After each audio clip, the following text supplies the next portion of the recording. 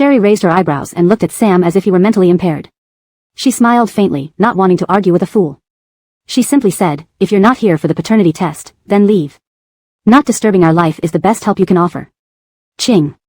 The elevator arrived, and Gale came out wearing casual clothes and carrying an insulated bag. Seeing Sam, he frowned, showing his displeasure. "How did you find this place?" Gale asked. Sam tightly held the card, unwilling to call him by name. "Uncle Rusty. Since you're already engaged to Enid, don't complicate things with Aiko anymore. Many paparazzi are watching you and Enid. Don't drag Aiko into your news." Gale's voice was calm, but his deep tone carried the weight of an authority figure that could not be disobeyed. "I know." Sam acknowledged it and then turned to Sherry. "I know you don't want to see me, but what I owe you isn't just an apology. If there's a chance, I want to make up for it as much as possible. Call me if you need anything, please take this." Sam tried to hand the card to Sherry again. "Just put it away." Gale gave Sherry the insulated bag and, entering the room, continued talking to Sam. "Aiko doesn't need money. What you're doing is just trying to ease your guilt. It's unnecessary. Uncle Rusty, I wronged Aiko, and you have every right to blame me." Sam placed the card on a cabinet by the entrance. "I'll leave the card here as a token of my sincerity. There's no pin." "Wait a minute," Gale stopped Sam, looking back at Sherry and Sherry, who weren't paying attention, then spoke quietly. "Sherry isn't just called a genius, she is one. Even though you don't have all your memories, you should check her past carefully. When she was 13, she was supposed to be admitted directly to the PhD program at Jingshire University. She chose to stay with you and help you grow, sacrificing that opportunity. Sam. It's you who has held back a genius, not because others called her a genius and she believed it." After speaking, Gale didn't even glance at the card before closing the door. Sherry wasn't discovered as a genius when she was 13, it's just that people only noticed her then. When the principal of Jingshire University saw Sherry, he felt regret, believing such a genius, if discovered earlier, would have made significant achievements by 13. Initially, when Gale met Sherry, he thought she was too young to understand the significance of being admitted to Jingshire University's direct PhD program. But later, seeing Sherry's clear and peaceful eyes, he realized that Sam had indeed held back a true genius. This was also one of the reasons Gale disliked Sam. Outside the door, Sam's lips parted slightly. He didn't know that Sherry had been admitted to Jingshire University's direct PhD program at 13. "Who is that person?" Sherry asked Sherry. "That was one of Mommy's former classmates," Gale explained as he took off his coat. Sherry seemed unsatisfied with this explanation. After drinking her milk quickly, she ran into her bedroom, fetched her laptop, and connected it to the entrance camera, taking screenshots to investigate Sam. That afternoon, Sherry, Gale, and Sherry appeared at the cemetery. Wearing a black suit, Sherry placed flowers in front of Wendy and May's tombstones. Sherry cleaned the tombstones with a cloth and squatted down, looking at the smiling photos of Wendy and May. "Wendy, Laurel. Ferris will soon start experiencing hell, very soon." That night, videos of Ferris naked and being whipped and tortured began circulating among entertainment venues and the phones of wealthy second-generation friends of Ferris. Some parts of the video were blurred, but Ferris's face was clearly visible. His pleading and cringing as he begged for mercy were captured vividly. All Ferris received was whipping and torture. Ferris became infamous, in a way no one could have predicted. No matter where people went, they discussed Ferris. Wow, who knew Zion had such good flexibility? Who knew Zion was such a wild player? Amazing. Who knew Zion liked men? Is Zion diving into the sex industry? Why is he in such videos? Seeing the video while accompanying Ferris's father at the hospital, his mother fainted on the spot. When she woke up, she wailed and tried calling Ferris repeatedly, but no one answered. Chapter 102, Mommy. But all of this was voluntary on his part, as he did not want to be a victim of organ harvesting. While Ferris was on his way home, he saw his video playing on the huge screen outside the nightclub. At that moment, he completely fell apart. Everywhere, people were filming the electronic screens with their phones, commenting on his screams and the flexibility of his body. Although the faces were blurred, now the whole world knew he had been with a man. He wasn't gay. Ferris's stomach churned violently as he rushed to the toilet and threw up. The entire world had seen him fawning over a man. He could no longer live like this. He could almost imagine everyone in the world pointing fingers at him. Huddled before the toilet, Ferris pulled at his hair forcefully, hiding himself in the gap between the toilet and the sink. Ferris never imagined that what he once used to control and bully other women would now happen to him. Soon, trending topics appeared online, including Doz Karalski's cousin goes into business, unfavorable videos of Doz Karalski's cousin, one night with 7 men by Doz Karalski's cousin. When Doz Karalski saw the videos, she nearly dropped her phone. Unable to reach Ferris, she called home only to learn that he was hiding in the bathroom and refused to come out. Despite Alexis's attempts to prevent any contact between them, Doz Karalski still went to the Yi family. She stood outside the bathroom door, knocking. "Doug, don't be afraid. Ronnie has already sent people to delete the videos. Come out first, we'll figure everything out together. Those videos must have been coerced. Let's report it to the police." "No." Came Ferris's agitated response from inside the bathroom. We can't go to the police. Those people still had more incriminating videos. If they reported it, those videos would also be released, making it even harder for him to live. Okay. We won't go to the police yet. Just come out. Soon, the sound of movement came from the bathroom.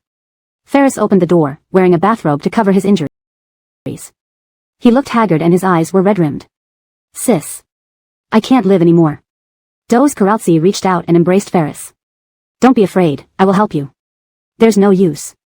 They still have the videos, and they say unless I pay back the money, they won't give me the videos. And I owe them more things. Ferris choked. Are they from the casino? Doz Karazi grabbed Ferris's arm. Ferris teared up but didn't speak.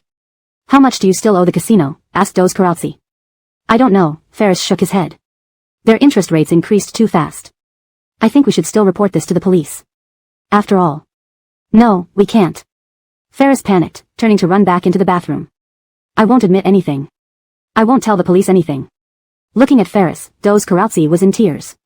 Thinking of the photos taken of Sam's mother, Doz Karazi couldn't help but recall Sherry's sister who committed suicide after being recorded. Now, Ferris's predicament reminded her that this might be Sherry's revenge. Doug. Doz Karazi followed Ferris into the bathroom, squatting down to look at him crouched between the toilet and the sink. She whispered, Did you meet Senior Coral at the casino? Tears welled in Ferris's eyes as he looked at Doz Karazi. You met Senior Coral, right? Doz Karazi's tone was firm. That bitch Sherry. It's her. Ferris suddenly remembered that gambling session. I was winning perfectly until she showed up. I started losing one game after another. Hearing this, Doz Karazi held Ferris's hand. Stay home these few days. Don't touch your phone or watch the news. Once this storm passes, everything will be fine. If not, we can always go abroad. Yes, abroad. Sis, send me abroad. I can't stay here for even a minute. Ye's mother heard the commotion and stormed upstairs, slapping Ferris repeatedly. You little brat. Your father and I only have you, indulging you in everything since childhood. What else could you do? Having such activities with so many men. You've disgraced us. Doz Karazi hurriedly stopped her. Aunt, please stop. It's all because of you. Ye's mother pointed at Doz Karazi hysterically. You insisted on becoming a star. If not for you, would Long Harry's scandal become known to everyone? If not for you, nobody would even know who Long Harry is. What did I do wrong to raise an ungrateful child? Not helping the Yi group is one thing, but soon my company will be taken over by your fiancé, and now you're trying to ruin my son too. Aunt. Doz Karazi was clearly hurt by these words. She had tried her best to dissuade Ye's mother regarding the company, but she wouldn't listen. It made sense for the Youssef family to pursue the Yi family. As for Ferris. If it was indeed Senior Coral behind this, Doz Karazi would have to beg Sherry to spare him. By the time Doz Karazi found Sherry's residence in Haicheng, she had already left. With Sam preoccupied recently, Doz Karazi did not ask for his help. Instead, she kept spending money to buy negative news about other celebrities to divert public attention, hoping Ferris would eventually be forgotten with time. Returning to Jingdu, Sherry brought Sherry to Rusty Family Manor once again. This time, having prepared mentally, Sherry tightly gripped the prayer bead she had obtained for Rusty Veronica at a temple, gradually calming down under Gail's soothing voice. Upon arriving at Rusty Manor, Sherry saw Rusty Veronica holding Aurora's hand. Taking a deep breath, she stepped out of the passenger seat, her eyes fixed on Rusty Veronica. Rusty Veronica was dressed in a light pink turtleneck sweater and jeans, draped in a shawl. Though she was over 40, she looked younger, smiling gently, appearing in her 30s. Their eyes met, and the woman with a low ponytail and a gentle demeanor smiled warmly at Sherry. Seeing Sherry, Aunt Claudia was stunned. She had watched Rusty Veronica grow up. Apart from the eyes, Sherry's facial features weren't exactly identical to Rusty Veronica's. Yet, the moment she got out of the car, Aunt Claudia felt as if Sherry was another incarnation of Rusty Veronica. Mommy. Aurora let go of Rusty Veronica's hand and ran to Sherry, hugging her leg. Lifting her head, she saw her mommy staring intently at Rusty Veronica and tugged on Sherry's hand. Mommy, don't you miss Aurora? ####Chapter 103, Relationships. Jeremiah Rusty also came out of the car with Ralph in her arms. Ralph. Veronica Rusty's eyes were immediately drawn to Ralph, and he smiled as he bent down, opening his arms to welcome Ralph. The usually aloof Ralph dashed into Veronica Rusty's arms like a happy puppy. Old Mr. Rusty stood on the side, leaning on his cane. Seeing that Veronica Rusty seemed fine, he relaxed and smiled at Aiko Coral, gesturing for her to enter. Let's go inside and talk. Aiko Coral picked up Aurora and followed behind Veronica Rusty. As they entered and sat down, she handed him a sandalwood box. This is a peace bracelet I got from Fahua Temple for good luck. I hope you like it. There was a pleasant surprise in Veronica Rusty's beautiful eyes as he accepted the gift with both hands. Thank you. Try putting it on, old Mr. Rusty said with a smile. Veronica Rusty opened the box, took out the bracelet, and put it on his wrist where faint scars still showed. He seemed very pleased. Aurora clapped her hands. It looks great. Anything our beauty Rusty wears is beautiful. Aiko Coral pinched Aurora's cheeks. Veronica Rusty continued, I really like Aurora and Ralph. The first time I met you two, I felt an unusual sense of familiarity. And when I see you. Aiko Coral's heart pounded. She hadn't expected Veronica Rusty to say he felt familiar with her. Her eyes welled up. She carried Coral family blood and had been worried that seeing her would trigger bad memories for Veronica Rusty. After all, back then at the Rusty residence, every time Veronica Rusty saw her, he seemed to despise her. Because she too was a member of the Coral family. This must be fate, Jeremiah Rusty smiled, turning to look at Aiko Coral. If no one mentioned it, no one would have noticed that Veronica Rusty wasn't doing too well mentally. After sitting with Aiko Coral for a while, Veronica Rusty led Aurora and Ralph to the sunroom to water the flowers. Old Mr. Rusty saw Aiko Coral's gaze following Veronica Rusty and raised his teacup to speak. My birthday banquet is next month. Can Aiko come? I will definitely attend your birthday banquet, Aiko Coral replied with a smile. Matutely, Aunt Claudia's panicked voice came from the glasshouse. Something's wrong. Quick, Miss fainted. Old Mr. Rusty rushed to his feet. Aiko Coral and Jeremiah Rusty hurried toward the glasshouse. Old Mr. Rusty, leaning on his cane, followed behind, seeing the bodyguard carrying Veronica Rusty out, with Aunt Claudia running behind, pale-faced, pulling along the two children. Her voice rose. What happened? What happened? Jeremiah Rusty took the frail Veronica Rusty from the bodyguard and walked toward the house. Bring Dr. Ridge here. Quickly. Someone left a rope in the sunroom when delivering flower seedlings. Miss screamed and fainted at the sight. Aunt Claudia clutched the two children's hands tightly. If not for Ralph holding on to Miss, her head would have hit the flower pot. Ralph and Aurora ran to Aiko Coral upon seeing her, hugging her from either side, looking shaken. Aiko Coral held the two children and followed behind Jeremiah Rusty but was stopped by old Mr. Rusty after a few steps. Aiko, please take the kids back home first. Veronica was just triggered, and if she wakes up and sees you, it might not be good for her condition. All right. Aiko Coral didn't object. She squeezed the children's hands tightly. Please call me when she wakes up. Old Mr. Rusty nodded at Aiko Coral's concerned expression and instructed the driver to take her and the two children home. Before they even reached home, Aiko Coral received a call from Jeremiah Rusty. Veronica Rusty had woken up. Due to the recent emotional trauma, her mental state was unstable. Now she refused anyone to approach her, cowering in a corner, screaming not to hit her. Tears filled Aiko Coral's eyes. The harm done by Coral Village to Veronica Rusty was immense. Mummy. Aurora snuggled into Aiko Coral's embrace, rubbing her cheek against hers affectionately.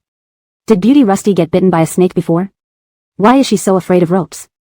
Why was she so afraid of ropes? Because ropes were Veronica Rusty's nightmare. From the moment she was kidnapped to Coral Village, she was constantly tied up with ropes, even during childbirth. Aiko Coral hugged the two children tightly. Everyone has things they fear. Of course, Beauty Rusty does too. So let's protect her, okay, Ralph and Aurora? Mommy, don't worry. Aurora will definitely protect Beauty Rusty. Me too. Ralph added. At home, the two little ones each dragged their luggage back to their rooms to unpack. Ralph stared at the computer screen, which displayed information about Ronnie Youssef, unearthing some early romance between Youssef Nan and Aiko Coral. Everyone called him a genius, only now did he realize his mother had once been a genius too. Mom turned down the offer for a direct PhD from Kyoto University because of this man named Youssef Nan, yet that man outside dared to tell Mom not to believe what others say about being a genius, asking how she would support them. Did this man not know that Mom was the founder of Hangji Biotechnology Company? It seems Mom's judgment wasn't very good back then, falling for a guy who clearly had mental issues. This man was far inferior to Jeremiah Rusty. In the afternoon, the doorbell rang. Aiko Coral opened the door to find Ferguson, the assistant of Rusty Jigua, and asked, how is she? Ferguson replied, after using a sedative, Miss slept and woke up much better. But she's looking for Aurora and Ralph. The chairman asked me to pick up the two kids. Is it convenient? Aiko Coral glanced back at the children playing in the living room and moved aside. Please come in and have a seat. I'll pack their bags. After briefly explaining to the two kids, Aiko Coral handed over their luggage to Ferguson and knelt to kiss them. Take care of Beauty Rusty. Don't worry, Mummy. Aurora hugged Aiko Coral tenderly. I will take good care of Beauty Rusty. Watching the two children leave, Aiko Coral sighed deeply. Was it related to her that Veronica Rusty suddenly broke down today upon seeing the rope? Indeed, perhaps she shouldn't appear in front of Veronica Rusty anymore. For so many years, she had been safe and sound, but the moment she appeared. Aiko Coral wiped away the tears from her eyes, hoping that the company of these two children could help Veronica Rusty heal a bit. According to the contract between Youssef Corporation and Hangji Biotechnology Company, tomorrow was the delivery day.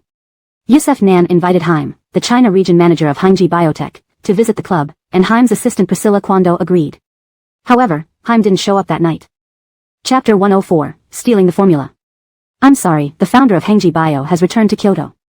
CEO Lisbeth just cancelled the appointment at the last minute. Please don't mind, President Youssef. Priscilla Kwan smiled, taking off his suit jacket and sitting down next to Sam. Founder of Hengji Biotechnology. Sam lifted his wine glass and handed it to Priscilla Kwan. Is he back for this collaboration? Priscilla Kwan shook his head. I don't know. CEO Lisbeth didn't say, but probably. Do we have the honor of inviting the founder of Hengji Biotechnology for a meal? Sam asked with a smile. I'll try talking to CEO Lisbeth. But, according to CEO Lisbeth, the founder is always immersed in the lab, while daily operations are handled by CEO Lisbeth and CEO Ridge from Europe. I don't know if he would agree. Hearing Priscilla Kwan's words, Sam looked surprised. So, you haven't met the founder of Hengji Bio? Priscilla Kwan nodded. Someone like me isn't qualified to meet the founder. Only CEO Ridge and CEO Lisbeth have met him in the entire company. Sam nodded thoughtfully and clinked glasses with Priscilla Kwan. He had just taken a sip when Priscilla Kwan's phone rang. Priscilla Kwan answered quickly. Hello, CEO Lisbeth. Yes. I'm with President Youssef from Youssef Corporation. Upon hearing Priscilla Kwan mention himself, Sam turned to look at him. Okay. What? Yes. I'll tell President Youssef. Seeing Priscilla Kwan hang up, Sam asked, what's the matter? President Youssef, did your company collaborate with E Corporation? Priscilla Kwan asked. Yes, Hengji's order was tight, and the contract doesn't specify a non-collaboration clause with E Corporation. Sam put down his glass, but later, E Corporation made a mistake, so we completed it within Youssef Corporation. Do you know if E Corporation's Zion sold the Hengji formula? Priscilla Kwan asked. Sam clenched his hand resting on his knee, his eyes darkening. Mr. Priscilla, that's not something to say lightly. Priscilla Kwan opened WeChat, played a video, and handed it to Sam. In the video, Ferris handed over the formula to Omar. Sam grabbed his phone and stood up abruptly. Priscilla Kwan also stood up. President Youssef, you signed a confidentiality agreement for the formula with Hengji Bio. Since the formula has been leaked, we must report it to the police. The founder might have already reported it. I will investigate this matter. Sam handed the phone back to Priscilla Kwan, took his suit jacket, and hurried out. Once in the car, Sam called Ferris, but no one answered. Sam's hands were trembling as he dialed Enid's number. Enid answered quickly. Hello, Lal Nanshan. How did you know I finished shooting? Are you calling because you miss me? Where is Ferris? Sam's voice was grim. Enid paused on the other end. Lal Nanshan, did Long Harry cause trouble again? Do you know if Ferris used Hengji Group's formula to pay off gambling debts? Sam's voice rose uncontrollably. Youssef Corporation signed a confidentiality agreement with Hengji Biotech. Does Ferris even realize how his actions could ruin Youssef Corporation? Enid was shocked. This can't be true. Where is he? Sam's voice carried heavy malice. In my apartment in Kyoto, Enid replied, gripping her phone tightly. Hengji Biotech has already reported it. Ferris is going to spend a long time in jail this time. Sam hung up and punched the steering wheel, causing the parking lot to echo with the sharp sound of the car alarm. Sam held onto the steering wheel, loosened his tie, and forced himself to calm down before calling Youssef Corporation's legal advisor, Freddie. Freddie, the Hengji Bio formula was leaked from us. Look into the contract and tell me what we should do. After hanging up, Sam tossed his phone aside and sped off towards Enid's Kyoto apartment. A single call from Sam brought the entire legal department of Youssef Corporation back to work overtime studying the contract and strategies. The legal team was almost driven mad. Originally, signing the contract with Hengji Biotech meant they could secure the cooperation for cancer drugs after this project was successfully completed. They had celebrated Youssef Corporation's rise, only to find out that Ferris had caused such a massive problem. If they couldn't resolve it properly, everyone would lose their jobs. Ferris had gotten them into trouble multiple times over the years, and now he had leaked Hengji Biotech's formula. They had signed a confidentiality agreement, and the compensation could reach billions, possibly bankrupting Youssef Corporation. When Sam arrived at Enid's Kyoto apartment and entered using the password, he found Ferris drunk on the sofa, drinking. Seeing Sam, Ferris wobbled to his feet. Lal-in-law. Sam walked up to Ferris with an iron face and kicked him to the ground. Lal-in-law? Ferris, holding onto the sofa, looked up in shock at Sam. What did you do? You dared to steal Hengji Bio's formula. Ferris suddenly sobered, pale-faced, kneeling in front of Sam. Lal-in-law. It was the casino people forcing me. If I didn't steal the formula, they were going to take my organs. I had no choice. Another kick sent Ferris flying backward, knocking over a lamp on the side table, which shattered and pierced his arm. Ferris screamed in pain, struggling to kneel again. Lal-in-law. It's all Sherry's fault. She made me gamble with her. It must be Sherry and the casino working together on purpose. Sam grabbed Ferris's hair, forcing him to look up. Did Sherry force you to steal the formula? Or did she make you gamble? Ferris. Do you think pushing everything onto Sherry will make me let you off? Hengji Bio has already reported it. If this issue isn't resolved, you'll die in prison. Lalin Law. Lalin Law. Ferris hugged Sam's leg. Lalin Law, I really know I was wrong. I've already been punished. Lalin Law, please save me. Enid burst in, seeing blood on Ferris's arm, frightened witless. Lao Nanshan. Enid rushed forward, hugging Sam from behind. Lao Nanshan. Please let go of Long Harry. It's all my fault, I spoiled Long Harry too much. I'll find a way for the money. I'll ask the second son of the EF family for help. I'll make sure Yusef Corporation is fine. Please don't hurt Long Harry anymore. Sam released Ferris's hair, closed his eyes, gently peeled off Enid's hands from his waist, and turned to look at her. Chapter 105, Taking Advantage. Lao Nanshan. Enid was in tears. I'm sorry. I'll definitely find a way to resolve this matter. How do you plan on resolving it? Sam was consumed with anger. The confidentiality agreement was signed by the Yusef Corporation. The over 30 billion compensation also falls on Yusef Corporation. Lao Nanshan. I'm sorry. Enid reached out hesitantly and grabbed Sam's arm. Calm down first, let's think of a solution, okay? Sam suddenly chuckled lightly. It was karma. For years ago, he treated Sherry that way. Now karma had come back. Sam stared at Ferris, who dared not get up from his kneeling position, grinding his teeth. Back then, I should have let you rot in jail. When Sherry was working tirelessly to bring legal sanctions against Ferris, he shouldn't have threatened her using her grandfather and her connection with Gale, thereby saving Ferris. If Ferris had gone to jail then, the formula wouldn't be sold now. Lao Nanshan. Enid wept as she tried to hold on to Sam but was pushed away. Lao Nanshan. Enid called, but Sam didn't turn around. She watched him leave, then heard Ferris call her name behind her. Tears still falling, she turned back to help Ferris up. Doug, how are you? Sis. It hurts, my arm. Ferris saw his half-arm soaked in blood and cried. Don't be afraid. I'll take you to the hospital. Come on. Enid supported Ferris outside. As Sam drove away, he kept talking to Freddie on the phone. Freddie whispered, we've studied the contract carefully. If Hengji Biotech wants to hold us accountable, it's because we took advantage of the loophole in our cooperation with Yi Corporation and signed the confidentiality agreement for the formula. If they sue, it's guaranteed we'd lose. Our only recourse is to go after Yi Corporation. Sam gripped the steering wheel tightly. What's your suggestion? It would be best to talk to Hengji Biotech and try to settle this privately without escalating it to a legal level. After all, driving Yusef Corporation into bankruptcy won't benefit Hengji either. I'll head to the capital tonight and meet their legal team tomorrow, Freddie replied. Sam calmed down, becoming more clear-headed. Have our people immediately locate Omar at the casino. No matter the cost, buy back the formula and find out who else he sold it to, and buy it back wherever possible. Minimize the damage. Got it. Freddie responded, I'll send someone right away. At a red light, Sam stopped, rubbed his forehead in fatigue. I'll contact General Lisbeth too. I heard the founder of Hengji Biotech is in the capital. I'll see if I can arrange a meeting. That's ideal. Freddie reassured Sam, Mr. Yusef, let's meet up tomorrow. I'm leaving now. Okay. After hanging up, Sam rolled down the window, glancing aside, and spotted Sherry supporting a drunk man walking out of a restaurant. Sam's back tensed, his gaze fixed. The man Sherry was supporting stumbled, clinging to her, pointing at her and laughing, saying something happily. Haim. Sam's eyes widened. Why was Sherry with Haim, the regional director of Hengji Biotech China? A car honked behind him. Sam came back to his senses, sharply turned the car around and parked on the side of the road, rushing towards Sherry and Haim. Haim. Walk properly. Sherry struggled to support Haim down the steps. Boss, don't I look fine? Back at Cambridge, I had admirers galore. Why doesn't she fancy me? What gives? I've never messed around, just loved one person, just her. Haim hugged Sherry's neck foolishly, asking, Boss, are intellectuals all proud like that? Haim, if you don't walk properly, I'll send Lexia a video of you drunk, Sherry warned quietly. She already thinks you look young. Imagine if she sees you acting so unsteady and throwing a drunken tantrum. Mr. Lisbeth. Sam glanced at Sherry, extending a hand to help Haim. You're alone? Didn't you say you were having dinner with Hengji's founder? It's you. Haim nodded, recognizing Sam. Yes, I was having dinner with our boss today. Then, he laughed, pointing at Sherry. Let me introduce. No need, Mr. Lisbeth. We know each other. Sherry did not want Sam to know she was Hengji Biotech's founder and pinched Haim's waist. This is Mr. Yusef, my ex-husband. Sherry. Sam held Haim closer, not wanting him to take advantage of Sherry. Haim sensed Sherry pinching him, understood her intention not to embarrass Sam, and smiled foolishly. Miss Coral, why didn't you mention he's your ex-husband earlier? Do you need help calling your driver? Sam asked. Before he finished, Haim's driver had parked nearby and jogged over. Mr. Lisbeth, the car is here. The driver extended a hand to Haim. Haim winked at Sherry and wrapped an arm around her. Miss Coral, escort me back. Let's finish drinking. Your card is over there.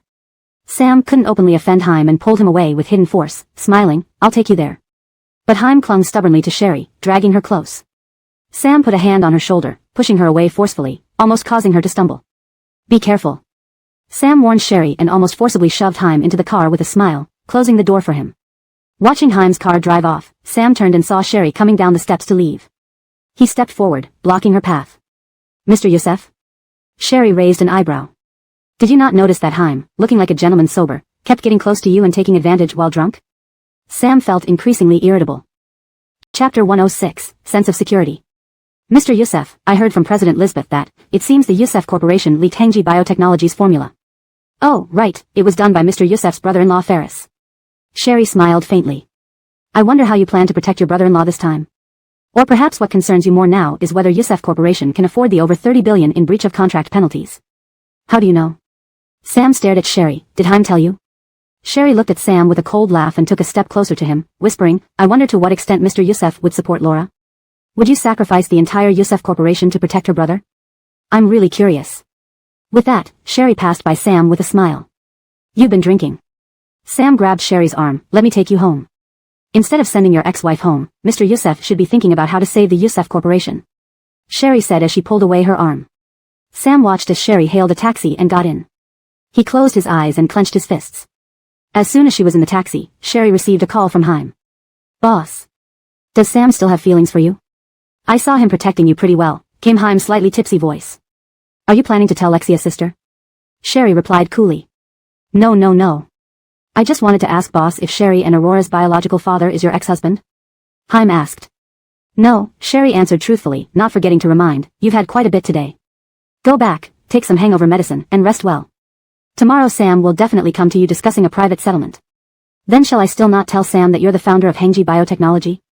Sherry remembered when she wanted to send Ferris to prison. Sam, at that hotel in Ridgejiang Town, threatened her with having her family make a scene at the Rusty family old residence. Sherry wanted revenge, but under no circumstances would she harm Rusty Veronica or the Rusty family. Not even a bit. Tell no one. Sherry firmly declared, never tell anyone else. Haim was somewhat surprised, but boss, imagine telling Sam after the Youssef Corporation goes bankrupt that you are the founder of Hengji Biotechnology. It would be such a perfect slap in the face. You should read less of those quick-fix novels. Sherry laughed and hung up. The rear window of the taxi was open, and the cool breeze blew into her face, intensifying the intoxication of Sherry who was already tipsy. She leaned her head against the edge of the window, gazing at the bustling lights of Jingdu, remembering when May once said she wanted to bring Wendy to visit Jingdu when they grew up. Now she was in Jingdu, but there was no longer Wendy or Laurel by her side. Just as Sherry was about to fall asleep leaning against the window, the driver stopped the car in front of her apartment complex. Miss, we're here, the driver turned to say. Sherry got out of the car and saw Gail's car pull up behind the taxi. She walked over to the car and tapped on the passenger side window. The rear window lowered. Here. Hearing Gail's voice tinged with amusement, Sherry moved to the back seat, bending down to ask, why did you come here? Aurora and Ralph are at the old residence. Kayla got out of the driver's seat and explained with a smile, today, while Sir was entertaining guests, he happened to see you and President Lisbeth of Hengji Biotechnology dining together. Seeing Miss Coral had been drinking, he was concerned, so he followed you. Yes, I didn't drink much, just felt a little dizzy due to the wind. Sherry smiled again, then bent down to Gail and said, I've arrived home safely, you should go back and rest early. Just as Sherry was about to leave, she found her heel stuck in a manhole cover. Gail glanced down and saw Sherry take off her shoe, balancing on one hand against the car body, trying to retrieve it. There was a wound on her ankle caused by the high heel.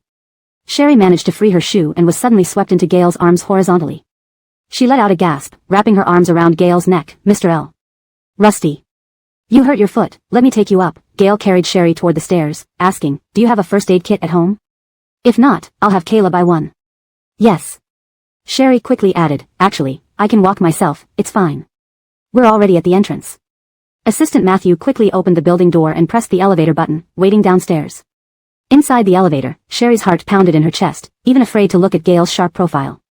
Her head seemed clearer now, half sobered by the events. Her whole body was still a bit dazed. The mirrored elevator wall reflected both of their figures. He wore formal attire, shirt, vest, fitted suit jacket, and neatly pressed trousers accentuating his tall, lean figure. His posture remained impeccable despite carrying her effortlessly. Looking through the mirrored walls, Sherry met Gail's deep, captivating gaze framed by his gold-rimmed glasses. Her ears flushed red as she gripped her high heels tightly. Sherry suddenly understood why so many elite women and top celebrities admired Gail over the years. It wasn't just his unforgettable appearance and formidable background, but also his composed demeanor and the mature sense of security he brought, shaped by time and experience. Chime. When the elevator reached her floor, Sherry spoke again. Put me down. We're at the door. Gail carried Sherry to the door and asked, password? The children's birthdays, Sherry said. Gail entered the password, carried Sherry inside, and closed the door with his foot. He set her on the sofa, removing his suit jacket and tossing it on the backrest, unbuttoning his cufflinks and watch. Where's the first aid kit? Under the TV cabinet, Sherry replied, blushing fiercely.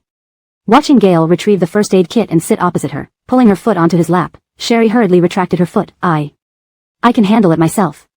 Gail paused in unpacking the cotton swabs, dipped them in iodine, and gently drew her foot back, tenderly cleaning the wound. Feeling Gail's warm hands cradling her foot, she clutched the sofa cushion tightly, her neck turning red. Do you and President Lisbeth of Hengji Biotechnology know each other well? Gail tore open a bandage, lowering his head to apply it. I heard him calling you boss. Yeah, we met during competitions abroad, Sherry answered softly. He helped me a lot during those years. Translation completed while adhering to all given instructions, maintaining paragraph structure, style, and ensuring logical coherence. Chapter 107, Caleb. Helped you a lot? Gail placed Brielle's foot on the carpet and packed up the medical kit. Is he following you? He likes, Brielle paused, then laughed. He likes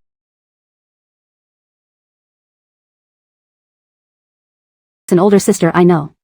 Today, he drank a bit too much because of her. Gail fetched Brielle's slippers from the shoe cabinet and placed them at her feet. Thank you. Brielle put on the slippers and stood up. What would you like to drink? There's some hangover tea in the upper left cabinet. I had a little too much today and feel a bit unwell. Okay. I'll make you some tea. Brielle moved away from Gail and jogged towards the open-plan kitchen. She opened the cabinet, stretching on her toes to take down the box of hangover tea, glancing at Gail in the living room. There really is hangover tea. You know my home better than I do. Brielle washed her hands, shaking off the slight dizziness caused by alcohol, brewed the tea, and brought it out just as Gail emerged from the bathroom. She placed the tea on the coffee table. Tea. Thank you. Gail wiped his hands with a tissue and, noticing Brielle's flushed face, reached out to touch her forehead. Are you still dizzy? I feel a little better. Maybe I got tipsy easily. Brielle dodged Gail's hand, touched her own forehead, sat on the single sofa, and started chatting idly. I heard from Aurora and Ralph that you've been going back to the old house to have meals with the kids these days. Thank you. I'm their father. Isn't this something I should be doing? Gail took off his glasses and cleaned them. Besides, all these years you've been raising the two kids abroad on your own. I didn't fulfill my responsibilities as a father towards them and you. I feel guilty. This has nothing to do with you. I know you want to take care of me and the kids, but it was my decision to leave. Perhaps due to the influence of tonight's drinking, some long-suppressed words in Brielle's heart didn't seem so hard to speak aloud anymore. You've always been there for me, and I owe you a lot. I've thought about when we weren't divorced back then. If you feel you owe me, why not think about how to make it up? Gail looked at Brielle. His pale skin and sharp features were flawless under the warm light, carrying a strong sense of dominance. His narrow eyes, now without glasses, were cold and dark, watching her quietly with a faint smile. Brielle's fingers, which were fidgeting with the tassel of the pillow, paused. Within seconds, her mind turned into chaos. The aloof and seemingly emotionless Gail, who seemed distant from worldly affairs, had more than once expressed his feelings directly. It couldn't be denied that being loved by someone like Gail was hard not to be moved by. Brielle even felt her hesitation and her heart fluttering. But, were they suitable together given their social standing? In terms of generations, Gail should be her younger uncle. A strong sense of guilt would always bind her whenever she couldn't help but stir with emotion, preventing her from responding. Seeing Brielle remain silent, Gail put on his glasses, and with his long, slender fingers, pulled her wrist, drawing her into his embrace from the sofa. Eye to eye, Brielle's heart raced violently.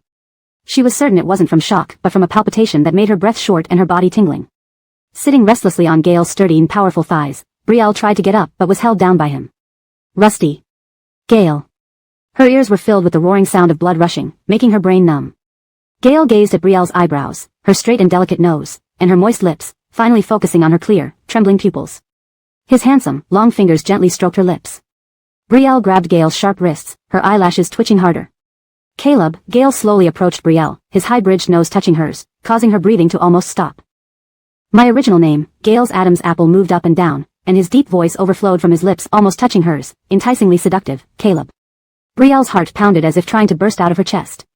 She clutched onto Gail's vest, trying to retreat, but was held by his hand behind her head. When his hot lips pressed down, goosebumps broke out all over her body. Brielle curled up in Gail's embrace, her mind turning into complete confusion. At the moment his lips parted hers, Brielle clenched Gail's shirt, pushing him away sharply. Gail, don't do this. Gail stroked her lips, took off his glasses, undid his vest buttons, and kissed her again, pressing her against the sofa. Brielle tried pushing him with her arms between them, but could not budge him. His familiar crisp scent invaded her lungs, strongly attacking her mouth and tongue as if hunting prey, wanting to swallow her whole. Matyuch, an intimate exchange of lips and tongues left Brielle powerless, turning her soft as water, her spine shivering.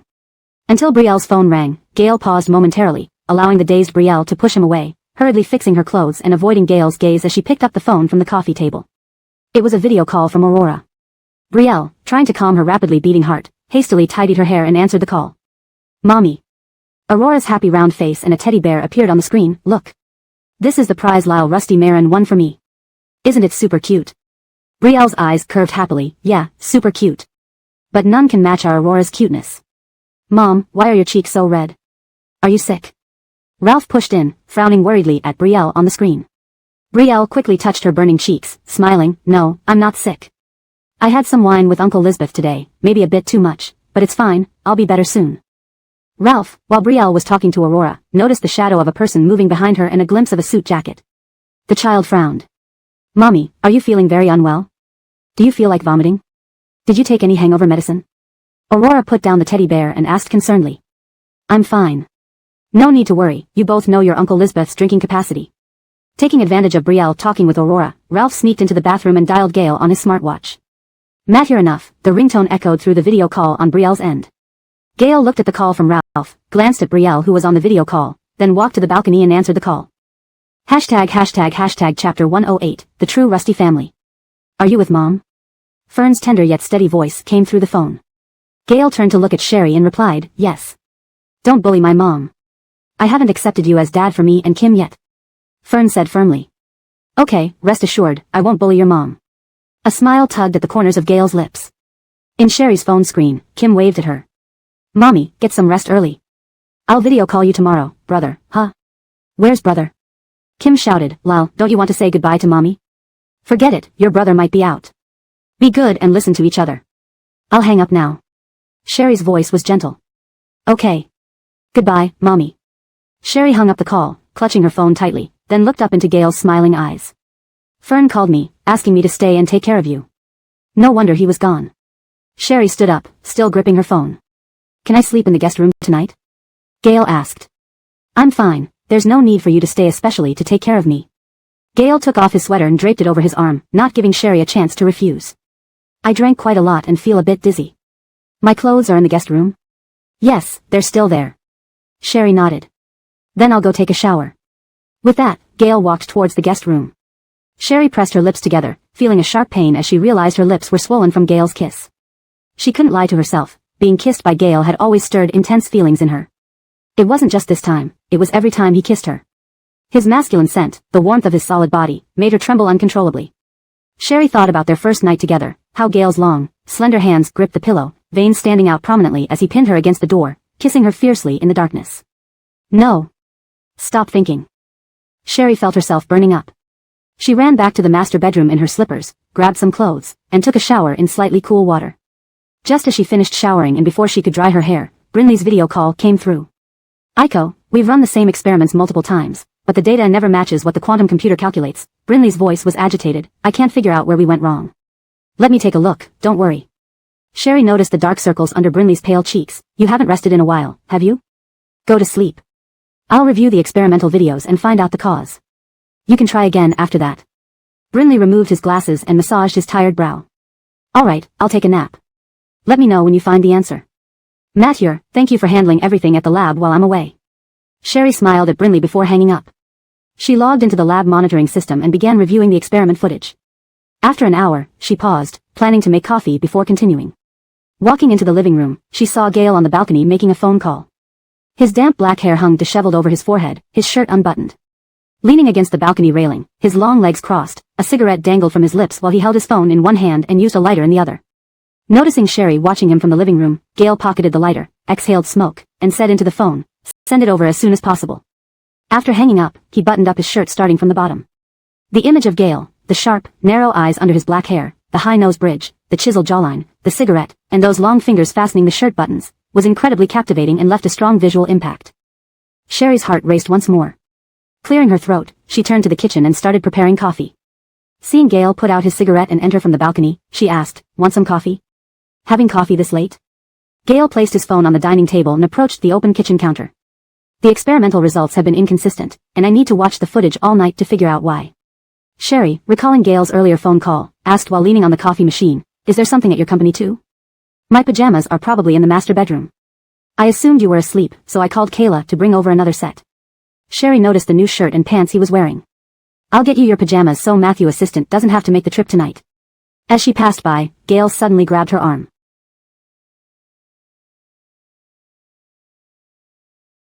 "Huh?" Sherry turned and saw Gale looking at her hair, touching it gently. "You didn't dry your hair?" "I just got out of the shower when I received a call from my colleague, so I've been busy watching videos." Sherry laughed, touching her damp hair. "I'll go get your pajamas, then." "Gale!" Sherry exclaimed as he picked her up and sat her on the countertop. "Relax, let's dry your hair first." "Just wait here." Gale rolled up his shirt sleeves, clearly familiar with the house, and retrieved a hairdryer from the bathroom cabinet, drying Sherry's hair. Sitting on the countertop at just the right height, Sherry felt his long fingers gently running through her hair as he dried it. The aroma of coffee and her shampoo filled the kitchen. She hopped down from the countertop. "I'll get you your pajamas." "Thank you." Sherry fled the open kitchen, fetching Gale's pajamas from the closet. When she returned, he was standing at the master bedroom door. She subconsciously tightened her grip on the pajamas before handing them to him. "Here." For some reason, despite having shared the most intimate moments with Gale, his gaze still made her nervous and heart palpitate. Gale, catching the pajamas, pulled her close by her wrist, cupping the back of her head with one hand and threading his fingers into her loose hair. "Gale." Sherry's voice trembled. "I told you my real name." Gale's voice was deep. "I'm not a true member of the Rusty family." "Martin." "Caleb?" Sherry asked. "Yes, it's me." Gale lowered his head and kissed her. Sherry clung tightly to Gale's strong arms, the pajamas falling to the ground. Her lips parted under his forceful kiss as he led her, stumbling, into the bedroom. Chapter 109 My Family.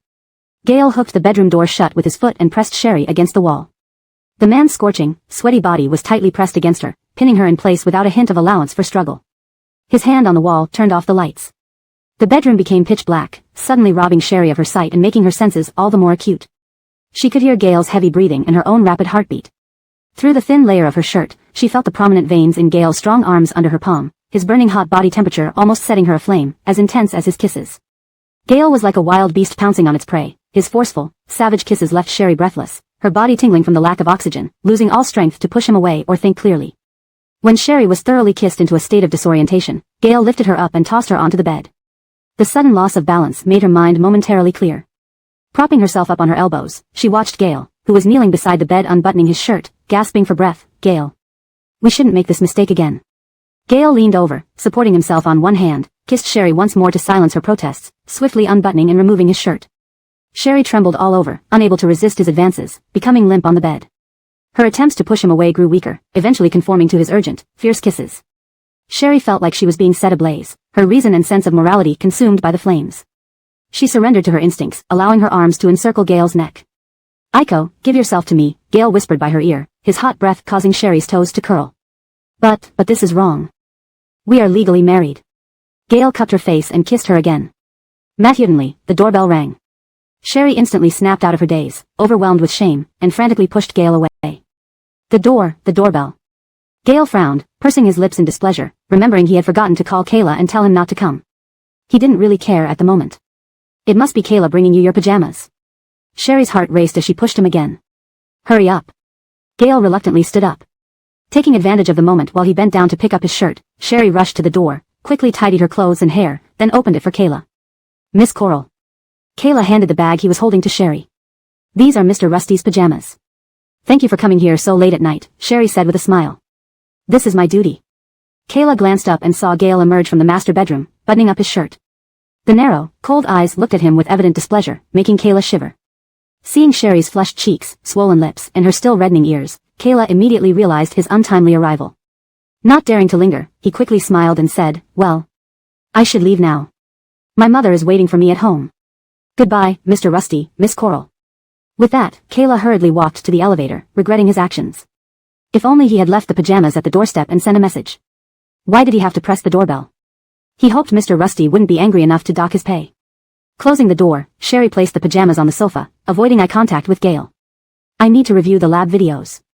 "You should rest early," Sherry said quietly. "Sherry." Gale took a cigarette between his lips, lighting it. "Should we talk about our relationship?" Sherry gripped the hem of her dress tightly. Gail's feelings for her were obvious and unhidden. What about her? Did she love Gail? She thought she did, but Rusty Sr. would never accept their relationship. Let's find a time to officially file for divorce. Sherry gathered her courage and looked up at Gail. Hearing this, Gail did not get angry. He sat down on the armrest of the single sofa, pulling Sherry close with the hand holding the cigarette.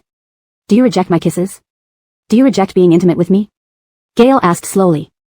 I can feel, you have desires for me, which means you like me, right? I admit, Sherry clenched her fists and met Gail's gaze, I do. Even the slightest touch, or a mere look, even just holding her wrist, caused intense fluttering in her heart. It was a feeling even Sam couldn't give her. Her desire for Gail always seemed amplified, every glance, every action, and his scent made her lose control. This feeling was both strange and exhilarating. She wasn't sure if it wasn't love, but it was certainly liking. This liking was more about desire for Gail.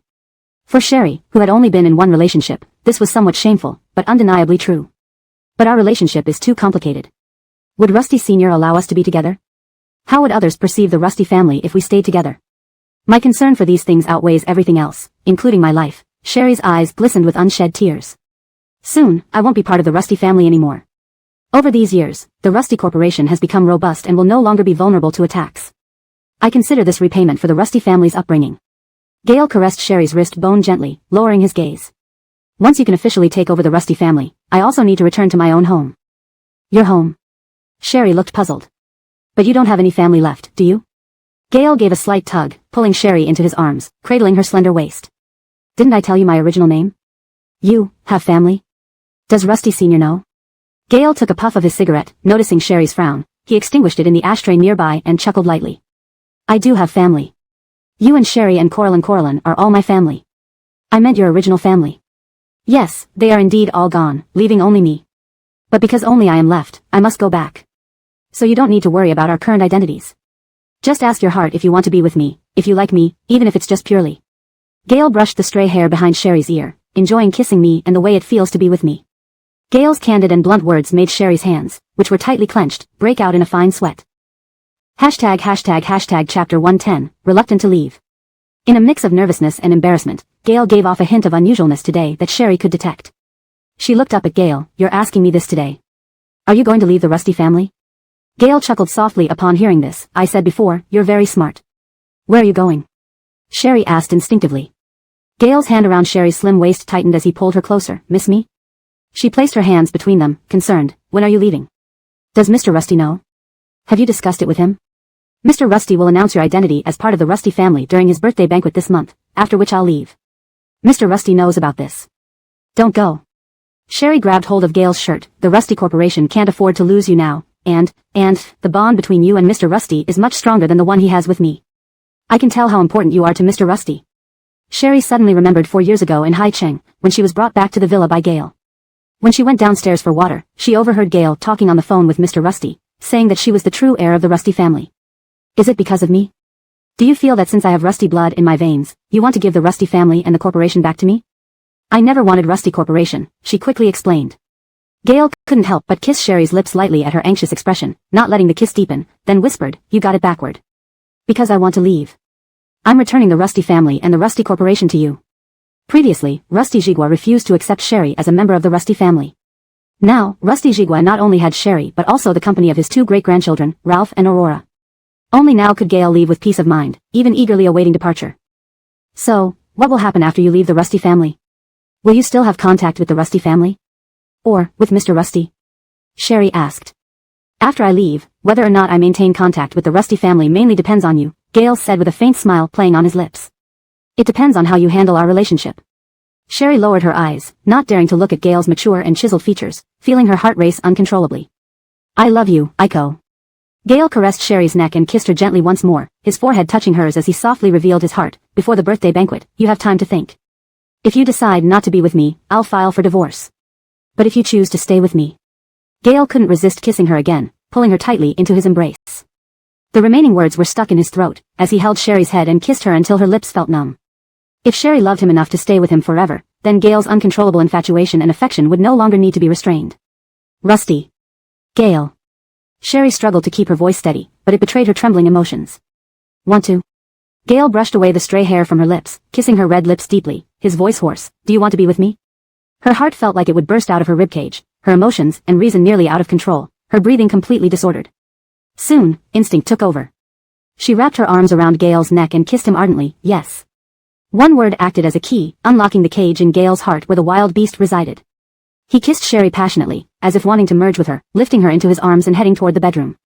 After the loud slam of the door, the brightly lit living room was left with only the dripping faucet echoing throughout the night. The next day, Sherry woke up in the bedroom with blackout curtains drawn, feeling so sore she could barely lift her arm. Checking her phone, it was almost 11 in the morning, and there were dozens of missed calls. On the bedside table was a note from Gale. I put your phone on silent, sleep well. Breakfast is heated in the pot. I'm going to the office first, and will come back in the afternoon to have dinner with you.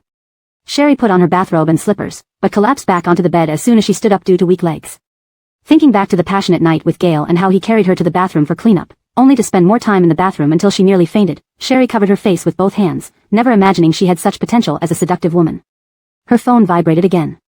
Sherry glanced at the screen, it was Gale calling.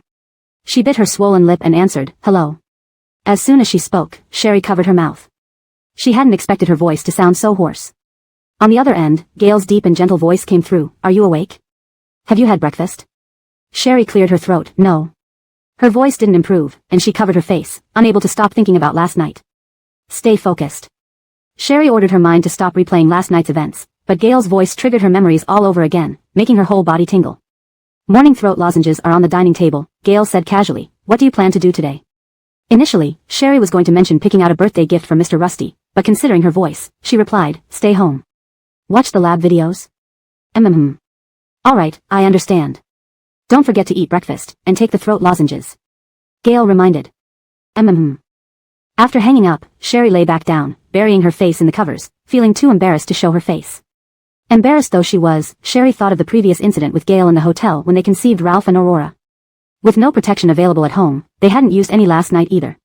Sherry hurriedly sat up and ordered emergency contraception through an app. After eating breakfast, Sherry called Haim back. My boss, you finally returned my call. Haim's voice was hushed. Yusef Corporation is scheduled to deliver goods today. Should we refuse the delivery due to their breach of confidentiality, or should we accept the goods and sue for breach separately? Currently, Yusef Corporation is in a weaker position and more eager than us. You should delay the delivery. Yusef Corporation won't dare complain. This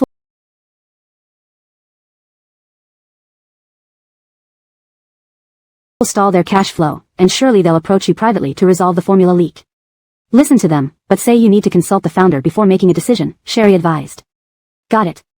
Hanging up with Haim, Sherry used another phone number to call Omar back. Miss Coral, Yusef Corporation people approached me to buy the formula. I avoided them as instructed, but they dug up everything about me overnight and now they're even blocking my front door. Omar explained. Hashtag chapter 111, distortion. Today was the day for delivery, and Sam must be very anxious. Don't worry, just meet them. Set a high price. If they press you about who you sold the formula to, you can tell them, you gave it to the boss and will help ask around for them. They are in a hurry, so you can charge a running errand fee. The money is all yours, whatever you think is right. Sherry's voice carried a slight laughter. Upon hearing that there was money to be made, Omar immediately smiled broadly, okay. I'll follow your instructions. To get someone to do something, you must offer them sufficient benefits. Sherry understood this well. In a while, I'll send you a list. Delay them for some time, then give them the list and say the boss sold the formula to the companies on this list, Sherry added. Alright, Miss Coral, rest assured. After hanging up, Sherry sent Omar a long list, then took emergency contraception. Her legs were still weak, and she felt that she wouldn't be able to go out today, so she sat on the living room carpet watching videos of laboratory procedures. Once Sherry entered her work mode, she remained focused until 6 p.m. when Gale returned. Her posture hadn't changed, she was still scribbling notes in her notebook. Gale took off his shoes, removed his suit jacket, and walked over to the sofa, gently patting Sherry's head. Startled, Sherry turned around and asked, when did you come back? Hearing the word back, the corners of Gale's mouth curled up. He sat down on the sofa and kissed Sherry's forehead. Didn't have throat candy? Sherry cleared her throat. I forgot. Did you eat lunch? Gale asked again. I forgot that too. Gale glanced at the video. It showed the logo of Hengji Biotechnology Company, but he didn't ask further. He just undid his cufflinks and watch, saying, watch for a bit more, and we'll have dinner later. Going out to eat? Gale smiled and stood up, eating at home. Seeing Gale wash his hands and enter the kitchen with an apron on, Sherry could barely suppress a smile. She turned back to observe Brinley's operational procedures on the video. The smell of food finally drew Sherry to her feet from her sitting position on the coffee table. Her legs had gone numb from sitting cross-legged, so she paused briefly before walking into the dining room where 3 dishes and a soup were laid out. Preparing to fetch rice, she saw Gail already bringing out 2 bowls of rice. "Wash your hands and come eat." After dinner, Sherry volunteered to clean up the dishes. Coming out of the kitchen, she saw Gail on the balcony making a call, so she sat on the sofa carpet and video chatted with Aurora and Ralph. "Mom, Grandpa Rusty seemed very angry today," Aurora whispered to Sherry. "Anything happen?" Sherry was taken aback. It was the first time the children mentioned Grandpa Rusty being angry. It seemed like Grandpa Rusty was on the phone with someone, and after hearing something, he threw away the teacup and chessboard in anger. Ralph recalled seriously, it sounded like someone wasn't allowed to leave the Rusty family. Yeah, Rusty Mayer was even scared. "I've never seen Grandpa Rusty so angry before." Aurora kept speaking in a low voice. Sherry's heart skipped a beat and looked towards Gail outside on the balcony.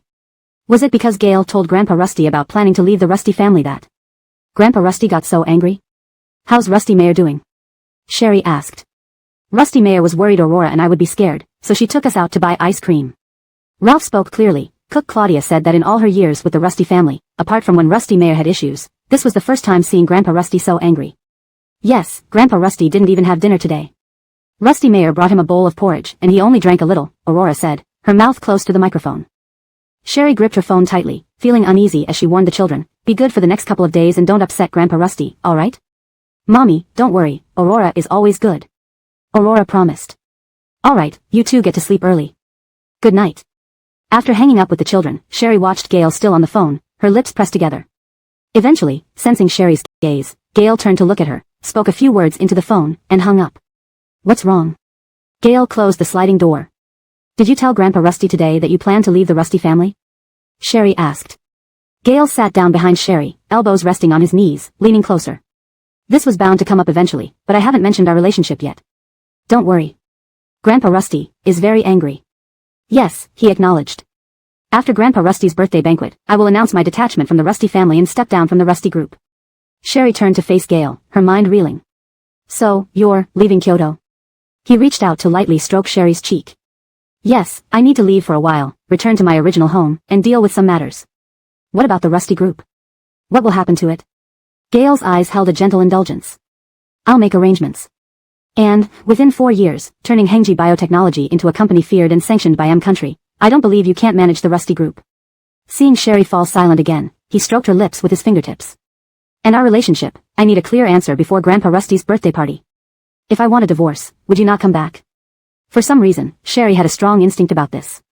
Grandpa Rusty's intense anger and his repeated emphasis on needing an accurate answer made Sherry suspect this was related to Gail's future plans.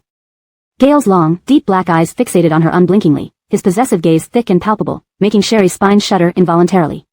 Without his glasses, Gail seemed like he'd broken free from some kind of seal, like a top predator ready to hunt her. He slid his fingers into Sherry's hair, gripping her arm gently but firmly. Kneeling on the carpet, Sherry found herself pulled into Gail's embrace. She braced her hands against his strong legs, looking up at him with her heart pounding. "Do you hope I come back, or like Grandpa Rusty said, disappear from your lives after I leave?" Gail's voice was low, almost a whisper. The usually stoic Gail rarely displayed much emotion, except when it came to Sherry. There was a wild beast inside him, obsessed and distortedly possessive of Sherry, as if under a spell. "Please let me know if you need any adjustments or further assistance." #### Chapter 112, Torment. Especially after that night 4 years ago with Sherry, his greedy obsession reached its peak, driving him mad and making him wish he could confine Sherry by his side, indulging in her day and night. But Gail knew that back then, Sherry was far from liking him.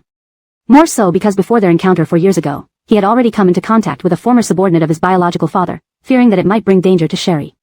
After the old man Rusty had people take Sherry away 4 years ago, Gail used his calm and rationality to suppress his feelings, rebuilding the mental fortress within himself, forbidding himself from inquiring about Sherry's well-being. Yesterday night, when Sherry initiated the embrace around his neck and whispered, "I want," Gail nearly lost control. No matter how much Sherry cried and begged for mercy, he wouldn't let go, consuming and absorbing her like a ferocious, cold-blooded python, never wanting to release her again. So, this would be Gail's last chance for him and Sherry. Returning to the Martin family, he foresaw the dangers awaiting him. If at Rusty Jigua's birthday banquet, Sherry told him she wanted a divorce, he would restrain the beast within him no matter what. He would arrange Sherry's and the children's future properly, cutting himself off from them completely, returning to the world where he belonged, and disappearing from their lives forever. If Sherry was willing to stay with him, then, he would never give her even the slightest chance to leave him again, dragging her down with him into the abyss if necessary. He would never let her go. "I'm scared." Sherry felt tears welling up under Gail's intense gaze. "I'm afraid I might harm Mr. Rusty and her."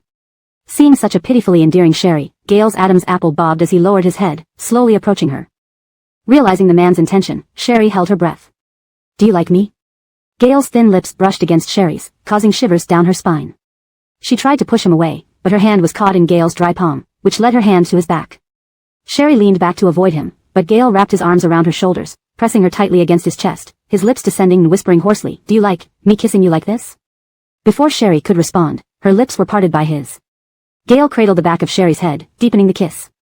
The intense sucking made Sherry feel as if her very life force was being drained. His desire for Sherry was insatiable and irrational, driving him to madness. He wanted to blindfold her with a tie, preventing her from seeing his crazed state. He wanted to bind her hands with a belt, immobilizing her resistance. Looking at Sherry's closed eyes and forced submission, more absurd and shameful fantasies played out in Gale's mind. He pressed Sherry closer to him, veins bulging on his arms, neck, and forehead. His eyes were black and bottomless, the harbinger of impending madness. Just as Sherry started to suffocate from lack of oxygen, Gale finally released her lips, gasping for breath.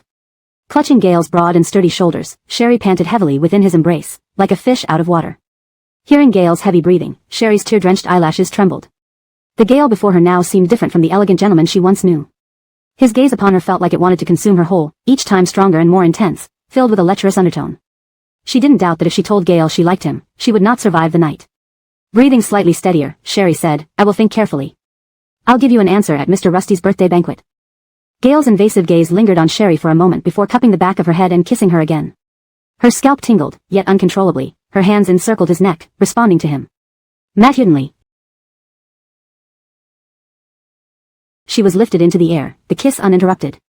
Gale carried Sherry, placing her astride his lap, pressing her slender waist against him. Feeling the man's subtle changes, Sherry clung to his shoulders, avoiding sitting on his thighs, trying to evade his heated kisses. Her face flushed deeply, her heart racing uncontrollably, avoiding Gale's gaze. She cleared her throat and said, I still have work. Gale remained silent, his Adam's apple moving slightly as he swept her disheveled hair behind her red ears, kissing her earlobe, trying to break through Sherry's resistance. No one knew that Gale was actually very uneasy. A strange certainty filled his heart, feeling that Sherry would ultimately choose to divorce him. If that were the case, he did not want to miss any moment that could satisfy his lecherous desires for her. So, he wanted nothing more than to entwine with her until death. Gale. Sherry clenched Gale's shirt, her eyelashes wet with unshed tears, her voice slightly trembling, I'm a bit scared of you. What are you afraid of? Gale asked hoarsely.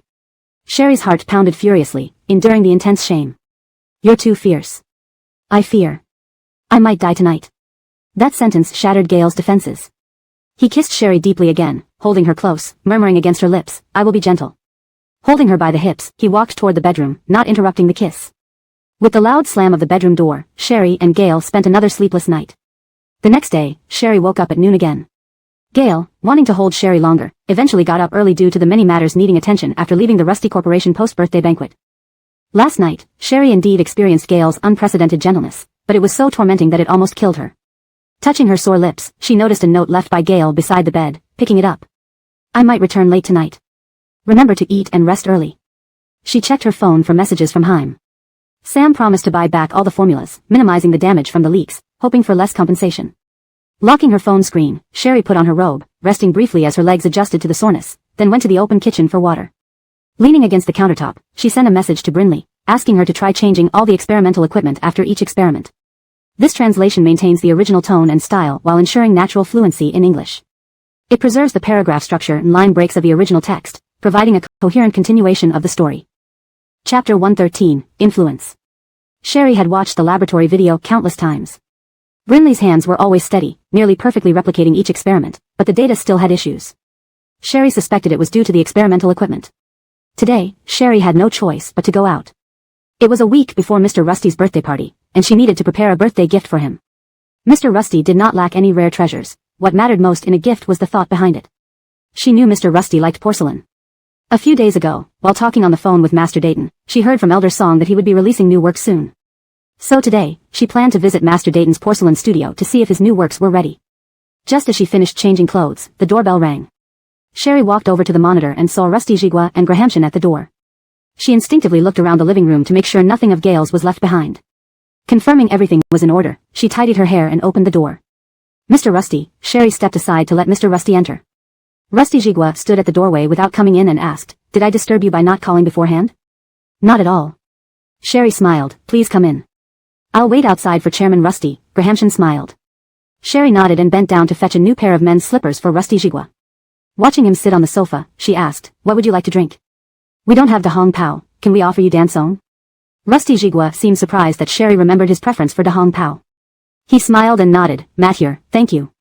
As Sherry went into the open kitchen to boil water, find tea leaves, and wash cups, Rusty Jigua's anger towards Gale gradually subsided. He withdrew his gaze and surveyed Sherry's home in Kyoto.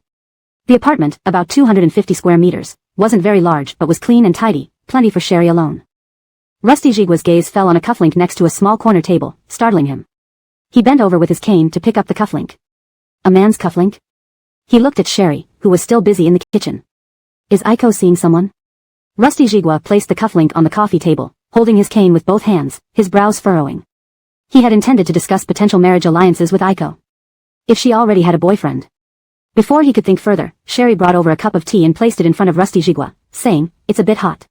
Thank you. Rusty Jigua glanced at Sherry sitting on the single-seat sofa and pointed to the cufflink on the table. Are you dating someone? Sherry's pupils constricted when she saw the cufflink. She had clearly checked and hadn't found it earlier.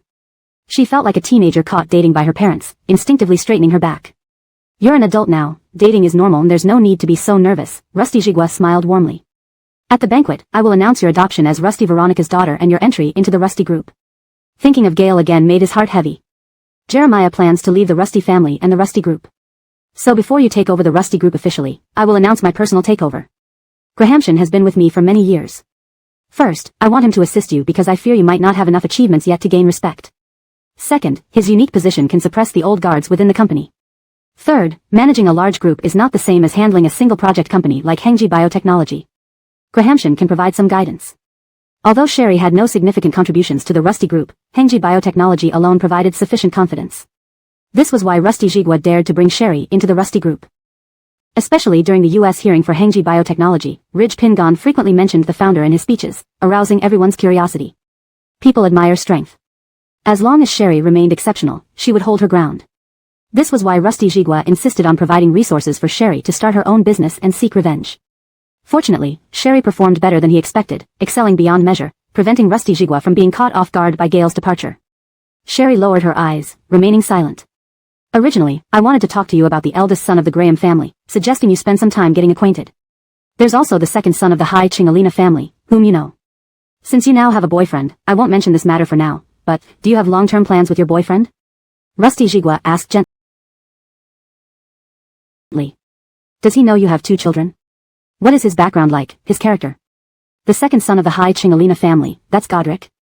Not knowing how to tell Mr. Rusty that she was with Gale, Sherry said, I haven't considered that much yet. So you haven't planned for the future, Rusty Jigua nodded. In that case, forget about matchmaking. At the birthday banquet, the eldest son of the Graham family from Kyoto will be there, and I've invited the Hai Chingalina family too. I'll ask Grahamshan to give you the eldest son of the Graham family's profile later. You can chat during the banquet and see if you hit it off. Will Gale's sudden departure cause instability in the Rusty group? Sherry asked. Thinking about this made Rusty Jigua headache. He lifted the teacup and blew gently. It's inevitable. However, since the Rusty group wasn't publicly traded, stock prices wouldn't be affected. That's why I'll handle the Rusty group until you've achieved something for it.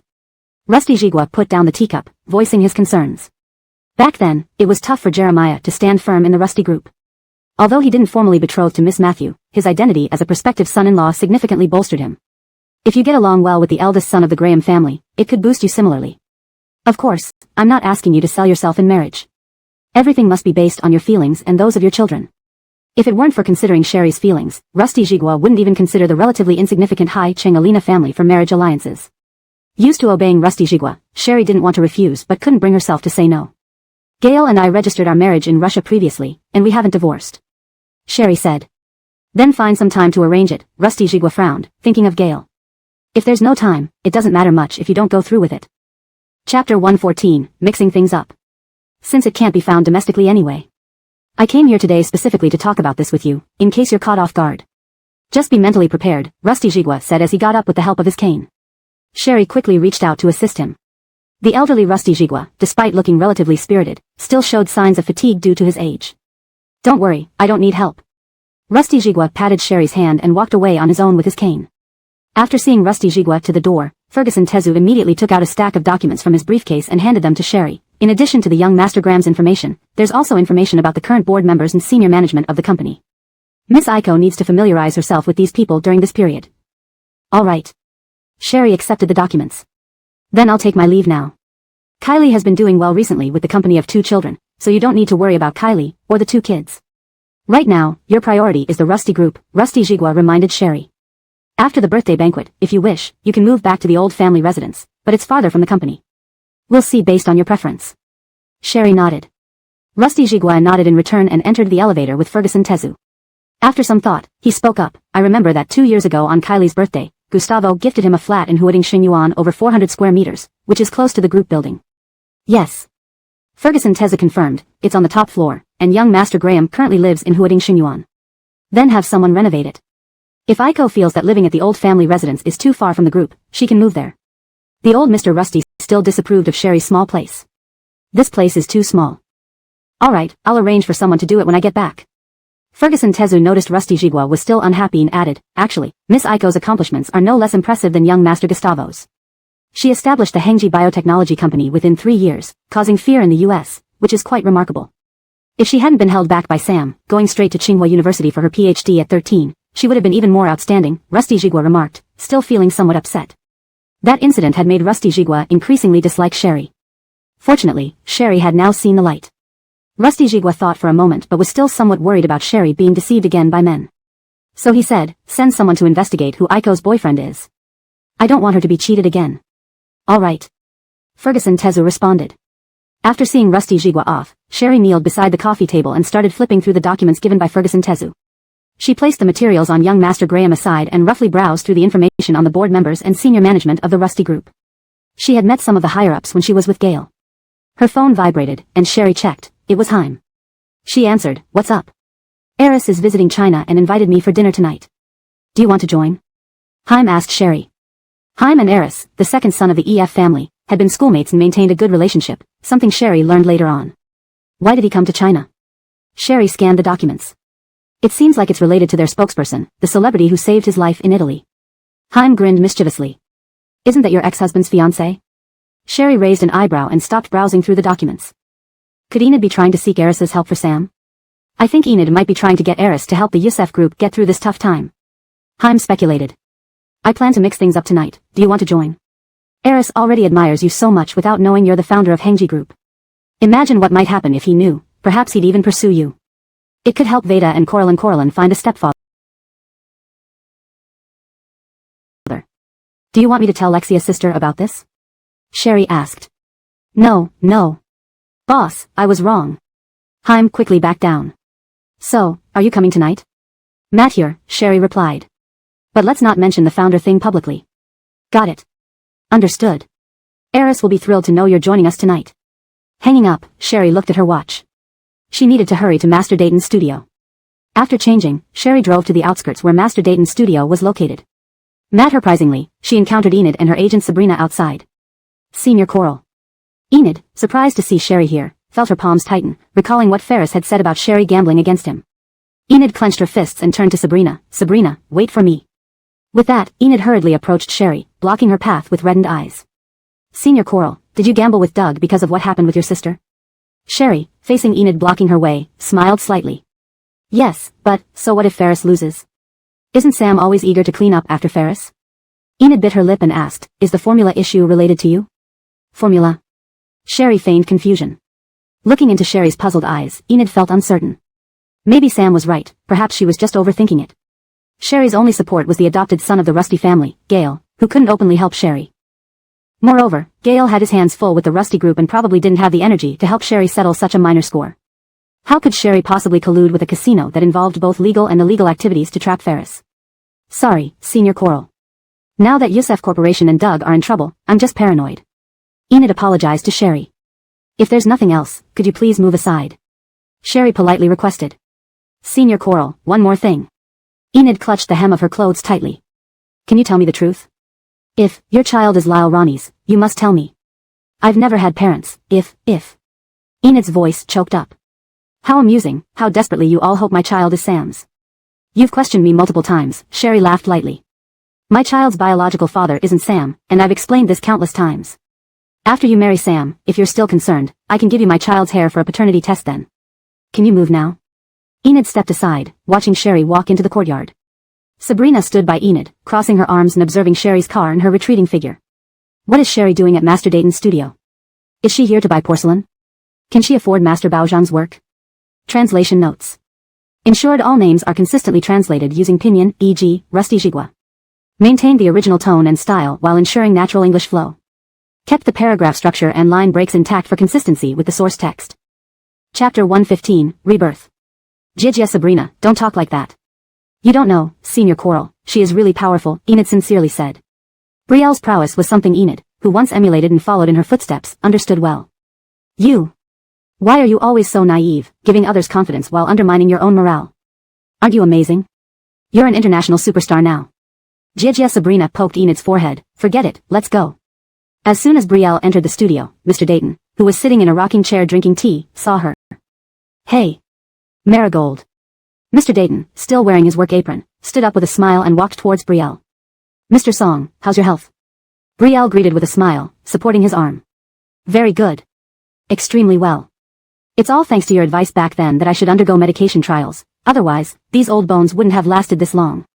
Mr. Dayton laughed, holding Brielle's hand. Come, sit. I heard from you last time that you were about to release new works, so I came to see if any new pieces were available. My family elder's birthday is coming up, and they love your works. I want to show some filial piety. Brielle sat down on a small chair and took the peanuts handed by Mr. Dayton. Miss Marigold, you've come at the right time. Priscilla Martinan, Mr. Song's apprentice, placed a cup of tea on the small bamboo table. It just came out this morning. Master even said he would name it Rebirth and give it to you. No more tea. Let's go. Mr. Dayton stood up excitedly, beckoning Brielle. Come, I'll show you. I've hidden them and haven't put them in the exhibition hall yet. Just as Mr. Dayton left with Brielle, a staff member told Priscilla Martinan, Manager Priscilla, that big star named Enid came by and said she wanted to buy Master's work from the exhibition hall. Shouldn't you go take a look? Hearing this, Priscilla Martinan removed his apron. All right, I'm coming. Enid and Jijia Sabrina were looking at the works in the gallery when Jijia Sabrina, arms crossed, scanned the room with a frown. Didn't we see Brielle come in earlier? Where did she go? Greetings. Priscilla Martinan smiled politely as he entered. I wonder what type of work you're looking for, or if it's a gift or for collection. I can recommend some items. Jijia Sabrina glanced behind Priscilla Martinan and asked with a smile, are there other guests here today? Currently, only the two of you are in the exhibition hall, Priscilla Martinan replied with a smile. Seeing Jijia Sabrina about to ask more, Enid interjected, actually, I have a foreign friend who is very interested in our country's culture. Master Song's works are priceless treasures. I came here today to find one of Master Song's works but didn't see any here. Sorry, my master hasn't been in good health over the past few years and has retired for a long time. Priscilla Martinan introduced other works in the hall. These works are from my seniors and are also excellent choices for foreign friends. We're after Master Song's reputation. Jijia Sabrina remarked, look closely, the person in front of you is Enid, an international superstar who isn't short of money. Priscilla Martinan remained calm, this isn't about money. My master indeed rarely works personally due to his health. Rarely means there's still a chance. Jijia Sabrina insisted, her tone becoming demanding. Jijia Sabrina. Enid pulled Jijia Sabrina and apologized to Priscilla Martinan. Sorry, my friend is a bit impatient. This porcelain is meant as a gift for the second son of the EF family, promoting our domestic culture. So, we hope to obtain a work by Master Song. Could you help us and see if there's anything we could take for the EF family's second son? Thank you very much. Compared to Jijia Sabrina's attitude, coupled with Enid being the spokesperson for the EF family wanting to give it to their second son, Priscilla Martinan was somewhat swayed. He nodded, please wait a moment, I'll ask my master. Watching Priscilla Martinan leave, Jijia Sabrina turned to the young man who initially welcomed them and asked, wasn't there another lady who came in before us? Why isn't she here? Oh, the one you're talking about, she's a close friend of Master Song and went with him for tea, the young man smiled. Jijia Sabrina was taken aback, glancing at Enid, frowning slightly, what's going on with Brielle? How does she have connections with everyone? After saving the EF family's second son and now being a close friend of Master Song, what kind of situation is this? Enid was equally surprised. Is this Brielle, possibly in a special relationship with Master Song? Jijia Sabrina, accustomed to the dirty tricks of the entertainment industry, couldn't help but think the worst. Don't talk nonsense. Enid frowned deeply, lowering her voice. Master Song is old enough to be Senior Coral's grandfather. Exactly the age when an old man might fancy a young and beautiful girl. He might be generous too. Jijia Sabrina hugged Enid's shoulders. You've been worried lately about Sam still having feelings for Brielle. If you tell young Master Youssef about this, do you think he'd still like a tainted woman? Jijia Sabrina. Don't do this. Don't use those entertainment circle tactics on Senior Coral. I owe her a lot already. Enid frowned deeply. Brielle admired Master Song's new porcelain plate work, almost afraid to touch it, admiring the enamel and spring branch design, as if waiting to blossom. Rebirth. Brielle smiled at Master Song, how fitting. This one is for you. Master Song grinned. How can I accept it without paying? Your works are priceless treasures, and I can't take it for free. Brielle insisted on paying. If not for you, I wouldn't even be alive to create more works. Master Song laughed, take it. Or I won't rest easy. Priscilla Martinan knocked and entered, relaying Enid's request to buy Master Song's work for the EF family's second son. Brielle paused, then chuckled softly. Enid wants to send Eris porcelain by Master Song. Is it for Sam, or for the E family? Looking at Brielle's expression, Master Song asked, do you know her? Yes, Brielle nodded with a smile, she was my ex-husband's fiancée. Master Song was taken aback and then turned to Priscilla Martinan, tell that celebrity I don't have any works for her. Let her leave. Master Song, you don't need to delay business for me, Brielle smiled. It's not that, I truly haven't had the energy to create new works in recent years. I can't do this anymore. The elderly Master Song patted Brielle's hand, Xiaochuan, pack the rebirth, for Marigold. Chapter 116, 5 minutes. Matt here. Priscilla Martinan nodded with a smile, putting on gloves and carefully placing the item into the brocade box. I'll see you out, Devon said with a smile to Sherry. Okay. Sherry took the brocade box from Priscilla Martinan, thanked him, and walked out with Devon. Devon said to Sherry as they walked, now that you're back in the capital, you must come see this old man when you have time and play a game of chess with me.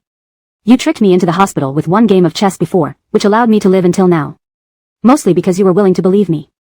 Devon saw Sherry off at the parking lot before leaving. Sherry carefully placed the porcelain in the trunk, closed it, and then saw Yvette approaching her angrily. Ridge Karaltsi shouted behind Yvette, Alexis, don't cause trouble. The moment Yvette saw Sherry, she raised her hand to strike her. Sherry frowned, caught Yvette's wrist, twisted her arm, slapped her across the face, and kicked her in the stomach, causing Yvette to fall to the ground, clutching her belly. How dare you bully people like this, Sherry? Sherry looked down at Yvette from above, wiped her hands with a tissue, and remarked, Yusufni, I was just standing here, and you came over without saying a word to hit me. How is it that I'm bullying you? Alexis. Ridge Karaltsi helped Yvette up. Were you the one who told Devon not to do business with us? Yvette pointed at Sherry and asked, did you sleep with Dayton? Otherwise, why would he listen to you so much? Don't talk nonsense, Alexis. Ridge Karaltsi's eyes reddened again, Senior Quarrel, I apologize for Alexis. Sherry looked at Yvette coldly, her gaze landing on Ridge Karaltsi's face. She opened the car door, got in, started the engine, and looked out the window at Yvette still jumping and yelling outside, and Ridge Karaltsi trying to stop her. Then, she lowered the window. Yvette glared at Sherry, breathing heavily. You want to buy Devon's porcelain to gift to EF family's second son Eris, right? Ridge Karaltsi. Is it for Sam or the E family? Sherry asked. Ridge Karaltsi's face turned pale. Mentioning Eris brought up the Damocles sword hanging over her head. Seeing Ridge Karaltsi's reaction, Sherry smiled, put on sunglasses, turned the steering wheel, and left. What does this bitch mean? Yvette felt an afterglow of fear. How did she know the EF family's second son was in the country? Damn it. Damn it. Senior Coral must be angry. If she tells Eris that the person who saved him was her and not me. What will I do to help Lyle Nanshan? What will I do to help the E family? Ridge Karaltsi's pupils trembled. Yvette tightened her grip on Ridge Karaltsi's hand, gripping the back of her head, don't be afraid. I'll help you. Trust me. Yvette turned to look at the direction Sherry's car had gone, clenched her teeth, daring to bully Karaltsi, daring to hit me. I'll pay you back tenfold. Let's go, picking a gift for EF family's second son is important. Yvette held Ridge Karaltsi's hand and helped her into the car. After sending Ridge Karaltsi home, Yvette dialed a number downstairs. Hello, I need you to do something for me. I'll give you 500,000 up front, and another million once the job is done. Yvette caressed her cheek where Sherry had struck her, her eyes fierce. Yvette had always been smooth sailing in the entertainment industry, no one had ever dared to lay a finger on her. As the international superstar Ridge Karaltsi's agent, tightly controlling Ridge Karaltsi, everyone in the circle addressed her respectfully as Alexis. But now, she had been hit by a woman from a rural area, which Yvette could not bear. On her way back from Devon's place, Sherry received a message from Haim. Haim sent her the restaurant and location details for tonight's dinner with Eris and sent her a voice message. Haim, don't stand us up. Putting the porcelain at home, Sherry didn't want to disturb Gale, so she sent him a message saying she would go out for dinner with friends. Even though Gale said he would return late tonight, what if she came back later than him? It was just getting dark. Sherry applied light makeup, changed into a well-tailored champagne-colored custom-made long dress. Her wavy long hair hung down, showing a side of femininity that wasn't often seen. Though she wore no jewelry, only a watch and carried a clutch, she looked refined and precious, almost radiant. Before leaving, Haim called to urge her. I'm on my way. Sherry smiled while holding the phone. It's not that I'm pushing you, boss, but Eris said he met you a few years ago in Moscow, chatted happily, and remembered it clearly. He hopes to meet you earlier and isn't being a gentleman, even urging me. Haim teased. I've known Eris for so many years. Other women usually rush Eris, but this is the first time I've seen him care about someone. Boss, should you consider him? I can set you two up. Do you want me to call Lexia's sister tonight? Sherry glanced at the driver in the rearview mirror, seeing the car with the scar-faced man following behind, slowly and steadily. Can't we talk about finding companionship? Haim pleaded repeatedly, then I'll hang up. I'm almost there, hurry up. I talked to Lexia's sister yesterday. Sherry observed the driver carefully, then continued, what did you say to make Lexia's sister not mention you? What else? Rejected confession. I'm such a tragedy. Haim sighed. I've already gotten in the car and am on my way. We'll pass Pingon Avenue, so come pick me up at the crossroads, and we'll go to the restaurant together, Sherry said. Haim sensed something was different. Is everything okay? Yeah, how many minutes do you need? Sherry asked. 5 minutes, I'll turn around right away. What's the license plate? Haim spoke calmly. The license plate is Jing M XXXXX, a black Audi A8. Note, the structure and line breaks have been preserved as in the original text. Chapter 117, Establishing a Connection. Don't hang up, just chat with me about anything. Since you're so concerned about me, I'll tell you something you don't know. Actually, Lexia cares for you deep down. It's just that there's a 6-year age gap between you two, which she can't accept. That's why she chooses to avoid it. If you try a little harder and show more persistence without bothering her while she's working, Lexia will probably be won over soon. Sherry, appreciating Haim's concern for her, offered him some advice. Thank you. At this moment, you still have the heart to worry about my future. Lexia's personality is a bit stubborn, she always says one thing but means another. You need to carefully figure out when she's being genuine and when she's not. Boss, you're in danger right now, yet you're still teaching me how to pursue Lexia? I've already reached the intersection of Pingon Avenue and Hanjing Road. This is because I'm worried about your loneliness and growing old alone. Sherry said with a light laugh, her gaze fixed on the car following their private vehicle closely. Just as the driver turned, Sherry saw Haim pulling up at the intersection of Pingon Avenue and Hanjing Road, flashing his hazard lights and parking illegally. Seeing the private car, Haim hurried forward. I see you. Sherry said into the phone before asking the driver, please stop by the roadside. Haim personally opened the door for Sherry, and after they both got in, he asked, is there something wrong with the private driver? Sherry glanced at the rearview mirror, focusing on the black Passat trailing them. Someone has been following me since we left home. Haim fastened his seatbelt and looked back. That black Passat? The one with the license plate BJN 5603? Yes. Sherry replied. I'll check if it's the same car. Haim started driving, weaving through the streets of Jingdu City. Mature enough, the black Passat stayed hot on their trail. Great. It really was following you. Haim's lips curved into a smile. Since it's clearly targeting me, let's grab some food first. We'll interrogate whoever sent them later. Sherry remained unperturbed. Alright, I'll call someone over shortly. Haim responded. The duo took several detours around the city with the black Passat in tow, causing them to arrive late. Eris sat at the best view spot, frequently checking his watch. Soon, Eris sipped his lemon water and turned toward the entrance, spotting Haim and Sherry entering the restaurant led by a waiter. Under the soft, ambient lighting of the restaurant, Sherry's dress swayed elegantly. Despite her casual outfit, her strikingly fair skin and delicate features made her the center of attention as soon as she entered. Eris stood up with a warm smile, pulling out a chair for Sherry. It's been a long time. Indeed, several years had passed. Besides her increased poise and confidence, Sherry seemed to exude an added layer of femininity, perhaps enhanced by her long hair cascading down her shoulders, giving her an air of gentleness. It's been a long time, Sherry replied with a gentle smile, sitting down gracefully. After the Moscow exchange meeting, I wanted to consult you about various matters and tried multiple times to get information from Gifford. He only told me you were injured and then there was no more news. Eris glanced at Haim. I didn't expect you to join Hengji Group. Haim nodded with a smile, thinking that if Eris knew Sherry was the founder of Hengji, he would be utterly surprised. Indeed. Sherry commented. Mr. Lisbeth's offer was too good to refuse. Eris smiled. So now, are you interested? I still want to invite you to join my team. Gifford mentioned that finding someone proficient in both biogenetics and neurology would be a stroke of luck. I can offer you the best terms. Eris hadn't given up on brain-computer interfaces over the past few years. As he delved deeper into this field, the obstacles grew, making Sherry's expertise and assistance invaluable, hence his eagerness to meet her today. Seeing Eris's fervent gaze, Haim interjected, you won't take Aiko away. He initially thought Eris's urgency was due to romantic interest, not to recruit her. If you're interested, you can look at these materials. Eris was prepared, handing over a tablet to Sherry. Sherry accepted the tablet, tucking her hair behind her ear, and began reading under the restaurant's mood lighting. Annoyed, Haim tapped the table. Can we order food now? You choose. I need to review these materials. Sherry seemed genuinely intrigued. Eris turned to Haim with a knowing smile, lifting his glass. He understood scholars like Sherry thrived on challenges, which couldn't be bought with money. Haim shot Eris a disapproving glance, also raising his glass. Ridiculous, even he worked for Aiko. Eris wanted the founder of Hengji to abandon her own company to work in his lab, impossible. Matudinly, Sherry paused as she read through the materials and looked up at Eris. You're showing me such confidential information? Eris laughed, getting up to swap Sherry's uneaten steak with a pre-cut one. This is my sincerity in inviting you. Sherry locked the tablet screen and handed it back to Eris. I can't read further, although I currently have no plans to join your lab. However, I can serve as an advisor and provide support whenever needed. But I still hope you reconsider. This technology could benefit humanity. Photos of Sherry dining with Eris soon reached Rusty Jigua. Rusty Jigua scrutinized the image of Eris cutting Sherry's steak under his desk lamp, wondering if Eris was her boyfriend. This is EF family's second son. Ferguson assistant handed Rusty Jigua detailed information about Eris. Rusty Jigua browsed through the documents. As EF's second son, Eris stayed away from celebrities and models, focusing instead on entrepreneurship, especially on brain-computer interface research in recent years. The only connection Eris had was through Sam's fiancée Enid. At this point, Rusty Jigua furrowed his brow. How did it connect to Sam again? His current fiancée is EF's second son Savior?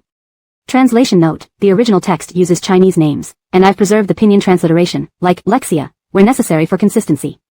I've ensured the translation retains the original tone and style while remaining fluent in English. ##### Chapter 118, Hand over to the police. Rusty Jigua took off his reading glasses and casually tossed aside the unfinished documents, lifting his teacup. I think Aiko should stay as far away as possible from anyone related to Sam. Nothing good ever comes from encountering him. This matter needn't be rushed. As you said, Miss Aiko did not admit to having a boyfriend today. So it's possible that she might just be getting acquainted. Perhaps during your birthday banquet this time. Miss Aiko met the young master of the Graham family and became interested. Rusty Jigua nodded in agreement. Then, should we continue investigating Miss Aiko? Grahamshan asked. Rusty Jigua recalled how he had someone follow Gale before, which made her very unhappy, so he concluded, no need to investigate further. If Aiko finds out, she'll be upset. All right. Grahamshan replied. After Sherry, Haim, and Eris finished their meal at the restaurant and stepped outside, the weather had turned cooler. Eris gallantly removed his suit jacket and draped it over Sherry's shoulders, his beautiful pale gray eyes filled with gentle smiles. Too much. Haim remarked, hands in the pockets of his dress pants, raising an eyebrow. Sherry, noticing Haim's disgruntled expression, chuckled. That's why you're still single. Haim. I sincerely hope you'll consider joining our lab, Eris said earnestly. Noticing the black Passat parked by the roadside, Sherry gave Haim a knowing glance. Concerned about potential inconveniences later on, she kept Eris's suit jacket. I'll return the suit next time we meet. Haim nodded slightly.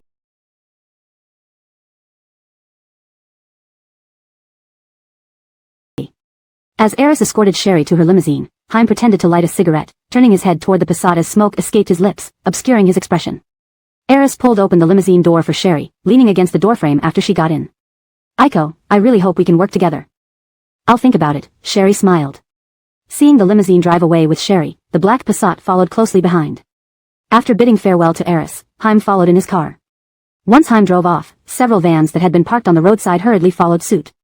Sitting in the back seat, Sherry noticed the driver frequently glancing at her through the rearview mirror. Despite this, she continued typing on her phone. Knowing they were out of the city, Sherry sent a message to Haim, locking her phone before smiling at the driver. Where are you taking me? Just as Sherry finished speaking, Haim's car suddenly swerved to block the limousine.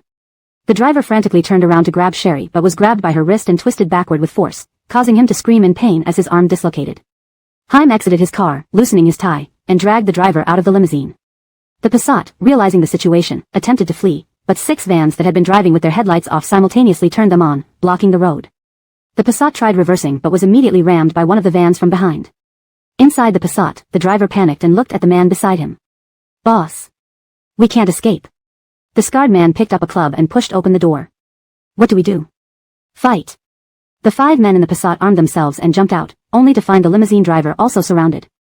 Haim and Sherry stood under the headlights, as Haim's men descended from the vans to encircle the 5 assailants. What do we do with them? Haim asked. Sherry walked into the circle and, looking at the tense men, smiled. Why did you bring me here? Haim's gaze grew cold. You still have a chance to speak. Don't waste it. The 6 men huddled back to back, clutching their clubs tightly, remaining silent. Sherry sighed, and Haim grimaced, signaling with his hand. Soon, the 6 men were being pummeled relentlessly, screaming in agony and covered in blood.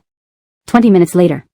Sherry approached the 6 nearly unconscious men lying on the ground, retrieving her photograph from the pocket of the scarred man. Standing over them, she asked, "One more chance. Who sent you to deal with me?" Before the scarred man could respond, his discarded phone rang. He tried to grab it but was stopped by Sherry's high heel pinning his hand down. He screamed in pain. Sherry bent down, picking up the phone and answering it while covering the scarred man's mouth. "How is it? Is the job done?" Miss Sabrina's voice came through the phone. Sherry raised an eyebrow and glanced down at the gagged scarred man. "Are you Enid's agent?"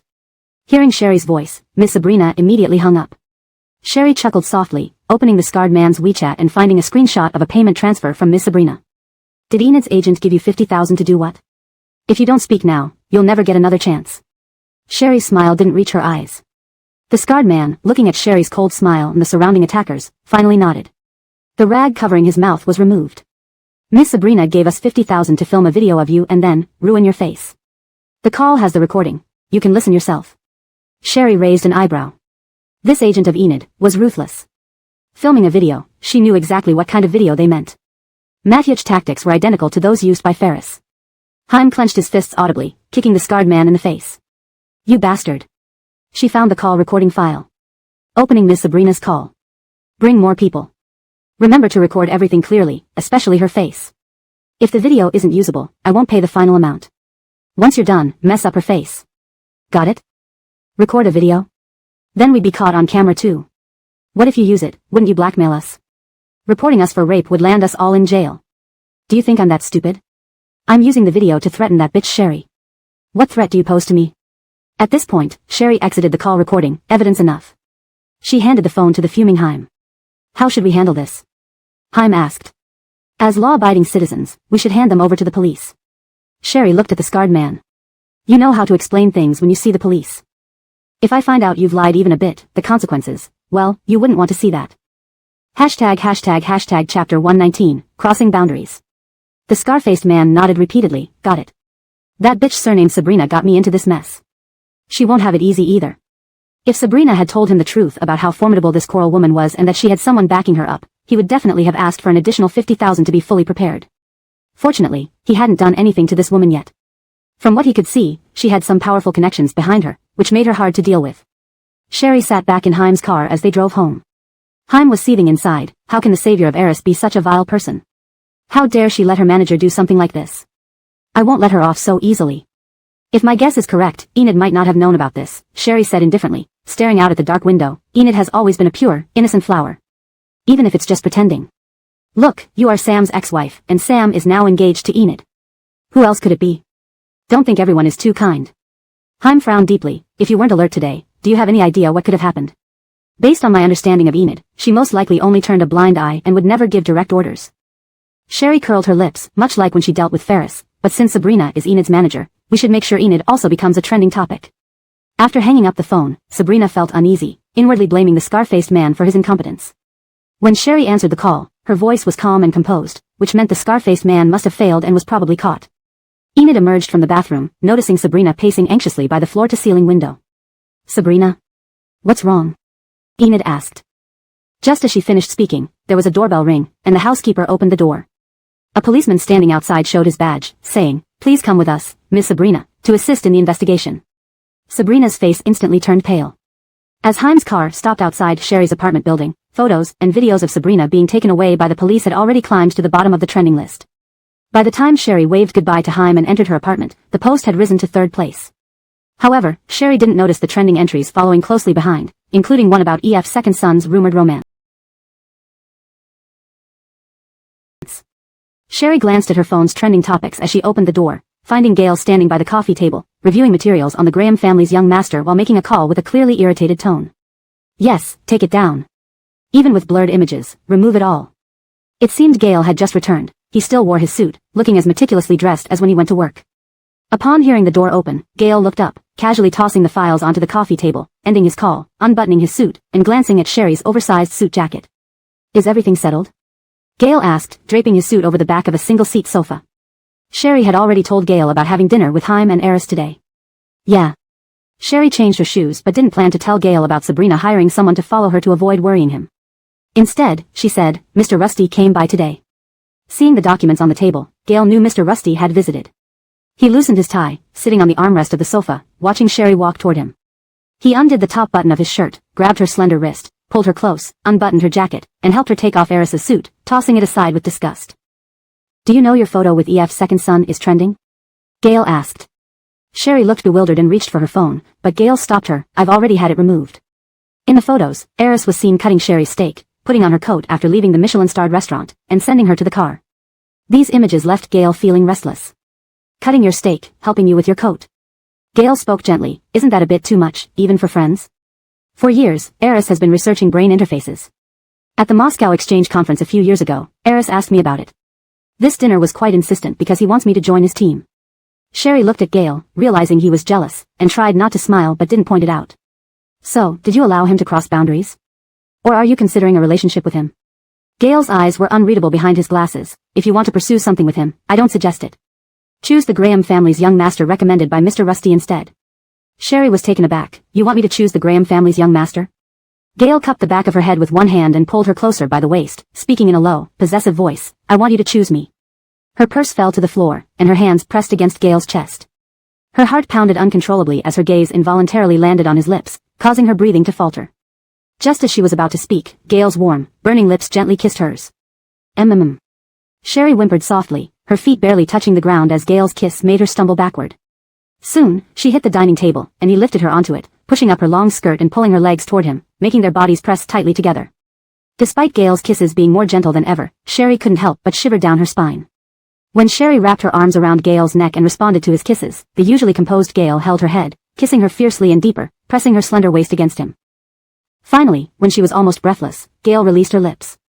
Breathing heavily, he caressed her kiss-swollen lips with his fingertips, his voice hoarse. There are only a few days left until Mr. Rusty's birthday banquet. I will wait patiently for your answer. Gale loosened his tie from the stiff collar of his shirt and casually wrapped it around his palm. I'm going to shower.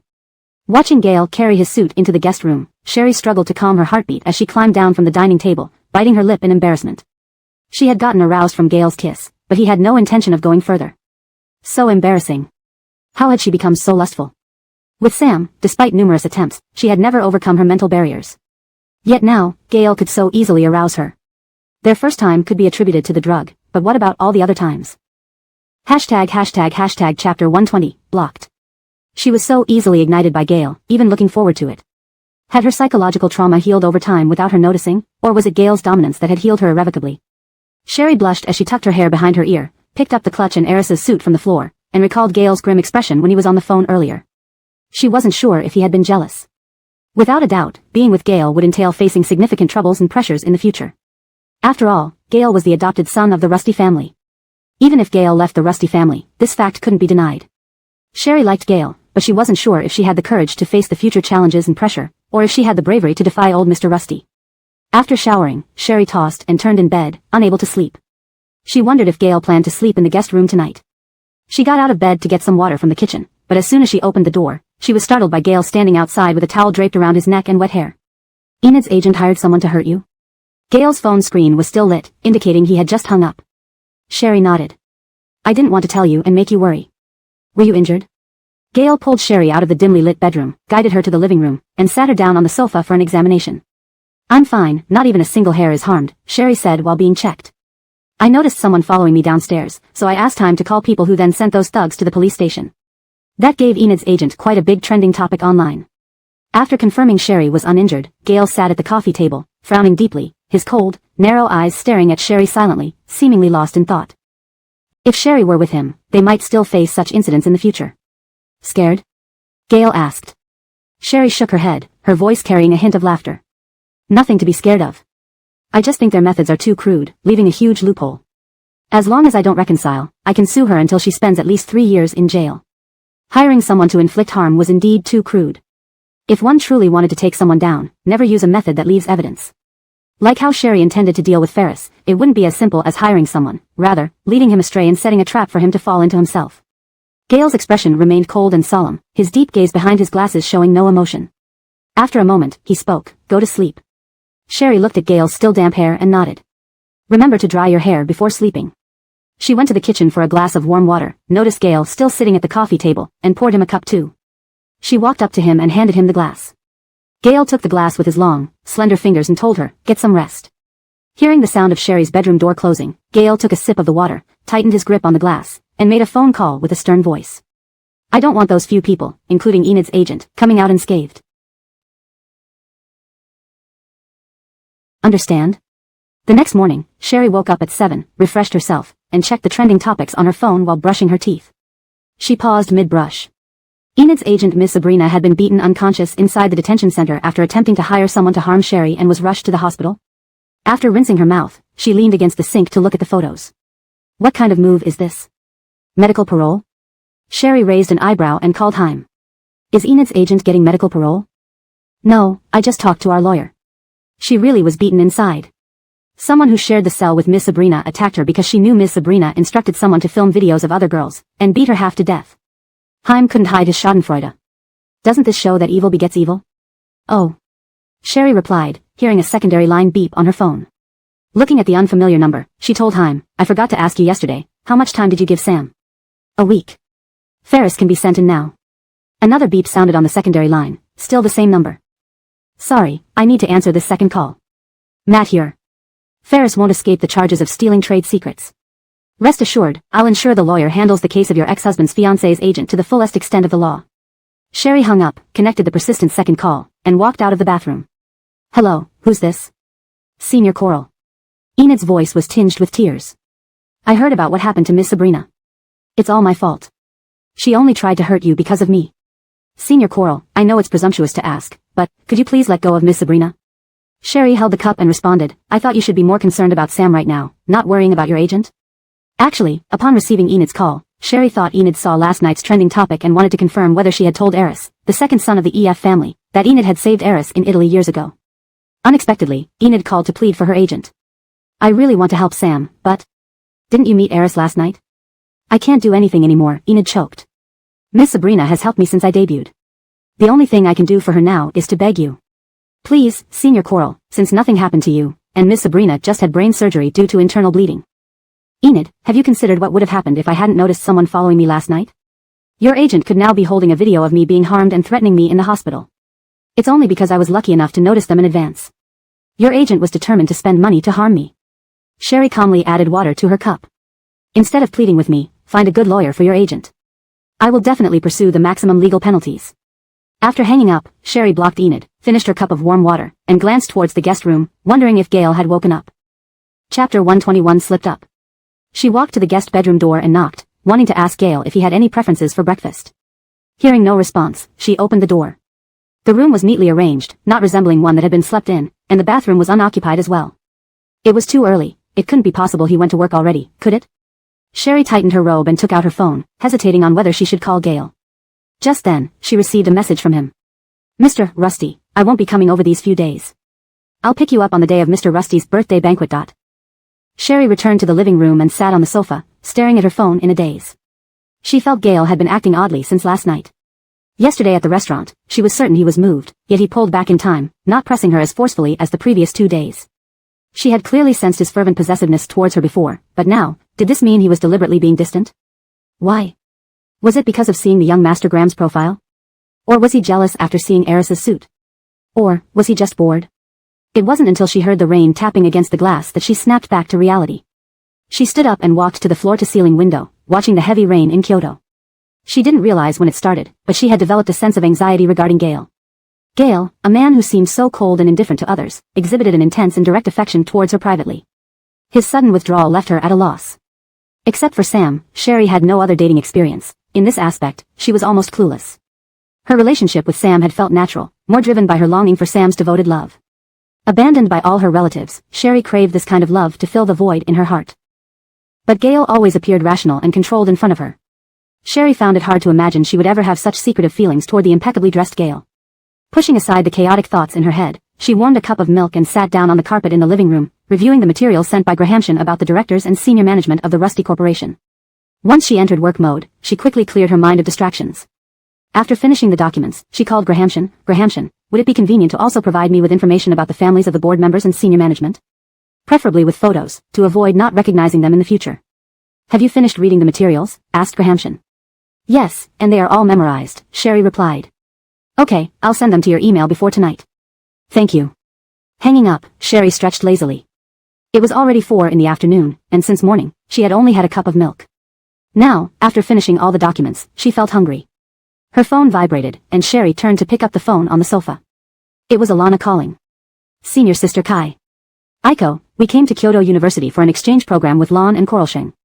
It's over now, and we're heading back to Coralcheng tomorrow. Do you have time tonight for dinner together? Why didn't you tell me earlier? Sherry was pleasantly surprised. Well, you know. Old man Xiao said you were very busy and we shouldn't disturb you when we came to Kyoto. But we're leaving tomorrow, so I couldn't resist calling you. Alana explained. Are you still at Kyoto University? Let me book a restaurant and come pick you up. No need, Kyoto is so congested. We've already booked a place.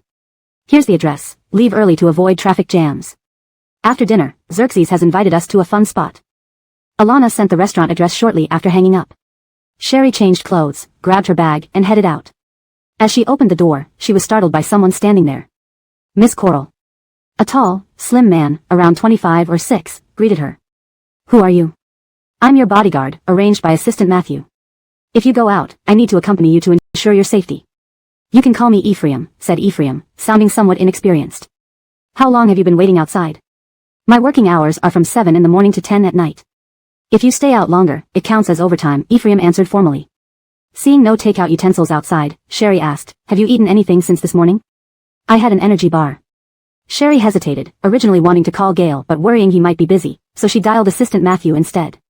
Quickly, Assistant Matthew answered, Miss Aiko. You arranged this bodyguard?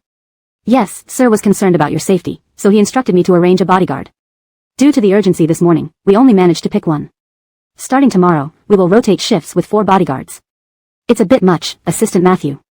Sherry closed the door and nodded to Ephraim, who pressed the elevator button for her. Over the years, I've practiced self-defense, so I'm not completely helpless. Well, maybe you can talk to Mr. Rusty about it? Assistant Matthew chuckled awkwardly. Has he been very busy lately? Sherry asked. Yes, he might even have to work late tonight. I understand. Make sure you all eat. Ephraim drove Sherry to the restaurant where Alana, Alicia, and Xerxes had just arrived. Alana enthusiastically hugged Sherry. You won't believe it, Aiko, we succeeded today. Sherry smiled and congratulated her, turning to Ephraim, go get something to eat. I'll be fine with my friends. Call me when it's time to leave. Matt here. Ephraim nodded. Wow, what's going on? Alana nudged Sherry's arm. Is this your boyfriend? Matthew's a cute young guy. Don't look at him like that. Alicia shot a glance at Alana, then curiously asked Sherry, you bring a bodyguard wherever you go now? Let's go in, our table is ready. Xerxes checked her phone. Their tastes were similar, all favoring hot pot. This hot pot restaurant was popular. Luckily, Xerxes had reserved a spot online earlier, so they got a table upon arrival. During dinner, Xerxes took a call from Sam and inadvertently mentioned she was dining with Sherry. Feeling embarrassed after hanging up, she apologized to Sherry. I'm sorry, Aiko, I didn't mean to slip up. Chapter 122, The Disconnection. Xerxes' mouth is just like a sieve, telling him anything ensures it will be out within an hour. Alicia complained. I heard that Yusef Corporation and Hangji Biotech had problems in their cooperation. Well, serves Aladi's ex-husband right. Alana angrily bit into her bamboo shoot and glared at Xerxes, and yet, the Winston family still wants to help Aladi's ex-husband. This has nothing to do with me. I didn't mean to help him. Xerxes quickly distanced herself from the matter. I don't even have the ability to help. Brielle smiled, raising her drink without speaking. So. Sam asked the overseas Winston family for assistance. No wonder he had the confidence to negotiate compensation with Heim. Forget it. It doesn't matter. Xerxes said she would take us to Night Palace tonight. Let's splurge on her treat. Alicia said. I've heard about the Night Palace in Kyoto for a long time. They say the membership fee is over 200,000 per year, and the average spend per person is 20,000. Waiters are either male models with 8-pack abs or hot girls. This visit will certainly broaden our horizons. Alana laughed but then turned to look at Xerxes.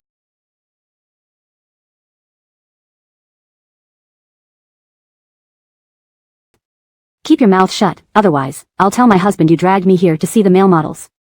Xerxes mimed zipping her lips, don't worry. Absolute confidentiality this time.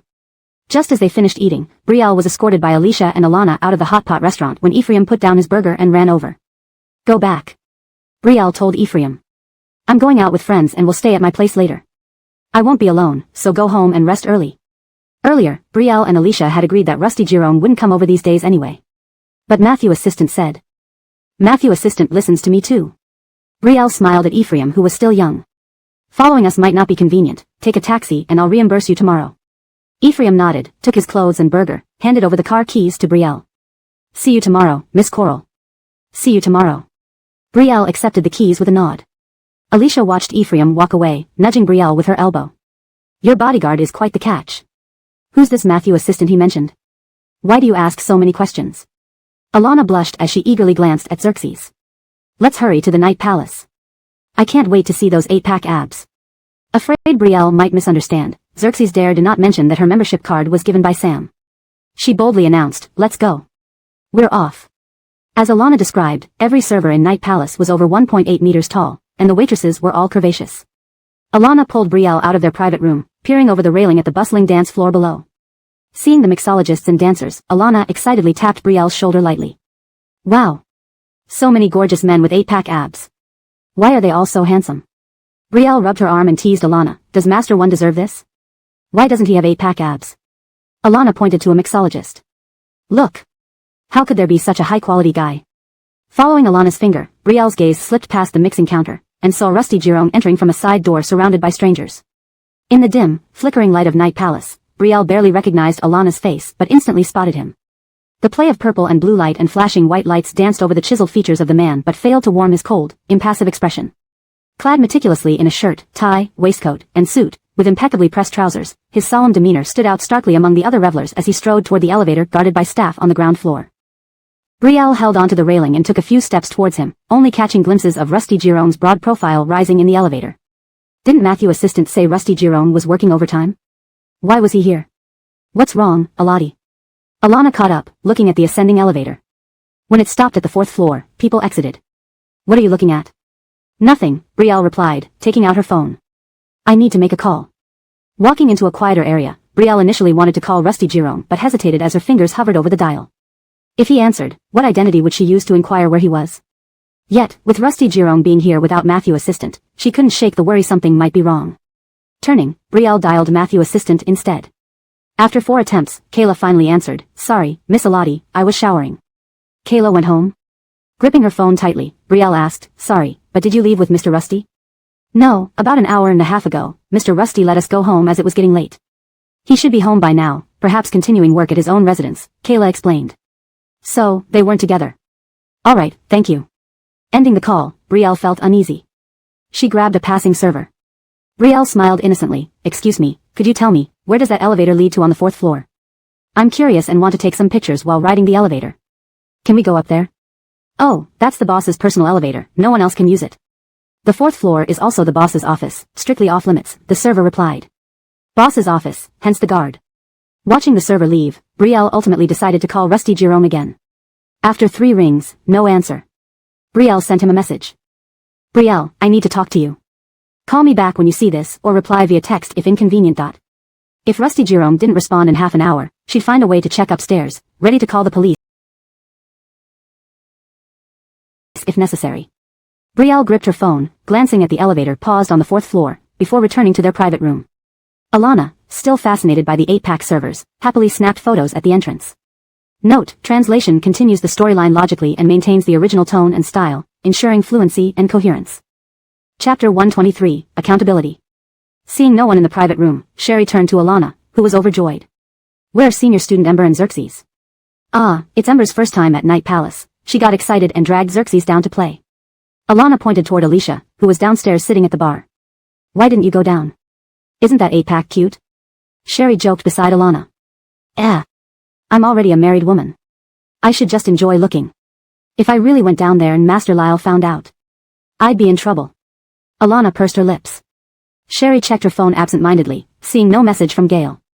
Lifting her eyes, she noticed Sam standing beside Xerxes downstairs. Sam, hands in his pockets, was frowning while talking to Xerxes. Noticing someone upstairs, he met Sherry's gaze. Xerxes also looked up. Under the flickering lights, Sam turned to go upstairs. Alicia swiftly stepped in front of him, clearly upset about something. Sam pushed Alicia aside impatiently, but Xerxes caught her before she stumbled, calling after Sam as they both followed him. Sherry's lips curled slightly. Was Sam coming here to confront her? Yes, Enid and her agent had always been close. Now that they were sent to jail by Sherry, and even her cousin Ferris had been put away. Enid's tears in front of Sam must have triggered this visit. That isn't your ex-husband? Alana, busy photographing abs, noticed Sam approaching. She immediately pulled Sherry behind her, complaining, an ex-husband should act like an ex-husband. A proper ex-husband should be dead to you. Why is he still trying to talk to you? Aiko. Ignoring Alana's small frame blocking him, Sam looked directly at Sherry. Shall we talk? With loud music around them, Alana tried to speak but was gently pulled back by Sherry. Uncle. Xerxes and Alicia rushed up. It's fine, Sherry smiled at Xerxes and Alicia. I'm curious what General Manager Yusef wants to say. Sherry and Sam left the noisy night palace, standing under a dim streetlight near the less crowded back door. Seeing Sherry lightly dressed, Sam took off his suit jacket intending to drape it over her but was dodged. A little cold, Sam commented. No need, thank you, Sherry replied. Sam, holding his jacket, lowered his hand and asked with concern, I heard Enid's agent hired thugs to hurt someone. Are you alright? So, are you here pleading for Enid's agent? Sherry remembered how Sam once threatened her over Enid's cousin Ferris. She laughed. Or, to threaten me? Aiko, I was a bastard to you in the past. I'm sorry. I won't use your family to threaten you anymore. Don't worry. I came today to discuss what kind of compensation you would need to give Alexis another chance. Sam spoke softly, almost pleading. She was only afraid you would tell EF's second son the truth about that year, all for protecting Enid. Sherry's smile faded.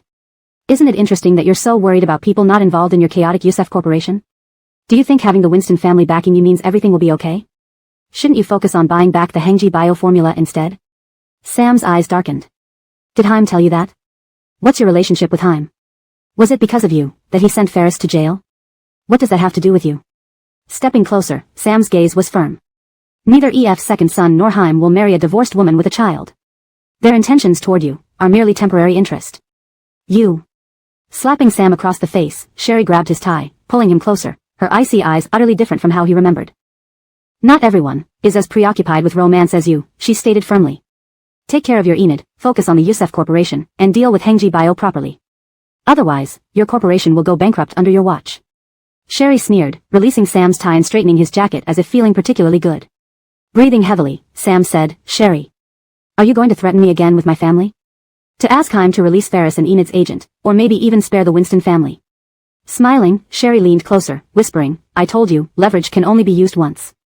You saved Ferris with that, and now you want to use it again. The stakes aren't high enough.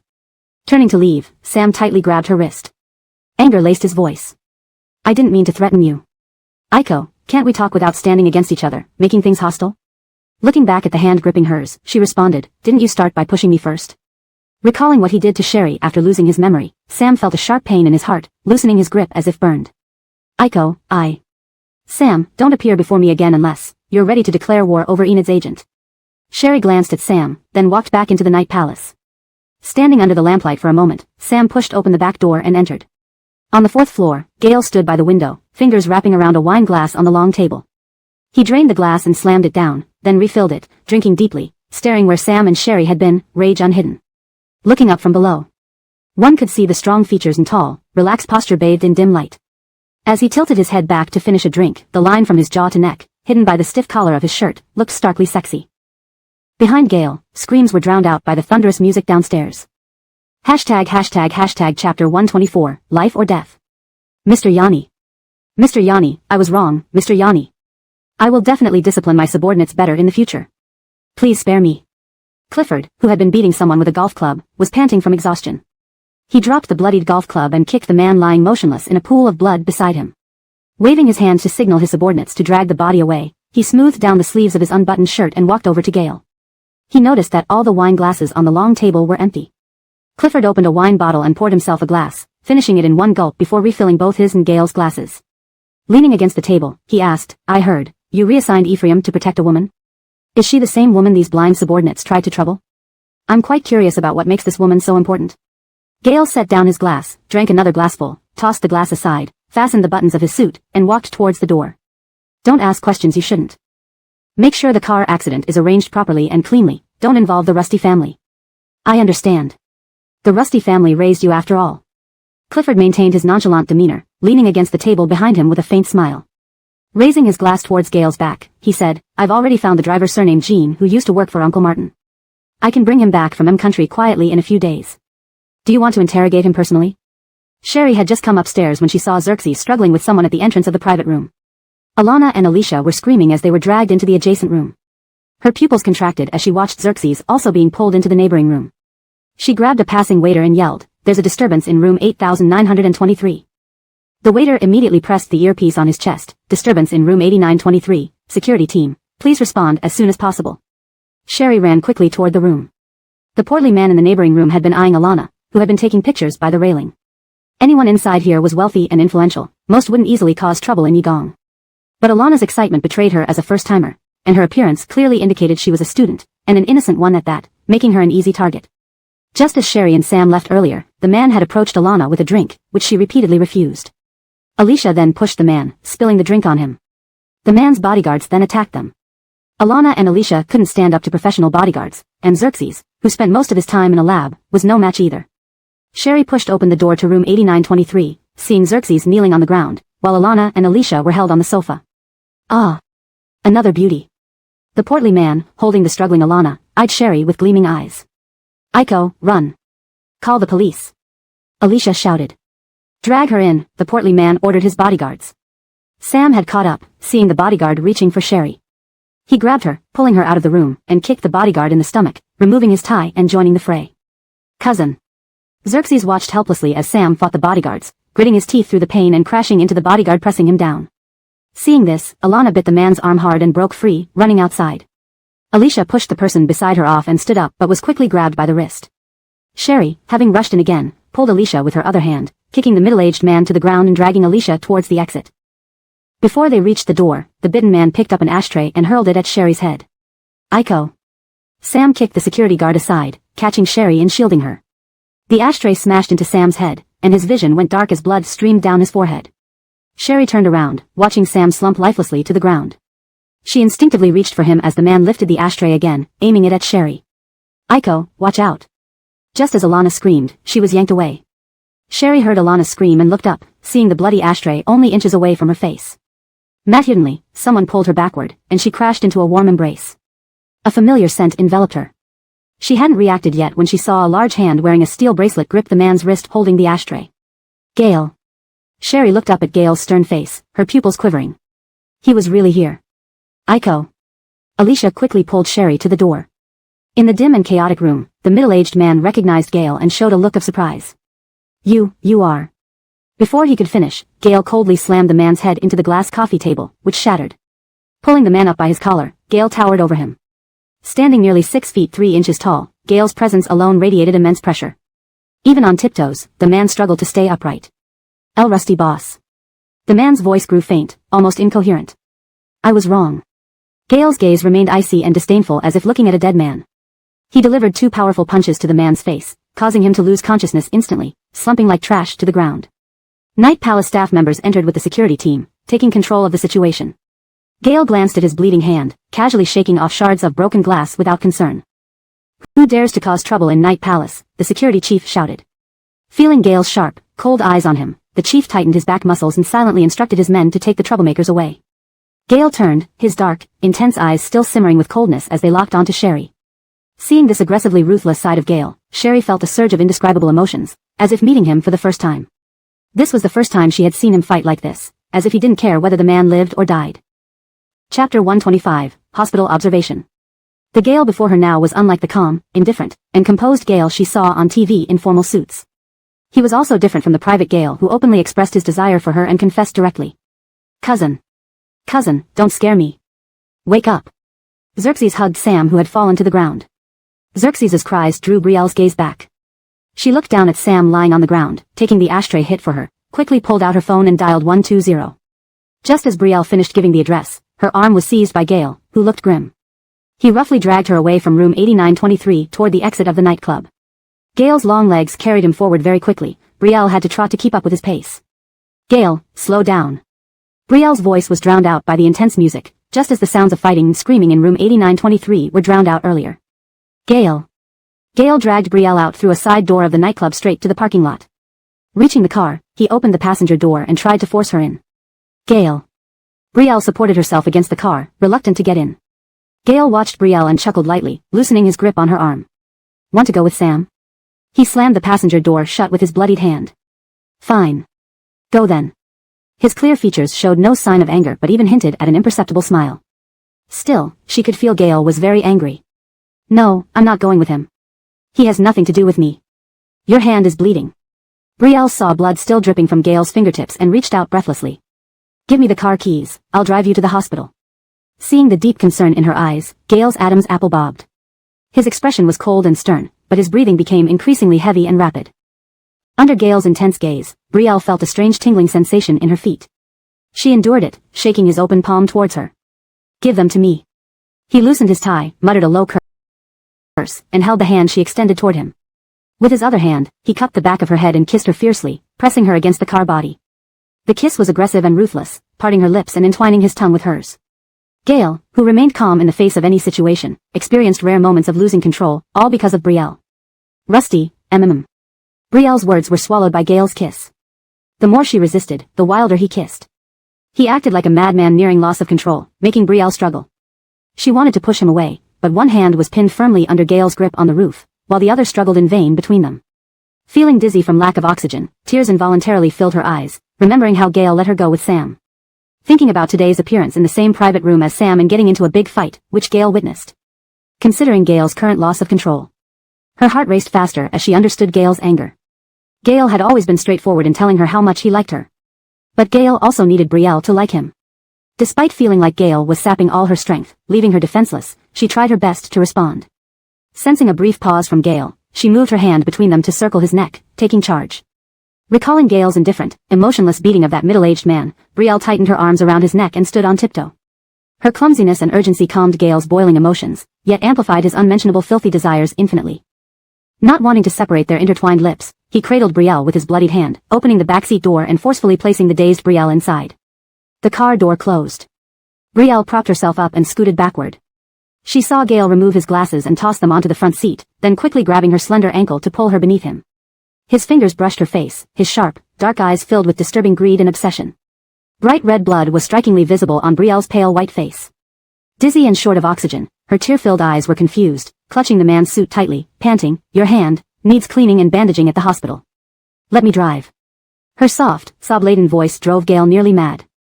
He grabbed her cheeks and kissed her again, forcibly parting her lips with raw passion. A vehicle passed their car, the sweeping light cutting through the darkness momentarily startling Brielle. She gripped the pants Gale tried to take off tightly, shielding her pale legs. To the hospital first for bandaging. In the dimness, Gale breathed heavily, at the brink of climax, suddenly interrupted. His tone wasn't good. "You care so much about my hand?" "Yes." Brielle trembled, her voice softening. "Bandage the wound and let's go home, okay?" In the shadowy light, Brielle couldn't see the twisted fervor in Gale's eyes but felt the man's breath growing hotter. "Okay?" she begged softly.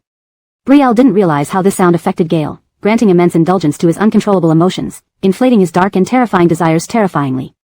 After clearing the glass shards from Gale's hand, the nurse allowed the doctor to come over for stitching and bandaging. Brielle's flushed ears hadn't faded yet, holding Gale's suit, asking the nurse, since he drank alcohol, can he be given anesthesia during stitches? Gale looked down at his hand after it was washed with hydrogen peroxide and smiled faintly. The masked nurse replied, "That's not possible, he'll have to endure it." Gale got 3 stitches on the base of his thumb. Watching the doctor bandage Gale, Brielle, holding his suit jacket, left the emergency room to call Alana back. "Senior Sister Kai, sorry for not answering earlier," Brielle said awkwardly. "I've sent my location. You and Senior Sister Charmaine can go ahead. Don't worry about us. We are already settled in a hotel." Alana chattered about what happened after Brielle left. "Your ex-husband Xerxes was sent to the hospital. Just called and found out he has a concussion. They're worried about intracranial bleeding due to fainting, so he's under observation tonight. Xerxes will stay with his cousin at the hospital tonight." Chapter 126, Mathawit Thug. Today, Alana had witnessed Sam taking a hit for Sherry. She surmised that even if Sherry felt guilty, she must still be concerned. So, she gave Sherry a brief update on Sam's condition. "Is this Aiko?" Alicia's voice came from the phone. After receiving Alana's confirmation, Alicia snatched the phone and bombarded Sherry with questions. "Who was the person who took you away today?" "Wow. The way he smashed the coffee table with that old pervert's head was so cool. He knocked out the old pervert with just 2 punches. What a fantastic suit thug.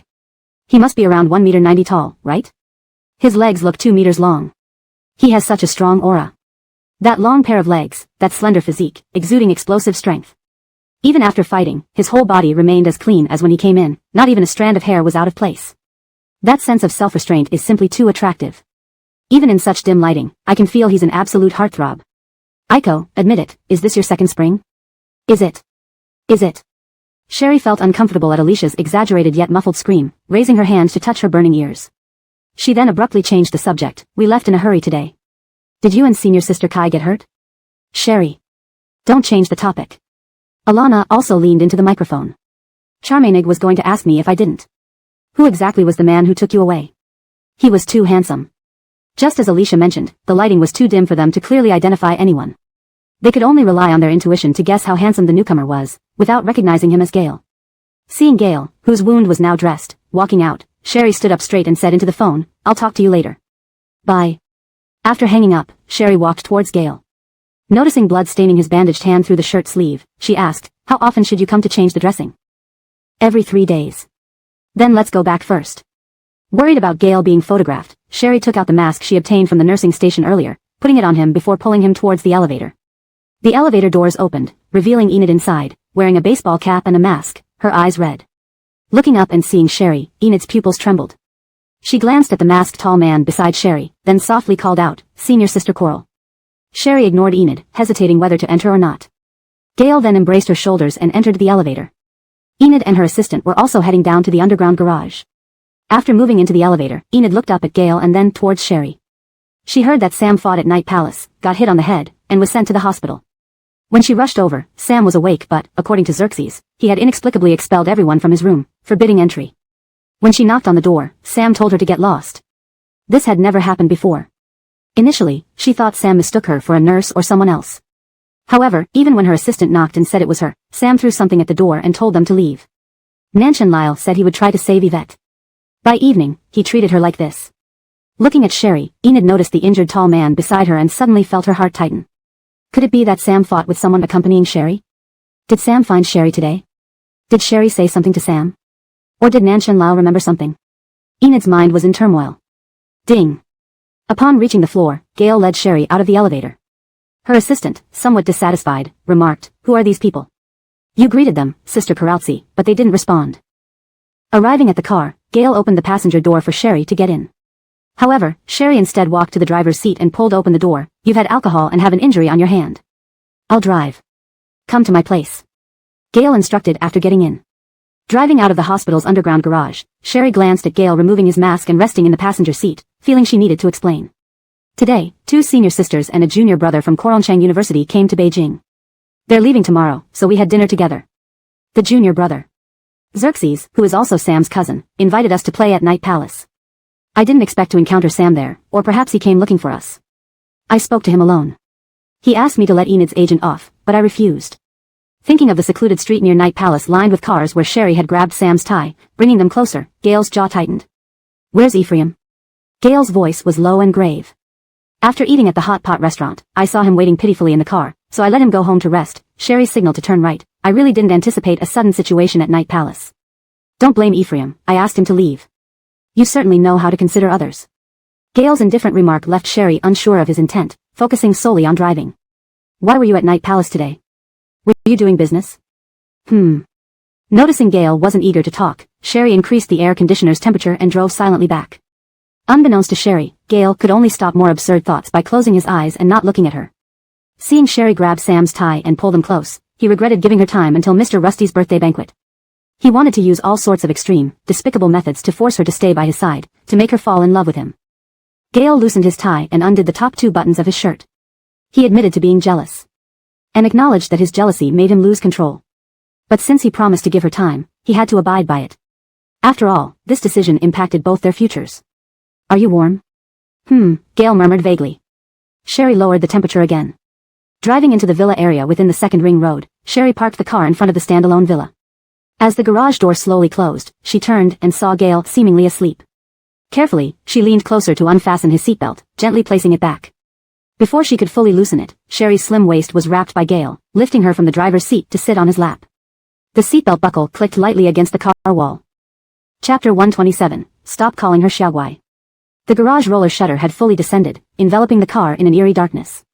Sherry couldn't see Gale's aggressively intense gaze but could only hear their breathing. Gale's jaw was tightly clenched.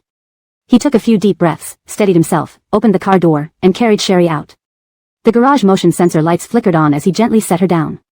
Picking up his suit jacket from the passenger seat, he closed the car door, entered a password to gain access to the house, and said, "I'll have the driver take you back." Sherry hesitated for a moment, trailing behind Gale into the elevator. She watched him call the driver to bring the car to the villa's front gate. Her hand, hidden behind her back, clenched tightly. For some reason, she felt a twinge of disappointment. Perhaps it was because at the Night Palace parking lot, Gale seemed so eager. Now that they were home, he wanted her to leave. Was it because she didn't explain herself clearly, or did her rejection upset Gale? Or maybe Gale was just tired of her. Before she could dwell on it further, her phone rang. Sherry glanced at Gale, who had tossed his suit onto the sofa, loosened his tie, removed his vest, and fetched a bottle of water from the kitchen fridge. It was Sam calling. Frowning, she ignored the call and then found herself handed a bottle of water by Gale. She looked up at his impassive face and accepted the water. "Thank you." The headlights of the arriving car were visible through the floor-to-ceiling windows. Gale said, "The car has arrived. It's getting late, you should go back." Sherry nodded, holding the water bottle. "Be careful with your hand. It can't get wet." Watching her leave, Gale placed his cup on the coffee table, undid the buttons of his shirt, went upstairs, and poured himself a drink from the wine cabinet. He tilted his head back and drank it all in one gulp. Seated in the back of the car, Sherry rested her head against the window, gazing at the bright and bustling streets of Kyoto. She couldn't understand what was going on with Gale. Perhaps due to her lack of romantic experience, she had never needed to guess Sam's thoughts before. He was always straightforward. But Gale. To Sherry, Gale always seemed so high-handed, handling everything effortlessly with extraordinary intelligence and poise. He also had absolute control over his emotions. Never would she have imagined someone like him losing control and hitting someone. It didn't seem like him. A person who appeared so cold and distant, yet when they were alone together, he made her feel such intense, overwhelming possession and desire that it almost overwhelmed her. Last night and just now, it seemed like he wanted to devour her with his kisses. But last night, he didn't touch her and even said he wouldn't go to her until after the birthday banquet. And just now, he merely gave her a bottle of water and asked her to leave. Sherry's mind was in turmoil. At the hospital, the doctor had given Sam a sedative to help him sleep. Xerxes, who also had injuries, sat by Sam's bed, frowning at his sleeping yet restless friend. Sighing, he examined his own arm. Sam had been acting like a madman earlier, chasing away his fiancée Enid before frantically trying to leave the hospital to find Sherry. Xerxes suspected Sam might have recovered his memory. He considered calling Sherry but hesitated. What if Sherry was now with the man who had protected her and taken her away earlier? If he called, would it cause misunderstandings between them? Now Sam had a fiancé, and Sherry had someone protecting her. The best outcome would be for them to never cross paths again. Freddie, hearing about Sam's hospitalization, rushed over with a pale face. With Yusef Corporation at a critical juncture, Sam couldn't afford any mishaps. Aiko. In his sleep, Sam clutched the bedsheets and murmured Sherry's name, sweating profusely. He seemed trapped in a bottomless nightmare. He saw Sherry in junior high school uniform, sitting beside him on the rooftop, offering him a lollipop. "Don't worry, I won't pursue a direct PhD at Kyoto University. Since I promised to stay by your side, I'll grow up with you." Under the setting sun, Sherry's delicate features showed no emotion, her hair disheveled by the evening breeze. But her clear, pure eyes held warmth like the sunset. Then, the scene shifted to when Sherry, having just emerged from a coma, struggled to walk, only to be pushed to the ground by him. He crushed the lollipop underfoot, squatting down to stare at her tear-streaked face. "I said I don't remember and don't want to remember. Why are you so pathetic? I like sweets, but I only eat those given by my little obedient girl." During a high school military training camp, he hid his phone to call Sherry, who was away competing. When the drill master found the phone during a room inspection, it contained nothing but pictures of Sherry. His dorm mates asked about the beautiful girl in the photos, and he proudly announced she was his wife. The next morning, as he stood punishment under the flagpole, Sherry, who had just arrived late for the competition, drew everyone's attention. Ashamed, he wished to disappear. That afternoon at lunch, Sherry returned his phone from the drill master. Mad surprised, he hugged her. "How did you get it back?" Eric, linking arms with Sherry, squealed and winked at him. "You don't know how awesome our Aiko was today. Knowing your phone was confiscated and you were punished, she directly challenged the camp leader in shooting, winning back your phone. And it gets better. Aiko challenged every drill master to grant you the right to carry a phone. Ding ding ding, she won. Our genius knows no bounds." Sherry smiled, allowing him to embrace her, saying softly, "I won't let anyone bully you." Another scene shifted to Shizihue bringing him and Sherry to a shooting range in the snow, recounting this military training story. Enraged, he shoved Sherry into the snow, took off his gloves, and pointed a gun at her. "If not for Xiaoguai, I'd shoot you into pieces." Sherry broke down. "Stop calling me Xiaoguai." Chapter 128, Deep Remorse. Sam saw himself helping Sherry climb over the wall to skip school, and when they were caught by the principal, she promised to improve his grades by 50 ranks in the next monthly exam. Only then were they allowed to leave the office unscathed. He took her to a riding field, intending to show off his riding skills but fell off a spirited horse instead. He could only watch as Sherry, dressed in riding gear, effortlessly tamed the most temperamental horse with one hand on the reins. She shone brighter than the sun, and he remembered his heart pounding fiercely within his chest. He recalled himself beating up someone who had confessed to Sherry. When she saw him, he panicked, but all she did was gently take his hand and clean his wounds with an antiseptic wipe, telling him not to act so foolishly again. Back then, it was clear to him that Sherry's world revolved around him. No debate team member or club mate held more importance in her life. He would secretly slip out of class to buy treats for Sherry. When they weren't in the same class, he would intimidate her desk mate into letting him sit beside her during lessons. While the teacher was distracted, he'd sneak snacks into her mouth, finding immense joy in watching her cheeks puff up with food. One day, an elite English teacher kicked him out. Later, Sherry started bringing her books to his class, making his desk mate move aside and sitting next to him to ensure he didn't skip classes. It was then he found out that Sherry had requested a transfer to an ordinary class from the principal's office. Knowing this was all for him filled him with happiness, keeping him sleepless for days. Behind her back, some students resented Sherry's repeated dominance in exams, whispering that no matter how proud she seemed now, once married to him, she would still end up doing housework and bearing children.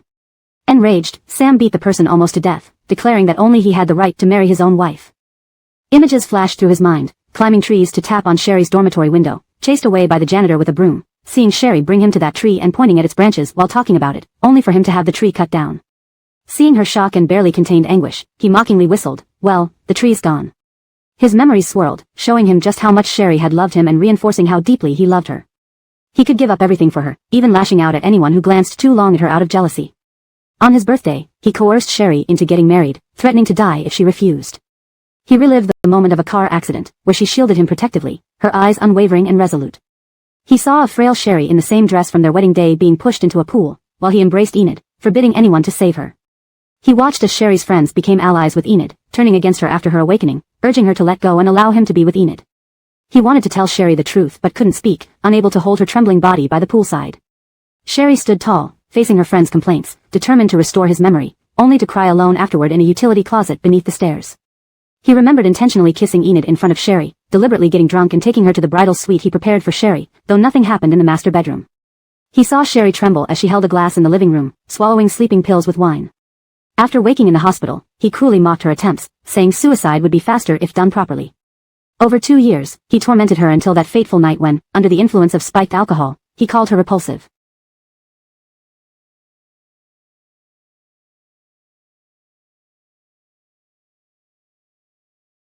He watched over her, lying on the ground, using his finger to lift her chin while taunting Ferris, "If she's so desperate, find a few men to satisfy her." Sherry laughed bitterly after her initial shock, her voice faint and hollow, asking, "Sam, if you ever recover your memory, will you regret treating me this way?" He remembered his chilling response, "If I ever remember, I'll wish I never knew you. You should have rotted in Coralgia village." Had Alina Z not intervened, he would have let Ferris bring men over, he knew it. Eventually, Sherry tossed the divorce papers at him with indifferent eyes, devoid of her once passionate love. "I refused to let go before because I feared one day my Nanshan returned and blamed me for abandoning our relationship. But I've tried. I'm too exhausted. So Sam, I don't want you anymore." No. No, it can't be. How could his beloved Aiko give up on him? He was a terrible person, causing so much harm to her, the woman he loved with his entire being. What had happened to him? Had he been possessed, or lost his sanity? He vividly remembered pushing Sherry and leaving her bleeding, her breakdown following Wendy's death, her despair when threatened with his family name. Most horrifically, pushing her pregnant body down the stairs, and hearing her say with a smile that the child was conceived with another man after he drugged her. Matthew jolted awake, tears streaming down his face. Sam sat up abruptly. "Cousin. You're awake." Winston Coralsang, who had been sleeping by his bed, woke up, rubbing his eyes. "You were crying in your sleep." Sam's pupils quivered as he grabbed Winston Coralsang urgently. "Where's Aiko?" "Where's Aiko?" "Yesterday, it seems her boyfriend took her away," Winston Coralsang replied cautiously. "Boyfriend?" Sam's eyes shook. "Yes. I spoke with Senior Charmaine, who confirmed it was her boyfriend." Winston Coralsang suspected Sam had regained his memory and added, "Aiko is now very happy. You shouldn't feel too guilty." But how could he not? Chapter 129, Investigate. As Xerxes was speaking, he recalled the matters that Freddy had instructed him about last night. He quickly took out his phone and called Freddy. "Freddy, my cousin has woken up." "Boyfriend." Sam's throat constricted, his eyes bloodshot. Was he the biological father of Aiko's child? Was it him who put his own Aiko in someone else's bed? Aiko, whom he couldn't even bear to touch for so many years, Aiko, who suffered from severe psychological trauma regarding sexual matters, it was he, who personally drugged her and personally delivered her to someone else's bed. Gritting his teeth, Sam threw off the blanket and ran out. Xerxes, who was on the phone, staggered when bumped by Sam. Turning around to see Sam slamming the door and leaving, he hurriedly hung up and chased after him, Lyle. Xerxes caught up with Sam at the entrance of the ward and grabbed him. Where are you going? The doctor hasn't allowed you to be discharged yet. Sam tried to shake off Xerxes' grip but couldn't, screaming hysterically, I want to find Aiko. I want to find my Aiko. Xerxes was pushed back and sat down on the steps, frowning at Sam. Mature enough, his memory had returned. Xerxes stood up and grabbed the running Sam, asking, where will you look for Sherry? Do you know where Sherry is? Sam seemed to wake up from a dream, momentarily stunned. He searched Xerxes' body for his phone. Your phone. Give me your phone. Sam. Xerxes shook off Sam's hand and snatched back his phone. Aiko doesn't want to see you right now. Do you not know how much she despises you? If you dare to use my phone to call her, do you believe she would block both me and you immediately? Xerxes' angry voice made Sam calm down. He admitted that Xerxes was right. The hatred Aiko harbored towards him. He knew. Last night, Aiko slapped him and pulled his tie, smiling mockingly. Her icy gaze was the same as how she used to look at those trash who provoked her in junior high and high school. In Aiko's eyes, he might be even worse than trash now. Where is Aiko? Sam's voice choked, filled with pleading as he looked at Xerxes, crying so hard he couldn't straighten up, his hands on his knees sobbing. Can you ask her for me? Where is Aiko? Xerxes licked his lips and ultimately softened his heart. He supported Sam. You should go back to the hospital for a checkup first. I can help feel out the situation. If Aiko agrees to see you, then you can go. Sam looked up, tightly grabbing Xerxes' hand, like he had found a lifeline, looking at Xerxes full of anticipation, his Adam's apple rolling. Will Aiko see me? I don't know. Xerxes couldn't guarantee, but I'll do my best. When Freddie arrived at the ward, Sam was staring at Xerxes while he was calling Sherry. Xerxes clutched the phone, warning Sam, I can make the call, but you mustn't speak. I don't want to be blocked by Aiko because of you. Okay. Sam nodded. Xerxes dialed Sherry's number and opened the speakerphone. Soon, Sherry answered on the other end of the line. Hello. Hearing Sherry's cold and clear voice, Sam couldn't hold back his tears anymore. He covered his eyes and leaned against the sofa, tears continuously flowing from the corners of his eyes. At this moment, Sam deeply felt he had no face to meet his Aiko again. Xerxes glanced at Sam. Aiko, yesterday I was focused on my cousin and didn't know how you were. Were you hurt? I'm fine. How are you? Sister Kai said you were also beaten yesterday. Did they treat your wounds? Yes, all treated well. Xerxes looked at Sam. Cousin stayed for observation last night. If he passes today's checkup, he should be able to leave the hospital. Then are you delaying your return to Coron City? Xerxes deliberately mentioned Sam, but Sherry showed no concern or interest in responding. Yes, I'll go back the day after tomorrow. There are still many things in the lab that I can't leave all to the senior brother. All right. Call me if you need anything. I have something to do. Goodbye. Hearing Sherry saying she would hang up, Sam sat up straight, wanting to say something but could only look at Xerxes. Okay. Goodbye. Xerxes avoided Sam's gaze as he hung up the phone and frowned at Sam. See, Aiko doesn't want to hear from you. Give it up, Lyle. You already have a fiancé. What are you doing bothering Aiko? Freddie, standing at the door, knocked. Mr. Youssef, President Lisbeth knows you are hospitalized and asked if we can recover the formula on time. Freddie. Upon hearing the voice, Freddie turned his head and saw Enid fully equipped, carrying a thermal bucket, appear behind him. Don't miss. You've come to visit Mr. Youssef. Freddie smiled and moved aside to let Enid enter first. Hearing Enid's name, Sam turned his head, his red, bloodshot eyes looking towards the door. Lyle Nanshan, you're awake. Enid rushed in and placed the thermal bucket on the coffee table. She sat next to Sam, reaching out to grab his hand, but Sam pulled away. Sam's pupils trembled as he raised his hand to press against his aching head. Memories of his past with Enid surfaced clearly. He remembered holding Enid from behind while watching fireworks, whispering softly, "Good girl," in her ear. Their first encounter, if he recalled correctly, was when he was attracted by the charming demeanor Enid exuded during a debate team presentation. What kind of demeanor was it? Sam remembered, it was similar to how Sherry, in her debate team days in high school, calmly and confidently countered her opponents. It was because Enid always wore skinny jeans and white flats, paired with oversized hoodies, and wherever she went, she carried her books one-handed, giving off a casual, nonconformist vibe, making him feel like they had known each other for years, like soulmates. Later on, Enid began changing, and he accepted those changes. Were you intentionally imitating Aiko when we first met? Sam pressed his aching head, lifting his red eyes to look at Enid.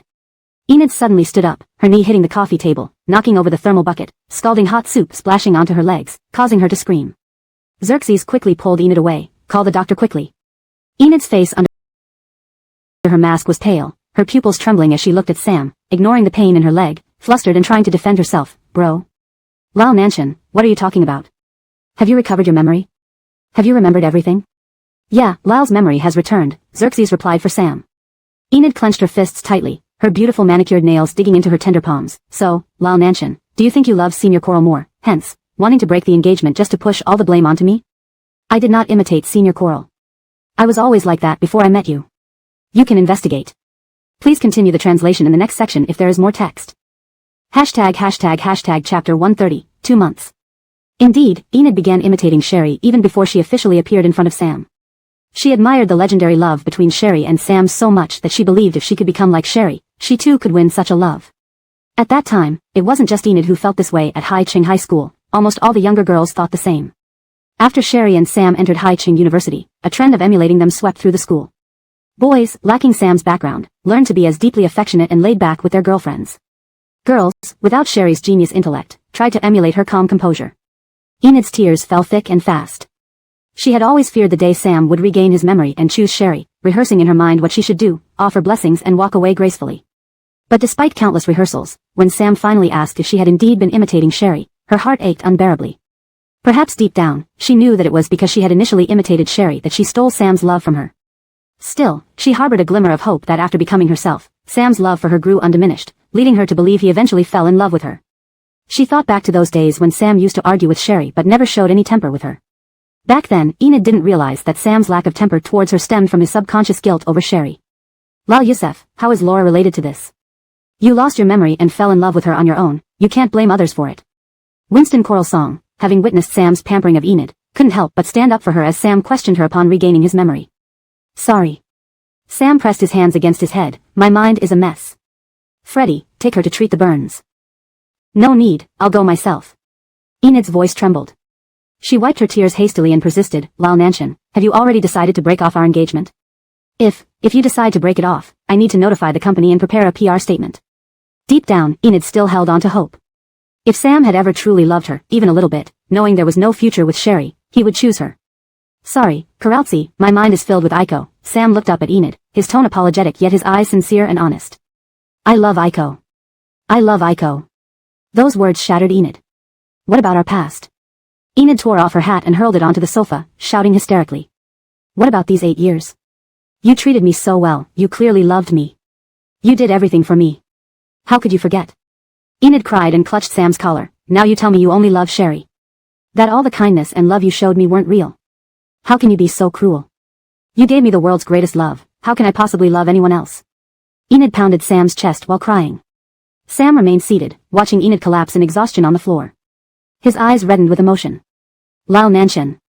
Having cried enough, Enid suddenly gathered strength and grabbed Sam's hand. Let's give each other one more chance. Let's set a time frame as a buffer period. We'll agree on 2 months, a way to bring closure to our relationship. After 2 months, if you still want to break the engagement, I won't hold you back. But during these 2 months, I need your cooperation. Seeing Sam silent, Enid added, remember when Senior Coral woke up and asked you to cooperate? You agreed then. Sam. I don't ask for much, not 2 years, just 2 months. You owe me this.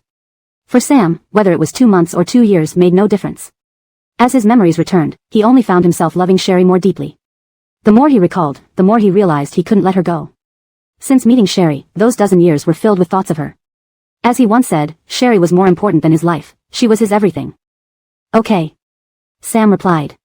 Sherry spent the entire day reviewing board materials and executive family details. By evening, Alana called, saying she and Alicia had returned to Coroncheng.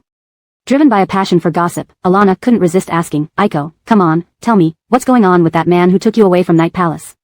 Mentioning Gale, Sherry inevitably thought about last night when he sent his driver to bring her home. She put down the capacitive pen, picked up the now cold water beside her, and drank, then responded, honestly, I'm not sure. Come on. Tell me and let your senior analyze it for you. I'm quite an expert in relationship theories. Alana's travel fatigue vanished instantly, replaced by excitement for the gossip. Just, on and off, Sherry hedged, finding it difficult to articulate her feelings. After leaving the hospital post-treatment, it felt like he pushed me away, yet he still cared. You two haven't officially started dating, right? Alana asked. Was being married considered officially starting a relationship? But Gale gave her time to consider until grandfather Rusty's birthday banquet, so Sherry felt it hadn't been officially established yet. After a brief silence, she answered, yes, we haven't officially started. He said he'd give me a few days to think. That makes sense. Alana exclaimed, excitedly slapping her thigh. Let me tell you, this suit-wearing thug has some depth. Mathawit-wearing thug? Sherry found this term ill-fitting for Gale, who was dignified and composed, far from resembling a thug. Oh right. That's what Alicia calls your not-quite-boyfriend. Alana explained. Listen to me. Did he give you a deadline, asking for a response by a certain date? If together, stay. If not, leave him alone? Am I right? Chapter 131, The Art of Letting Go to Win.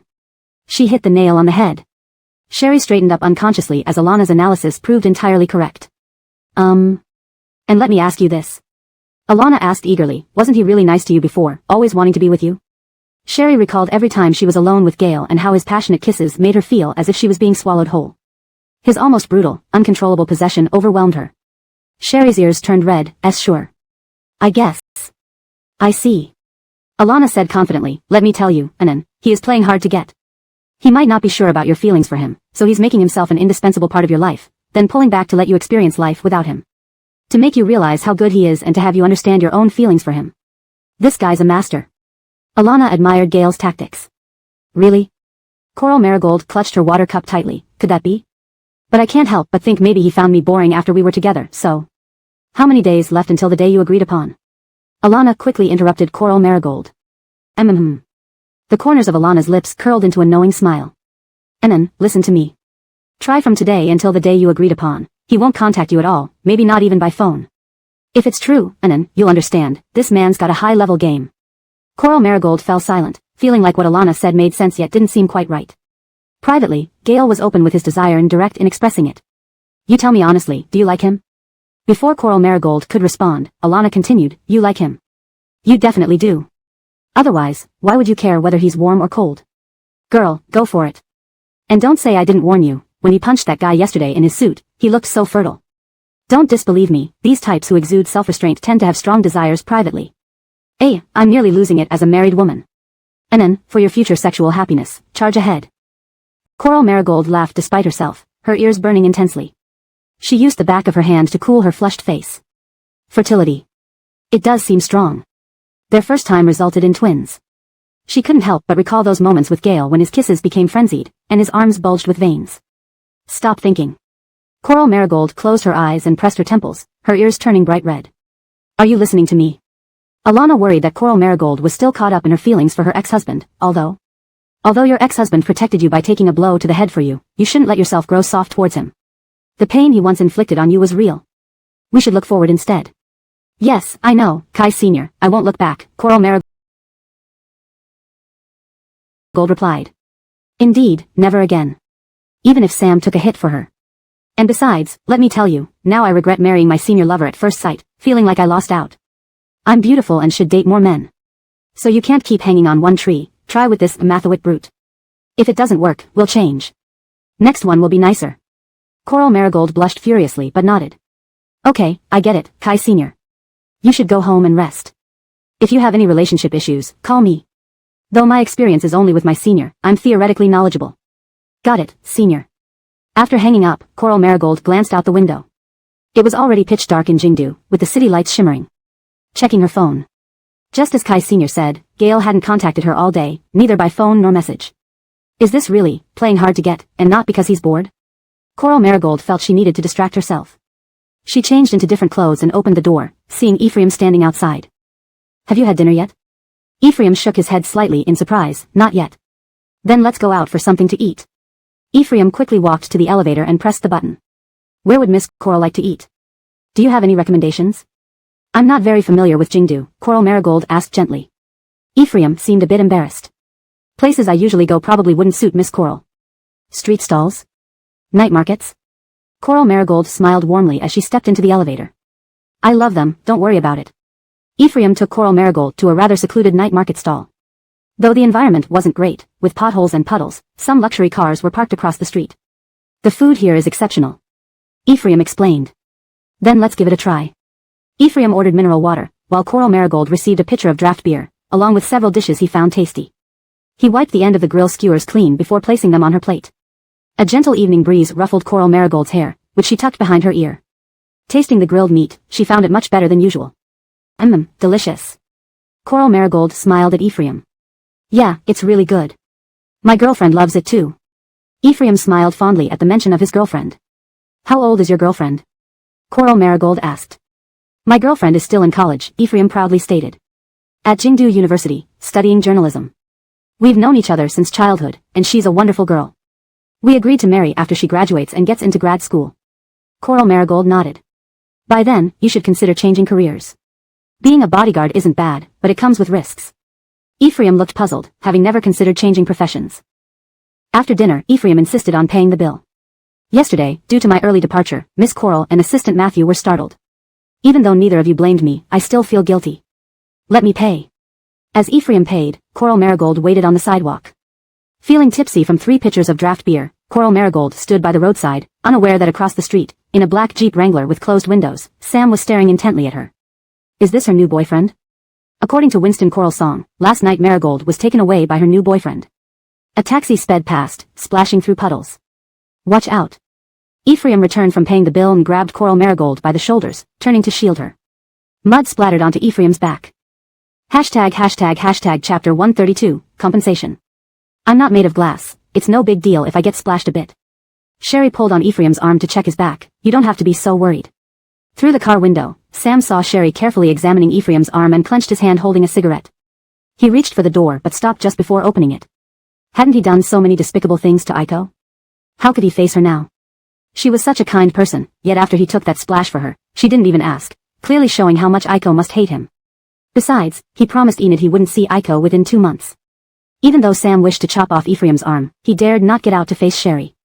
After doing so many wrongs, if he wanted to win Aiko back, at least he had to annul the engagement first, so he could stand cleanly in front of Aiko. Otherwise, chasing Aiko without fully severing ties with Enid would make people say Aiko is a third party.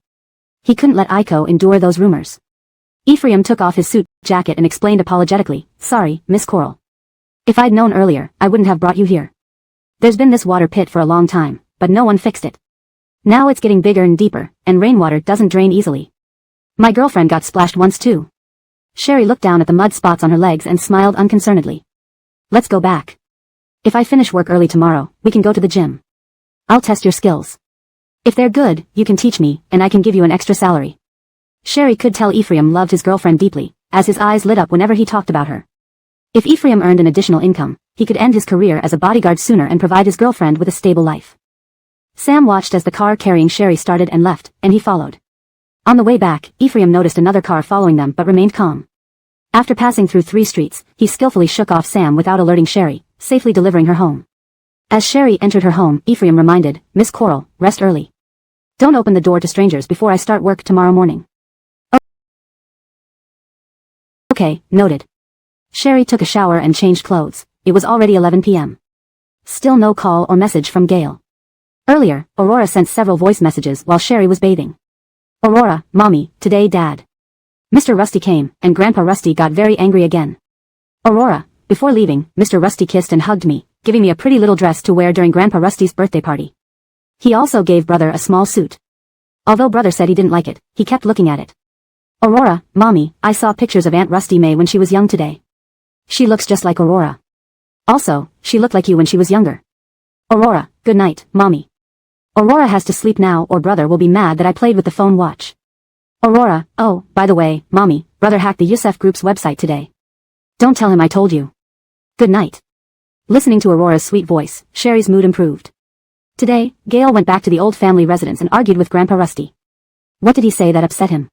When Grandpa Rusty visited, she sensed he had already allowed Gail to leave the family and the company. But since he didn't call her, it must not be about them. Moreover, Gail promised her time to consider, so he wouldn't bring it up until then.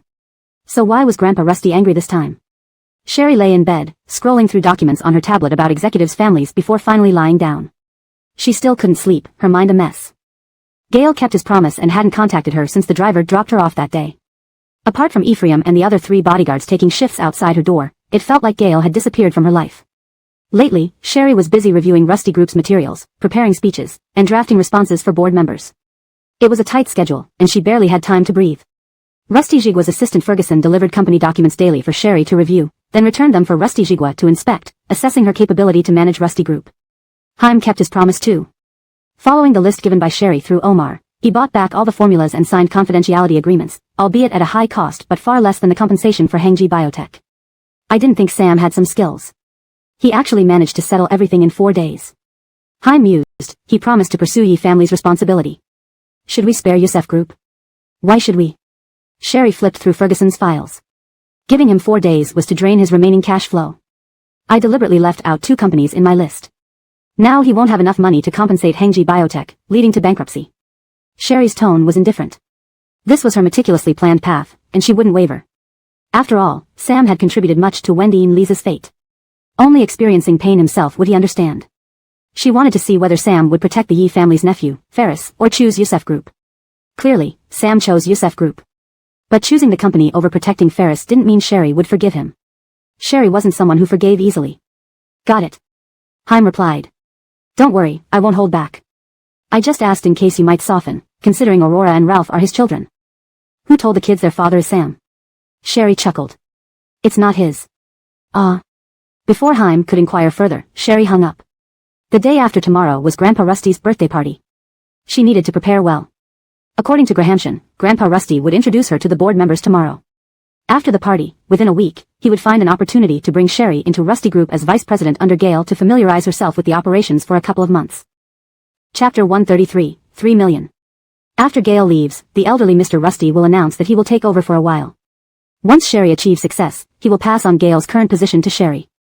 By then, Mr. Rusty will truly delegate authority and spend more time with Rusty, Veronica, and the 2 children. But when did Gail say he would give him an answer, tomorrow or on the day of the birthday banquet? While she was thinking, her phone vibrated again. It was Haim calling once more. Sherry answered, what now? Boss, this time that celebrity Enid's agent is definitely done for. Haim's voice was filled with glee. Do you remember that scar-faced man we caught that day? He and his 5 brothers got into a fight and all suffered damage to their reproductive organs. They can never be men again. That scar-faced man, in anger, revealed all the dirty deeds Sabrina had paid them to do over the years. Celebrities are already holding him accountable. Sherry was somewhat surprised. This is karma. That scar-faced man used to make inappropriate videos of other female celebrities with his gang, and now they can't even reproduce anymore. Ha ha ha. Haim couldn't help but laugh loudly. He hadn't forgotten how Sabrina instructed the scar-faced man and his gang to assault Sherry and record it. Sherry lightly tapped her fingers on the coffee table. Sabrina went to the hospital. The 6 men were crippled. Although it seemed like retribution, why did it feel a bit too coincidental? That night, Gail's cold expression, the way he used his slender, articulate fingers to slam the middle-aged man's head onto the table, it appeared vividly before Sherry's mind. Her fingers suddenly clenched. Was it him? But this didn't seem to align with Gail's usual upright and gentlemanly image. In Sherry's eyes, and indeed everyone's, Gail always appeared positive, serious, calm, and composed. He was dignified and upright, not someone who would orchestrate violence. However, besides Haim, only Sam, Enid, and Gail knew about what happened that night. Enid's agent Sabrina had also been severely beaten, and Sam was pleading for mercy that night at the Night Palace, so it couldn't have been him. Haim had just heard about it, so it could only be Gail. Sherry felt her heart race as she uncovered the secret. So it wasn't her imagination after all. Gail seemed different from what everyone thought. Under his high moral ground and self-respecting exterior, he might just be someone else. Sherry was unsure. In a villa with more than 50 acres of lawn outside the 6th ring of Nanhu in Beijing, Clifford looked down evilly at the kneeling, trembling, lip-biting middle-aged man with bound hands. Pacing around the man, he asked, I remember Uncle Martin has always been good to you. The medical bills for your wife were paid by Uncle Martin. Why betray him? I didn't betray Mr. Martin, the middle-aged man stammered. If you insist, let me go see my wife and daughter, and I'll explain it to Mr. Martin personally. No need. Clifford straightened up and laughed. No need for you to explain to Uncle Martin. Someone will hear your explanation soon. The middle-aged man was puzzled until he heard the basement door open. Looking up, he saw shiny leather shoes descending the metal stairs, then tight-fitting slacks, until Gail's face came fully into view. The middle-aged man's eyes widened in disbelief. Rusty, Gail? Who didn't know Gail, the leader of the Rusty Group? Not only had he brought together Chinese enterprises to break through photolithography and chip manufacturing against the U.S., but his achievements also radiated beyond business. Clifford smiled at Gail. Following your orders, I didn't touch Lao Jean. Handing him over to you. Lao Jean finally showed signs of panic, shrinking back as he stared at Gail's sharp features. After 20 years, that indifferent gaze carried an overwhelming presence he found eerily familiar. Who are you? Lao Jin's voice trembled. You can call me Gail. Gail removed his suit jacket and placed it on a sofa in the basement, uncapping a bottle of wine leisurely. Or call me Caleb. No. No. Impossible. Lao Jean panicked. Gaynor clearly died. I watched his body cremate.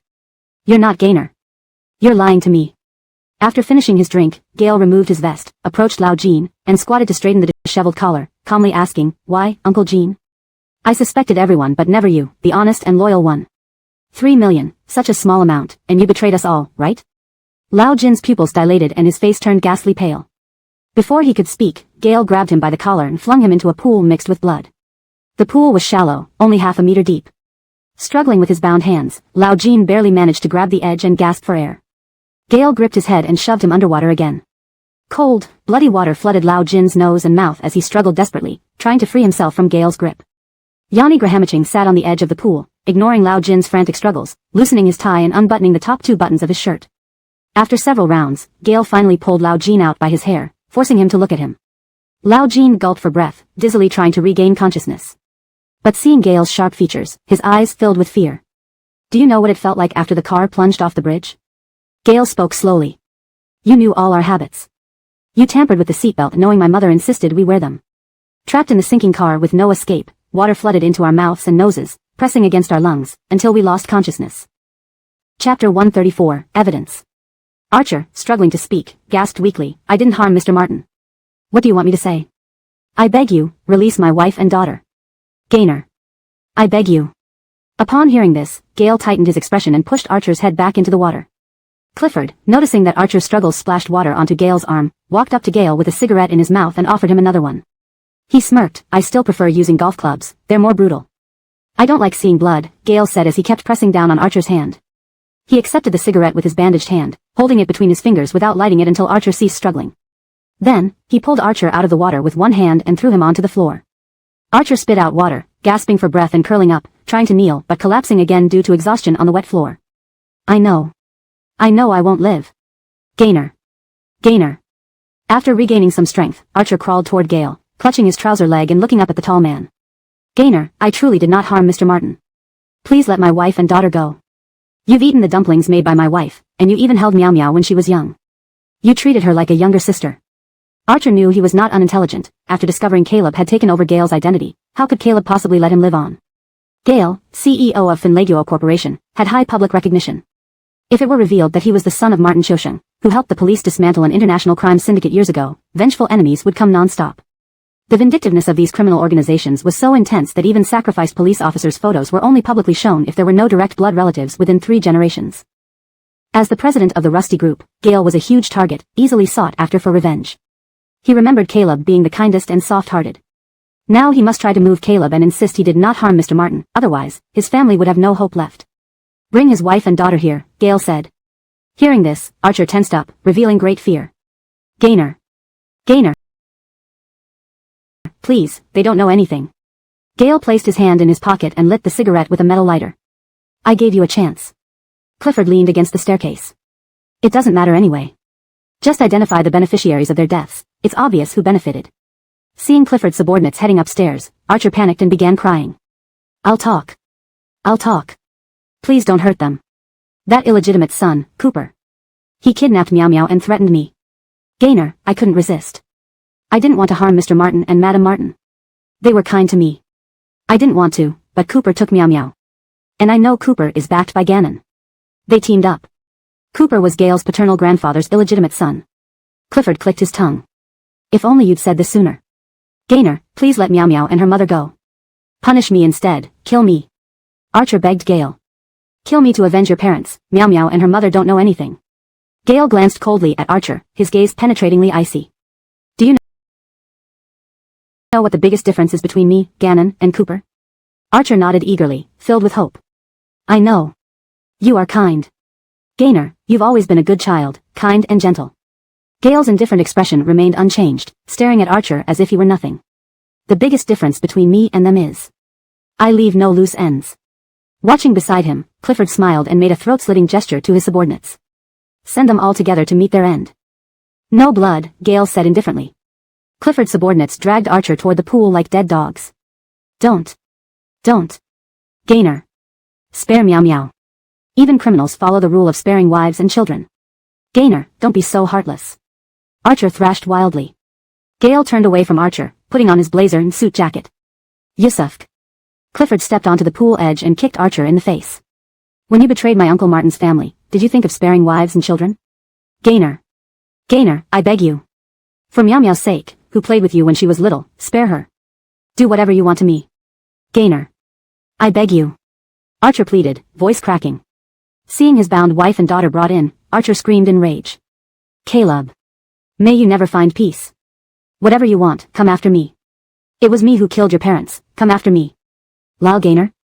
Jinyan's daughter, Jean Meow Meow, wide-eyed from the stairs, saw only Gale fastening his suit buttons. Tears streamed down her face. Is Lal Gaynor alive? Are you Lal Gaynor? Archer's wife trembled, calling out to Archer. Clifford shoved the girl yelling, Lal Gaynor, into the pool, followed by her mother. Today marks the anniversary of my Uncle Martin and Aunt Martin's death. Let's send you all to hell to atone. Clifford's face darkened. Archer watched in horror as his wife and daughter were plunged into the pool. I have evidence. I have evidence. I will give you the evidence, Gaynor. Give it to you, I beg you to spare them. I beg you. Archer knelt down, crying. I'll give you the evidence, only I know where it is hidden. Please, spare my wife and daughter. Gale paused briefly, then continued walking upstairs without a word. Clifford, with a sinister smile, squatted next to the pool, grabbing Archer by the collar and slapping him. Let's see if your evidence can save your family's lives. Shoving Archer aside, Clifford ordered, keep them soaking in the pool until we get the evidence. Exiting the basement, Clifford saw Gale washing his hands in the bathroom. Once we get the evidence, I'll kill them all, he declared. Don't soil your hands. Clifford was puzzled by Gale's words. Did he mean not to let blood during the killings or not to kill at all? Should the men do the killing? Chapter 135, I like you. Watching Gale toss the used paper into the bin and head toward the exit of the villa, Clifford clenched her jaw and ultimately chased after him, calling out to Gale who was about to enter the driver's seat of his car, Lyle. Gale leaned one hand against the roof of the car, turning to look at Clifford. Clifford moved to the passenger side and spoke. I don't know who that woman is that you asked Ephraim to protect, but I hope you understand that you can't afford to have a weak point. If you do, you'll be like Archer, easily manipulated. Gale gave Clifford a deep look before driving off. Clifford stuffed her hands into her pockets, staring at the tail lights of Gale's car, her brow furrowed. That brat Ephraim kept his mouth shut, refusing to tell her exactly whom Gale wanted protected. Otherwise, she could have resolved this potential weak point for Gale in advance. Gale drove straight to the building where Sherry lived, yet he didn't go upstairs. Leaning against his car hood, he saw that the light was on in Sherry's living room, imagining her sitting on the white plush carpet in the living room going over her notes. She understood what Clifford said. But what Clifford didn't realize was that Sherry was the light in his dark chamber, his absolute fairy. Watching Sherry break free from her cocoon and shine step by step on her own stage, it felt as though his own life had been redeemed too. Originally, he could have just continued watching her from afar. However, 4 years ago, she was the one who approached him first. He never considered himself a good person and didn't believe that cutting ties with Sherry out of self-righteous love for her because of the dangerous road ahead made him truly love her. He just wanted Sherry. To possess her. To claim her. Though he did give Sherry the chance to choose. Yet, he couldn't suppress his growing possessiveness over her and even shamefully hid parts of himself, only showing her the side of Gale he wanted her to see. In order for her to choose him, he meticulously devised plans and used enticements. Even if she disliked him, seducing her with romantic involvement would eventually make her feel something for him. When Sherry held onto his pants in the car outside Night Palace and suggested they return home after dressing his wound, Gale knew she might already be caught in his web. The day after tomorrow was Mr. Rusty's birthday banquet. Tomorrow, he needed Sherry to give him an answer. If she chose him, no matter how treacherous the path ahead, as long as she was by his side, he would do everything to protect her. But if, for the sake of Mr. Rusty and Rusty Veronica, she still refused him. Bathed in the warm yellow streetlight, Gale's face showed no emotion as he lit a cigarette between his lips, his black eyes cold and terrifying. The next day was Mr. Rusty's birthday banquet. Grahamshan brought Sherry early to try on the modified evening gown and finalize her appearance. Sherry's long hair hung comfortably and lazily on her shoulders, adorned in a black off-shoulder mermaid dress, accompanied by a priceless emerald necklace and matching earrings, along with stiletto heels. She stood in front of the mirror, looking at herself. Compared to 4 years ago, the scars that once marred Sherry were now faint, almost invisible unless closely examined. This was the result of experiments she conducted on herself in her lab while testing damaged tissue fibers. Grahamshan couldn't help but praise, Miss Aiko, your outfit will make you the most dazzling lady at the banquet tomorrow. Let's do it. Sherry was also very satisfied. The stylist helped Sherry take off the jewelry and place them back in the case, then lifted the hem of her dress to close the changing room curtain, preparing to remove the gown. She slipped off her high heels and reached behind to unfasten the zipper of the dress but was stopped by a large hand grabbing hers before she could reach it. Sherry turned in surprise, seeing Gale with widened eyes, but she breathed a sigh of relief. Why are you here? She was a little worried that Grahamshan was waiting outside. Mr. Rusty asked me to check your dress. I was late for a meeting. Gale calmly held Sherry's shoulder and turned her around, slowly pulling down the zipper from her back all the way down to the bottom of her spine. Thanks, please wait outside. Sherry clutched the dress tightly to her chest, anxious. However, Gale didn't intend to leave, leaning against the back of the sofa in the changing room, asking her, "Have you thought about my question?" Holding the dress to her chest, Sherry turned to face Gale, her gaze calm and deep. Last night, due to this answer, she had tossed and turned. With Gale, such a man whose achievements and character surpassed all other outstanding men, it was hard not to be moved. But besides the fact that being with Gale likely meant going against Mr. Rusty, she repeatedly recalled every detail of her interactions with him, especially the events of recent times. It always seemed as if Gale differed slightly from what she imagined. After experiencing Sam, Sherry was cautious about relationships. She wasn't sure about the authenticity of the Gale in front of her, unsure whether she understood him enough to make a decision. Were those people who attacked Enid's manager Sabrina and the hired thugs in detention you're doing? Sherry asked. Gale hadn't expected her to ask this, but since she dared to inquire, he knew she must have guessed something. Therefore, Gale didn't hide it. He quietly gazed at Sherry for a moment, still courteous, and nodded, yes. Sherry's heart skipped a beat. Don't you care? Gale toyed with the tassels on the pillow, smiling faintly at her. Sherry shook her head. She wasn't a saint. Why should she sympathize with someone who once tried to harm her? She replied, I'm just surprised. You don't seem like someone who would do something like that, just like I was surprised to run into you at Night Palace, more surprised to see you hitting someone. Because in Sherry's eyes, Gale was an extremely rational person. Having someone beaten in detention seemed more like something a hot-headed person like Sam would do. Is this why you plan to reject me? Gale smiled warmly. No. Sherry lowered her gaze, her breathing quickened, her chest rising and falling as if she had gathered all her courage to speak. All along, I felt you are a stable, mature, mysterious, upright man, ascetic, aloof, untouchable, and confident in all matters. Your handsome features and gentlemanly demeanor exude charm typical of mature men. A nearly perfect man like you, it's hard not to like, so. I do like you. Chapter 136, even more so. Before she could finish her sentence, Gale grabbed her wrist and yanked her forward. Sherry staggered a step, and her cheek was cupped by Gale, who lowered his head and fiercely kissed her. Sherry's mind blanked out for a moment. Outside the changing room, separated only by curtains, she heard someone pushing a rolling clothing rack past. She opened her eyes wide, trying to push against Gale's burning body pressed tightly against hers, stumbling backward until she bumped into a table piled with candidate dresses. Gale's slender fingers slipped into her long hair, holding the back of her head firmly, kissing her aggressively and deeply as one hand held her waist. His palm brushed against the exposed skin of her back where the zipper was open, causing goosebumps to rise all over Sherry's body.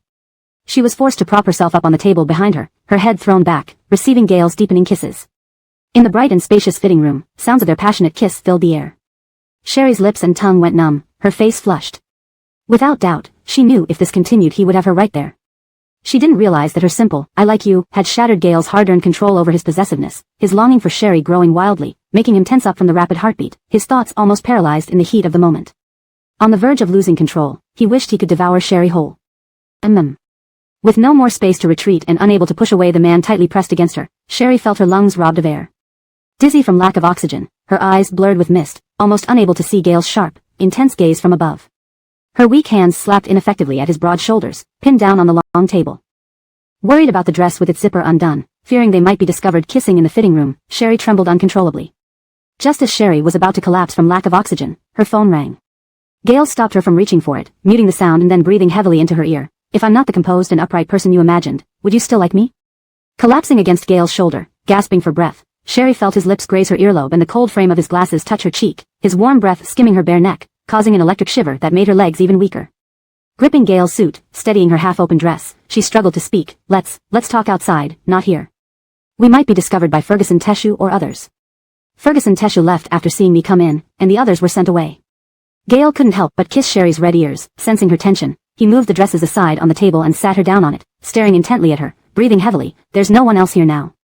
Tell me, since you like me, do you want me? I don't know. Sherry's mind was a jumble, her words almost unfiltered. I feel like I understand you yet don't really know you. You say you like me, but I'm not sure if it's me you like or just the feeling of being intimate with me. Only when we kiss or make love, can I feel that you truly like me. Her grip on Gale's suit tightened. His narrow, deep eyes burned intensely, almost consuming his last bit of reason. She avoided Gale's gaze. I'm afraid it's just a physical obsession. If so, younger and fresher girls will eventually come along. I lack security, I've been through a failed relationship, I don't dare invest my feelings easily. Not to mention, the real Gale seems different from what I saw. You indeed don't know the real me. I'm neither upright nor unreachable. Gale's enunciation was clear and precise, his low, magnetic voice intoxicating. He caressed Sherry's lips, his mouth near her reddened ear. You have no idea how dangerously possessive and defiled my desires for you are. There are many other perverse and terrifying fantasies, like this, forcing your chin up to accept my kiss, or forcing you to fall in love with me. Sherry's scalp tingled hearing Gale's crude words. Gale, you. Sherry's breathing was erratic, feeling a tingling sensation in her heart. This isn't like you. Long before you were with Sam, I already loved you, or perhaps, became obsessed with you. Sherry's expression was stunned. She hadn't noticed at all. For a moment, Sherry wasn't sure whether Gale hid his feelings well, or maybe back then, his love wasn't as intense as this. This is me. Gale's eyes were greedy, crazy, and brutally direct, overpoweringly aggressive, leaving her unable to bear it. Do you still want to be with me? If you don't, I'll leave your life cleanly, never letting you appear in front of me, affecting me. If Sherry had seen Gale's gaze at that moment, she would clearly know he was lying. He wouldn't leave her life. Feeling Sherry clutch his suit even tighter, Gale smiled, lightly kissing her ear, sensing her uncontrollable trembling. He took off his glasses and kissed her again, enveloping her in his arms, tangling her tongue in a fierce, rough kiss. Sherry couldn't help curling her legs and toes as her high heels fell off. Sherry thought she must be insane. If anyone else heard such frenzied words of confession, they would probably try to escape. But why was her heart racing so fast? Why did she willingly fall into this web? During the days Gale didn't contact her, Sherry's heart and emotions seemed constantly tethered, full of insecurity and yearning. If not for the guards assigned by Assistant Matthew standing guard outside her door, following her everywhere, she might have thought those mad moments with Gale were mere fantasies. Before this confession, she undoubtedly liked Gale. But after today, Sherry found herself liking Gale even more. Maybe she was sick. She didn't want Gale to leave her life. She liked his intense, dangerous possessiveness, enjoyed his fantasies and desires for her. Her heart raced to the limit of endurance. Her arm propped on the table shook while her other hand couldn't help slide up to cling around his neck. Her heartbeat soared, almost beyond bearing, but it was also exhilarating. Chapter 137 Grandfather. Just as Sherry was about to suffocate, Gale finally released her lips. He closely observed Sherry, who was panting heavily. Tears clung to her eyelashes, shimmering in the light. Her eyes, unfocused from lack of oxygen, had a slightly dazed look. Gale's breathing was even heavier than when he let go of Sherry. His voice, low and hoarse, made her ears tingle. Does this mean you agree to continue our marital relationship? The kiss had already drained all of Sherry's strength. She barely nodded, but, for now, I don't want anyone else to know. I'm afraid that Mr. Rusty will find out. I haven't figured out how to explain it to him or how to face others. Is it okay? Gale leaving the Rusty family had already upset Mr. Rusty. If he found out about her being with Gale, he might die of anger.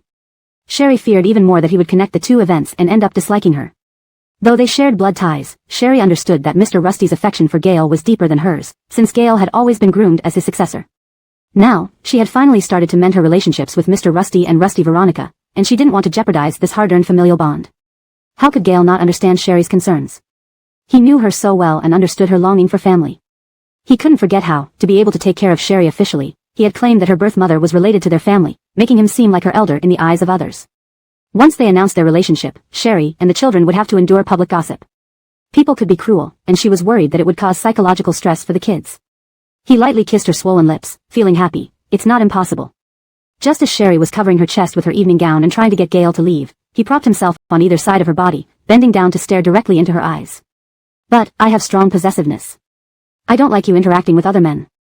I don't like you accepting pre-cut steaks or coats from them. I even get jealous when you smile at others, including women. Sherry looked at him with bright, innocent eyes. Without his glasses, the deep emotions swirling in his eyes made her heart skip a beat. The words, including women, affected her just as much as the passionate kiss had. Her breath faltered again as she clutched her dress tightly. Indeed, as Sherry had said, Gale was excellent at controlling his emotions. But the presence of any male near her could easily provoke his irritation and hostility. Even the intimate gestures from her female friends irritated him. I just want to tie you to me, where only I can see you, hold you, kiss you, monopolizing your every moment. Kissing her lips, his deep and magnetic voice sent shivers through Sherry's body. Gale wasn't sure if such honesty would scare her away. He needed to make sure. Matthew's intense and overwhelming feelings could drive a person to flee. This was Gale's beast, tamed but now revealed openly before her. Even Aurora and Ralph are no exception. Sherry's voice trembled, perhaps still recovering from the earlier lack of oxygen. Her breathing remained erratic. Thinking of the two adorable little bundles, of Aurora's cheerful sunflower-like smile, and of Ralph's serious expression when looking at him, Gale responded, I'm not that crazy yet, to be jealous of my own children. I understand. Sherry seemed to smile slightly. You should go out first, I'll come out after I change. Gale hugged and kissed her once more before picking up his glasses from the table and exiting the dressing room. He stepped onto the balcony, put on his glasses, and lit a cigarette to ease his urgent desire to kiss her deeply again. His phone vibrated.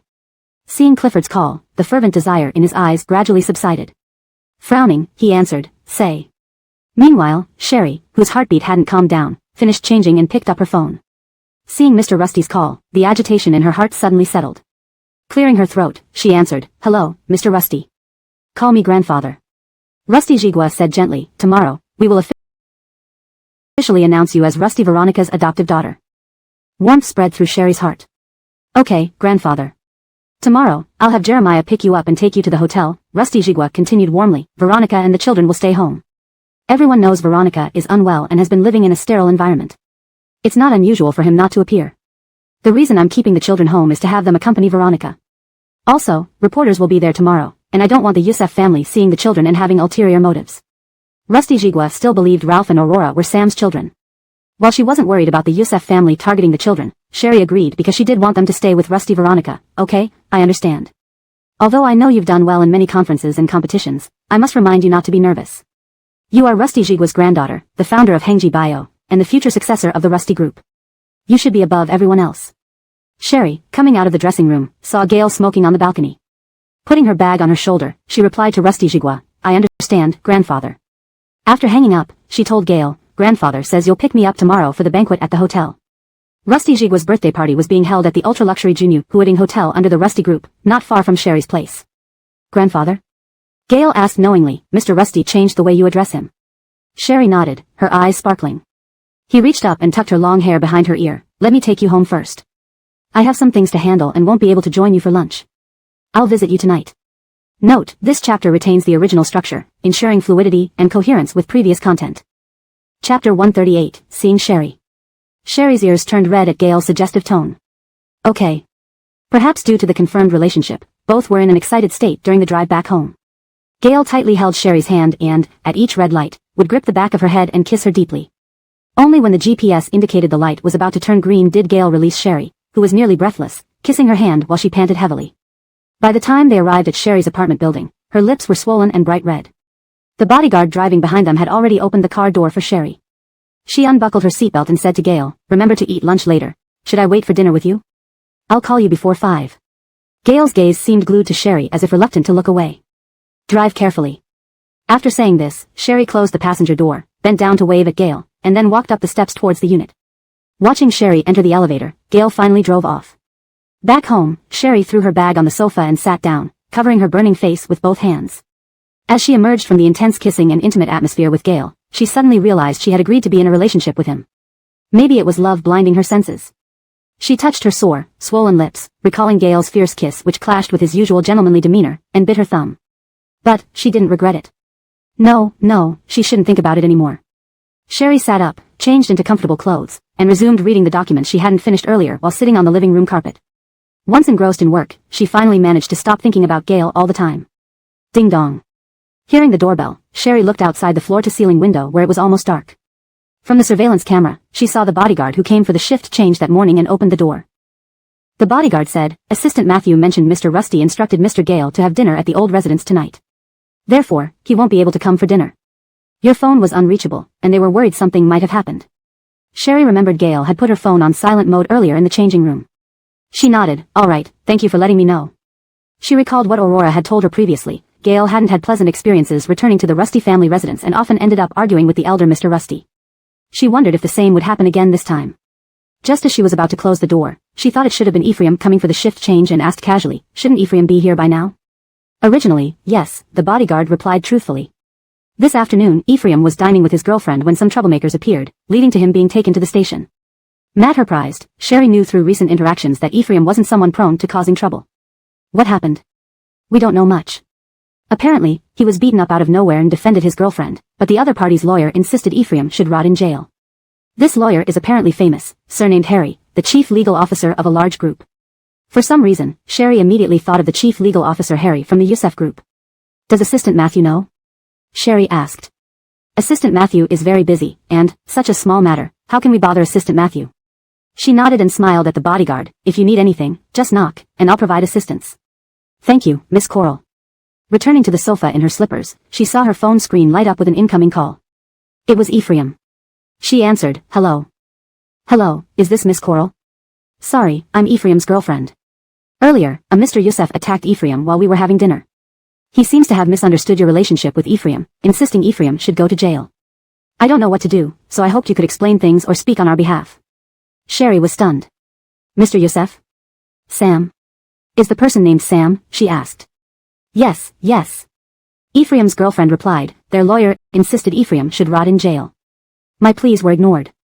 I really didn't know what to do. All right, I understand. Which police station are you at?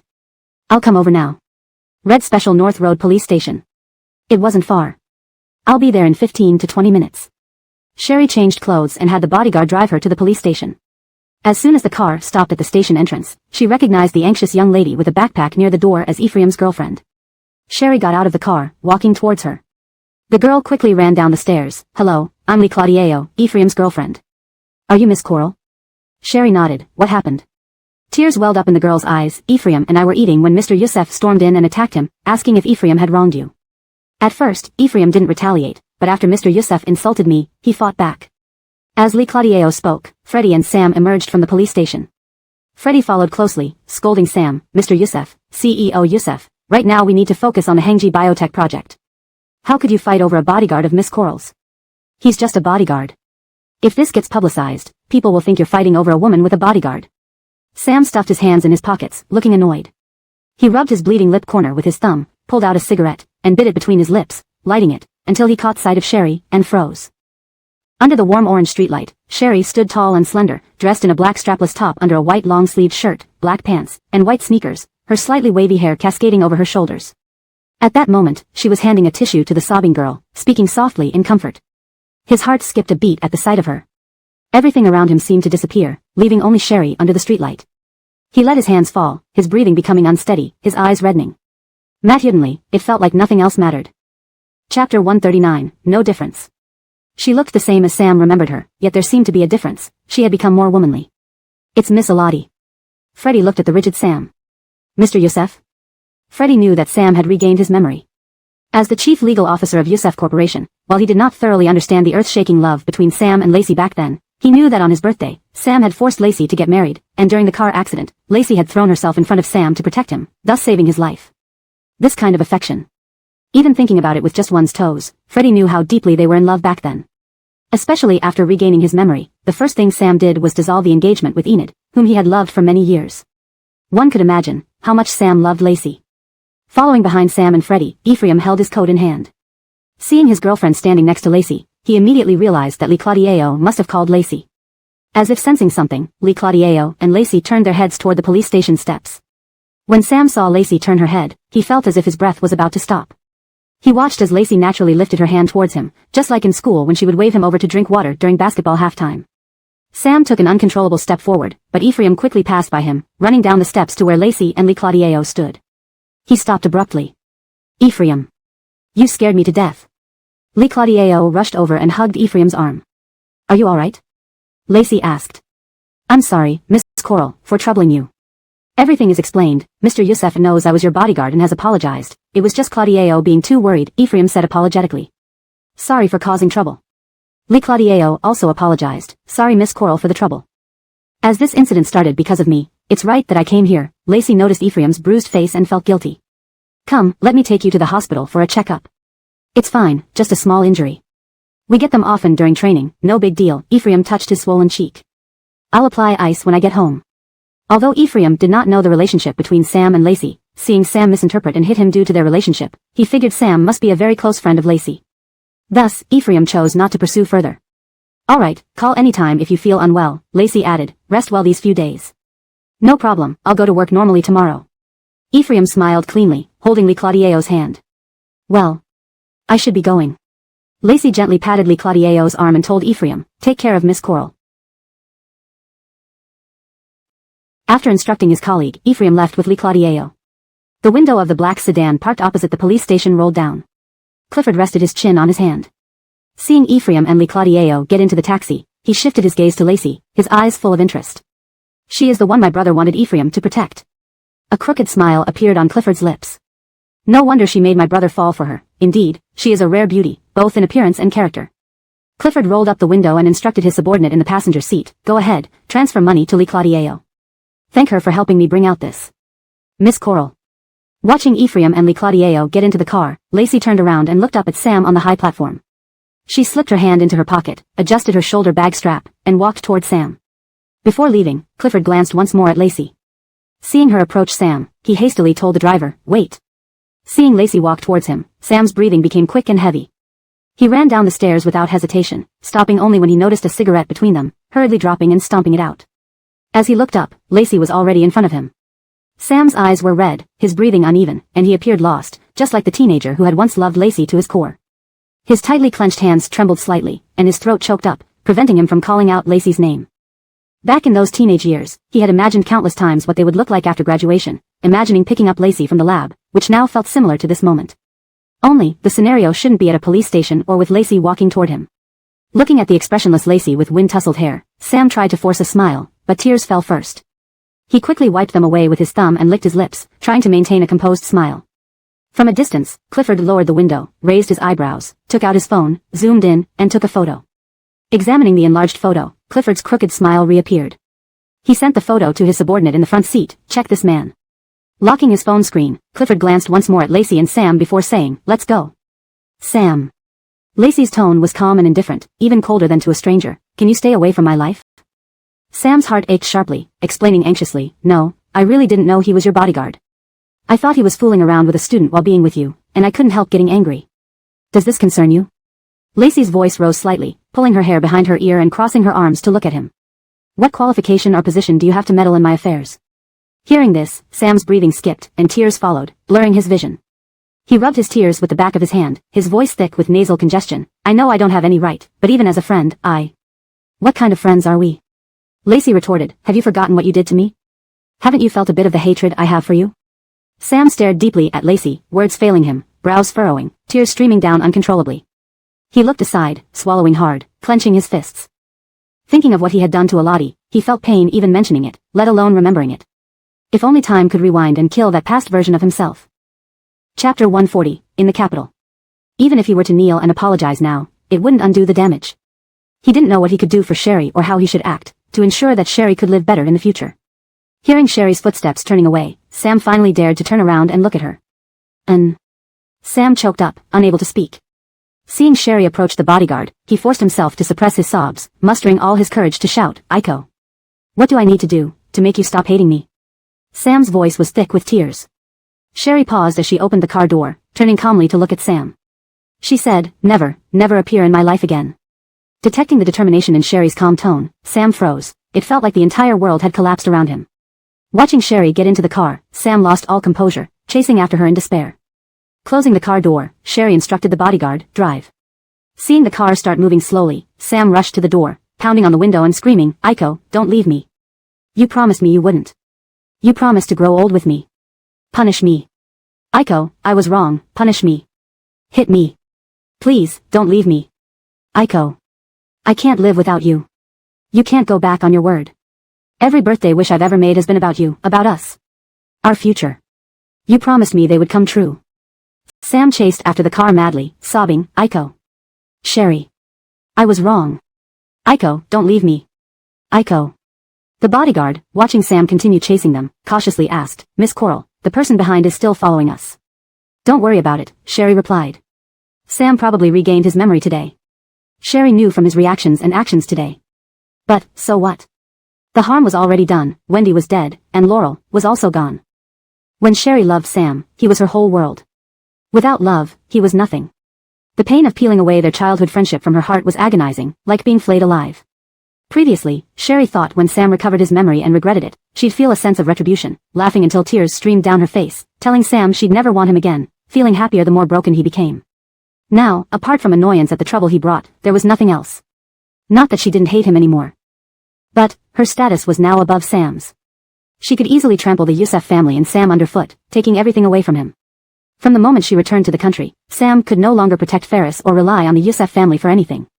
Sam chased until he collapsed from exhaustion. Freddie drove up, using his flashing lights to block the road, preventing traffic from hitting Sam.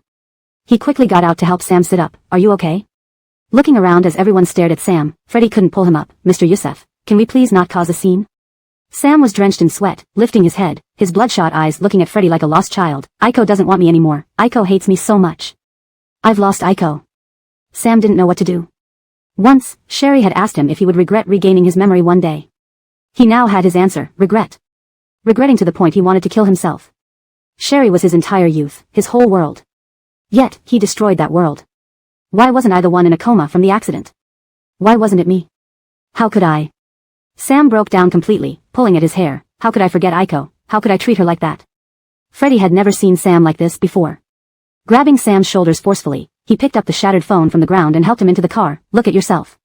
If you want to win Miss Coral back, you have to pull yourself together first. Like this, no woman will stay with you. Freddie opened the rear door, pushing Sam inside, preparing to leave but noticing the broken phone in his hand. It was a call from Godric. Adjusting his tie, he answered, "Hello, Mr. Alina." Freddie? Where's Nanchan? Freddie glanced at Sam sitting in the back seat with closed eyes, wiping away tears, scratching his forehead. Mr. Youssef regained his memory just now, met Miss Aiko.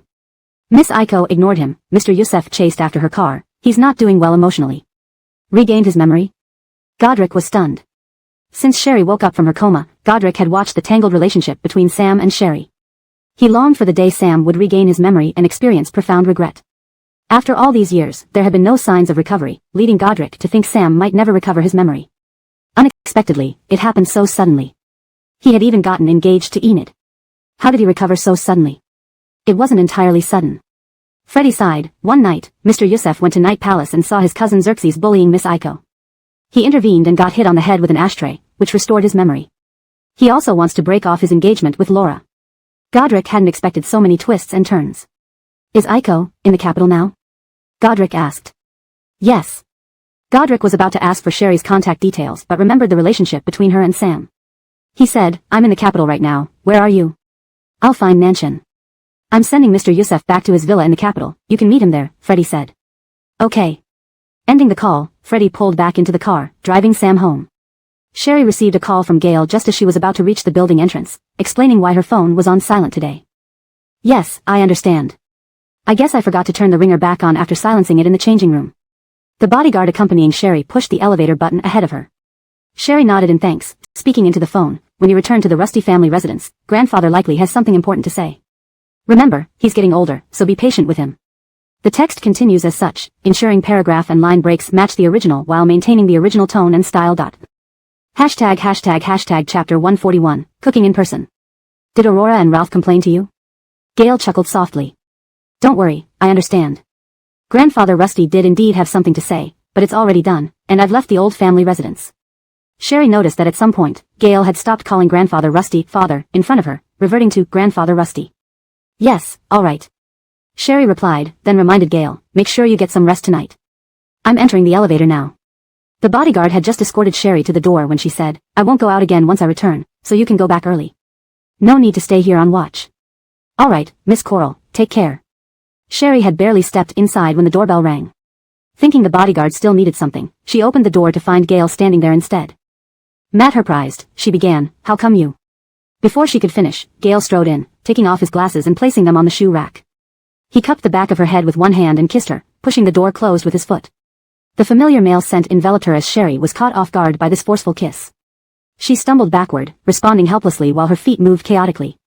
Her single shoulder bag and unbuttoned casual shirt slid down and were casually discarded by Gail near the entrance. Her heart raced wildly from the intense kiss, her eyes tightly shut. Her hands weakly climbed onto Gail's shoulders as he stripped off his suit jacket. She felt like she would collapse if not for his strong arms holding her waist, pressing her body tightly against his burning hot frame. The kiss came too fast and fierce, leaving her unprepared. Her heartbeat and breathing were a mess, her entire body throbbing with excitement. Earlier, Gail had said he would come over for dinner but later cancelled. This made Sherry feel a pang of uncontrollable disappointment. But now, right after she returned home, the person she had been talking to moments ago suddenly appeared outside her door and kissed her. She felt her face burning from Gail's heavy breathing, yet her skin exposed to the cold room air raised goosebumps. Gail carried the woman, who had become limp, and kissed her all the way to the bed. As he loosened his tie and unbuttoned his shirt, Sherry, whose mind was in disarray, tried to prop herself up with her elbow. City lights flickered through the window where no blackout curtains were drawn, casting half of his face into alternating light and shadow. His high-bridged nose, sharp jawline, and aloof expression exuded an almost untouchable allure, yet his pitch-black eyes revealed a visibly wild emotion that made Sherry's heart race madly, her body numb. "You." She managed only one word before Gail kissed her again. His overwhelming control and suffocating possessiveness grew at an alarming rate. He intertwined his lips with hers, pulling her deeper into the kiss, gripping her head to deepen it further until she had nowhere to retreat. She endured Gale's increasingly frenzied kisses, her whole body trembling and tingling. Her resistance weakened, and her hands that were pushing against his chest instinctively wrapped around his neck. In the darkness, intense emotions surged within her like rampant weeds, making her entire body feel heavy and tingly. Her rationality and thoughts seemed to be paralyzed, consumed by a desire to lose herself in the moment. Sherry's phone kept lighting up, sliding halfway out of her bag. The motion sensor light in the foyer blinked on and off with each ring. On the other end of the call, Aurora frowned, turning to her always smart brother. Is Mom sleeping because she isn't answering the phone? Ralph, with a face identical to Aurora's, sat cross-legged beside her and declared seriously, I think that after Gale left the old family residence, he definitely went to find Mom. Aurora's eyes lit up, and she cautiously whispered to Ralph, so, if Dad is with Mom, does that mean we'll soon have a little brother or sister? Can I finally be a big sister? Being born as a younger sister, Aurora had an unusual yearning to be a big sister. Ralph shot a glare at Aurora and got up, walking away. Godric looked uncertainly at Sam, who sat listlessly on the sofa, covering his face with a towel to hide his emotions. His Adam's apple bobbed repeatedly. Freddie gulped down half a bottle of water before saying, it seems he has remembered everything. Although Freddie wasn't privy to Sherry and Sam's past, he knew very well how much Sam loved Enid. Yet the Sam who loved Enid so deeply sought to annul their engagement and find Sherry upon regaining his memory. If he hadn't recalled everything, why would he treat Enid like this? Jackson, Freddie. Catherine, awoken by the commotion downstairs, stood at the upstairs railing, wearing a shawl. Seeing Godric and Sam on the sofa, she thought they had brought him home after drinking and smiled, descending the stairs. Freddie put down the water bottle and retied his tie, Mrs. Youssef. Godric hurriedly took his hands out of his pockets, greeting, Auntie Youssef. How did you come to Jingdu, Jackson? When did you arrive? Nanshan didn't tell me beforehand, Catherine smiled. I just arrived. Tomorrow is the birthday celebration for Mr. Rusty from the Rusty family. My sister and Mr. Rusty are university alumni, so he extended an invitation to our family, Godric explained without hiding anything. Catherine's smile remained, but her grip on the shawl tightened unconsciously. Gale had given an invitation to the Alina family but not to their Youssef family.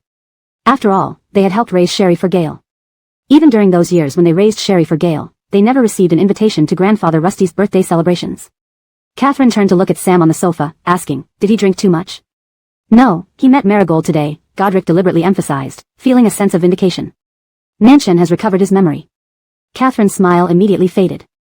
Watching her son's rolling Adam's apple and tight lips, she tightened her grip even more. She had witnessed her son's deep love for Sherry. If he had recovered his memory. Catherine dared not imagine what her son might do for Sherry. Trying to appear calm, she said to Godric and Freddie, thank you for bringing Nanshan back. It's late, so I won't keep you. We'll invite you for a meal at our house after signing the settlement agreement with Hengji Bio, and I'll cook personally. Chapter 142. Godric nodded. Alright, then Freddie and I will leave first. Youssefma watched Godric and Freddie depart before sitting beside Sam. I don't know how much of your memory has returned, but you and Sherry are now impossible. Apart from all the things you did to force Sherry to divorce you, it's now almost universally known that you're engaged to Enid.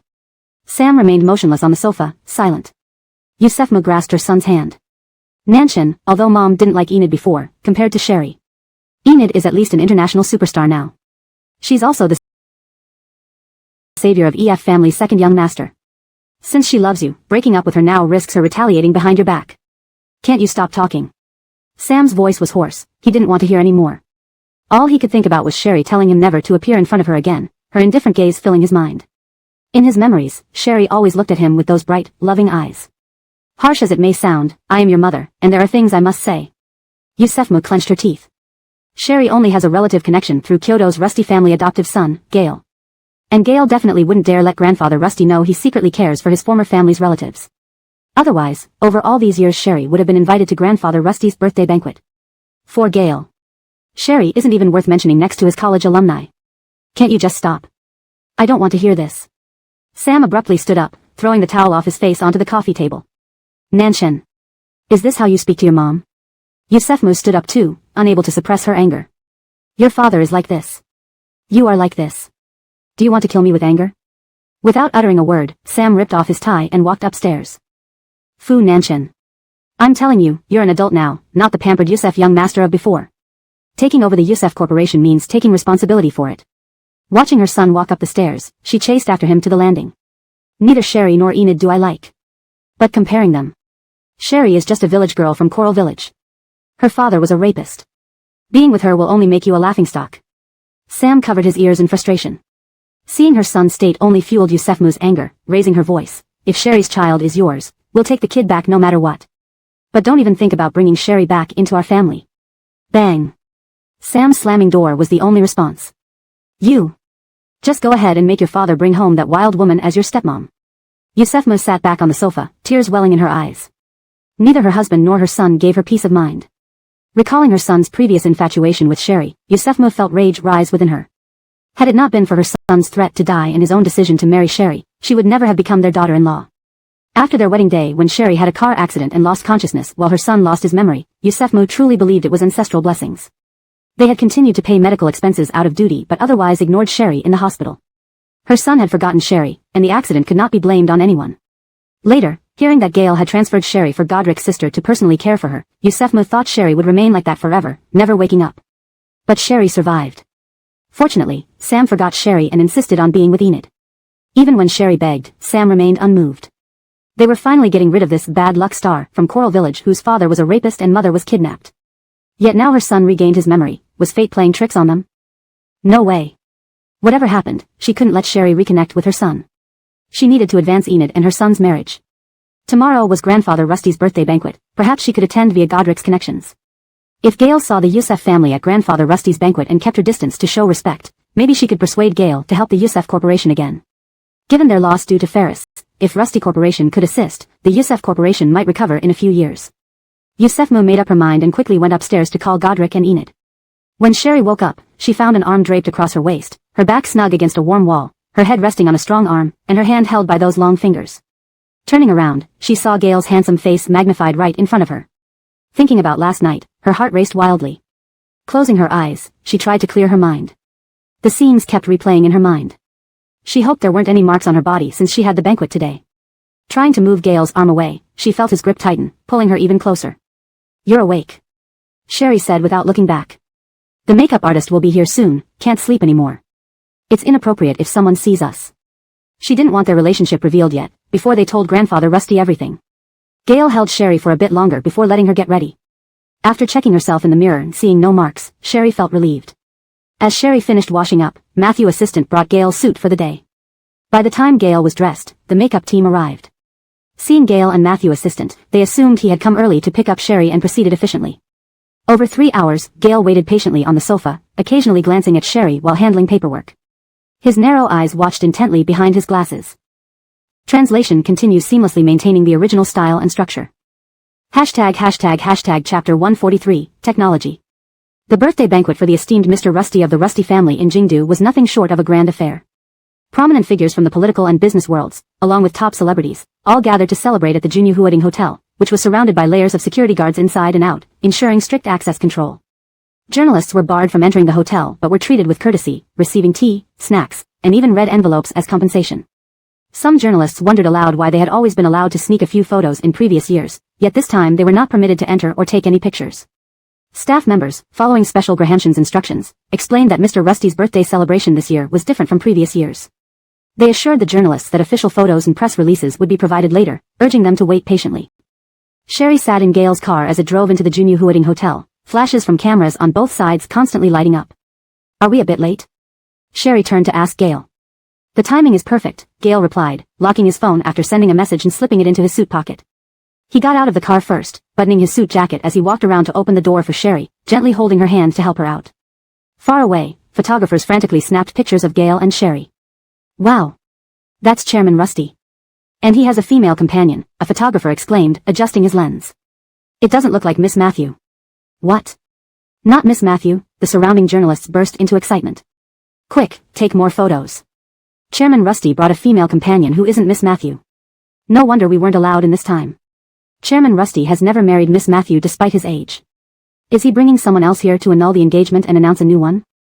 This is huge news. Quickly, focus on Chairman Rusty's companion. We must be the first to dig up her background. The journalists buzzed with excitement, snapping photos of Sherry and Gail. However, Gail skillfully shielded Sherry, so only her slender back, supported by his hand at her waist, could be seen as she entered the hotel, holding Gail's arm. Inside the banquet hall, Mr. Rusty was greeting friends when he saw Gail and Sherry. He waved at them with a smile, Jeremiah, Aiko. Sherry tightened her grip on Gail's arm. This evening, Mr. Rusty would introduce her as his granddaughter, and she couldn't help but feel nervous. Don't be nervous. Just think of it as Ashan introducing you to other scholars at a conference, Gail whispered reassuringly in her ear. Gail approached Rusty Jigua and shook hands with Priscilla, a board member. Mr. Priscilla, long time no see. Jeremiah, long time no see. Priscilla responded cheerfully, then looked at Sherry, saying, this must be Veronica's adopted daughter. You really resemble young Veronica, and Jeremiah too. Sherry smiled gracefully and extended her hand. Hello, Mr. Priscilla. Call me Grandpa Priscilla. I'm an elder to your grandfather. Priscilla chuckled. Your grandfather told me you're the founder of Hengji Biotechnology. CEO Lisbeth mentioned you kept your identity hidden because you were concerned about free travel between the US and China. Truly remarkable. Not less impressive than Jeremiah at all. Sherry smiled lightly, glancing toward Lisbeth Winstone, who caught her eye and raised an eyebrow proudly. Lisbeth Winstone knew about Sherry's return to the Rusty family and understood how valuable her identity as the founder of Hengji Biotechnology was. But he also knew better than to reveal this information casually. Since Mr. Priscilla was close to Mr. Rusty, Lisbeth Winstone felt comfortable sharing it, requesting Mr. Priscilla keep it confidential to avoid unnecessary trouble for Sherry. After getting Lisbeth Winstone's confirmation, Mr. Priscilla had no reason to doubt Sherry's credentials. Hearing from CEO Lisbeth that Hengji Biotechnology is researching advanced single-cell stasis technology for cancer treatment is very interesting, Mr. Priscilla commented. As the conversation turned to her field, Sherry grew more composed, explaining the concept in simple terms that anyone could understand. After listening, Mr. Priscilla remarked nostalgically, Matthew's promising technology should stay within our own country. With you joining the Rusty Corporation soon, you must prioritize us. Hengji Biotechnology had already expressed interest in collaborating with the Rusty Corporation but received no response. I didn't want to pull strings through grandfather, so I haven't pushed it, Sherry explained with a smile. That's what you call pulling strings. Mr. Priscilla interjected. Health and medicine are future profit hotspots. Hengji Biotechnology's direction is spot on. If Rusty Corporation participates, it will benefit us greatly. Before the banquet, Rusty Jigua had hinted to some close directors that Sherry was the founder of Hengji Biotechnology. Sherry's preference for discretion was respected to avoid unnecessary attention. Thus, these directors had no objections to her joining the Rusty Corporation. Seeing Mr. Priscilla and Rusty Jigua chatting happily with Gail and a striking, poised young woman, they recognized her as Rusty Jigua's granddaughter announced tonight and approached with wine glasses to greet her. Godric, upon arrival, noticed Sherry standing beside Gail, chatting amicably with Rusty Corporation directors. Surprised, he initially intended to greet her but paused, noticing the influential people surrounding her. Gail brought Sherry to Mr. Rusty's birthday banquet, and Mr. Rusty seemed not just unbothered but pleased. Didn't Gail originally keep Sherry with the Youssef family to prevent Mr. Rusty from disapproving of ties with her biological relatives? Why bring her here now? From the moment Godric saw Sherry, his eyes couldn't seem to leave her. He watched as Mr. Rusty introduced her to Graham Gia's widowed eldest son. Godric lifted his wine glass, distracted, observing Sherry and the eldest son of the Graham family. End of chapter 143. Chapter 144, Aiko is here too. It was unclear if it was because Gail stood beside Sherry, but the young master of Graham family spoke less with Sherry and more with Gail. Fabio couldn't help but speculate whether the Rusty family was planning to cooperate with the Graham family, perhaps even arranging a marriage. Could this be why old Mr. Rusty asked Gail to bring Sherry? When Sam and Aunt Youssef arrived and saw Sherry here, Fabio frowned, hesitating on whether he should call Sam and ask them not to come. Soon, Sherry noticed Fabio frequently glancing at her. She smiled and said to Gail and the young master of Graham family, I see a friend, I'll go greet them first and return shortly. Gail also spotted Fabio and nodded, go ahead. Once Sherry left, the young master of Graham family leaned closer to Gail with a smile, haven't you heard she's your biological relative? Initially, my grandfather wasn't happy about it. But considering you are the future heir of the Rusty Corporation and she's the founder of Hengji Biotechnology, he finally agreed. She isn't suitable for you, Gail replied. The young master of Graham family was surprised, the Rusty Corporation is about to collaborate with our Graham family. I thought having her as an adopted daughter and bringing her here was for the purpose of an arranged marriage. Didn't expect you'd protect her so much. The Rusty family wanted Aiko to marry into your family, but the condition was that Aiko had to like you. It's clear she's not interested in you, Gail said with a faint smile, and you're not worthy of her either. Sherry's clear and distant attitude towards the young master of Graham family pleased Gail greatly. Just because she's your relative doesn't mean you need to protect her so much. The young master of the Graham family retorted somewhat unwillingly, I am a widower, and she has 2 children, how could she be unworthy of me? I don't even have children yet. Or are you saying that our Grand Graham family in Beijing can't match up to Hengji Biotechnology? The phrase is translated as unwillingly to better fit the context and flow in English.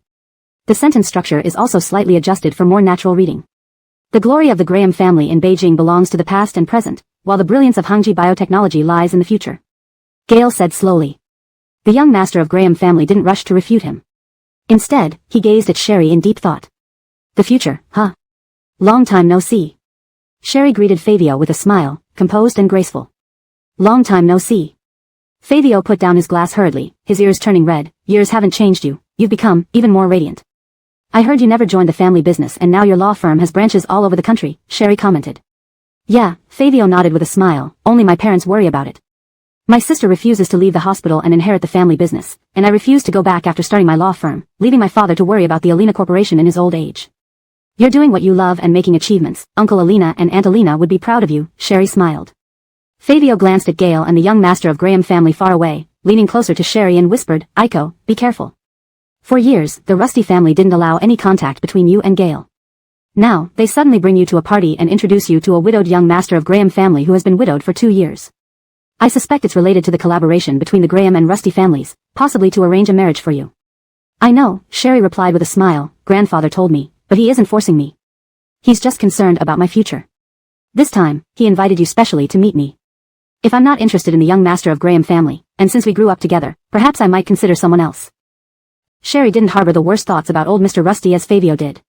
Fabio felt flustered, his throat constricting. Aiko. Rest assured, we were friends. I won't have ulterior motives. I just don't want grandfather to worry about my future, Sherry smiled gently. Besides, if anything happens between us, your child's father wouldn't be happy. Every time they met, Sherry deeply felt Gail's almost uncontrollable possessiveness. Your child's father? Fabio looked bewildered for a moment before reacting. Wasn't the person Aunt Youssef mentioned earlier, when she talked about meeting you with Annabelle? Sam. Sherry shook her head smiling. No, it's not him. Well, congratulations. Fabio sighed in relief, though for a moment, I nearly offered myself, but if you're happy now, I'm willing to bless you. Thank you. Sherry raised her glass. Indeed, she was very happy, feeling as if all of this were a dream. Old Mr. Rusty sat at the main table nearby with his cane. Grahamshan walked up to Sherry, nodding at Fabio and said, Miss Aiko, Chairman Rusty invites you over. Soon, he will officially introduce you. Sherry set down her glass, telling Fabio, I'll go over first. Fabio nodded, watching Sherry walk to old Mr. Rusty's side. Immediately, he stepped out of the hall to call Sam's mother to stop her from coming. But before he could dial, Sam's mother called. Hello, Zihue. Nanshan and I are at the entrance. Where are you? Sam's mother asked cheerfully. Fabio hadn't expected them to arrive so quickly. Yesterday, he had promised to bring them here today, so he hung up and went to greet them. As a lawyer, Fabio knew about the issues between the Youssef Corporation and Hangji Biotechnology. Everyone thought the Youssef Corporation had made a huge profit until Ferris stole the formula. According to the contract, the Youssef Corporation had to pay Hangji Biotechnology over 30 billion in compensation. Thanks to the Youssef Corporation repurchasing all formulas and overseas support from the Winston family, the problem was solved, barely saving the Youssef Corporation. But the losses were still significant. With the help of the Rusty Corporation to revitalize the electronic industry, the Youssef Corporation could recover in a few years. Fabio, thinking of their long-standing relationship and growing up with Sam, reluctantly agreed to help. But now, with Sherry here, and given how respectfully the assistant treated her near old Mr. Rusty, he doubted bringing Sam in, who regained his memory, would cause trouble. Exiting the hotel, seeing Sam's mother and Sam, who stood there reluctantly frowning, Fabio said, Aiko is here too. Nanshan, don't cause any trouble when you go in, and don't get too close to Aiko. Otherwise, it could disrupt old Mr. Rusty's birthday celebration, which would not be good for the Youssef Corporation. Chapter 145, Birthday Banquet. Upon hearing that Sherry was also there, Sam took his hand out of his pocket, his pupils trembling slightly. Youssef's mother's face darkened. I didn't expect Sherry to be so capable that she could get Gail to bring her to Mr. Rusty's birthday banquet. Seems like it was Mr. Rusty who asked someone to bring Aiko here. Godric frowned and contradicted her. And he seems to really like Aiko. Youssef's mother was taken aback and clutched her handbag tightly, gritting her teeth in dissatisfaction. So quickly, she has already connected with Mr. Rusty? She is truly talented. Mom. Sam flared up with anger. Aiko isn't like that. I don't like you talking about Aiko this way. Say one more word. Nanshan. Godric saw the security guards looking their way and hurriedly pulled Sam back. Aunt, please watch your words. This place is full of the Rusty family members. If Mr. Rusty finds out, he won't let the Youssef family off easily. Having her face lost by her own son and scared by Godric's words, Youssef's mother straightened her shawl. What are you two kids thinking? When I said Sherry had talent to win Mr. Rusty's favor, I didn't say anything else. Nanshan, once inside, try to control yourself and don't go to Aiko. If things go wrong, I won't be able to explain to my father, Godric advised. Sam clenched his fists tightly at his sides. He desperately wanted to see Aiko, so much that he was almost going mad with desire. Every time he closed his eyes, all he could think of was Sherry. He wished he could kneel before her, clutching her legs and begging for forgiveness. He knew it well, his Aiko was always the most compassionate toward him. He remembered how, after a fight left him injured and Sherry ignored him while he secretly cried at his desk, She still lowered her head first to apologize and bought him the small cake he loved the most. Though Sam understood that his mistake this time was immense, so immense it seemed irreparable. But he still wanted to give it a try. I know. Sam couldn't help but have red eyes. There are so many journalists here today. At least nominally, I am still Enid's fiancé. I won't involve Aiko in any scandal. I don't want her to be hurt again. As he spoke, tears welled up in Sam's eyes. He licked his lips and wiped his eyes with his index finger and thumb before patting Godric on the shoulder. Don't worry. He had done too much harm to Aiko. So before agreeing to Enid's deadline, he would remind himself to keep a distance from Sherry to avoid her being harmed by public opinion. Yusef's mother, seeing her son's unwavering loyalty to Sherry, felt irate. She smiled at Godric. Jackson, let's go in. Godric nodded and led Sam and Yusef's mother into the banquet hall from outside. By then, Mr. Rusty was already making a speech on stage. The three sat down at the back, watching Mr. Rusty on stage, naturally also spotting Sherry sitting beside the board of directors of Rusty Group. Sam's throat tightened as he recalled the school coming-of-age ceremony when the principal invited Sherry to sit at the main table. Unbeknownst to everyone, after her speech, Sherry came over and sat beside him. Surprised, he stared at her as she told him, on every important day, we must be together. Since regaining his memories, Sam often found himself lost in these reminiscences. He quickly turned away. Mr. Rusty's voice boomed. The primary purpose of today's birthday banquet is not to celebrate my old age, but to introduce my granddaughter Rusty Aiko to all of you. I won't repeat how outstanding Aiko is. She has been abroad starting businesses these years, and now it's time for her to return and take over the family business with Jeremiah. Yes, Rusty Aiko. Mr. Rusty had already changed Sherry's surname to Rusty Aiko and officially adopted her. Those who were friendly with Mr. Rusty, including directors and elders from other families, clapped with smiles. It was clear that Mr. Rusty was genuinely happy. I'm very pleased that my daughter has such a kind and wise adoptive daughter as Aiko. Even if I close my eyes forever, I won't worry about anyone taking care of Jeremiah. Of course, my granddaughter Aiko is outstanding on her own merits. Today, I'm glad to introduce my granddaughter to all of you. I hope all friends and seniors will take good care of Aiko. Aiko, come up. Sherry stood up, walking towards the stage. Seeing Sherry gracefully rise from the main table, adjusting her dress with a smile, Yusef's mother's expression turned sour. How did Sherry become Mr. Rusty's granddaughter? Does this mean Sherry now has the right to inherit part of the Rusty family fortune? Yusef's mother grabbed Sam's hand, her heart pounding wildly. Gail was Mr. Rusty's biological daughter. Even if she only got half the estate upon his passing, there would still be the other half. And given Gail's frail health, the property would eventually belong entirely to Sherry. In this case, Sherry wasn't just some little village girl from Coral Family Village anymore. The Rusty family of Kyoto was different from their Yusef family. The Rusty family had been rich since ancient times. Even without considering Rusty Group, which had never gone public, the assets accumulated by the Rusty family ancestors alone would far exceed countless Yusef enterprises. Yusef's mother glanced at Gail, who was smiling and clapping from the main table. Gail was truly resourceful. Not only had he become the adopted son of the Rusty family, but he had also brought in his relatives to potentially control half of the Rusty family fortune. At the moment his mother grabbed his hand, Sam knew what she was thinking. Disgusted, he yanked his hand free and finished the glass of wine in front of him in one gulp. He genuinely hoped Aiko would do well. Aiko was incredibly talented, and it was a blessing for the Rusty family to have such an outstanding granddaughter. Moreover, Aiko was so loyal and eager for family. She would certainly take good care of Mr. Rusty's daughter. Sherry held the microphone and spoke clearly and calmly, her voice pleasant and warm, like spring sunshine. Greetings, dear elders, thank you all for gracing Grandpa's birthday banquet amid your busy schedules. Watching Sherry stand beside Mr. Rusty on stage, wearing a mermaid gown, with long hair flowing to her waist and revealing her slender neck and fair arms, her past scars were no longer visible. Her smile was pure, shining brilliantly as she spoke, dazzling enough to make hearts flutter.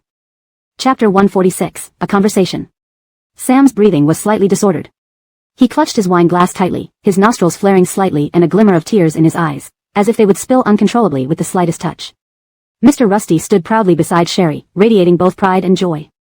After his speech, he walked down from the platform under her support and sat at the main table. Yusef's mother followed Mr. Rusty and Sherry intently, almost bruising her own leg from clenching too hard. Turning to Sam, she asked, "Isn't Sherry really yours? Haven't you recovered your memory? Can't you remember?" Upon hearing his mother's voice, Sam felt a heavy pain in his heart, remembering how he had drugged Sherry, forcing her into a relationship with someone else and conceiving a child. Sam despised himself. He loosened his tie. You used to look down on Aiko for being from Coral Village. But now that Aiko is recognized as Mr. Rusty's adoptive daughter, and considering Mr. Rusty's weak and sickly biological daughter has neither married nor had children, so half of the future of Rusty family in Beijing belongs to Aiko, you regret making me divorce Sherry? The retort hit Yusef's mother right in the heart. Wasn't everything she did for her son? Yusef's mother scoffed. It wasn't I who made you divorce Sherry. You two had an accident on the day you got your marriage license, and it was you who kept pressuring Sherry to divorce after she woke up. None of this was my doing. Sam felt choked as well. Yes, it was him who forced Sherry to file for divorce. He was the one who pressured her into marrying him and then pressured her into divorcing him. Almost unable to control his emotions, Sam closed his eyes tightly, clenched his fists for a moment, then got up and left the banquet hall. In the current situation, Sam had no face to discuss cooperation with Rusty Jinxiang. Nanshen. Godric called out but didn't chase after him. He had come to Mr. Rusty's birthday party with a mission, to connect with people in Beijing. Yusef's mother glanced toward Sherry and Mr. Rusty, her thoughts turning active. Even though Sherry had divorced her son, their Yusef family had raised Sherry for so many years. Now that Rusty family suddenly gained such a mature adoptive daughter, shouldn't they help the Yusef family? Yusef's mother made up her mind and her gaze fell on Rusty Jinxiang, who was pulling out a chair for Sherry. She gripped her handbag tightly, ready to find a chance to talk to Rusty Jinxiang. Seizing the opportunity when Rusty Jinxiang seemed to be heading to the restroom, she hurried out of the banquet hall, calling out behind him, "Mr. Rusty." Rusty Jinxiang turned around, seeing Yusef's mother. His usual aloof demeanor remained unchanged. "Why are you here?" He knew that Mr. Rusty only sent an invitation to the Alina family through Grahamshan in Haicheng. For some reason, despite being much younger, Rusty Jinxiang always gave Yusef's mother an immense sense of pressure.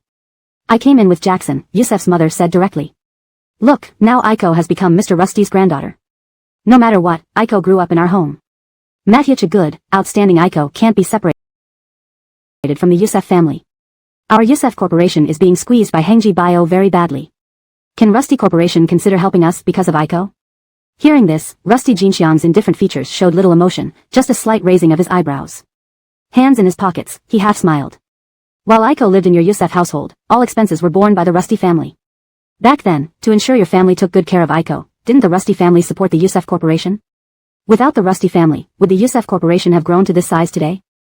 But before Yusef's mother could argue, Rusty Jinxiang interrupted. "After Sam and Aiko's wedding crash and hospitalization, your family paid for the surgery, but upon learning that Aiko had a high probability of becoming a vegetative state, you abandoned her, leaving her to survive on her own.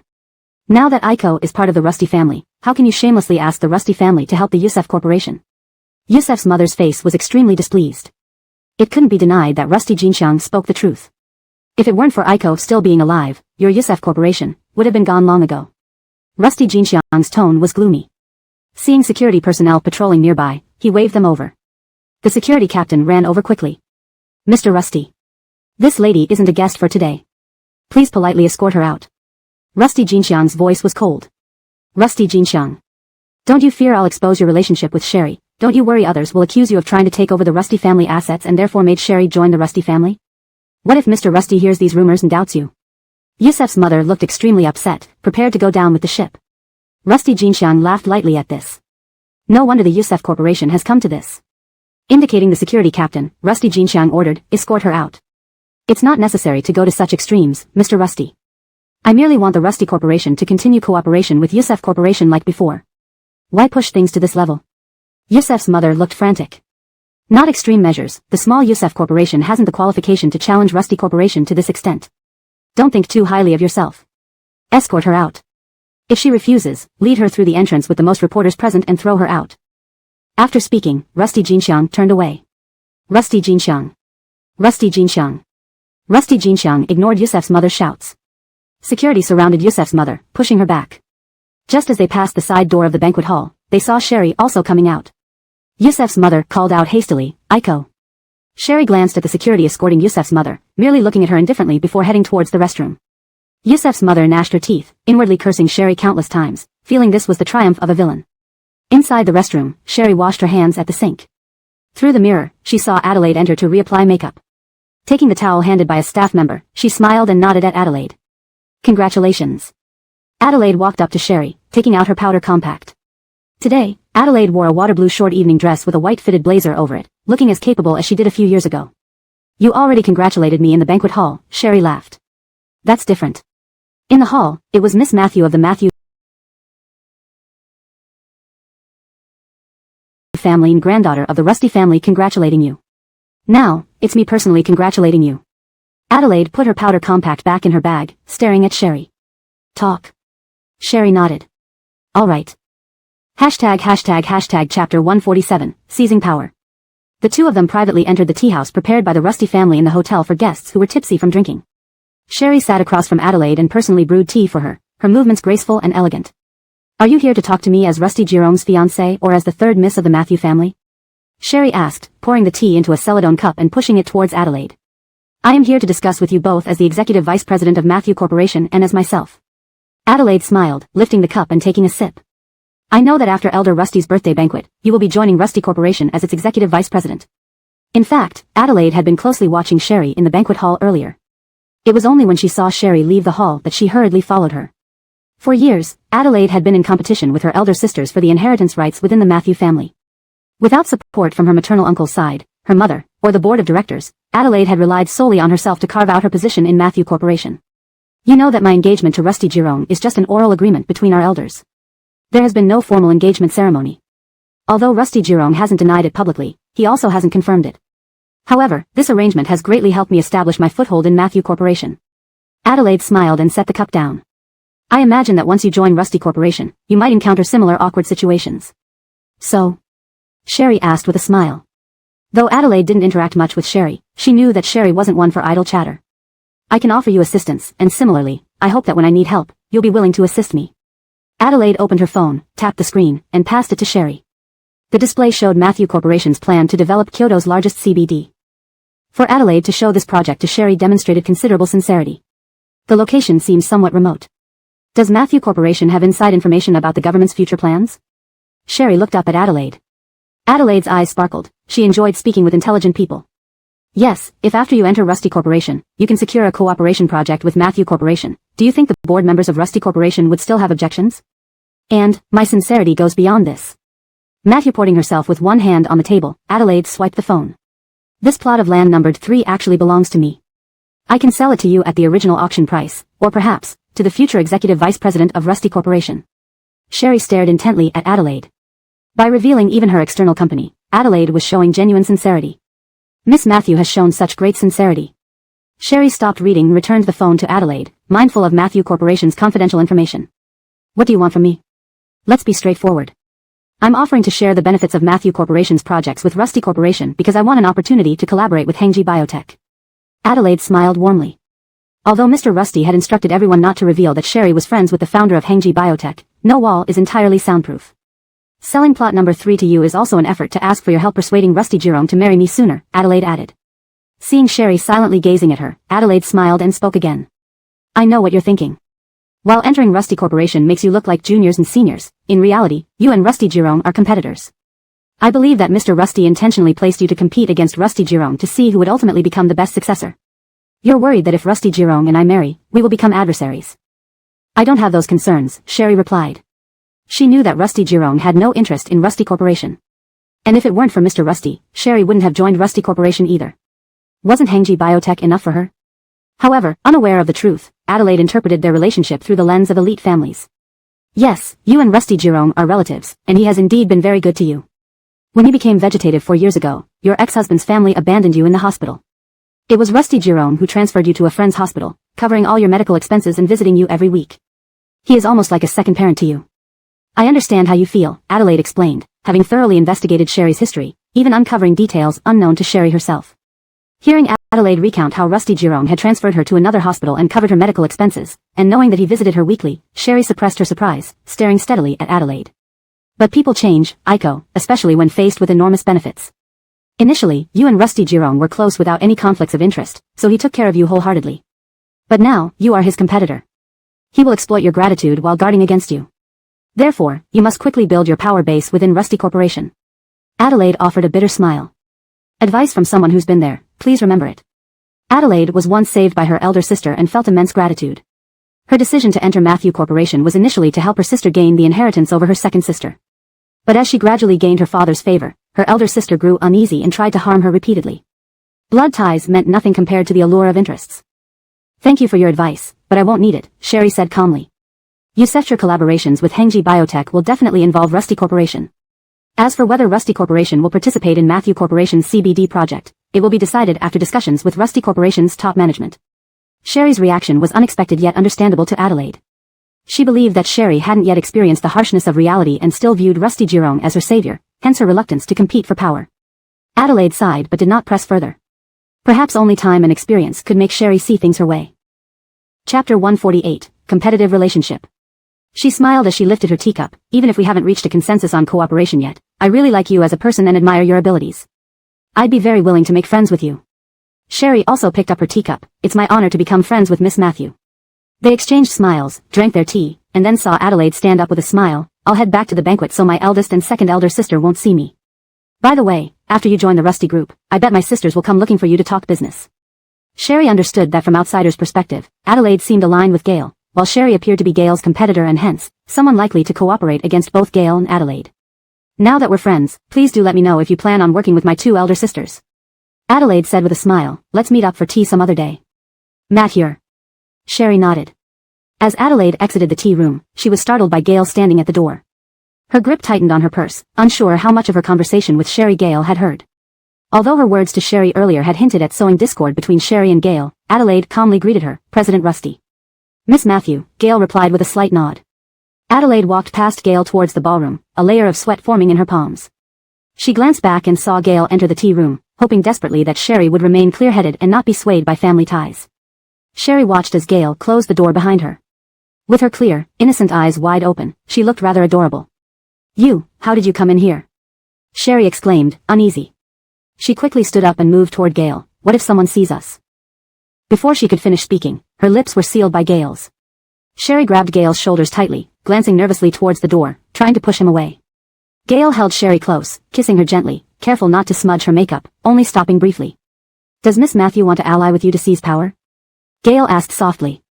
Yes, Sherry replied, slightly breathless, but I didn't agree. As long as you want it, I'll bring it to you. No need to fight. Gale kissed her again, passionately. Sherry tilted her head back, her arms encircling his neck, awkwardly responding to his advances. When their tongues intertwined, her arms tightened around him, her heels clicking erratically as she subconsciously sought support, pushed back until she hit the tea table.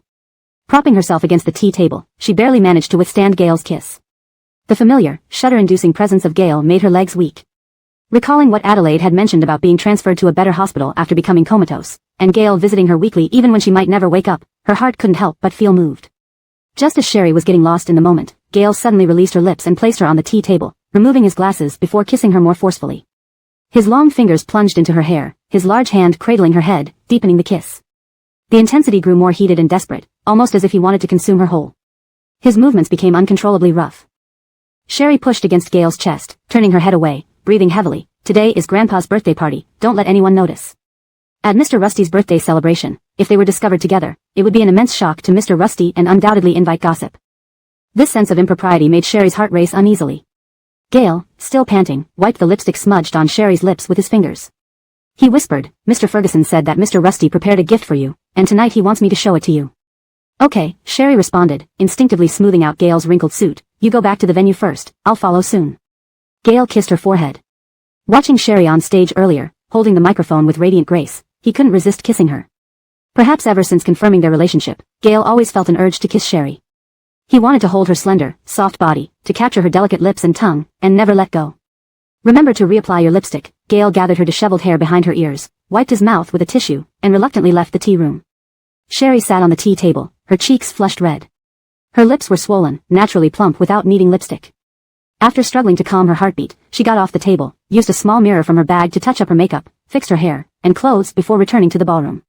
Priscilla Way, son of Chairman Priscilla, who initially intended to approach Sherry alone, took a photo of her back and reviewed previous photos of Adelaide and Gale leaving the tea room one after another.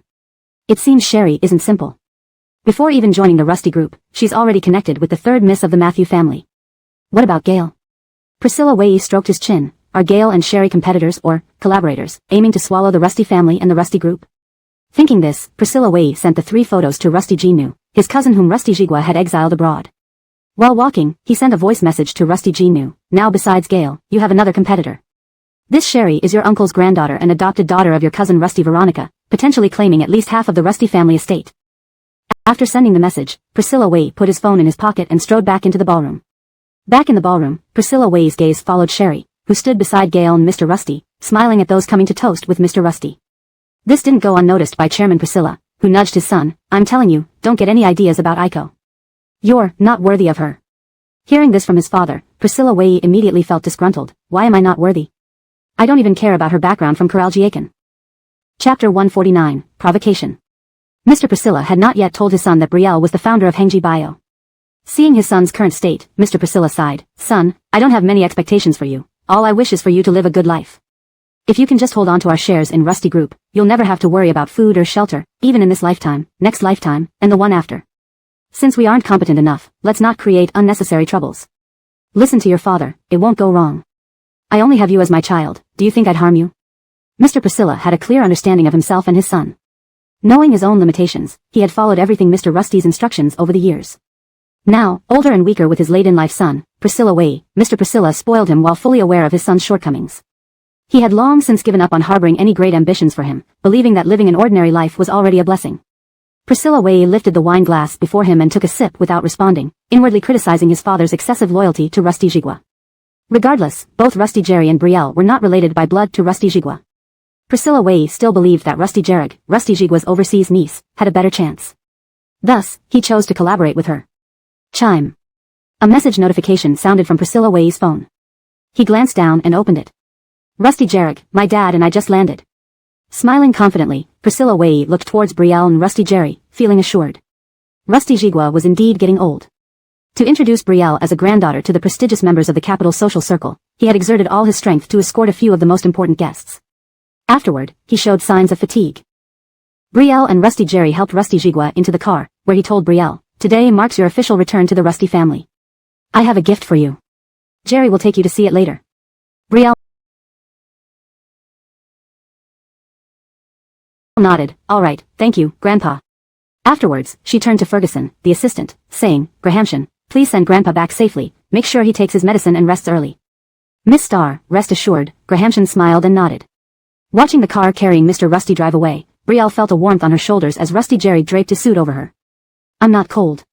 Brielle said. Yeah, I know. Rusty Jerry opened the passenger door, shielding Brielle's head as she got in. You're too beautiful, I don't want others looking at you. Brielle blushed and clutched Rusty Jerry's suit as she entered the car. Sam stood behind a pillar near the hotel, watching Brielle intently, afraid to blink lest she disappear. His eyes were red and tearful. When the car carrying Brielle disappeared from his blurry vision, Sam leaned against the pillar, his heart aching painfully. Godric, standing beside Sam, watched him for a moment, then said, let's go. I didn't see a boyfriend with Star. Sam's voice quivered, looking at Godric with hopeful eyes. The man I saw dining with her was a bodyguard. Maybe. Star lied to me? Maybe she doesn't have a boyfriend, and that child. Thinking of the child and recalling Brielle's mocking gaze, based on what Sam knew of her, he doubted she lied about the child. Let's go. Godric patted Sam's arm and walked ahead. When Rusty Jerry brought Brielle to the top floor of Huading Xingyuan, which was close to the Rusty Group. The penthouse, over 400 square meters, didn't include the outdoor swimming pool. Used furniture and decor were newly purchased to match Brielle's previous home style, clearly done meticulously by Grahamshan. Before, Mr. Rusty visited your previous residence and thought it too small. This place is more spacious. It used to be under your mother's name but is now transferred to yours. It's closer to Rusty Group headquarters for your convenience. Rusty Jerry guided Brielle to a large window, pointing to the towering Rusty Group building opposite. Brielle's eyes welled up, not because she liked the house, but because she was deeply moved by Mr. Rusty's effort. Grahamshan has arranged for a housekeeper. Fresh ingredients will be delivered via elevator every morning at 6. At 7, a housekeeper will prepare 3 meals for you daily. They will leave immediately after cooking to avoid bothering you. The cleaning staff will arrive at 2 in the afternoon. Rusty Jerry opened another room designed for Ralph. This way, you can have regular meals. If you work overtime during lunch or dinner, they'll deliver food to the office. Due to malnutrition in the past, Rusty Veronica's stomach condition was poor. Mr. Rusty always paid extra attention to the meal arrangements for Rusty Jerry and Brielle. Clothing for the season will be delivered directly to you by brand representatives from the mall downstairs, saving you time. Rusty Jerry continued explaining, seasonal outfits are already prepared and stored in the wardrobe. You can change clothes shortly. Brielle felt her life had become incredibly unbelievable ever since Mr. Rusty arranged for Kevin to care for her and her child. But there was even more unexpectedly luxurious treatment awaiting her. Poverty, it seemed, had limited Brielle's imagination. After touring 4 rooms, Rusty Jerry removed his suit and embraced Brielle from behind. Just as he was about to speak, Brielle's phone rang. Brielle gently pulled away from Rusty Jerry, gave him an apologetic smile, and picked up her phone from the sofa armrest. Hello, Grahamshan. At the same time, Rusty Jerry's phone rang. Looking at Brielle on her call, he answered his own, hello, Aunt Claudia. Grahamshan sounded anxious. Miss Starr, please return to the old house. The chairman's brother who was exiled abroad has come back and is causing trouble. I'm worried about the chairman's health. Brielle had known about Rusty Jigua's brother, Rusty Jiwen, for a long time. Rusty Jiwen was an illegitimate son and thus despised by Mr. Rusty. Later, due to drug abuse and embezzlement, Mr. Rusty had his legs broken and sent abroad, forbidding him from returning. Now, seeing that Mr. Rusty was getting older, Rusty Jiwen felt emboldened to challenge him and returned. Chapter 150, Presents. Miss Claudia informed Gale, Rusty Jiwen, that bastard, has returned with his daughter. I'm afraid the old master will be angered to the point of illness. Should you come back and take a look? I understand. I'm currently with an Will return shortly. Gale hung up the phone and turned to meet Blakely's gaze. He picked up the suit jacket draped over the sofa and put it on, saying, go change your clothes. We'll return to the old family residence together. This time, we can use this opportunity to remove Rusty Jiwen as an obstacle. Now that Rusty Jigwa had publicly announced Blakely's identity as his granddaughter, Gale would leave soon, but before leaving, he was determined to clear all obstacles for Blakely.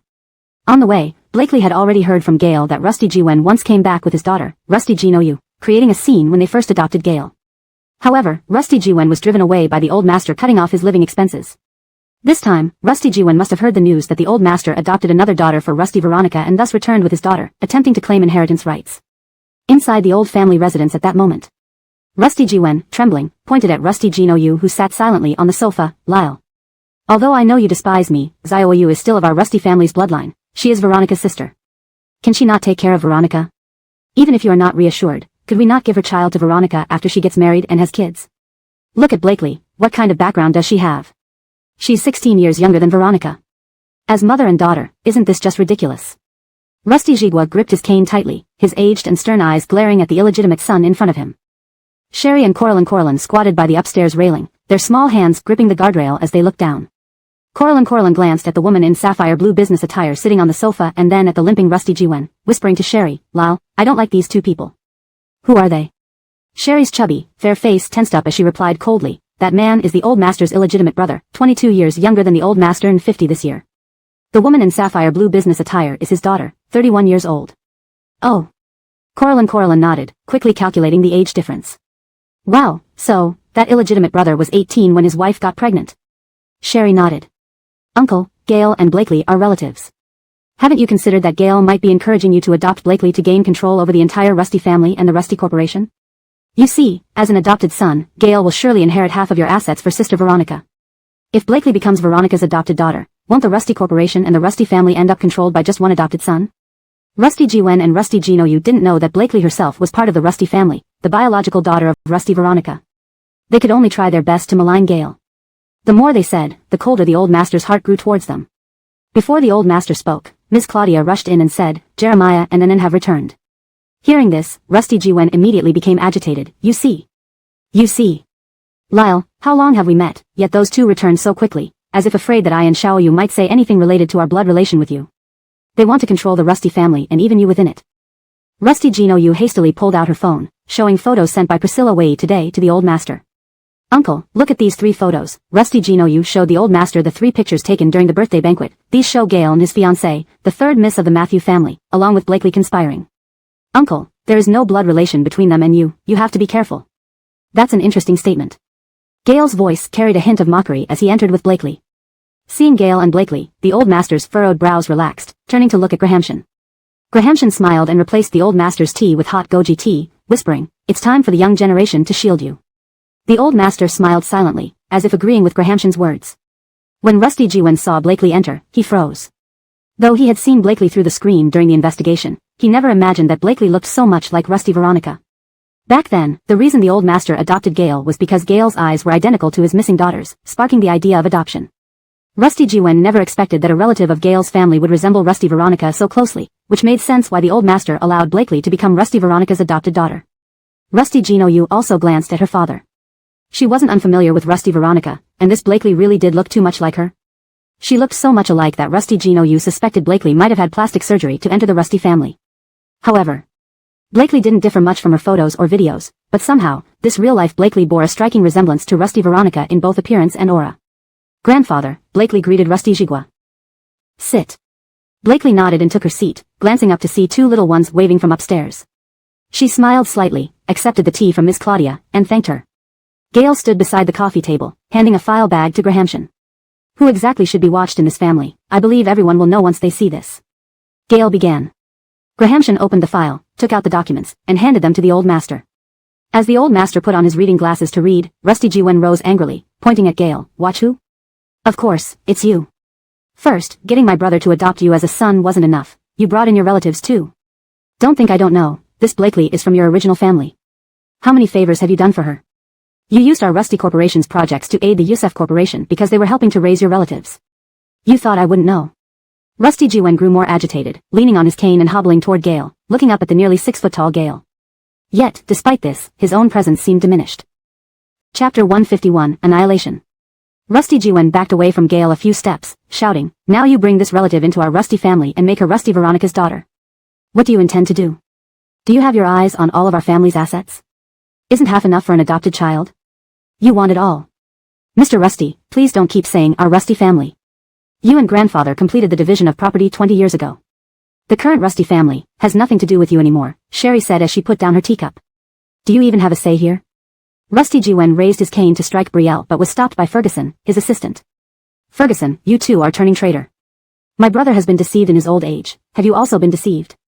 Before Rusty Jiwen finished yelling, the elderly Rusty Patriarch threw the documents he was holding onto Rusty Jiwen's face. Lyle? Rusty Jiwen was dumbstruck. The elder Rusty stood up, leaning on his cane, his expression dark like a demon from hell, his pupils trembling. Even when the guards broke his leg back then, the elder Rusty had remained calm, seated on the sofa, watching the action unfold. Rusty Jiwen had never seen him so enraged. It's you. It's you who lost Veronica, the elder Rusty seethed through gritted teeth. Who would have thought that Rusty Veronica, the only heiress of the Rusty group, could be kidnapped? After all, she always had a driver accompanying her, attended one of the top private schools in Kyoto where all the students were from wealthy families, and the school signed security agreements with parents to ensure safety. She was followed everywhere by people carrying her bags, used VIP lanes in malls, and dined in VIP rooms for meals and desserts. Strangers couldn't get within 5 meters of her. How did Rusty Veronica end up being kidnapped to a place like Coralgia Village? Those years when Rusty Veronica was lost, Rusty Jigwa was perplexed. Now, seeing the documents Gale found, he understood it was all Rusty Jiwen's doing. Gale originally planned to show these documents to the elder Rusty before leaving the Rusty family. But since Rusty Jiwen jumped out first, Gale didn't mind dealing with him right now. Upon hearing this, Rusty Jiwen's complexion changed dramatically, his hand gripping the cane trembling. Lyle, what are you talking about? Hearing this, Rusty Jinru immediately squatted down to pick up the scattered documents. When she saw their contents, her eyes widened in disbelief. Impossible. Uncle, my father is Aunt Veronica's younger uncle, we're blood related. Why would he harm Aunt Veronica? The reason is simple, Gale explained calmly. Because Rusty Jiwen saw how close grandfather and grandmother were and knew that after grandmother's health issues, she couldn't have more children. He thought, if Veronica died, the Rusty family would be yours. If not, you could pretend to give your child to grandfather for adoption, ensuring your child inherits the Rusty family. This became clear early on when the elder Rusty decided to adopt Gale. Back then, Rusty Jiwen exposed his intentions by reluctantly agreeing to the adoption, thinking Gale, being adopted, could easily be expelled from the Rusty group in the future. After all, only his bloodline carried the Rusty name. Even worse, if he took over Rusty Veronica when she became mentally incapacitated and gave his own child to her, he could obtain half of the Rusty group's assets. Initially, the elder Rusty rushed to arrange Gale's marriage to the third Miss Matthew, partly to prevent Rusty Jiwen from gaining control, finding a powerful in-law to protect Gale and secure the Rusty group after his death. When Rusty Jiwen heard that the elder Rusty intended to adopt a girl related to Gale, he could no longer sit still. You're lying. These documents must be forged. Rusty Jinru held the documents, looking at the elder Rusty. Uncle, would you rather believe a stranger than trust my father and me, who share your blood? Yes, Lyle. Rusty Jiwen echoed his daughter, don't believe this outsider, Gale. He's just after our wealth. It doesn't matter if you deny it. Gale glanced at his watch. In 10 minutes, the hitman you paid to kill Rusty Veronica will be brought in. Rusty Jiwen's eyes widened, glancing at Rusty Jigwa, whose face was grim, almost unable to stand. You're making it up. Rusty Jiwen shouted louder, trying to bluff. Sherry helped the elder Rusty sit down. Grandfather, if the facts are clear, although the case has passed the statute of limitations, if judicial authorities deem it necessary to prosecute, they can seek approval from the Mathupreme People's Procuratorate for prosecution. For suspects who evade investigation or trial, there is no limit on prosecution. Not to mention, for the sake of the Rusty family's wealth, 13 years ago, Rusty Jiwen bribed household staff to drug you, attempting murder. Although Mama Claudia discovered it in time, your health has deteriorated significantly. We can send this Mr. Rusty to prison. Gale unbuttoned his suit and sat down on the sofa. After meeting the killer, we'll report it. Let the police decide whether I'm lying. Initially, Rusty Jiwen, as Veronica's younger uncle, took advantage of her vulnerability, handing her over to a hitman to be killed. However, the hitman took his money and didn't kill her, instead disappearing with her. Unbelievably, Veronica was found after many years, alive but with impaired mental function, giving Rusty Jiwen a sigh of relief. Attempts to contact the hitman failed, so the matter was dropped. Unexpectedly, Gale claimed he had located the hitman. Rusty Jinru grabbed her father's hand firmly. My father didn't do this. Are you just bringing anyone in to frame him? Turning to the elder Rusty, who hadn't spoken, she pleaded, Uncle, say something. Gale and Brielle are conspiring to annihilate your family. Regarding Brielle's true identity, the elder Rusty nearly blurted it out. No one was closer in blood to him than Brielle. #### Chapter 152, Two Children. But once everyone knew that Sherry was Rusty Jinhu's biological daughter, it would also mean revealing to everyone that Rusty Jinhu had been the breeding machine imprisoned in the basement by the Coral family without seeing daylight. It would also mean acknowledging the revolting Donnie as another child of Jinhu. Mr. Rusty never killed the people of Coralgia village and the Coral family because he wanted to see them wallow in the mud forever, to witness their eternal struggle in pain. He didn't want the Donnie family to continue tormenting his daughter and him. Isn't it your father who truly wants to wipe out all relatives? Mr. Rusty laughed bitterly. No, you can't even be considered my relative. As Aiko said, our families separated 20 years ago. The current Rusty family has no ties with you. No one knows about our relationship, and I certainly won't recognize a disgusting illegitimate child as my brother. Lyle. Rusty Jiwen's eyes widened. Are you really going to treat your only remaining relative this way? My relatives are only Jinhu. Only Aiko and Jeremiah. Rusty Jigua hammered his cane forcefully, voice hoarse. You, an illegitimate child, do not deserve to call yourself my relative. Even knowing you bear the Rusty name makes me feel sick. The bastard from outside, just like those lowly women at the bottom, indeed remained cheap and despicable. Some things were ingrained in genes and couldn't change. However, for Sherry's sake, Rusty Jigua swallowed these words back. Back then, when Sherry brought Rusty Jinhu out of Coralgia village, the reason he didn't want to accept Sherry was related to Rusty Jiwen. Although they shared the same father, Rusty Jiwen's actions disgusted Rusty Jigua, making him believe some qualities couldn't be erased by blood. So, Rusty Jigua preferred to leave the Rusty Corporation, the Rusty family, and Rusty Jinhu to his adoptive son Gale rather than acknowledge Sherry. Uncle. Rusty Jinoyu burst into tears. Even if Dad did something wrong, he is still grandfather's child. He was just concerned about you, Lyle. How could you speak like this? Matthew assistant entered. Chairman, Miss Aiko, we've brought them here. Rusty Jiwen's pupils trembled as he gripped his daughter's hand tightly. If the person Gale found was the same hitman from back then, his plot to kill Rusty Jinhu would be exposed. Rusty Jinoyu, unaware of what happened back then, held her father's hand, heart racing. Based on her understanding of her father, there was a possibility he really did attempt to have Rusty Jinhu killed. You can't frame my father so easily with a random person. Rusty Jinoyu feigned calmness, squeezing Rusty Jiwen's hand. Dad, don't worry. Uncle wouldn't wrong you if you haven't done anything. Rusty Jiwen got the hint, gaining confidence as his voice rose. Exactly. If I didn't do it, I will never admit it. Back then, surveillance cameras were rare, and no one could prove that he took away Rusty Jinhu or paid the hitman. As long as he denied it, who could touch him? Unknown to him, the person Matthew assistant brought in included not only the now gray-haired hitman but also the VIP manager from the mall back then, the chauffeur who drove Rusty Jinhu, and a young man whom Rusty Jiwen didn't recognize. Rusty Jiwen felt as if his world was crumbling as he stared towards Gale. This adoptive son actually managed to track down even the VIP service manager. Apart from the young man, both the driver and the manager were people Rusty Jiwen had paid. The young man glanced at Gale and timidly looked at Mr. Rusty, nervously stepping forward to place a somewhat aged diary on the coffee table. My mother was the attendant serving Mrs. Rusty back then. This is my mother's diary. At the time, I had leukemia and desperately needed money, so my mother took the bribe and arranged for someone to take Miss Rusty away. The young man pressed his lips together. My mother lived with regret until she died. Before dying, she asked me to somehow deliver this diary to Mr. Rusty. But I'm nobody, just a small cog in society, and I had no way to meet Mr. Rusty. However, I kept the diary. Ferguson assistant picked up the diary and handed it to Mr. Rusty.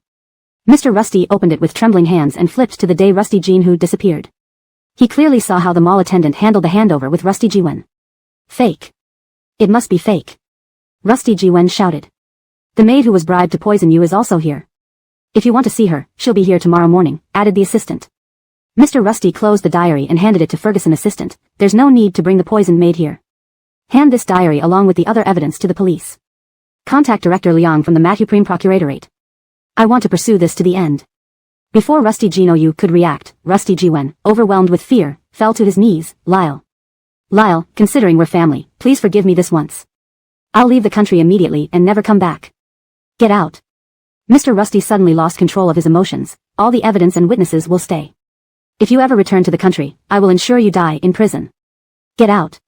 Rusty Jiwen hurriedly stood up, pulling his daughter towards the door. Rusty Jinyu walked a few steps outside, looked up and saw two children peeking from the railing upstairs, frowned, and followed Rusty Jiwen to the door. She paused at the threshold. Dad. Go first. I need to stay. I can't let Gail and Sherry monopolize the Rusty Corporation and the Rusty family which should belong to us. What can you do alone? Rusty Jiwen clung tightly to his daughter's hand. What if Uncle remembers what happened to Rusty Jinhu? What if he does something to you? Forget it. Let's go. We'll come back after Uncle dies. What good would it do to come back then?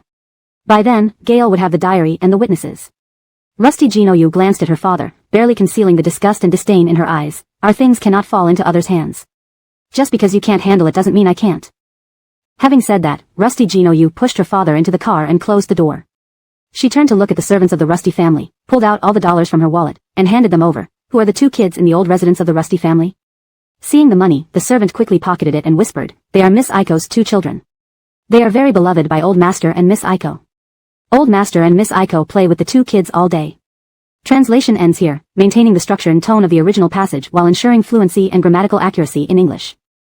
Hashtag chapter 153, do not doubt this. Rusty Genie gritted her teeth.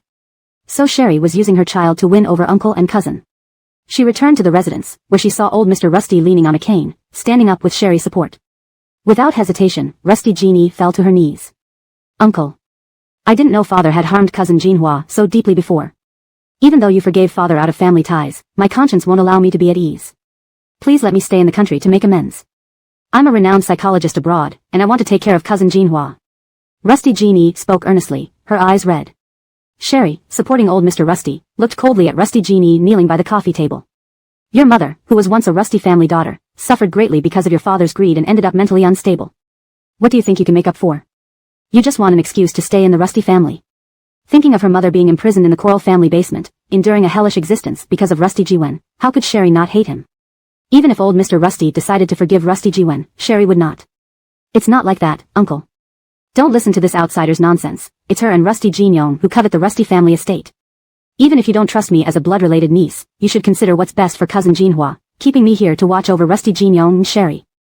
If you pass everything to outsiders one day, won't they mistreat cousin Jinhua and send her to a mental hospital? Throw her out. Old Mr. Rusty angrily instructed Auntie Claudia. Auntie Claudia stood beside Rusty Genie with a cold expression. Miss, please leave. Though filled with anger, Rusty Genie pretended to look aggrieved. Uncle, no matter what you think, I truly feel guilty towards you and cousin Jinhua. I understand you making me leave, but I'll remain in the country regardless of whether you approve or not. I'll keep an eye on Rusty Jinyong and Sherry for cousin Jinhua. If you need anything, feel free to call me. With that, Rusty Genie stood up, holding onto the coffee table, and left under Auntie Claudia's close supervision, looking back frequently. As soon as the outsider left, the two children watching from upstairs immediately ran down calling for their mother. Seeing the children, old Mr. Rusty's anger dissipated somewhat. He patted Sherry's hand and sighed, rest assured, I will handle these two threats before I die. Old Mr. Rusty's voice was steady, filled with protective affection for Sherry. Your old grandfather. Leave it to me. Sherry said. No, you cannot act openly. To outsiders, you and Jinyong are merely adopted daughters of the Rusty family. Though Rusty Jiwen and his daughter haven't officially declared themselves as part of the Rusty family, many old members of the corporation know they are Rusties. If you act, everyone will think it's for the family's wealth, but I am different. Old Mr. Rusty turned to look at Grahamshan. Grahamshan nodded in understanding and stepped out of the Rusty residence.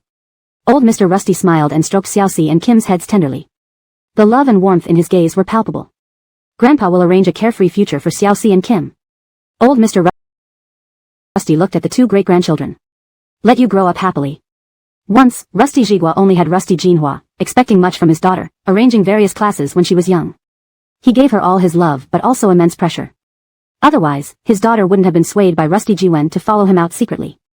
He would not treat his two great-grandchildren the same way, hoping only for them to grow up happily and safely. After sending old Mr. Rusty upstairs, Sherry learned from Auntie Claudia that Rusty Jinhua had taken sleeping pills early and fallen asleep. She quietly went upstairs, opened Rusty Jinhua's door, and peeked inside. The night lamp outlined Rusty Jinhua's peaceful sleeping face. Sherry's eyes welled up with tears as she gently closed the door. Auntie Claudia noticed Sherry's teary-eyed smile. I knew you'd come here. Rest assured, Jinhua has been doing well. Now that she has Xiaoxi, Kim, and you around, she'll be even better. Having watched Rusty Jinhua grow up, Auntie Claudia now regarded Sherry like a younger Rusty Jinhua. How could she not feel affection? Holding the pajamas prepared for Sherry, Auntie Claudia smiled. The bathwater is ready. These pajamas Jinhua picked for you are washed and ready to wear. Your toiletries and daily clothes were chosen by Jinhua, Xiaoxi, and Kim. Thank you. Sherry thanked Auntie Claudia. Seeing Sherry's treasured look, Auntie Claudia smiled wider. Actually, I know old master hopes you'd live here despite not saying it. That incident with Jinhua fainting from the rope was unexpected. Jinhua really likes you. Blood ties are powerful. Even meeting once means liking a lot. Sherry tightly held the pajamas. She didn't know. Her relationship with Rusty Jinhua was special. She wasn't born under normal circumstances, not during a happy marriage where Rusty Jinhua eagerly awaited her birth. Though she was very young, Sherry remembered Rusty Jinhua's hateful look. If Rusty Jinhua remembered the past, she might wish Sherry never existed. I've watched your shows, Aiko, not just those but also your speeches in competitions, Auntie Claudia said, her eyes tearing up. I watched your speech at the National Olympics competition. It reminded me of the radiant 13-year-old Jinhua. You're her child, so much like her. Nothing like the corals. You are a Rusty. Never doubt that. Auntie Claudia patted Sherry's shoulder and wiped her tears as she walked downstairs. Sherry's room in the Rusty family residence was next to Rusty Jinyong's. The two kids, freshly bathed and in pajamas, sat on the carpet playing card games with Rusty Jinyong. The phone vibrated, and Rusty Jinyong, seeing Clifford's call, put down the cards and answered near the window. Hello. Lyle, we found the evidence. Clifford's voice was heavy. Lao Jean wasn't lying, but the evidence is incomplete. Should we hand it over to the police or hold it temporarily? Rusty Jinyong replied, hold it for now. This translation adheres to the original structure while ensuring natural English phrasing, maintaining the story's coherence, and conveying the tone accurately. Chapter 154 1 month. So, when will you leave the Rusty family and come back? Dad has everything prepared. As soon as you return, we can pull Cooper down. I've made all the preparations here, just give me a date, and the car accident can be arranged right away. Gale turned to look at the two children still playing, his brows furrowing slightly. I'll wait until I have completed the handover with Rusty Group. We've waited so long already, what's another little while? Just as he finished speaking to Clifford, Sherry pushed the door open. Got to go, talk later. Gale hung up the phone and saw Sherry coming in with pajamas, prepared by Aunt Claudia. Yeah. Sherry nodded with a smile, it's very late. You should also get some rest soon. Can't Dad sleep with us? Aurora looked up, her long black eyelashes blinking in confusion. I want to sleep between Mommy and Daddy. No way. Ralph poked Aurora's face with chubby little hands. Don't forget, at the Rusty family mansion, it's Mr. Rusty. Aurora felt a bit aggrieved, rubbing her white chubby cheeks. All right. The two kids haven't seen you in a while. Stay with them and let them rest early. Gale put his phone in his pocket. I'm going to see old Mr. Rusty in the study. Okay. Seeing Gale leave, Aurora immediately ran over and hugged Sherry's leg. Mommy, Mommy. Can you help my brother and me with something? What is it? Sherry asked. We want to make longevity noodles for old Mr. Rusty. The dough was needed today, and Lyle and I along with Rusty Marin rolled out a long strip together. Rusty Marin promised to cook with us, but she didn't feel well this afternoon and took medicine to sleep early. The noodles are still in the fridge, Ralph explained. Despite the lateness of the hour, these were the children's heartfelt wishes. Sherry put down the pajamas and squatted down with a smile, hugging the two children. Okay. Mom will help you. In the study. Gale sat on a single-seat sofa, watching old Mr. Rusty standing behind the desk looking out the window. When you decided to adopt me at first glance, the police kept me safe from revenge attacks by persuading Professor Rusty to acknowledge me as his nephew for you to adopt me. So, 1 month from now, I will arrange a car accident, allowing Gale to disappear quietly without implicating the Rusty family. Jeremiah, I watched you grow up. As long as you don't reveal your connection to the Martin family, who would know you're a Martin child? You can still be my adopted son, Rusty Jigua. Over the years, you've indeed treated Aiko like a junior and I've noticed that. Why can't you stay in the Rusty group to help Aiko?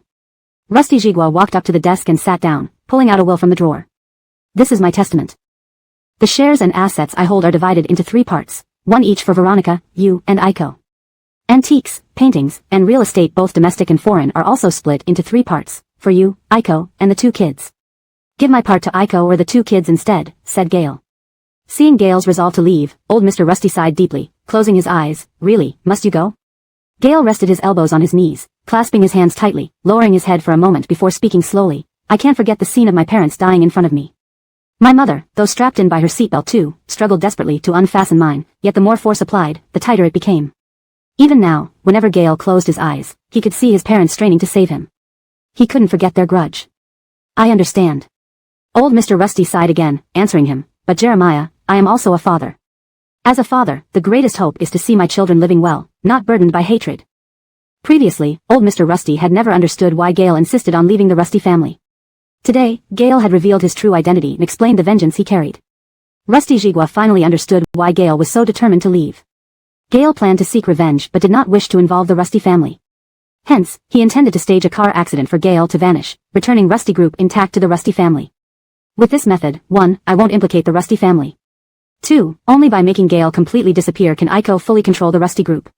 Otherwise, the Rusty Group might split into 2 factions, weakening cohesion, Gale explained. Rusty Jigua propped himself on the desk, hanging his head, sighing without knowing where to begin consoling. Knock, knock. Hearing the knocking, Rusty Jigua lifted his head. Come in. Sherry entered with a bowl of steaming longevity noodles. Seeing the Dayton master's work she gifted prominently displayed on the bookshelf, her smile grew broader. Ralph and Aurora said this noodle was made with Mom today, just waiting for you to enjoy. But then Mom got tired, and the noodles were placed in the fridge. Just now, I cooked them with the 2 kids, and they fell asleep after. The floating aroma of scallions and fresh broth adorned the longevity noodles, green cabbage amidst clear soup, topped with an egg and finely sliced ham, presenting a feast for the senses. The kids requested it be served whole, not broken, and the quantity is small, Sherry remarked. You all put effort into it. Warmth filled Rusty Jigua's heart. He glanced at Gale sitting on the sofa, saying, Do you plan to tell Aiko? Sitting up straight, Gale replied, She knows. Rusty Jigua was surprised, not expecting Sherry to have known earlier than him. You knew Gale isn't that fake uncle's nephew? Sherry nodded, looking at Gale, having known since he told her his real name was Caleb. Fine. Since you know, familiarize yourself with the Rusty Group's operations quickly. Although I can handle it, I'm getting old and lack energy, Rusty Jigua added, sighing once more. Losing such an excellent son, anyone would feel heavy-hearted. I'll assist Aiko to take over as soon as possible, Gale looked at Sherry. Tomorrow, I'll bring Aiko to the company to get acquainted with things. Any issues? Rusty Jigua asked Sherry. Sherry had prepared mentally, nodding, no problem. Walking out of old Mr. Rusty's study, Sherry asked, How long until you leave the Rusty family?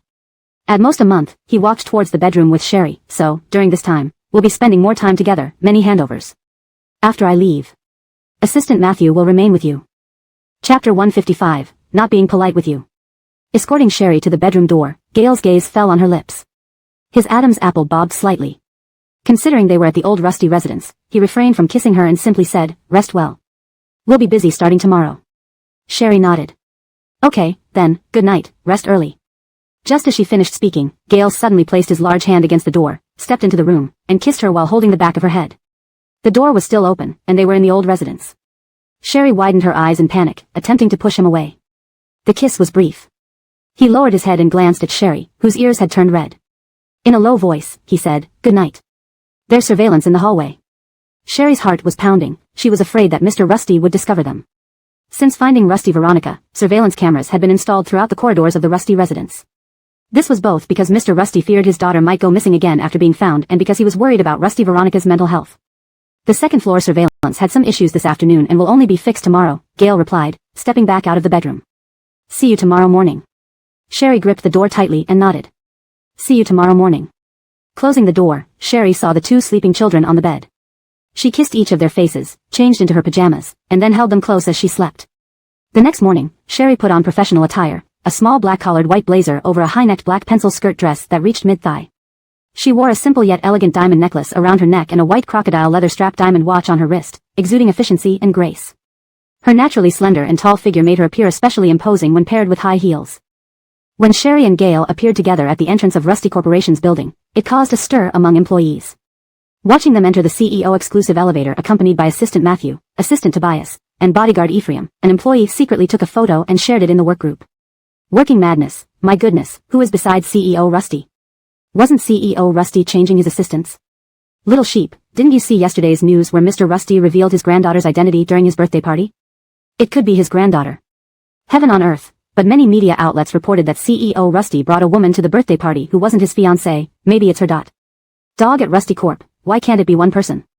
Countless workgroups buzzed over the photo of Gale and Sherry appearing together. Charging ahead for Rusty, breaking news. The office renovation initiated by former Assistant Ferguson has already started with technicians installing equipment in the Vice President's office. New staff has also arrived. A new VP is on the way. Roll or die, I bet 10 packs of spicy strips it's definitely Mr. Rusty's granddaughter. Priscilla Wei, holding a cup of coffee, entered the building and raised her eyebrows upon seeing the group chat.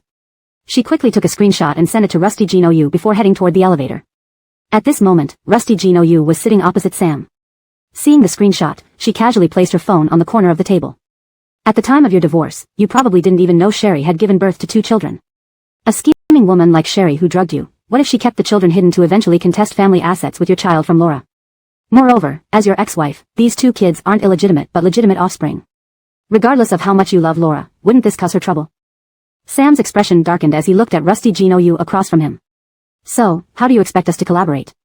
Those 2 children cannot remain in the Rusty family under any circumstances. I can help lure them out and deliver them to you.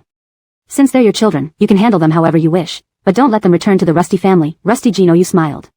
After all, you're their father, no one can say anything against it. Rusty Gino had heard that those 2 children had charmed Rusty Jigua and Rusty Veronica, especially Rusty Veronica who couldn't bear to be apart from them for a moment. She had also learned through Mr. Rusty's lawyer that he included those 2 children in his will. This jealousy gnawed at Rusty Gino.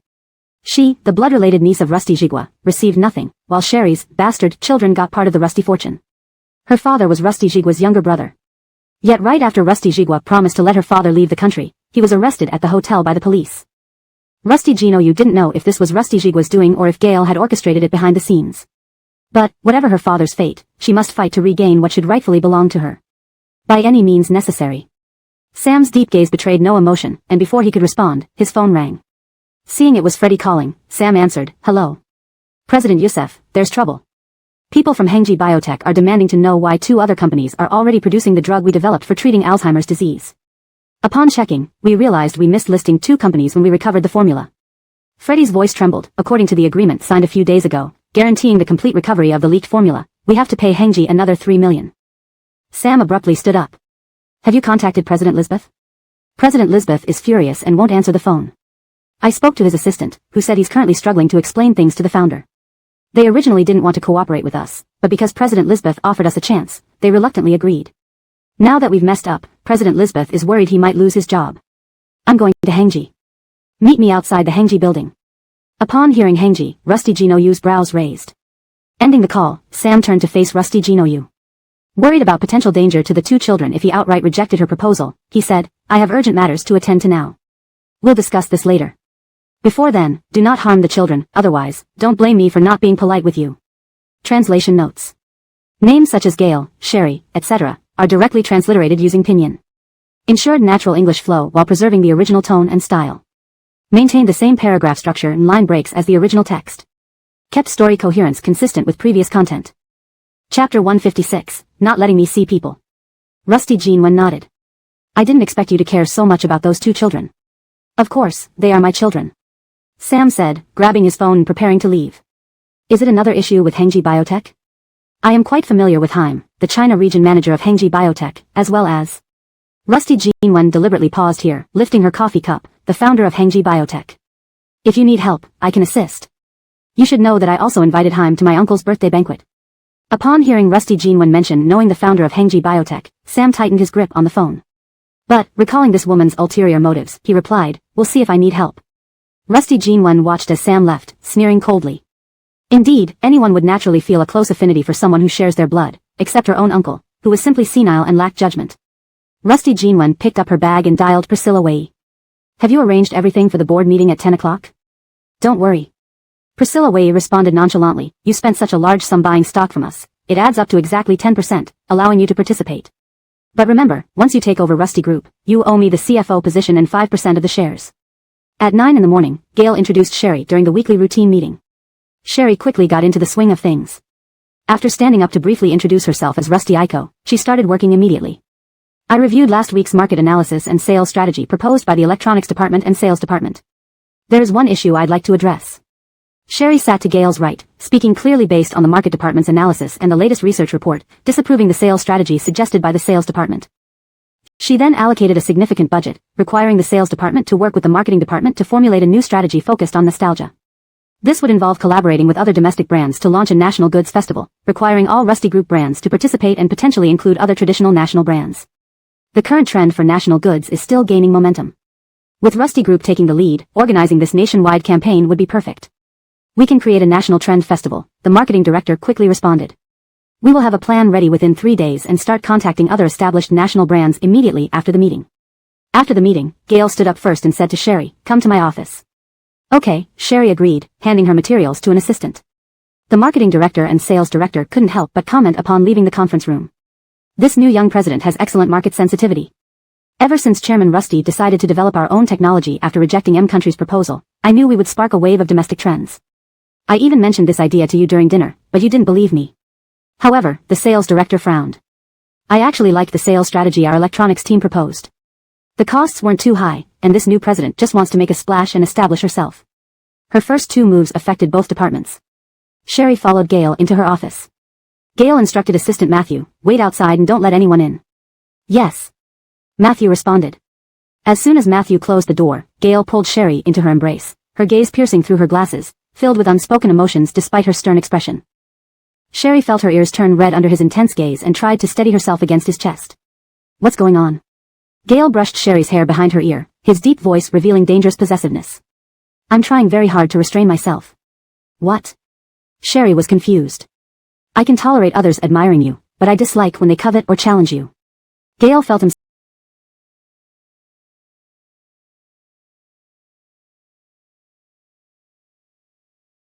struggling to control his emotions. Before, when he hadn't had a relationship with Sherry or heard her say she loved him, he could bear it. But after Sherry agreed to continue their marital relationship. When Gail confessed his intense, almost monstrous possessiveness and desire to her, and she not only didn't reject him but seemed joyful. Gail noticed his protective instincts, possessiveness, and desire to control her expanding due to her indulgence. The beast inside him grew more uncontrollable. During the morning meeting, the gazes of Rusty Group executives towards Sherry irked Gail, stirring violent thoughts. Especially when he saw someone smiling maliciously at her while pretending to be respectful, he wanted to grab that person and smash their head on the table, making everyone stop looking down on her. He often thought about confining Sherry to keep her all to himself. If Sherry had rejected him back then, he definitely would have done it. He admitted having an unimaginably strong and dangerous possessiveness, along with more bizarre and terrifying fantasies, like imprisoning her to look only at him, listen only to him, and belong exclusively to him, forcing her to love him. Sherry looked into Gail's eyes, her hands moving from his chest to encircle his narrow waist, and smiled innocently. "You can't lock me away and prevent me from seeing anyone, right?" Gail remained silent, staring deeply at Sherry, running his fingers through her long hair. His throat constricted. He, indeed, had such thoughts. But, he knew better. He always believed Sherry should shine brilliantly and not be trapped by his desires. Loving someone isn't fulfilling one's selfish, twisted possessive urges. Chapter 157, Edge. Even Gail was finding it hard to control himself, yet he still tried his best to suppress the emotions rising in his heart. Just moments ago in conference room number 3, Gail had genuinely wanted to eliminate everyone who showed interest in Sherry. Their eyes met, they were too close, their breaths mingling. His fingers brushed her lips as he slowly lowered his head, intent on kissing her. Sensing Gail's intention, Sherry's breathing quickened. As Gail neared, a tingling sensation spread through the back of her scalp. When their noses touched, her breath nearly stopped, her eyelashes fluttering incessantly, like an electric current passing through her nerve endings. Gail lightly kissed Sherry's lips, observing the expression on her fair and beautiful face. The sweet, intoxicating fragrance that clung to her, reminiscent of ripe fruit, seemed to linger faintly in his breath. He parted her lips, deepening the kiss, his breathing becoming heavier. Seeing Sherry responding with difficulty while leaning her head back, her eyes glazed over with a layer of mist and her lips swollen from kisses, he found her unbearably alluring and charming. Gail's Adam's apple moved as he could no longer resist. He lifted Sherry onto the executive desk, removed his gold-rimmed glasses from his straight nose, and kissed her forcefully, almost losing control as he took away all her air, sucking until her tongue felt sore. Her slender arms trembled behind her, her neck exposed as she was forced to tilt her head back. Had it not been for her hand around Gail's neck, she might have been entirely pressed down onto the desk. She couldn't describe how she felt, but she loved being intimate with Gail, so much so that it sometimes felt uncontrollable. Even during meetings, just catching his eye inadvertently would make her heart race. She wanted to grasp his dry, strong hand, embrace him, and kiss him. It must be a physical attraction. Driven by the simple desire to be close to Gail, she felt an indescribable excitement in her heart. That was why she had followed him eagerly when he called her to his office. Gail's overwhelming and unmasked possessiveness made Sherry feel dizzy and numb, her spine shivering uncontrollably. Despite knowing they were in the office and worrying that Matthew's assistant might burst in at any moment, she couldn't resist the allure of kissing Gail. The danger and urgency heightened her senses, making her heart pound wildly as Gail kissed her passionately, bordering on savagery. In her uncontrollable excitement, she tried even harder to match Gail's fervor. Just before she lost consciousness due to lack of oxygen, Gail finally released her lips. Sherry's eyes unfocused, gasping for breath. Gail rolled his throat, unable to continue despite wanting desperately to devour her. But it was working hours. He wiped away the saliva from the corner of her mouth with his long, dry fingers, his own breathing heavy. "Don't go back to the old mansion tonight. We'll go to Huading Xinyuan," he murmured in a low voice. Unable to resist Gail's charm, Sherry almost absent-mindedly nodded. By the time Gail helped her fix her hair and clothes and Matthew's assistant knocked on the door, Sherry realized what she had just agreed to. Mr. Rusty, Little Miss Rusty, the mid-year report meeting is about to start. Someone reported that Rusty Genie has arrived under the pretext of attending the board meeting, escorted by Priscilla Wei, said Matthew assistant, his brows slightly furrowed. Sherry, now known as Rusty Aiko, the granddaughter of Rusty Jigua, chairman of Rusty Corporation, was addressed differently from Gail, Mr. Rusty, and Sherry, Little Miss Rusty. There's one more thing. Matthew assistant opened a folder and placed it on the desk. Mr. Rusty Jiwan has transferred all his shares to Rusty Genie.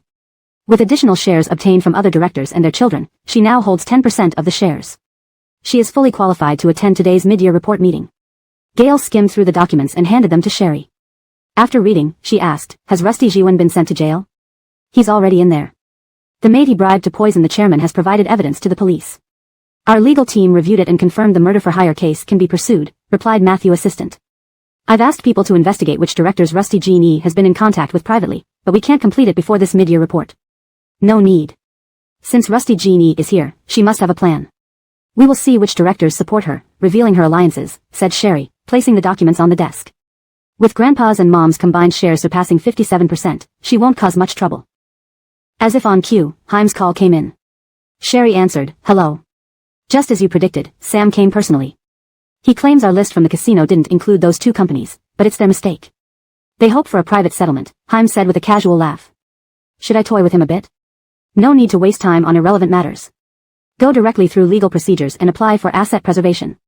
Prepare the cooperation contract with Rusty Corporation, Sherry replied calmly. Freezing the assets of Yusef Corporation would effectively force its demise. Rest assured, Rusty Corporation has already contacted us. Hengji is reviewing your cooperation proposal. I'm going to discuss it with Rusty Corporation this afternoon. But remember, business is business. Though you're the founder, you work for Rusty Corporation now, and I must act in the best interests of Hengji. Haim remarked. Rusty Corporation had contacted Hengji? Sherry recalled that previously, Gail had delayed Hengji Bio's cooperation, seeking exclusivity over several years. She had planned to use the drug formula against the Yusef family, so they put it on hold temporarily. Why did Rusty Corporation suddenly reach out to Hengji? Without further ado on the phone, she said, worry not, let's follow the proper procedure. Hanging up, the time for the meeting approached. Matthew assistant reminded, it's about time. Let's go, Sherry spoke, a gentle smile hiding her sharp edge. At yesterday's birthday banquet for old Mr. Rusty, he introduced Sherry to the other directors, securing their promises to care for her. Today, they would see which directors stood by Sherry and which by Rusty Genie. Hashtag chapter 158, self-evident. Gail's fingers tapped lightly on the documents that Assistant Matthew had found. Mr. Priscilla was so indulgent with his wayward son, Priscilla Wei, because he was Mr. Priscilla's only son. If Mr. Priscilla knew that this son who shared nothing of his personality or capabilities, Priscilla Wei, was actually not his biological child, would Mr. Priscilla still be so lenient? In the conference room. Rusty Genie, who had arrived earlier, had already greeted the major executive directors under her identity as Mr. Rusty's niece. The directors did not care much about Mr. Rusty's illegitimate brother, let alone the daughter of an illegitimate child. However, Rusty Genie held a 10% stake in the company, which made them take her seriously. Mr. Priscilla was scolding his son Priscilla Wei, pulling him aside. Who gave you the guts to sell 2% of your shares to Rusty Genie? Oh come on, Dad. Rusty Genie is a real member of the Rusty family, unlike those outsiders Gail and Rusty Aiko. What if she ends up being the successor of the Rusty family? Priscilla Wei said casually, with an air of confidence. You support those fake Rusties while I support the real one. No matter who becomes the successor, we will have our rewards for loyalty, wouldn't it be better? Mr. Priscilla was about to say something when Priscilla Wei saw Gail and Sherry coming out of the elevator. He hurriedly said, Dad, I'll go back first. I don't have the qualifications to attend the mid-year review meeting. You come home for dinner tonight. Mr. Priscilla frowned and called out. Got it. Priscilla Wei gave an okay sign and rushed to another elevator on the opposite side of the floor. Seeing Gail and Sherry enter the conference room, Rusty Genie raised an eyebrow, sitting at the far end of the long table with a confident smile.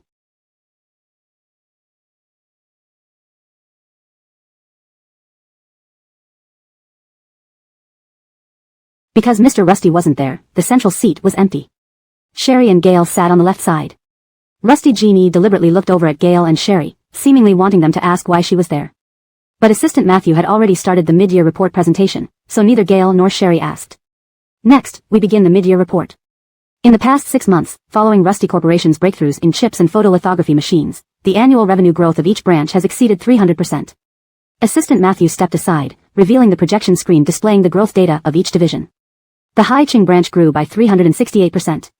Sherry and the other directors lowered their heads to flip through detailed documents. After systematically reviewing the performance and goals for the rest of the year, Assistant Matthew moved on to discussing the subsidiary companies. Despite Rusty Corporation primarily focusing on high-end technology such as drones, satellite communications, chips, and electronics, its subsidiaries covered a wide range of industries, from pharmaceuticals to entertainment. Even with Assistant Matthew's brief overview, it took over 2 hours to cover all the company's situations. Although the medical and pharmaceutical sectors have seen good results this year, given the general economic environment, this level of sales seems questionable. Perhaps, we should consider replacing the head of the medical and pharmaceutical sector, one director suggested. Sherry looked up at the director who spoke. This director surnamed Harry had been mentioned in the files Sherry reviewed, but she hadn't seen him at Mr. Rusty's birthday party. It seems Abram already has an idea, another director chimed in. Yes. As the environment worsens, health will undoubtedly become people's top priority worth significant investment. Abram glanced at Rusty Genie seated at the end. So I propose consolidating medical and pharmaceutical management under direct supervision from the group headquarters. I agree. I agree. The directors quickly agreed after some thought. Mr. Priscilla didn't immediately agree. Instead, he asked, Abram, do you have someone in mind? Yes. Abram nodded. I recommend Rusty Genie. She holds a 10% stake in Rusty Corporation and is the chairman's blood-related niece. I see great potential in her. By emphasizing Rusty Genie's blood relation to Chairman Rusty, it was evident whom he was implying. Neither Gail nor Sherry were officially adopted into the Rusty family. Thank you, Abram, for recommending me. Rusty Genie stood up with a smile. Please trust that Abram isn't showing favoritism. I have experience in the medical field abroad, and I'm close with Haim, the China region manager of Hengji Biotechnology. Moreover, we've already reached a preliminary exclusive agreement with Haim. She turned to her assistant, who immediately distributed printed documents to the directors, Gail, and Sherry. Hearing this, Mr. Priscilla looked up at Sherry, knowing she was the founder of Hengji Biotech. Sherry raised an eyebrow, recalling the phone call with Haim just now. Rest assured, we've contacted Rusty Corporation. Our legal team is reviewing the contract they sent. Gail sat there with crossed legs, not moving as he looked at the document in front of him. Rusty Genie glanced at Gail adjusting his glasses. His stern expression was inscrutable. She smiled. Aren't you going to read the content, Mr. Rusty? There's nothing worth reading. Gail put on his glasses, giving her a cold look. First, you claimed familiarity with Haim from Hengji Biotechnology, then presented this, merely to prove that only you can secure an exclusive deal with Hengji Biotechnology for Rusty Corporation. Rusty Genie was unbothered by Gail's comment and nodded with a smile. Isn't that the truth? Mr. Priscilla chuckled, throwing the documents onto the table, picking up his teacup, and drinking tea without a word. Seeing Mr. Priscilla's reaction, the other directors also put down their documents and drank tea. One director remarked, so, Hengji Biotechnology will exclusively collaborate with us on all patents for the next 6 years? Exclusive agreements were common, but Hengji Biotechnology had never signed an exclusive deal with any company. If Rusty Genie could secure a 6-year exclusive agreement with Hengji Biotechnology, what that would mean for Rusty Corporation's medical sector was self-evident. Chapter 159, Getting Better and Better. After all, Hengji Biotech was the second company, besides the Rusty Group, to be sanctioned by the M country. Yes, furthermore, Hengji Biotech was also the only company thus far that had prompted spontaneous public rallies in support during a hearing day in M country. Rusty Genie placed one hand on the long table, her fingers tapping the surface intermittently as she continued, before I came here, Hengji Biotech had already filed a lawsuit against Yusef Corporation again. I reckon, this time Yusef Corporation is going to face significant challenges. So, including the previously collaborative drug for Alzheimer's between Hengji Biotech and Yusef Corporation, I can also discuss with the founder of Hengji Biotech to bring it over. The cooperation for this Alzheimer's drug once caught the interest of the Rusty Group too, but since it wasn't an exclusive deal, internal discussions within the Rusty Group never reached a conclusion. Coupled with the fact that big companies have complex approval procedures unless directed from top management, before the Rusty Group could finalize their decision, Hengji Biotech had given the exclusive rights for Alzheimer's to Yusef Corporation. Now, Hengji Biotech's Alzheimer's drug is the only one available on the market capable of effectively treating Alzheimer's disease. Are you very familiar with the founder of Hengji Biotech? One of the directors asked. Rusty Genie smiled, twirling her hair slowly, not exactly. That meant she did know him. Sherry raised an eyebrow. Even those directors who knew Sherry was the founder of Hengji Biotech exchanged glances, their eyes wide in surprise. Abram continued speaking on behalf of Rusty Genie. Hengji Biotech represents the future. The future, mastering the secrets of human health means holding the key to wealth. Now only Rusty Genie can secure an exclusive partnership with Hengji Biotech, which would be a great contribution to the Rusty Group. I think, after merging medical and pharmaceutical operations, having Rusty Genie as the head is most appropriate. Abram is right, Rusty Genie smiled. The Rusty Group wants an exclusive 6-year cooperation agreement with Hengji Biotech, and I can say responsibly that only I, Rusty Genie, can sign it within the Rusty Group. Sherry chuckled softly, raising the documents Rusty Genie's assistant gave her, teasing, you're sure that only Rusty Genie can negotiate the exclusive rights with Hengji Biotech? Upon hearing Sherry's voice, Rusty Gineo's haughty gaze reluctantly shifted to Sherry's face, saying with a smile, "What? Could little President Rusty be planning to bypass me and negotiate directly with Hengji Biotech? With the groundwork I've laid, wouldn't it be inappropriate for little President Rusty to reap the rewards? Who plants the seeds reaps the fruits." Abram looked down at Sherry. "Even if little President Rusty does not steal someone else's results. Our Rusty Group is a major corporation. We can't afford such short-sighted actions tarnishing our reputation." "I have no objections," Rusty Gineo laughed. "I welcome any collaboration between Hengji Biotech and Rusty Group, but little President Rusty should ask if the board agrees with allowing someone who steals others' credit to be the Vice President of Administration." Abram immediately responded, "Little President Rusty, we understand you're new and want to make a name for yourself, but you can't steal others' achievements. Moreover, she is closely related by blood to Chairman Rusty, making Rusty Gineo your senior." Abram never understood why Rusty Jigua chose not to use his own kin but adopted a son instead. Later, Gale indeed brought remarkable success to the Rusty Group, elevating both profits and reputation beyond what Abram ever imagined. But when Sherry, who had a relative relationship with Gale, suddenly became Rusty Veronica's adopted daughter, Abram sensed something was amiss. He believed Gale wanted full control over the Rusty family estate and Rusty Group. Otherwise, Sherry being only 15 to 16 years younger than Rusty Veronica, Rusty Jigua could have easily adopted another daughter without issue. The intention was too obvious.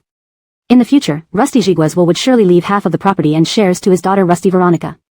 Since Rusty Veronica remains unmarried and unlikely to marry, wouldn't these assets eventually go to Sherry? Regardless of Gale's capabilities, Abram despised this ambitious person who aimed to devour both the Rusty Group and Rusty family properties. So, naturally, he sided with Rusty Gineo. "Old Harry." Director Priscilla waved his hand. "I advise you to stop talking." "Why shouldn't I speak? I don't fear Rusty Jigua. Why prefer outsiders over family? Gale has strong abilities, the Rusty Group has flourished under him. But why should this Sherry get to be the Vice President of Administration?" Abram waved the documents given by Rusty Gineo. "Just like Rusty Gineo brought us the exclusive 6-year cooperation with Hengji Biotech upon becoming a director, shouldn't our Vice President have similar capabilities?" Cough. Someone familiar with the situation advised Abram, "Old Harry, please stop." They weren't withholding information out of ignorance but following Rusty Jigua's instructions not to spread news outside the immediate circle that Sherry was the founder of Hengji Biotech. They dared not imagine how red-faced Abram and Rusty Gineo would be once they found out. Director Priscilla glanced at Sherry, suppressing laughter. "Aiko, maybe, we should announce this internally." Originally, this was meant to be discussed today. Sherry remained composed. "The cooperation between Hengji Biotech and Rusty Group was decided by me long ago." "You decided long ago? What were you back then that you got to decide?" Abram interrupted, throwing the documents on the table. "This was clearly negotiated by Rusty Gineo, and now you're coming to claim the credit." "Abram, calm down. Hengji Biotech chose the Rusty Group, not any specific individual. Even if little President Rusty tries to exclude me, as long as it doesn't jeopardize the collaboration, I can accept it." Rusty Gineo appeared tolerant. "For the sake of the Rusty Group, I'm willing to give up anything. After all, the Rusty Group is the heart and soul of my ancestors, and I wish for its prosperity." ####Chapter 160, truly dramatic. "Miss Rusty, your performance is truly impressive." Sherry couldn't help but applaud for Rusty Genie. Harry Ridge slammed the table. "Don't be too over the top. Who knows if Chairman Rusty has gone senile? Rather than use a family member who thinks so much for the Rusties, he chooses an outsider with no blood relation to be the executive vice president. What qualifications does she have for this position?" When Harry Ridge insinuated that Rusty Jigua was senile, Sherry cast a sharp glance at him. "Excuse me, everyone. I deserve the position of executive vice president at Rusty Group. I didn't make it public earlier because I felt it wasn't necessary. However, I cannot tolerate anyone questioning Chairman Rusty. He appointed me as the executive vice president because I established Hengji Biotechnology in less than 3 years and grew it to its current scale." Sherry's words fell into the room like stones into still water, creating a momentary silence. Rusty Genie's pupils constricted, her fists clenched tightly, and her heart raced. "If it weren't for my relationship with Chairman Rusty, I wouldn't, nor would I join Rusty Group," Sherry said with a smile. "After all, as Mr. Harry mentioned, whoever holds the key to human health holds wealth. Hengji Biotechnology represents the future." These were Sherry's honest thoughts. Harry Ridge was stunned, looking at Sherry with disbelief. Hengji Biotechnology had grown into its present formidable size in under 4 years, even making M Country wary of it. This fact was widely known. But did Sherry really found Hengji Biotechnology? If Sherry was indeed the founder, did Chairman Rusty appoint her as executive vice president to integrate Hengji Biotechnology into his own company? Yusfni. Rusty Genie forced herself to stay calm despite her racing heart. "Just saying you're the founder of Hengji Biotechnology? Everyone knows the founder is mysterious and rarely seen. Claiming it without proof, just to get credit for partnering with Hengji Biotechnology. Really, some people will do anything. I said that as long as Rusty Group thrives, I won't say a word." The directors who didn't know the full story started murmuring again, while Harry Ridge added, exactly. You're very familiar with CEO Heim of Hengji Biotechnology, aren't you?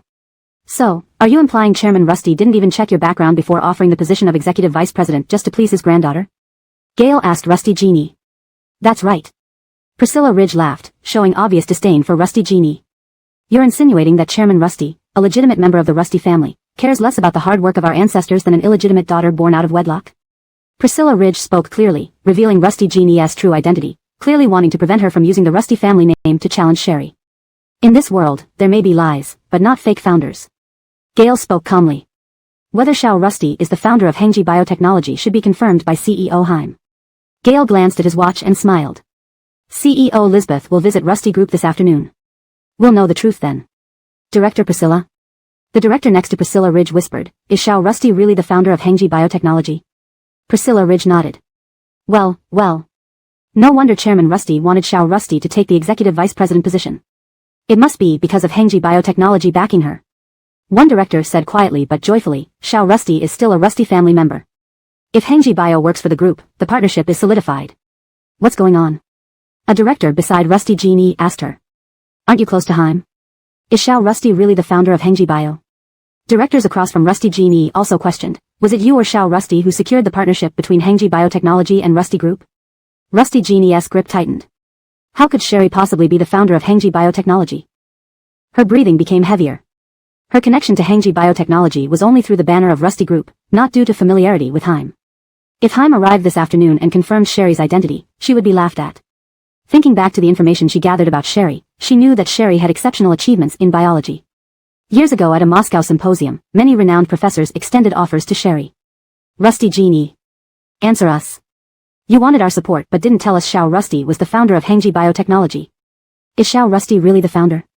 Though they believed Sherry was the founder deep down, people always struggle when cornered. Rusty Genie had promised them much. Facing the accusations from the directors who initially supported her, Rusty Genie maintained a facade of calm. Since Chairman Rusty and Xiao Rusty both insist Xiao Rusty is the founder, let's wait until this afternoon when China Regional Director Lisbeth arrives and confirm it directly with him. She smiled to mask her panic, pretending to be close to Heim. She couldn't afford to show weakness. Regardless of whether today's meeting would prove Sherry's claim, Rusty Genie had made the initial contact and sent the partnership proposal to Hengji Biotechnology. Heim couldn't deny this. If she showed any sign of weakness, these fickle directors would definitely side with Sherry, trampling her beneath their feet. Rusty Genie kept her composure.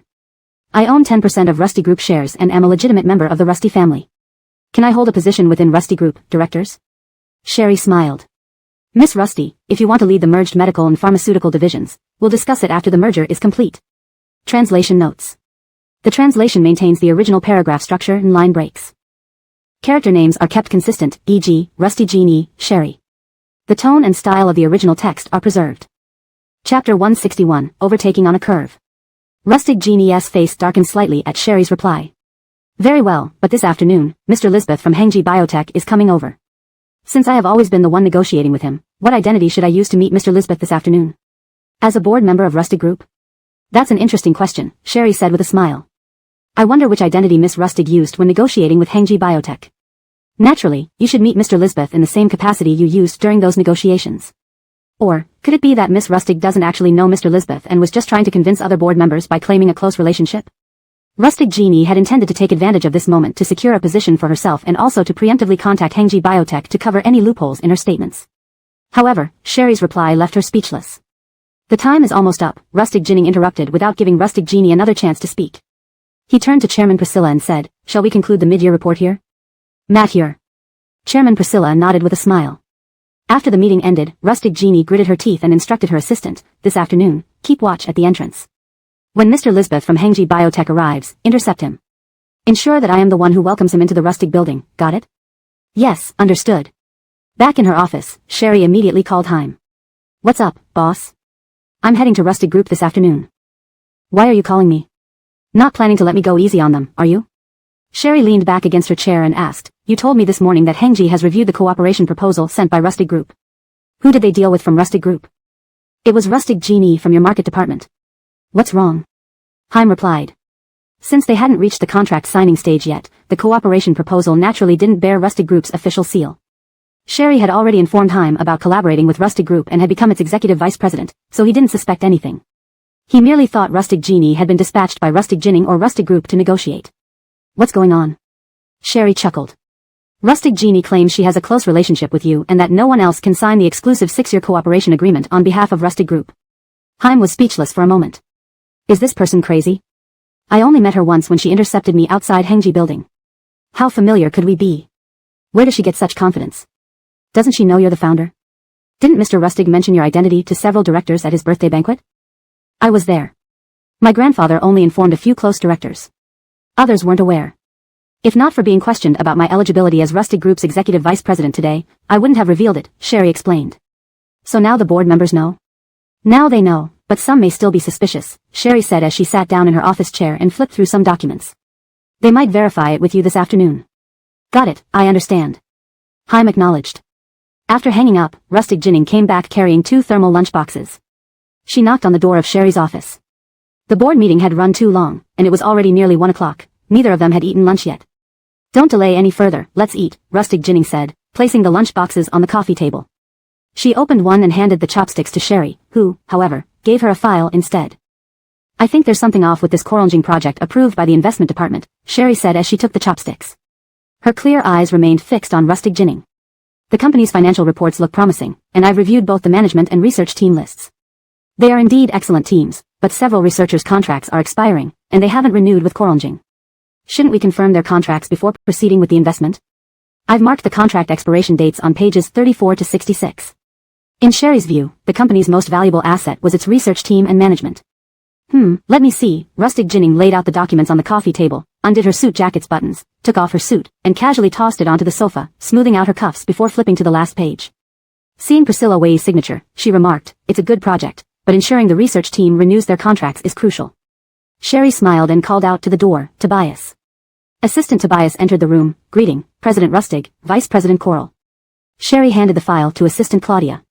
Send this back to the investment department and instruct them to expedite the renewal of the research team's contracts. In the future, don't send such files to me directly. If the director cannot accurately assess basic investment projects, I seriously doubt his professionalism. You can discuss finding a new investment director with President Rustig. Have Assistant Matthew accompany you, Rustig Ginning added. Yes, sir. Tobias responded. Seeing Sherry handle the file, Rustig Ginning knew this was a challenge from the investment department. As an executive vice president, Sherry wasn't their direct superior, yet they sent this document to test if she could discern the issues or do their job for them. Rustig Ginning instructed Kayla to go with them to signal to the entire group that she and Sherry were not competitors but working together harmoniously. After the assistants left, Rustig Ginning turned back, her gaze lingering on Sherry as she removed her wristwatch and put on disposable gloves to peel a shrimp into Sherry's lunchbox. I need to visit the Yaniqing factory. I'll leave after lunch. It will be late when I return, so don't wait for dinner. Yaniqing? The United Light Group production line? Sherry asked. Exactly as you suggested last time, leveraging Rustig Group's current influence to coordinate related companies in the semiconductor field. With chip production capacity expanding rapidly, we'll soon be able to seize market share and prevent countries' low to mid-range chips from entering the domestic market, Rustig Ginning continued peeling shrimp. This time, the government is organizing this initiative, with Rustig Group taking the lead.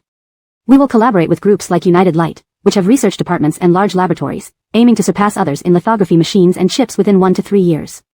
This would be the focus of Rustig Group for the next 3 years. On Thursday, we need to attend a government department meeting. Make sure to familiarize yourself with the heads of these departments and the CEOs of these groups beforehand. These people will be your colleagues in the future, Rustig Ginning said with a smile. Translation provided as requested while ensuring natural language, adherence to style, and logical continuity with previous content. Chapter 162 Not really interested. Before leaving, Gail planned to do everything she could for Sherry. I've already gone through the information on the heads of several groups on the government side, and it shouldn't be a problem.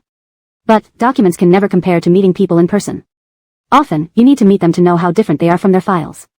Sherry thought of Priscilla Wei. Priscilla Ridge's son was quite different from what Sherry had seen in the documents.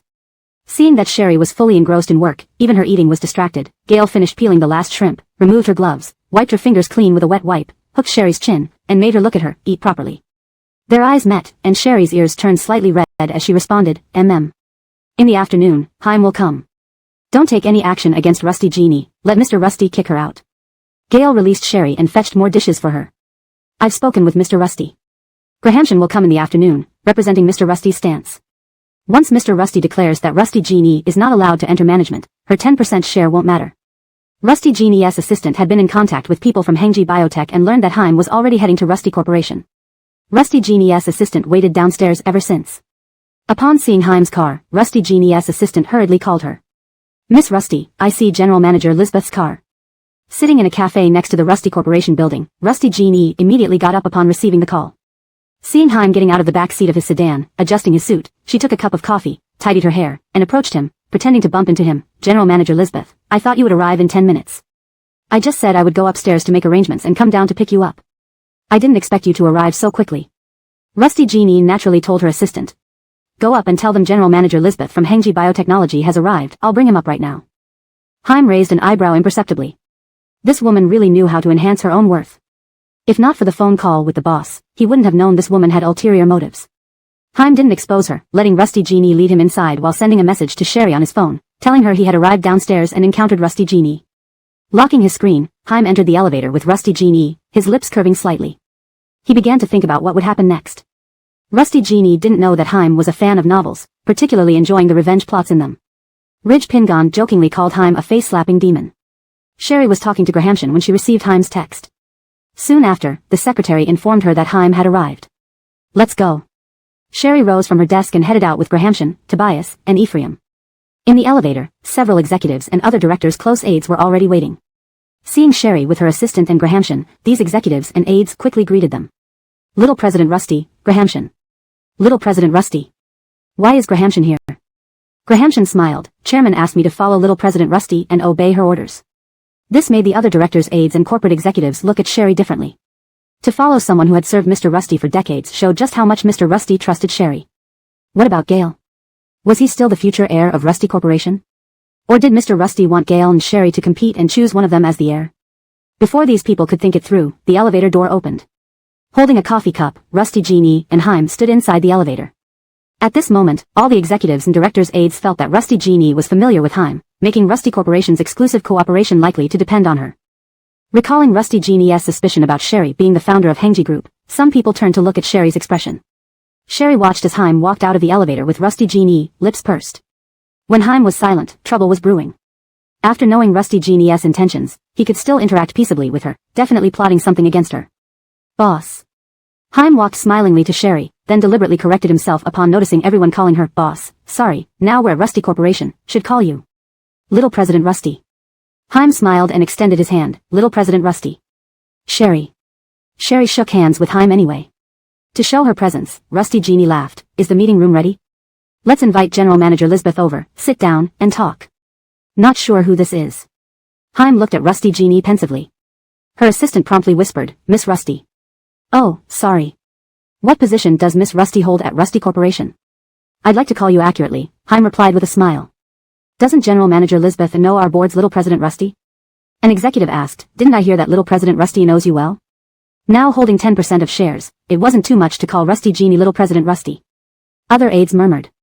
Isn't Rusty Genie very close to General Manager Lisbeth? How come he doesn't even know her name?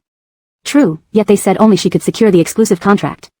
Rusty Genie clenched her fists but kept a calm demeanor, smiling at Sherry. General Manager Lisbeth is asking Little President Rusty about my position. Little President, what position do you think suits me?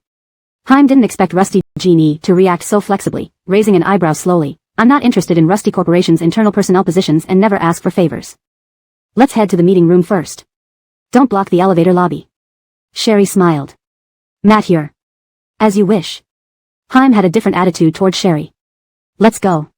At the meeting room door, Sherry, Haim, and the executive responsible for the project went in, leaving Rusty Genie and her assistant outside, stopped by Ephraim and Tobias.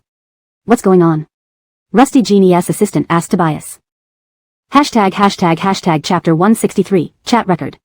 Sorry, non-relevant personnel are not allowed in the meeting room. Tobias adjusted his glasses calmly and said. No problem. Rusty Genie still wore her ever-smiling face, stopping her assistant who was about to argue on her behalf. President Lisbeth, don't worry. As long as Lim Corporation can successfully cooperate with Hengji Biotech, I don't mind. After all, I hold 10% of Lim Corporation's shares. When Lim Corporation makes money, I make money too. I'm not someone with a narrow mind. The moment Rusty Genie heard Haim call Sherry boss, she knew that Sherry was undoubtedly the founder of Hengji Biotech. No matter what, as long as the board and management of Lim Corporation believed it was her initiative to broker the exclusive cooperation between Hengji Biotech and Lim Corporation, the more Sherry suppressed her, the more others would think Sherry was bullying her. Little President Rusty. Rusty Genie smiled at Sherry. I hope you'll take good care of the project with Hengji Biotech. Little President Rusty, isn't this arrangement inappropriate? Manager Priscilla interjected, clearly siding with Rusty Jinwon as he was aligned with Abram. The exclusive cooperation project with Hengji Biotech was led by Miss Rusty. Even though Miss Rusty hasn't entered the management yet, she is already a director of our corporation. Not allowing her to attend the meeting might give off the impression that we're cutting ties after crossing the river. Hold on. Haim interrupted with a smile. What do you mean by saying the exclusive cooperation project with Hengji Biotech was initiated by Miss Rusty? Which Miss Rusty are you talking about? The one waiting outside? Haim unbuttoned his suit jacket and sat down. I didn't know that cooperation with Lim Corporation now requires someone else to initiate it. When Miss Rusty arrived, wasn't she claiming to be sent by Lim Corporation? Wasn't she sent by Little President Rusty? Upon hearing this, Rusty Jinwon clenched her fists tightly. Seeing the varied expressions of the other attendees in the room, she quickly tried to salvage the situation. I own 10% of Lim Corporation's shares, and this morning the board acknowledged my position as a director. There's nothing wrong with me representing Lim Corporation. Ultimately, Hengji Biotech and Lim Corporation will collaborate. If we cooperate smoothly, everyone will profit, win-win, right? That's not quite right. Haim swiveled his chair lazily. We're discussing an exclusive cooperation agreement with Lim Corporation because the founder of Hengji Biotech decided to exclusively cooperate with Lim Corporation, not because some random person claims to know me or be close to me. Besides, I don't even know this Miss Rusty. Rusty Jinwon was publicly humiliated, her expression strained. President Lisbeth, is it necessary for you to make things so difficult for me? It's not me making things difficult for you, but you making things difficult for me. Trying to put me in an uncomfortable position. Haim showed no mercy. Before heaven and earth, I really don't know you. How can you have the audacity to claim you know me well and say this and that everywhere? I'm closer to this chair than to you. Haim chuckled. I'm merely the China regional head of Hengji Biotech, working under the founder. I only do what my boss tells me to do. In front of my boss, you're telling people that only you can sign Hengji Biotech's 6-year exclusive cooperation agreement, making my boss wonder what to think of me. Are you the boss of Hengji Biotech, or its ancestor? Who do you think you are, making such bold statements in front of my boss? Anyone would think I took your bribe or you've got something on me. Rusty Jinwon's chest heaved as she rapidly considered her options. Haim opened a bottle of water. We've all been in the corporate world for a while. Although my boss trusts me, I must clarify things to avoid any misunderstanding from either my boss or anyone from Lim Corporation regarding my character. Otherwise, I might lose my position. Haim was right, who wouldn't fear being undermined by someone in front of their boss? Just now, didn't Rusty Jinwon say she knows the founder of Hengji Biotech? Didn't she realize the founder was Little President Rusty? She clearly didn't know. Even the collaboration between Hengji Biotech and Lim Corporation depends on Little President Rusty, the founder. Yet she accused Little President Rusty of stealing her fruit. What a joke. That fruit belonged to Little President Rusty's tree, why would she leave it for someone else to pick? Rusty Jinwon's heart raced. If she couldn't resolve this today, she'd lose face. Somebody asked me earlier if I knew the founder of Hengji Biotech.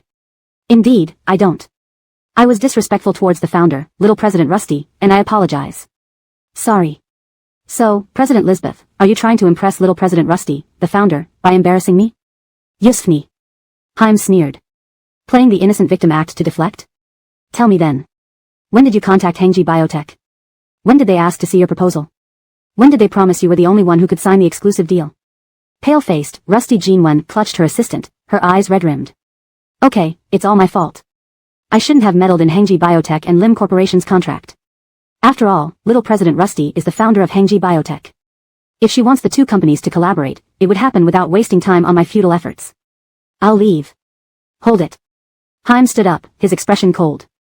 You pretend to be a victim and want to leave, giving people the wrong idea. Did you contact Hengji Biotech for a long time? Were you helping them collaborate with Lim Corporation? You started contacting Hengji Biotech under the banner of Lim Corporation just yesterday afternoon. Before that, Hengji Biotech already knew that our founder, Mr. Rusty's granddaughter, would enter Lim Corporation as executive vice president and received instructions from our boss, Little President Rusty. We were told to keep things within the family and sign an exclusive cooperation agreement with our own Lim Corporation. So when you claimed to be sent by President Rusty and offered to send us a cooperation plan, we naturally accepted it. Haim continued methodically, if Miss Rusty insists on being stubborn, I can provide the call recordings and chat logs. And remember, they include timestamps. Translation provided aims to maintain the original tone and style while ensuring natural English fluency and coherence with previous content. Chapter 164, What did you think I was going to say? Rusty Genie was left speechless by Haim's words.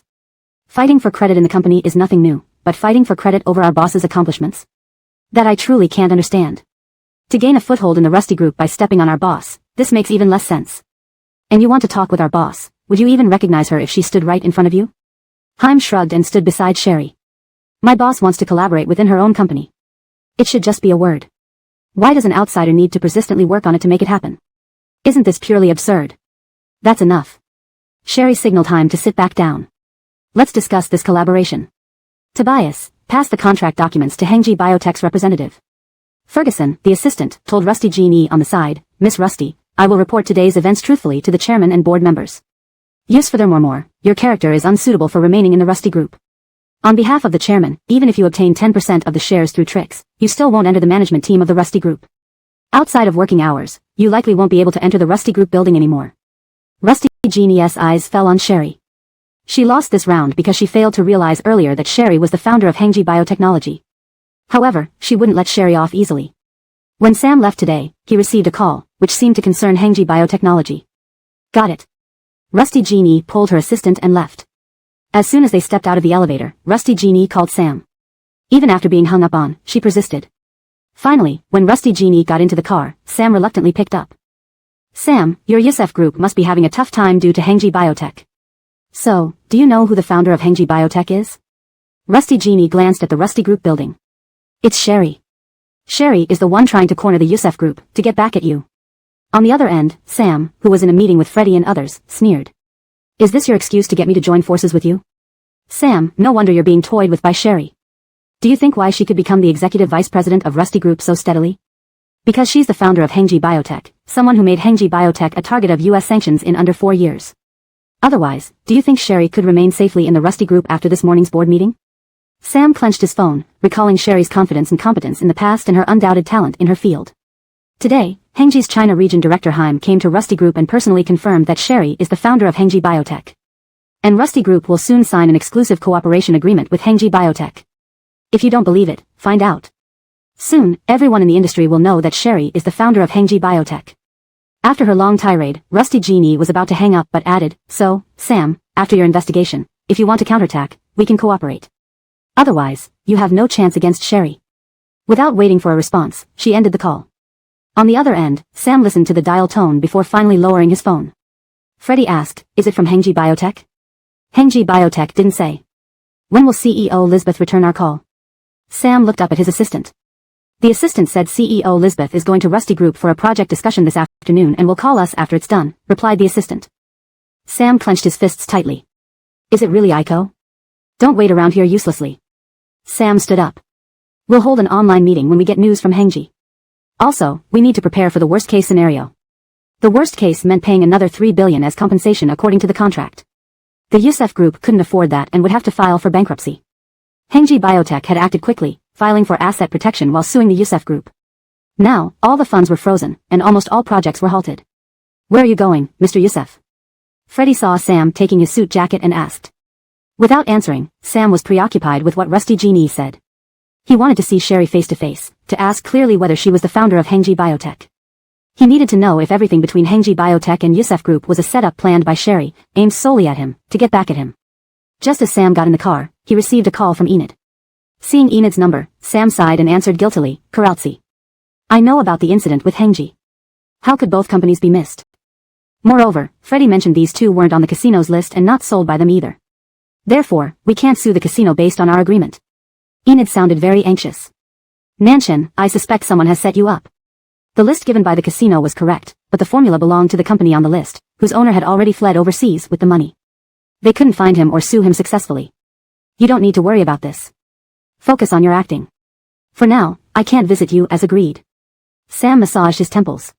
He had promised Enid 2 months. She demanded that during these 2 months, Sam treat her like before. If he still didn't change his mind after that, she would agree to dissolve their engagement. Nanshan, I heard something.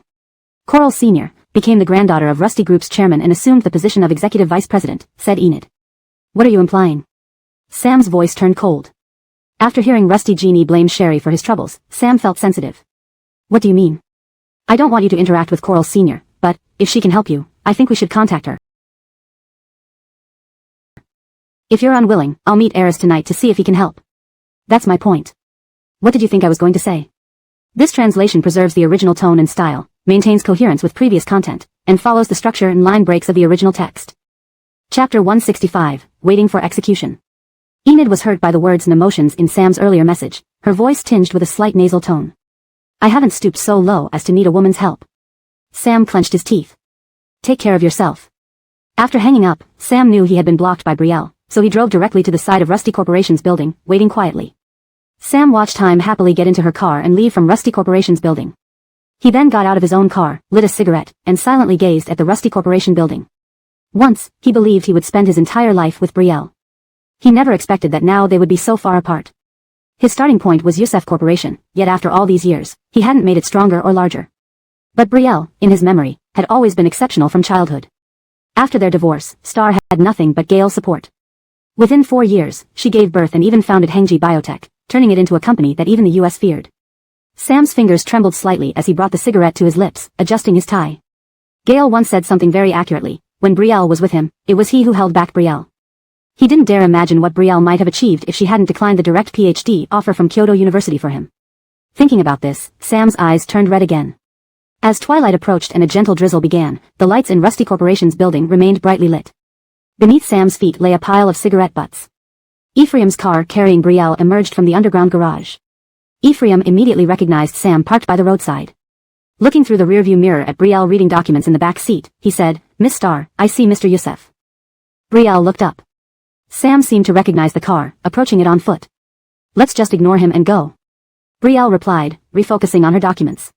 Seeing no sign of stopping, Sam quickly got into his car and closely followed behind. Mr. Yusef is chasing us, should we lose him? Ephraim asked. No, just drive normally. I don't want to waste time. Brielle needed to finish reviewing these documents as soon as possible. Actually, Brielle had an idea why Sam came. This time, as the founder of Hengji Biotech, she secured her position as the executive vice president of Rusty Corporation. Sam must have heard the news. With Yusef Corporation on the verge of collapse, discovering she was the founder of Hengji Biotech, naturally, he would come seeking her. Brielle lifted her head, glancing out the window. The rain blurred the vibrant nightlife of Jingdu. She knew this confrontation was inevitable. Her current residence wasn't far from Rusty Corporation. It would be better to resolve this matter now rather than let Sam know her living arrangements later. Ephraim, stop at the next curb, Brielle instructed. Alright, Ephraim drove the car into a parking spot on the auxiliary road, unlocking the car door and holding an umbrella over Brielle's head after retrieving it from the trunk. Upon stepping out, Brielle saw Sam also stop and approach her, attempting to take the umbrella from Ephraim. You wait here for me. Not possible, I must stay with you, Ephraim insisted, holding onto the umbrella firmly. Brielle noticed a cafe across the pedestrian crossing. 3 minutes later, Brielle and Sam sat inside the cafe. Sam watched Brielle across from him intently, controlling his emotions, and spoke hoarsely, Congratulations on your new role at Rusty Corporation. So you chased me just to congratulate me? Brielle lifted her coffee cup. I told you not to appear in my life anymore, it's quite annoying. Sam gripped the coffee cup with both hands, asking, Did you establish Hengji Biotech? Finally. Brielle didn't hide it, nodding. Yes, so you came today actually to plead for Yusef Corporation? Hearing it from her own mouth felt entirely different from hearing it from others. Sam's eyes reddened, a smile forming on his lips. Star, you've always been brilliant. In the past, I held you back. Brielle sipped her coffee, averting her gaze without looking at Sam, showing her impatience. So? Sam breathed rapidly, his voice tinged with emotion. If this is revenge, I hope, after Yusef Corporation goes bankrupt, you won't hate me anymore. All he asked was for Brielle not to hate him anymore. He didn't ask for another chance. Considering bankruptcy already? Not going to fight for it? Brielle asked with a slight laugh. I once said, whatever you wished, was always my aim. Sam's throat constricted, forcing a painful smile. If you want Yusef Corporation to go bankrupt, I won't struggle. Never thought after so many years, you haven't improved at all, Brielle said, picking up her bag to leave. Star. Sam stood up hastily, tears streaming down his cheeks. Stay a little longer. Brielle kept walking, her expression cold. My time is valuable. Seeing Brielle exit the cafe, Sam could no longer control himself, running out and shouting in the rain just as she was about to enter her car. I regret it. Sam choked back tears. You once asked, after regaining my memory, if I'd regret how I treated you. Star. I deeply regret it. Sam cried openly. I regret it so much, wishing I could go back and kill that despicable self. Star. I truly regret it. Brielle paused briefly before bending to enter the car. After Yusef Corporation collapses and you calm down, can we start anew? Can we begin again?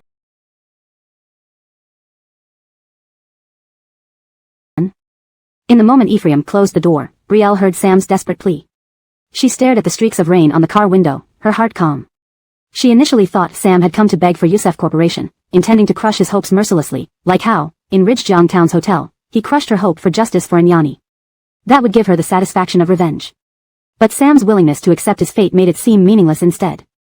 Chapter 166, The Deal. Fortunately, Ferris has already faced his comeuppance. Under Sherry's arrangements, Ferris is thoroughly entertained in jail every day. Especially now that the Yi family is ruined and Sam is no longer protecting him, every day will be torture for Ferris. Ephraim drove away with Sherry, and this time, Sam did not chase after them again. He stood there miserably in the rain, his hair and suit dampened by a fine mist of water. After his phone rang for the 6th time, Sam finally answered. Upon hearing Freddie chatter about today's discussions with Hengji Biotech, Sam spoke hoarsely, apply for bankruptcy. Freddie paused on the other end before replying, sorry Mr. Youssef, I didn't catch that. What did you say? You heard right. Go through the bankruptcy process. Sam said before hanging up. There was no point in continuing to struggle. It wasn't that Sam had given up willingly, it was just that Youssef Group had stumbled once before, and this time, it couldn't get back up. Hengji Biotech held the reins over Youssef Group's life or death. He couldn't bring himself to beg Sherry, especially considering he had promised to fulfill all her wishes. During his amnesia, he had violated that promise far too many times. He couldn't, nor did he want to break it again. But Sam had no intention of giving up on Sherry. The harm he had caused could not be undone, so he was willing to endure any form of revenge that would make her feel even the slightest satisfaction. He only hoped that after her revenge, the Sherry he had lost might give him another chance to start anew. Youssef Group was thrown into chaos due to Sam's decision. Although everyone knew Youssef Group faced bankruptcy risks, they hadn't entirely ruled out reconciling with Hengji Biotech if they could find a way to maximize their interests. Yet, the employees hadn't given up when the boss had already thrown in the towel. What logic was that? Sherry washed up and then video called the 2 kids before returning to her desk to review documents brought from work. Her WeChat notifications chimed incessantly. She glanced at them. Godric and Eric wanted to re-add her as friends.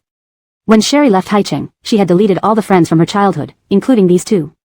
After lying in a coma for 2 years, she found that she had lost not just Sam but also her old friends. Since she had deleted them, Sherry had no plans to add them back. Her current life was separate from her past. She put the phone aside and ignored it. Outside her door, Ephraim blocked the entrance, preventing Clifford from ringing the doorbell. Clifford tapped his cheek with his tongue and raised an eyebrow. Ephraim, how long have you been away from me? Have your wings grown harder? You don't listen to me anymore? I only obey Sir's orders.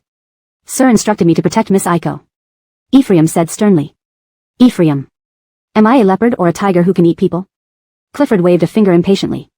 Move aside, I just want to say a few words. Sir Yanni, if you continue like this, I will call Sir. Ephraim remained impassive. Before Clifford could respond, the door opened slightly. Ephraim turned to see Sherry in her loungewear. Miss Aiko, please go inside. No. Clifford smiled. It's rare to meet you in person. Sister-in-law, won't you invite me in? Sherry's gaze swept over the 2 bodyguards behind Clifford and then landed on him. How did this gentleman get up here? As far as I know, Huading Xingyuan has strict security measures, non-residents can't come up. What a coincidence. I live 2 floors below you. I came back after ages, found out you're on the top floor, and climbed up. But this brat Ephraim wouldn't let me ring the bell. Clifford seized the chance to complain to Sherry. Seeing Sherry leaning against the door, half smiling, Clifford slapped his forehead and quickly extended his hand. Forgot to introduce myself. I'm Clifford, Gale's best brother before he was adopted by the Rusty family. Night Palace is my small shop. If you have time, welcome to visit, everything free of charge. If Night Palace were considered a small shop, what would the other clubs in the capital city be?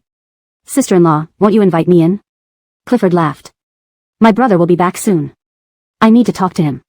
Of course, since we're meeting for the first time, if you're worried, you can have this wooden bodyguard Ephraim, whom I failed to train for years, come in with us. Ephraim was trained by this Clifford?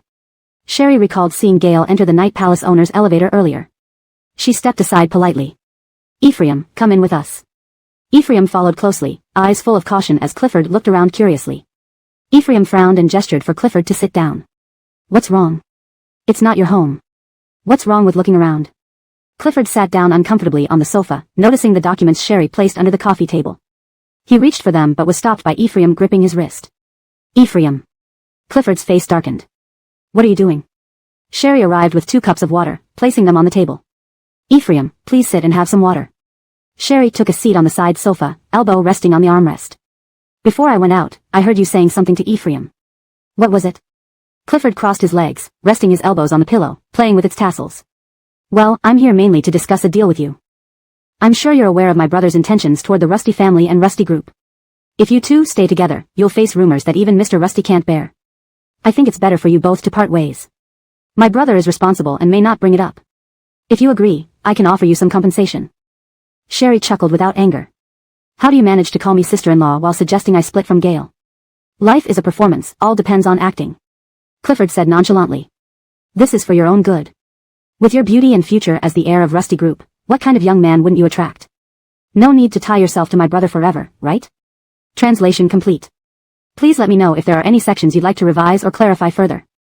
Chapter 167, Strike the Snake at its Vital Point. Clifford adjusted her posture with a smiling face. Moreover, what if Mr. Rusty dies of anger? Adopting a child who is in a relationship with his granddaughter, that's called immoral. The Rusty family will be ridiculed. As a distinguished family in Kyoto, the Hudson's conservative nature wouldn't endure this, and Miss Rusty Veronica probably can't accept it either. Clifford had conducted an in-depth investigation on Sherry during this period. Using available information and the previous attitude of Gale towards Sherry, she vaguely deduced the connection between Sherry and the Rusty family. Strike the snake at its vital point, Clifford knew what mattered to Sherry. She cared about Mr. Rusty and Rusty Veronica, nominally her adoptive mother. Use furthermore. Clifford put down her crossed legs, elbow resting on her knee, scrolling through photos on her phone. Seems like sister-in-law has a pretty good relationship with your ex-husband surnamed Yusef. Sherry looked at Clifford, raised her phone, and showed her several photos on the screen. One was taken outside the police station where she stood face-to-face with Sam. Another was after the birthday banquet as she got into the car, while Sam watched her from a distance. The third one was today, sitting with Sam at a cafe. Ephraim's expression changed suddenly, standing up abruptly. I'm sorry, Miss Aiko, I failed in my duty by not noticing anyone following us. I followed personally, you naturally wouldn't have detected it. Clifford smiled smugly, since you didn't give up even when Sam lost his memory back then, now that he's regained it, old feelings just need a tiny spark to reignite. Sherry wasn't irritated, she merely gazed at Clifford and asked, I didn't plan on separating from Jeremiah. Sherry's reaction was expected by Clifford, who leaned back against the sofa armrest, appearing somewhat pleased. Indeed, how could that useless Sam compare to my brother? Not as handsome, not as capable. If I were you, I wouldn't choose Sam over my brother either. Sherry. Who would have thought Clifford was obsessed with her brother? This self-satisfied look, was she here to show off her brother or to break them up? Thank you for your understanding, Sherry said with a smile. But... Clifford turned serious, I won't allow my brother to have any weak points. Just as Clifford finished speaking, the door opened. Gale entered, suit jacket draped over his arm. Sir. Ephraim greeted hastily. Upon seeing Gale return, Clifford stood up smilingly. You're back. Behind his gold-rimmed glasses, Gale's narrowed eyes turned colder but showed no emotion as he changed his shoes and removed his wristwatch, asking, Why are you here? How hurtful those words are. Clifford placed her hands in her pockets. Naturally, I'm here to sow discord between you two and hope for a separation. I've said before, you cannot have any weaknesses. Sherry. Breaking others' relationships isn't heartless? This person really doesn't hold anything back. Gale opened the door, his cold face showing no expression. Leave. Matt here. Clifford agreed readily, turning around happily and waving at Sherry, goodbye, sister-in-law. Ephraim also walked to the door, apologizing to Gale. Sorry, sir, should have stopped Master Yanni. I invited her in. Sherry smiled and reassured Ephraim, you can go rest. Alright, no next time. Gale stated. Yes, sir. Ephraim responded, turning to give Sherry a smile before leaving. Gale closed the door casually, and his phone rang from his pocket. Seeing Gale take the call, loosening his tie and walking towards the sofa, Sherry smartly took 2 steps forward to receive the suit and watch from his arms before being held firmly by his large hand. Sherry looked puzzled at Gale, who focused intently on her, making her heart skip a beat. Avoiding Gale's gaze, she noticed his long, elegant fingers gripping her wrist tightly. Perhaps due to their attractiveness aligning with her tastes, her heartbeat quickened even more. The funding for the R&D expansion cannot be cut, but there is a limit. Let President Jiang decide. That's all. Hanging up, Gale sat on the sofa, pulling Sherry into his embrace, tossing the phone aside, removing his glasses, and capturing her lips with a fierce kiss. Almost instantly, the kiss became intense, nearly suffocating Sherry. His strong desire made her feel breathless. Gale's suit slipped from Sherry's arms, her hands weakly holding onto his shoulders. Her eyelashes trembled as she closed her eyes, nestling deeper into his embrace. Despite trying to retreat, she was forcefully held closer, deepening the kiss. It felt like Gale was sick. Desperately needing to embrace, kiss, possess, and monopolize Sherry. After engaging in the most intimate act with Sherry, his possessiveness grew daily under her indulgence. From initial jealousy whenever she dined with other men, to almost unable to tolerate anyone else looking at her now. As their relationship deepened, Gale realized envy was harder to bear than restraint. He admitted Clifford was right, Sherry had become his weakness, perhaps not just a weakness. Gale commanded, open your eyes, look at me. Sherry tightened her grip on his shirt, lashes fluttering. Their moist, reddened gazes locked, intensifying without letting up. Upon opening her eyes, the kiss turned even more aggressive, sending shivers up her spine. Breathless and disoriented, her vision blurred, red rims forming around her eyes, trembling uncontrollably. Gale felt he was going mad. Seeing Sherry sit opposite Sam in the cafe sent him into a jealous rage. In this relationship, Gale had fallen utterly and completely. There was a moment when fear of losing her consumed him.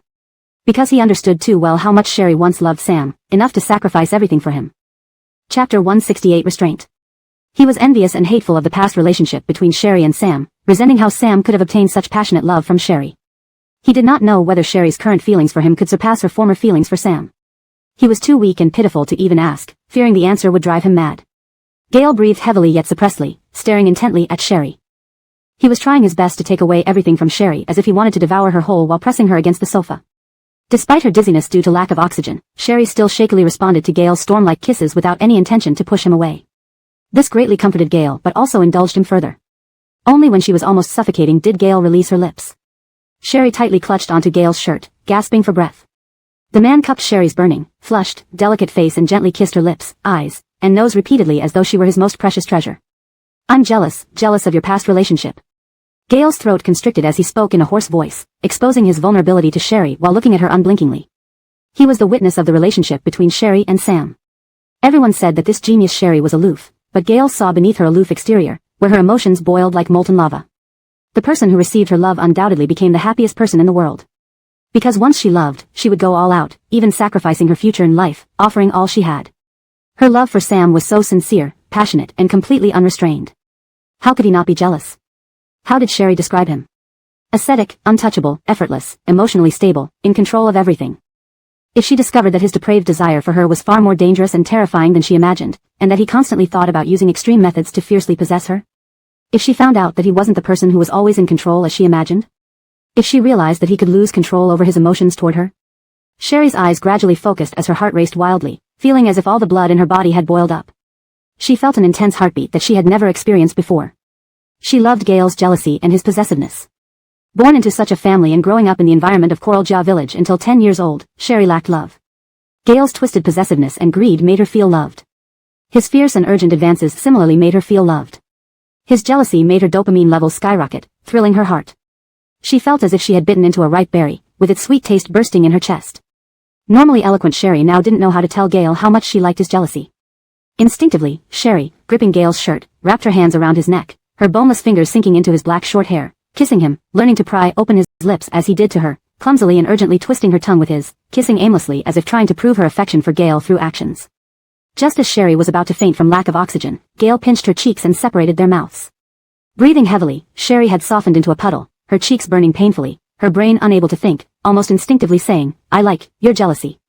Sherry's vision blurred by physiological tears didn't notice that when she said these words, Gale's gaze, already scorching with madness, became even darker, revealing a terrifying possessiveness. "You're indulging me." Gale's voice was extremely hoarse. Mathuch indulgence from Sherry would make it impossible for him to contain his repressed desires. Gale's voice near her ear made goosebumps rise on Sherry's skin. Not sure if her brain had crashed along with her reason, being controlled by desire, Sherry's red lips parted, saying, "Caleb, I want you." For a moment, Gale's mind went blank. Like a long-starved beast seeing its prey come right before it, inviting him to eat by exposing its slender neck, inviting him to devour it whole. That night, the consequences were predictable. After being carried horizontally into the bedroom by Gale, Sherry thought she would die in his arms. Yet, Gale playfully told her at her ear that they needed to go to work tomorrow, asking her to restrain herself. Restrain what? He should restrain himself first. When the bedside alarm clock rang, Sherry felt her head would explode. She had been tormented nearly sleepless all night. As soon as she started resting, the alarm rang. She had set it for 6:30 to wake up and exercise. Now, she lacked the strength even to turn off the alarm. A strong arm crossed over Sherry, turning off the alarm and pulling her back into his embrace. His hot lips kissed her closed eyes, and he embraced her back to sleep. When Sherry finally opened her eyes with difficulty, Gale was standing at the foot of the bed buttoning his shirt. "You're awake," Gale said, threading his tie through his crisp collar and tying it as he came to kiss Sherry on the lips. The bruised lips stung. Looking at the sleepy-eyed Sherry, Gale's voice softened. "Sleep a little longer." "No," Sherry raised her aching arm to shield her eyes. "I brought some files back last night. There are many things today. I just need to wash my face and drink a cup of coffee." Previously in the lab, it was common for Sherry to stay awake for over 30 hours, taking only a brief rest, then washing her face with cold water and drinking coffee before fully concentrating on experiments again. Upon finishing a complete sentence, Sherry realized her voice was hoarse again. Her brain involuntarily recalled Gail's fierce and rough handling last night, covering her mouth to ask her to restrain herself, saying it was what she wanted. Her ears flushed red instantly, bringing her back to reality significantly. Seeing Sherry's flushed ears, Gail understood everything. He stroked her head and kissed the top of her hair. "I'll make you coffee." Hearing the closing door, Sherry moved her hand from her eyes, her face still red, getting up. Dragging her aching body to the bathroom, she cleared her throat, trying to recover her voice. Picking up her toothbrush, looking at herself in the mirror, her eyes couldn't hide her smile. Chapter 169, Wooing. Once, she had, truly despised being touched by the opposite sex, except for Sam. But even then, beyond lip-to-lip kisses with Sam, she couldn't accept anything further. But with Gail, the intertwining of lips and tongues, the mingling of saliva, these were things Sherry had never dared to imagine before. And then there was the intimacy between a man and a woman. She had emotional scars, always believing that such matters were filled with pain and despair. But with Gail, he always managed to easily arouse her desires. It was Gail who made her realize that if it was with the right person, it could be something utterly addictive. Last night, Gail said, he was jealous of her past relationship. Her relationship with Sam was indeed sincere and she had given it everything. But fate intervened, and a car accident separated them, perhaps correcting her destiny. Sherry rinsed her mouth and wiped the foam from the corners of her lips with a tissue. She liked that aloof, mature man who seemed to lose control for her. She enjoyed seeing how his veins would bulge on his forehead, neck, forearms, and hands when he struggled to contain his emotions. Sherry leaned on the bathroom counter, looking at herself in the mirror, her cheeks flushed as she bit her lip. She probably had no cure. How did she develop such strange tastes? Exiting the master bedroom, Gail was already seated at the dining table reading news on his tablet while having breakfast. After washing up, Sherry's mental state improved significantly, at least she didn't look as exhausted as when she first woke up. Sherry sat down beside Gail and picked up her coffee cup, but before bringing it to her lips, Gail said, "Eat something first, drinking coffee on an empty stomach can hurt your stomach."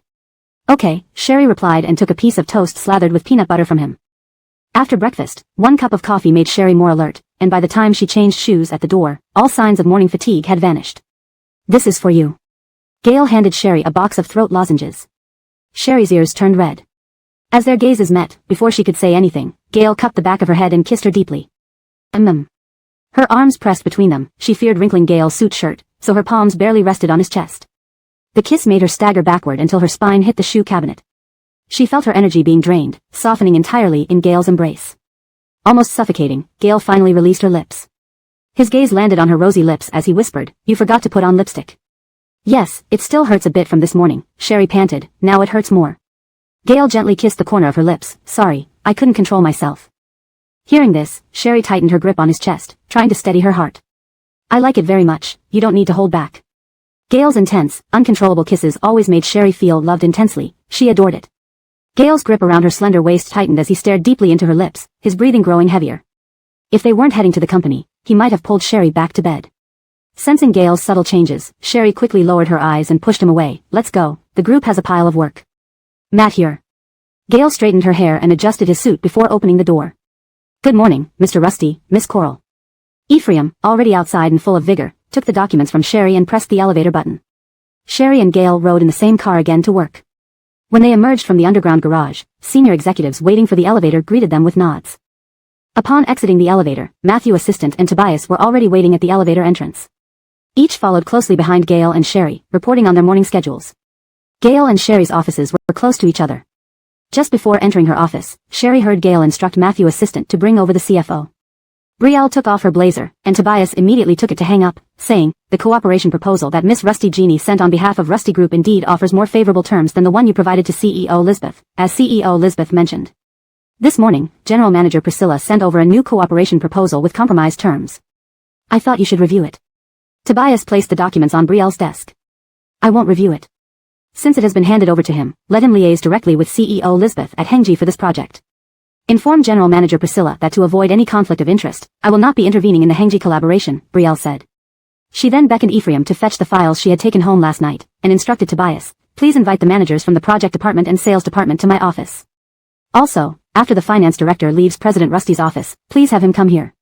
"Yes." Tobias replied and left to carry out the instructions. At the previous birthday banquet for Mr. Rusty, Adelaide had discussed with Brielle about the Matthew family's plans to develop the largest CBD construction project in Kyoto. Brielle knew quite a bit about the Matthew family, they always maintained close ties with governmental departments, allowing them to receive information early or align with the government's planning for Kyoto. Soon, Project Lloyd Kwan and sales manager Phyllis arrived at Brielle's office, reviewed the materials, received their instructions from Brielle, and left.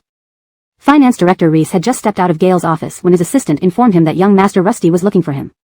Reese glanced back at Gale's office door, wondering if young Master Rusty knew that President Rusty had called him in and was trying to get some inside information from him. Could it be that since Brielle entered the Rusty family, she was already making moves to seize power? After all, the person who established Hengji Biotechnology and grew it to its current stature within 4 short years couldn't be someone harmless. Mr. Rusty likely positioned Gale and Brielle in nearby offices to foster competition. To see who would ultimately prevail between Gale and Brielle. The winner would be the future heir to Rusty Group. Thus, choosing the right side would be crucial.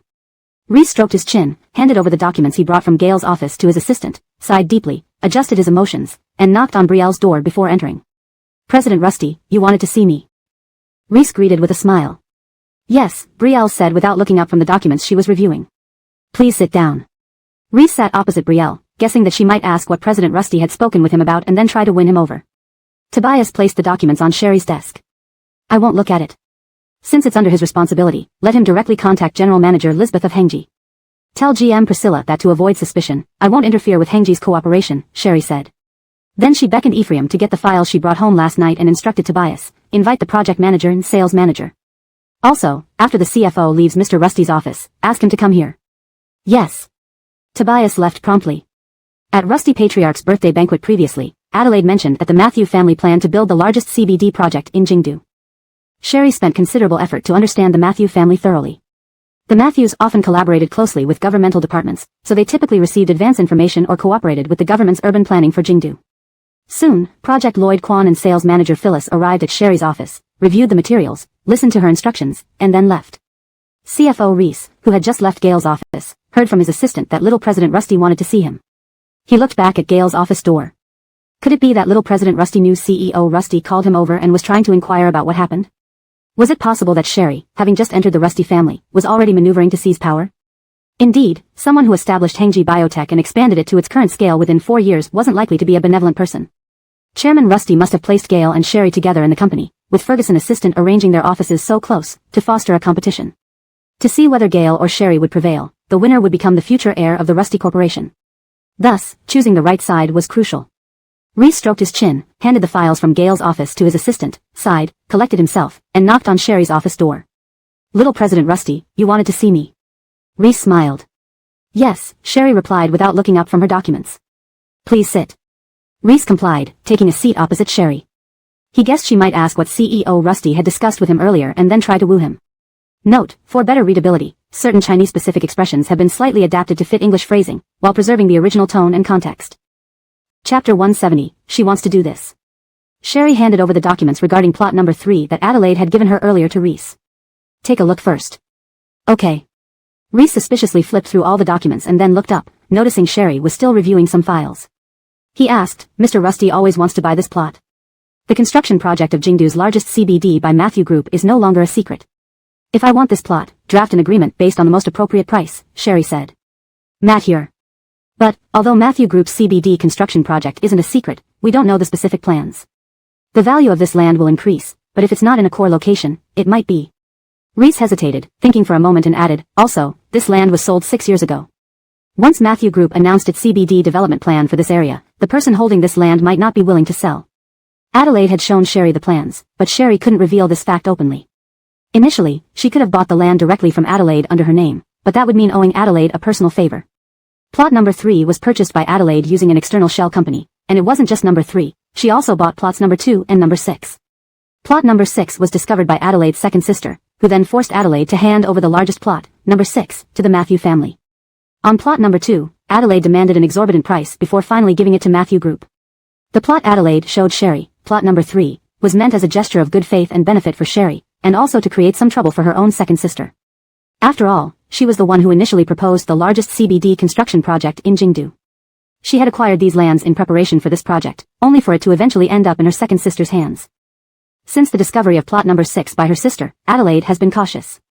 Therefore, plot number 3 was already in the process of signing a contract with Matthew Group. Otherwise, Matthew Group wouldn't have allowed this information to leak.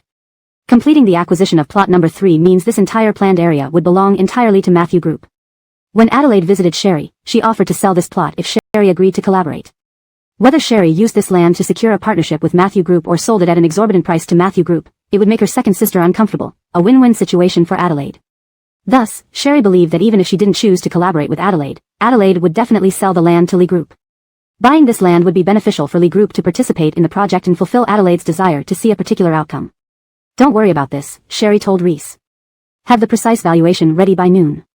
Go ahead. Reese nodded, closing the file, somewhat surprised that Sherry hadn't asked what he discussed with Mr. Rusty. As Reese left Sherry's office, he called Gale, informing him about Sherry's intention to buy the land as a gesture of loyalty. I understand, go ahead. Gale responded. Reese stared at the disconnected phone call for a while before nodding. It seemed that Mr. Rusty and little Mr. Rusty hadn't yet openly clashed, unlike the public dispute among the three sisters of Matthew Group. However, it was only a matter of time.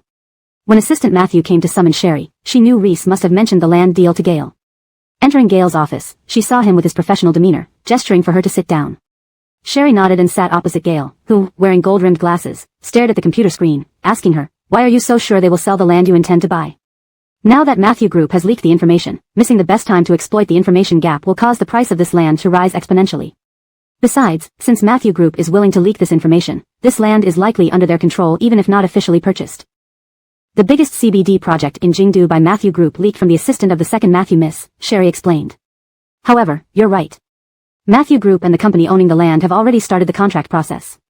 But, the boss behind the company is Adelaide, the third Miss of the Matthew family. Gale shifted his gaze from the computer screen to Sherry. On Grandpa's birthday, Adelaide approached me for collaboration, Sherry continued calmly. But even if I don't collaborate with her, she will still sell the land to Lee Group because, first, it will annoy her sister, and second, I can offer her an irresistible reason. Gale realized, you're planning to use this land to require Matthew Group to include Adelaide in the cooperation team? Exactly. This project was initially proposed by Adelaide. Her sister took the credit. A career-driven and proud person like Adelaide wouldn't back down easily. By giving this land to Lee Group can share in the profits of this project, and she can rejoin the project, a win-win situation. Why wouldn't she agree? Sherry added, besides, now that I know the land belongs to her, if I don't pursue it, fine. But if I want it now and she doesn't sell it to me, won't she fear that I might tell her sister about her purchasing it through a shell company? In the business world, people can be treacherous. Adelaide, having entered the corporate world early, likely understood this better than Sherry did. Choosing a win-win or risking exposure. It wasn't a hard choice. And Adelaide is intelligent. Did Adelaide show you the blueprints? Gale didn't expect her to be so bold. Sherry nodded, yes. That's why Sherry knew the importance of plot number 3. Gale nodded at Sherry, come over here. Sherry was momentarily stunned but moved closer to Gale, leaning towards his desk. Come closer to me, Gale kept gripping the mouse in his hand. Thinking Gale wanted her to see something, Sherry stood up, walked over to him, and bent down near the screen. Just as she leaned in, Gale pulled her into his arms. Gale's fingers pinched her chin, pulling her in for a kiss. Ever since Sherry entered the room, Gale had been wanting to do this. Chapter 171, Concentrate. His desire for Sherry was more intense and terrifying than he had imagined, an unceasing urge to kiss her, to touch her skin, yearning for her warmth and breath. Sherry clung to the edge of the desk with one hand and wrapped the other around Gale's neck. Though her body truthfully responded to Gale's kisses, her eyes flickered nervously toward the door, terrified someone might burst in. Gale tightened his grip on Sherry's cheeks, turning her face towards him, forcing her gaze upon himself. He bit her lips harshly, his voice deep and low, concentrate. I'm afraid someone will come in. Sherry was genuinely anxious. Through layers of fabric, the searing heat emanating from Gale's strong legs made Sherry restless. No one can just walk into my office, Gale said as he removed his glasses, cupped the back of Sherry's head, and deepened the kiss. His arms around her waist tightened, pulling her closer, as if trying to fuse her into his very bones. Sherry's sweet scent filled Gale's lungs, intoxicatingly, maddening. Not enough, still not enough. Even after he had robbed her lungs of oxygen, taken everything she had to offer, he still felt it wasn't enough. The veins on his hands, holding her slender waist, visibly stood out. Sherry couldn't take it any longer, her tongue ached, and her heart raced as though it would burst through her chest. Oxygen-starved, her mind began to go blank again. She clutched onto Gale's shirt tightly, collapsing into his burning embrace. Under Gale's relentless assault, her already fuzzy consciousness harbored impure thoughts. Just like him, she felt as though he would soon drain all her life force with each fervent kiss. Despite nearing suffocation, she clung tighter to his neck. When Gale realized he had lost control, he released her lips. Sherry breathed heavily, her chest rising and falling rapidly, her eyes red-rimmed, brimming with physiological tears, unfocused. Without his glasses, his narrow eyes betrayed the depth of his emotions.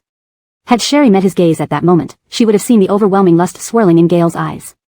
He used his thumb to wipe away the saliva from her lips, relying on his remaining rationality to hold back.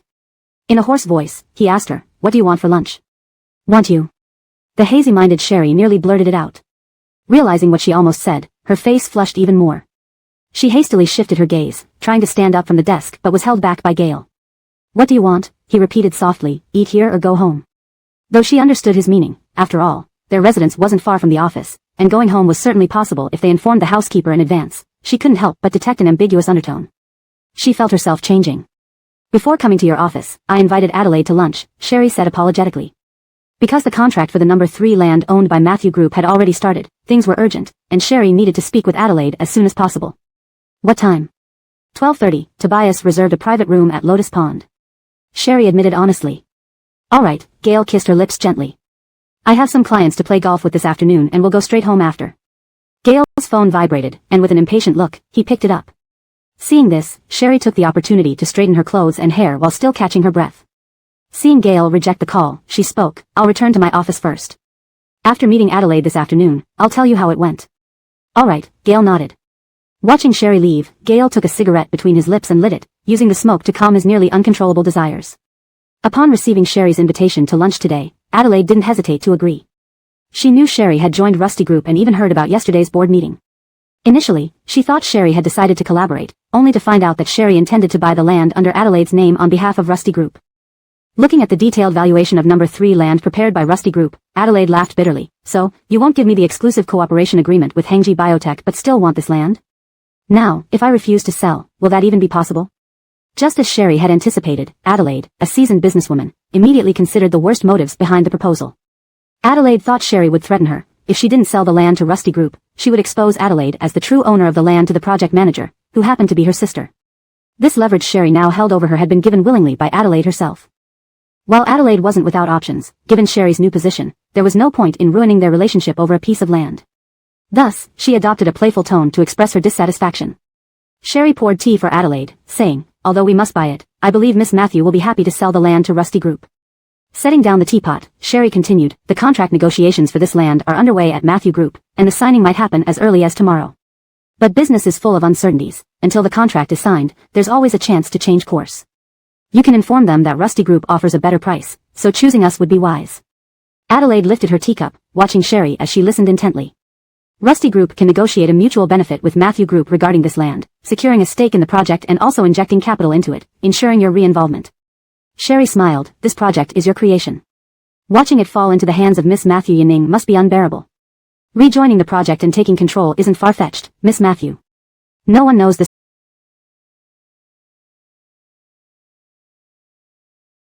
project better than you." Indeed, due to Matthew Yanning taking over the project, Adelaide desperately needed the exclusive Hengji Biotech agreement to secure her position within Matthew Group. Chapter 172 Adopted Daughter Sherry. Adelaide looked at Sherry, the corner of her lips, painted with bright red lipstick, curled up, radiating a powerful executive aura. "You have investigated me very thoroughly." Sherry neither confirmed nor denied it, tapping her fingers lightly on the table. "The reason Miss Matthew left plot number 3 until last is that you know how crucial this small plot is in the project. As long as Miss Matthew agrees to sell plot number 3 to Rusty Group, both our wishes will come true." Significantly, Matthew Group would certainly agree to share profits with Rusty Group and even allow Adelaide to participate in the project. And the investment was for profit sharing. Adelaide had to admit that Sherry spoke well, making her feel very comfortable. Seeing the increasing smile in Adelaide's eyes, Sherry lifted her teacup with her watch-adorned hand. "To our successful cooperation, I drink tea in place of wine." "To our successful cooperation." Adelaide clinked cups with Sherry. Sherry sent a WeChat message to her assistant Colleen, who understood immediately and had Rusty Group send over the contract for the sale of plot number 3. Adelaide also messaged her subordinate to come sign the agreement since the nominal owner of plot number 3 wasn't her. Only after Sherry and Adelaide finished dining did Colleen enter with the contract. When Adelaide glanced through the contract, she was astonished by the price Sherry offered. She thought Sherry would try to lower the price of plot number 3, but instead, the offer exceeded what Matthew Group proposed by a significant amount. "This shows my sincerity to cooperate," Sherry said smilingly. Looking at the poised and confident Sherry, Adelaide laughed. "Cooperating with you is indeed very pleasant. There will be many more opportunities for us to work together in the future, and I hope each time ends in mutual benefit." "Definitely," Adelaide replied, then called her people to come sign the contract. A deal worth nearly 40 billion yuan was finalized over one meal between Sherry and Adelaide. Sherry took the signed contract from the restaurant, texted Gale happily, and returned to the company in high spirits. Matthew Group's second daughter, Matthew Yale, recently shone brightly as the head responsible for building Kyoto's new CBD. However, yesterday something strange happened. News about the project leaked, allowing the small company holding plot number 3 to increase its asking price. Because of this incident, Matthew Yale was reprimanded by her father. To expedite securing plot number 3, Matthew Yale gritted her teeth and agreed, hoping to finalize the contract quickly. At the moment, the signing process for plot number 3 was underway. Worried about delays, Matthew Yale urged the legal team to finish reviewing the contract as soon as possible, aiming to finalize everything by today or tomorrow afternoon to secure plot number 3. Unbeknownst to Matthew Yale, it was Adelaide who had leaked the information. Seeing that Sherry was unwilling to cooperate, Adelaide wanted to maximize her own benefits by releasing the news and having her subordinates bid up the land price. Matthew Group's legal team worked swiftly, finishing the contract review by 3:50 p.m. Matthew Yale immediately instructed someone to contact them for signing, only to receive the reply that the land had been sold to Rusty Group for 4.9 billion yuan. Enraged, Matthew Yale almost fell backward. It was exactly what she feared. In business, anything not written in black and white could change. Even if an oral commitment was made, timing was critical. Matthew Yale slammed a decorative item on her desk in frustration. Closing her eyes, she instructed her assistant, contact President Rusty. I want to ask this future brother-in-law of mine, whether Adelaide tipped him off, causing him to spite me for ignoring his neglected fiancée for years. Don't be upset, Boss Lay. From what I see, President Rusty doesn't care much for President Rowe. Besides, everyone knows President Rusty's personality. He's the most indifferent and unsentimental. He wouldn't do this intentionally to make things difficult for you. Rusty Group likely aims to secure a piece of the pie in the project, the assistant said softly. All 3 daughters held important positions in the Matthew family's company. To distinguish among them, they were addressed by their names, such as Matthew Yale, Boss Lay, Adelaide, Boss Rowe. No matter what, first contact Gale to see what Rusty Group wants, Matthew Yale snapped irritably. Soon, Matthew Yale's assistant knocked and entered, saying, Boss Lay, I just spoke with Assistant Matthew, who handles President Rusty's affairs. He told me President Rusty knew nothing about it and helped inquire. He just called back to say that plot number 3 was signed by Rusty Group's newly appointed administrative vice president, Little President Rusty. Little President Rusty? Matthew Yale frowned. That, adopted daughter Sherry? Matthew Yale lowered her gaze, thinking deeply. Like everyone else's guess, Matthew Yale believed Sherry, now Rusty's adopted daughter, was a competitor to Gale. So, upon hearing about Matthew Group's most crucial project for the next 2 to 3 years, Sherry must have seized the opportunity to snatch plot number 3 to solidify her position within Rusty Group. Realizing this, Matthew Yale knew that buying back plot number 3 from Rusty Group wouldn't be just a matter of money. Initially, Matthew Yale planned to reach out to Sherry after Matthew Group publicly invited bids on the project, proposing collaboration because enemies' enemies can become allies. With Sherry potentially altering the line of inheritance, Matthew Yale didn't want Gale, engaged to her younger sister Adelaide, to take control of Rusty Group. Contact this Little President Rusty. Matthew Yale mused. I'll invite her for coffee, today. Yes. The assistant hurried out to arrange the meeting. Upon receiving Matthew Yale's call, Colleen followed Sherry's instructions and informed Matthew Yale's assistant that Sherry was unavailable. Thinking of her father's disappointed look, Matthew Yale decided to visit Rusty Group herself, merely instructing her assistant to inform Sherry's assistant that since Little President Rusty was unavailable, Matthew Yale would pay a personal visit. Now Matthew Yale cared little about how appearing too eager might embolden Sherry. This project was snatched from her youngest sister. If it failed, her father might hand it back to her, jeopardizing her chances of succession and forcing her to rely on her sister's goodwill in the future. Inside the office, Colleen relayed the situation to Sherry after hanging up. Little President Rusty, will you meet her? Colleen asked. Of course, why not? Sherry smiled. Get me the materials for the new factory development project. When Boss Lay arrives, personally go down and welcome her up. Hashtag chapter 173, a favor. All right. Tobias replied. Sherry looked at the data on her computer screen, her lips curving slightly.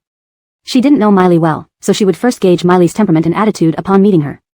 Then she'd decide whether to play along or be straightforward. Rumors outside claimed that Mr. Rusty had placed Sherry in the executive vice president position at Rusty Corporation to see who was more suitable as the heir between her and Gale. They said, while Gale had done a decent job, Sherry's achievements with Hengji Biotechnology in less than 4 years were not to be underestimated. Sherry thought she could use this rumor to her advantage during their conversation today. Miley arrived faster than Sherry had anticipated, practically cutting to the chase right after greeting. I heard President Rusty just acquired a piece of land from a small company. President Rusty, what's your asking price? This land is quite important to me. Sherry feigned surprise, then pulled out a file. Is it this piece of land? Miley glanced at it and nodded. Yes, please give me a quote, President Rusty. Apologies, President Ning. Sherry tapped the documents about the new development area for Rusty Corporation, smiling at Miley. As you know, ever since breaking through in chip and lithography machine technology, Rusty Corporation is eager to develop a new site, so... Before Sherry finished, Miley interjected impatiently, does President Rusty know about the news that Matthew Corporation is building the largest and newest CBD project in Jingdu? Sherry moved her hand away from the documents and nodded. I've heard some whispers. With the government's backing, this project will go smoothly. Congratulations are in order for President Ning. The plot of land is part of that project. If not for President Rusty stepping in today, we would have signed the agreement already. Miley smiled insincerely. Of course, now that this land belongs to President Rusty, I must admit how crucial it is for our Matthew Corporation. If President Rusty is willing to part with it, I would be immensely grateful. President Ning, as you know, I've just become the executive vice president at Rusty Corporation. Being young, I struggle to command respect. I urgently need achievements to stabilize my position, Sherry said, gently patting the armrest of her chair. Let me be honest with you, I need to accumulate capital to compete with Gale. Miley raised an eyebrow without showing much emotion, feeling that her speculation had indeed been correct. On the way here, Miley had already weighed her options. Perhaps selling Sherry a favor this time would benefit her in the future. If Sherry managed to dethrone Gale and became Rusty Corporation's heir, having her on good terms would only do harm if she didn't. After all, Gale was engaged to the Otis, whose presence in Matthew Corporation these past few years was largely due to him.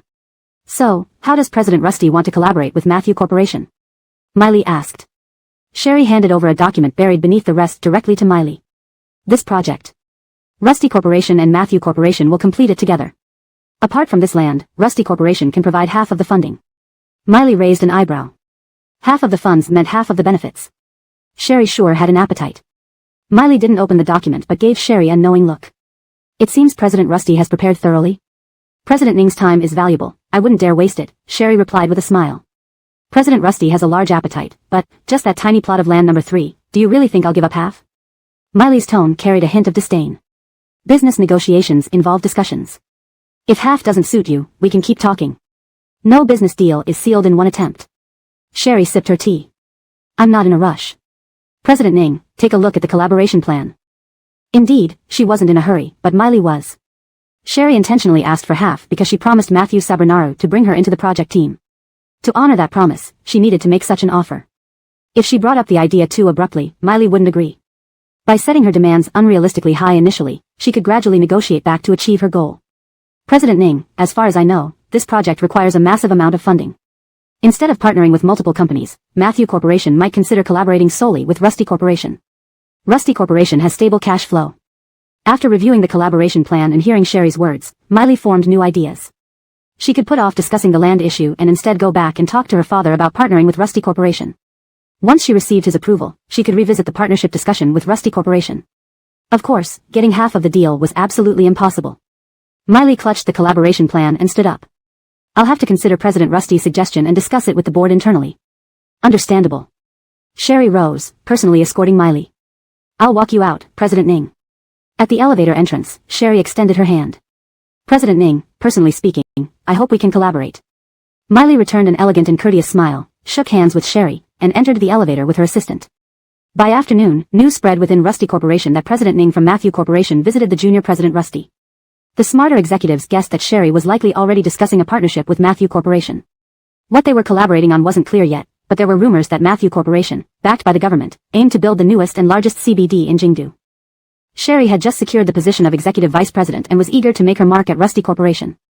Starting with the 6-year exclusive cooperation with Hengji Biotechnology and now this project, if Sherry could ensure Rusty Corporation secured 20% stake in the project, her position would be solidified. While Hengji Biotechnology's cooperation agreement could be considered Sherry's own resources, Gale was Matthew Corporation's son-in-law. If Sherry landed this project for Rusty Corporation, it would stir up internal competition similar to what was happening in Matthew Corporation, making things truly exciting. Miley was clever. She explained the financial implications and Rusty Corporation's current influence to her father, weighing the pros and cons of Matthew Corporation's collaboration with Rusty Corporation. Naturally, she portrayed herself as seeking collaboration willingly, not being forced into it due to plot number 3. Besides, with Mr. Rusty placing Sherry in Rusty Corporation, it's unclear if he's dissatisfied with the third sister's fiancé. After all, they're not blood-related. Replacing the heir isn't impossible. Given that this granddaughter made significant progress with Hengji Biotechnology in under 4 years, Miley sat opposite her father's desk. Collaborating with her now also counts as doing her a favor. Translation provided as per user's request, adhering to specified guidelines. #### Chapter 174, An Unfortunate Encounter. Miley's father tapped his fingers on the desk. Did you have a meeting? What did the others say? Just had it, Miley smiled slightly. For such a large project, the executives all agree that collaborating with the Rusty Group is more financially secure compared to partnering with several smaller groups. Although we give up some benefits, the risks are also shared, and the Rusty Group can provide more significant assistance on this project. Good. Miley's father nodded. You're fully in charge of this matter. Make your decision. I'll have someone draft the cooperation plan then. Miley stood up. Seeing her father's furrowed brows and apparent hesitation, she added, Dad, rest assured, I won't let you down. Go ahead. Leaving her father's office, Miley felt half relieved. She instructed her assistant to proceed with drafting the cooperation plan. Do it quickly. Miley warned, I don't want any more trouble. All right, what percentage should we allocate for the contract? Her assistant asked. 20%. Miley replied. Initially, when Miley planned to collaborate with other companies, she intended to allocate 20% as well, which was something she had discussed with her father. So, they decided to go with 20%. Her assistant pressed the elevator button. As the doors opened, Miley noticed Adelaide exiting the elevator with her assistant. Her eyebrows raised. Second sister. Adelaide, holding her phone in one hand and pocketing the other into her suit pants, smirked at Miley. Please step aside, you're blocking my way. Smiling sarcastically, Adelaide stepped aside, letting Miley enter her father's office. With a cold expression, Adelaide walked into the elevator. Brielle and Ephraim had just come out of the elevator and were about to reach their car when they heard a car horn. She looked up to see Gale pulling out of his parking spot and lowering the driver's side window. Get in. Brielle thought Gale would have gone home after playing golf with clients but didn't expect him to pick her up. She smiled and nodded while walking towards the passenger seat. Ephraim, you can leave early today. Go back and spend time with your girlfriend. Ephraim nodded. Matt here, see you tomorrow. Brielle got into the car and started discussing the day's events with Gale. If my estimation is correct, Matthew Group will bring the cooperation agreement to our Rusty Group for discussion no later than the day after tomorrow. Gale listened more to Brielle's joyful tone than the specifics of the work content. This isn't the way back to Huading Xinyuan, Brielle noticed and asked. To my place. Gale held onto the steering wheel with one hand and played with Brielle's slender fingers with the other. After playing golf this afternoon, the client gave me a fish. Originally, the client invited Gale to dinner at his home, saying he had caught several wild yellow croakers weighing a couple of kilograms through sea fishing yesterday. But thinking of Brielle, Gale declined, claiming he needed to accompany his family. Unbeknownst to him, the client quietly arranged for his assistant to deliver the fish to Gale to take back home. Knowing Brielle loved sea fish, he accepted the gift without hesitation. Parking in the garage, as Brielle was about to get out of the car, Gale suddenly pulled her back. Their eyes met, and she felt like Gale's deep, dark gaze was piercing through her soul. Hearing the garage door slowly close, her heart raced slightly. What's wrong? Gale's lips curved into a smile as he leaned closer to Brielle, brushing her hair behind her ear with his long fingers. In a low voice, he asked, Today, when I asked if you wanted to eat in the office or go home, what did you think I meant? Brielle's face flushed hotly, her breathing becoming slightly disordered. She admitted that when Gale asked her, her thoughts were, rather inappropriate. His words had sparked a strong desire within her. Seeing Brielle's red face and her avoiding eye contact, Gale knew exactly what she was thinking. He held her face gently and kissed her. The garage door slowly descended. Outside, Rusty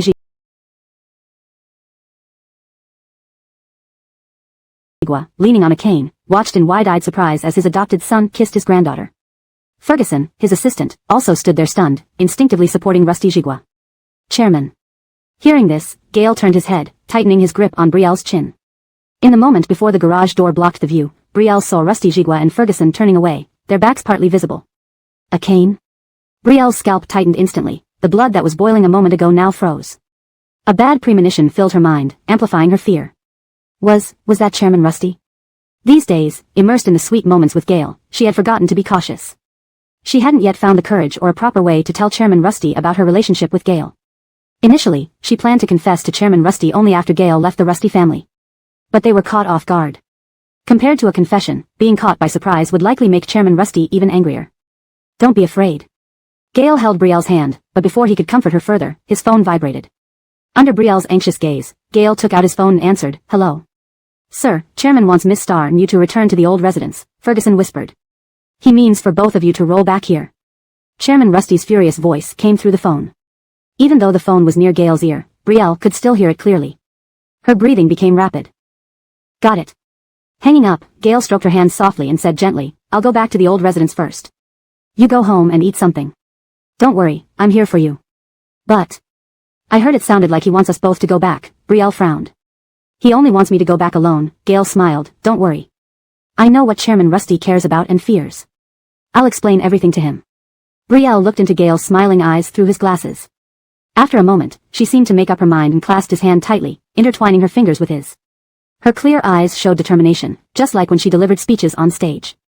I know you want to protect me, but our decision to be together was made by both of us. We should face it together. Despite her fear, her breath was somewhat labored as she tried to remain calm. Brielle had always been brave, except when it came to facing her biological grandfather, mother, and matters related to the Rusty family.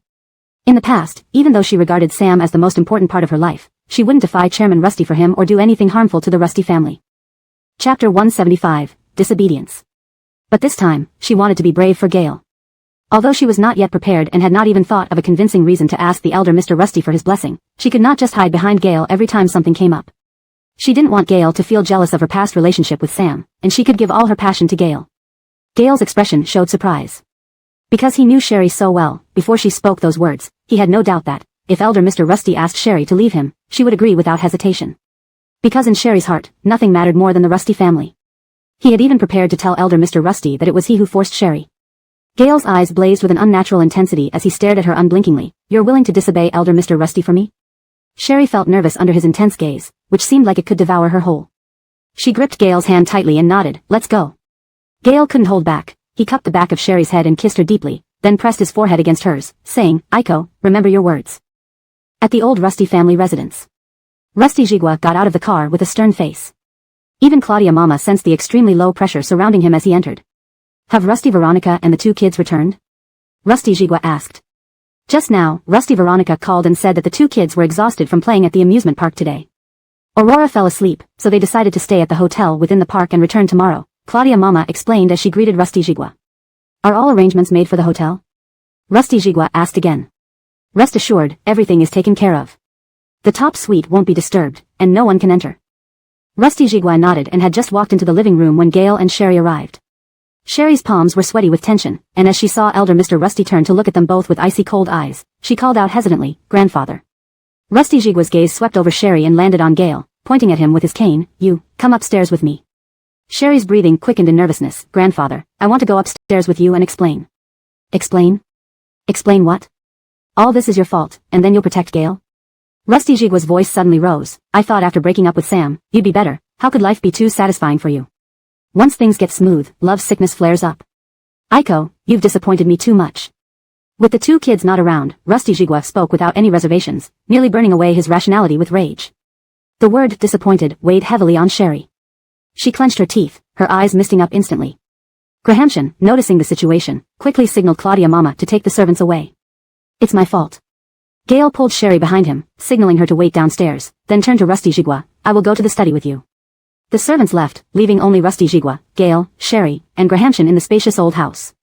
Grandfather, I know I've disappointed you. Sherry tightened her grip, her reddened, teary eyes sincerely meeting Rusty Jigua's. As your granddaughter, I should explain the entire story to you. I didn't plan to hide it from you. I originally intended to tell you gradually after Gale left the Rusty group. I'm sorry for making you angry. Chairman, why don't we listen to young Master and Miss Aiko first? Grahamshan quietly pleaded on their behalf. I'm asking you. Rusty Jigua turned to Gale. You want to leave the Rusty family and the Rusty group. Besides the reasons you told me last time, is it also because of Aiko? Yes. Gale didn't hesitate. Elder Mr. Rusty, holding his cane, laughed angrily. Great. You too, my fine adopted son, my excellent granddaughter, truly great. Seeing Elder Mr. Rusty clutching his chest and retreating backward, Sherry's face turned pale as she rushed forward with Grahamshan to support him. Grandfather. Rusty Jigua shrugged off Sherry's arm. Chairman, sit down, I'll fetch your medicine. Grahamshan helped him sit down and hurried upstairs to get the medicine. Elder Mr. Rusty, still clutching his chest, looked at Sherry angrily, then at Gale. When did this start? How long have you been hiding this from me? 4 or 5 years ago. 15 years ago. Sherry and Gale spoke simultaneously but gave different timelines. Sherry turned to look at Gale standing by the coffee table, his sharp features indifferent. By start, Sherry meant the moment she was coerced into drinking spiked wine by Sam, leading to the incident with Gale. Gale's 15 years ago referred to when she was adopted by the Youssef family. Elder Mr. Rusty's expression was one of surprise. He had always thought Gale's concern for Sherry and insistence on bringing her back was out of loyalty to the Rusty bloodline. Even later, when Sherry was in a car accident and left in the hospital by the Youssef family, Gale's care for her and his weekly visits, he believed, stemmed from gratitude to the Rusty family. Elder Mr. Rusty laughed bitterly. One says 15 years ago, the other 4 or 5. Did you not practice your story on the way here? 15 years ago was when I fell in love with Aiko, Gale explained calmly. Initially, my secret watching over Aiko, helping her, and benefiting the Youssef family were indeed because I believed my presence kept her from returning to the Rusty family. But later, watching Aiko grow, the more I understood her, the more uncontrollably I fell in love with her. 15 years ago. I clearly knew I loved Aiko. But back then, Aiko was with Sam and couldn't see anyone else. I hoped Aiko could be happy, even dared not dream of being with her. Elder Mr. Rusty's lips twitched, finally tightening. Until later, Aiko woke from her vegetative state. Sam, suffering from amnesia, tried various means to force her into divorce and drugged her. That night, Aiko and I conceived Ralph and Aurora. Hearing this, Elder Mr. Rusty stood up abruptly. Rusty Jigua had always assumed Ralph and Aurora were Sherry's children with Sam. He never imagined they were his adopted sons and granddaughters. So, Gail and Sherry registering their marriage in Moscow explained itself. It wasn't that Gail helped Sherry out of respect for the Rusty family, but because the two kids were theirs all along. Chapter 176, She Has Always Been Mine. Mr. Rusty's breathing quickened. Great. Absolutely fantastic. It turned out his adopted son had been with his granddaughter at that time, and he was like a fool who knew nothing about it. You too, Mr. Rusty trembled in anger. Do you realize the generational gap between you? If my adopted son and granddaughter are together and have a child, how will the two of them face society? How can I face people? This will disgrace the Rusty family name. Gail watched Mr. Rusty on the verge of losing control and said, that's why I chose to leave the Rusty family and let Gail disappear from this world completely. That's not an option either. Mr. Rusty's voice grew louder. I won't allow you two to be together. Don't you know what challenges Gail will face if she leaves the Rusty family? If you truly care for Elodie and the two children, separate immediately. Grandfather. I can't. Gail interrupted Brielle before she could speak. Chairman, Ferguson, the assistant, came over with water, trying to ease the tension. Take your medicine first. I won't take it. Mr. Rusty overturned the cup, pointing at Gail. Get down on your knees. Seeing Gail pull up his trouser leg and kneel obediently, Brielle tightened her grip on Mr. Rusty's arm. Grandfather. Elodie is young and doesn't understand things, prone to emotional outbursts. But you were raised by me. Where has your self-control gone? Taking advantage of a girl who has been drugged, how can you do something so despicable? Mr. Rusty's voice trembled. Where has your sense of decency gone? I admit, I took advantage of the situation, but it was my only chance. Gail's voice was very calm. My only chance to force Elodie to break through societal norms and choose me. On that night at Junyu Hotel, was Gail truly unable to control himself? No. From the moment Brielle was brought to the Youssef residence, his eyes never left her. He understood Brielle better than anyone in the world. He knew that breaking that barrier with Brielle was their only hope for a future. Otherwise, given Brielle's attachment to the Rusty family, they would never have a chance. In fact, that night proved to be the best decision Gail ever made. I am grateful for my choice that day. The moment Gail spoke, Mr. Rusty shoved Brielle aside and slapped Gail hard, sending his glasses flying and leaving a taste of blood in his mouth. She is Veronica's daughter. My granddaughter, my own flesh and blood. She calls you uncle. Eusephrius, Mr. Rusty's hands shook as he lifted his cane to strike Gail. Brielle rushed forward, embracing Mr. Rusty's arm that held the cane high. She choked back tears. Grandfather, this isn't solely his fault. The more Brielle tried to stop him, the angrier Mr. Rusty became. Get out of the way. Ferguson grabbed Brielle's shoulders and pulled her away, allowing Mr. Rusty's cane to strike Gail's back. Gail braced himself against his legs, maintaining his posture as he looked at Ferguson. Take Elodie out of here. Ferguson nodded, pulling Brielle towards the door. Brielle clung tightly to Mr. Rusty's hand, her tears flowing uncontrollably. Grandfather. I know being with him makes the Rusty family look bad, and you too. I promise I will solve this problem. Take her out. Are you deaf? Mr. Rusty yelled furiously at Ferguson.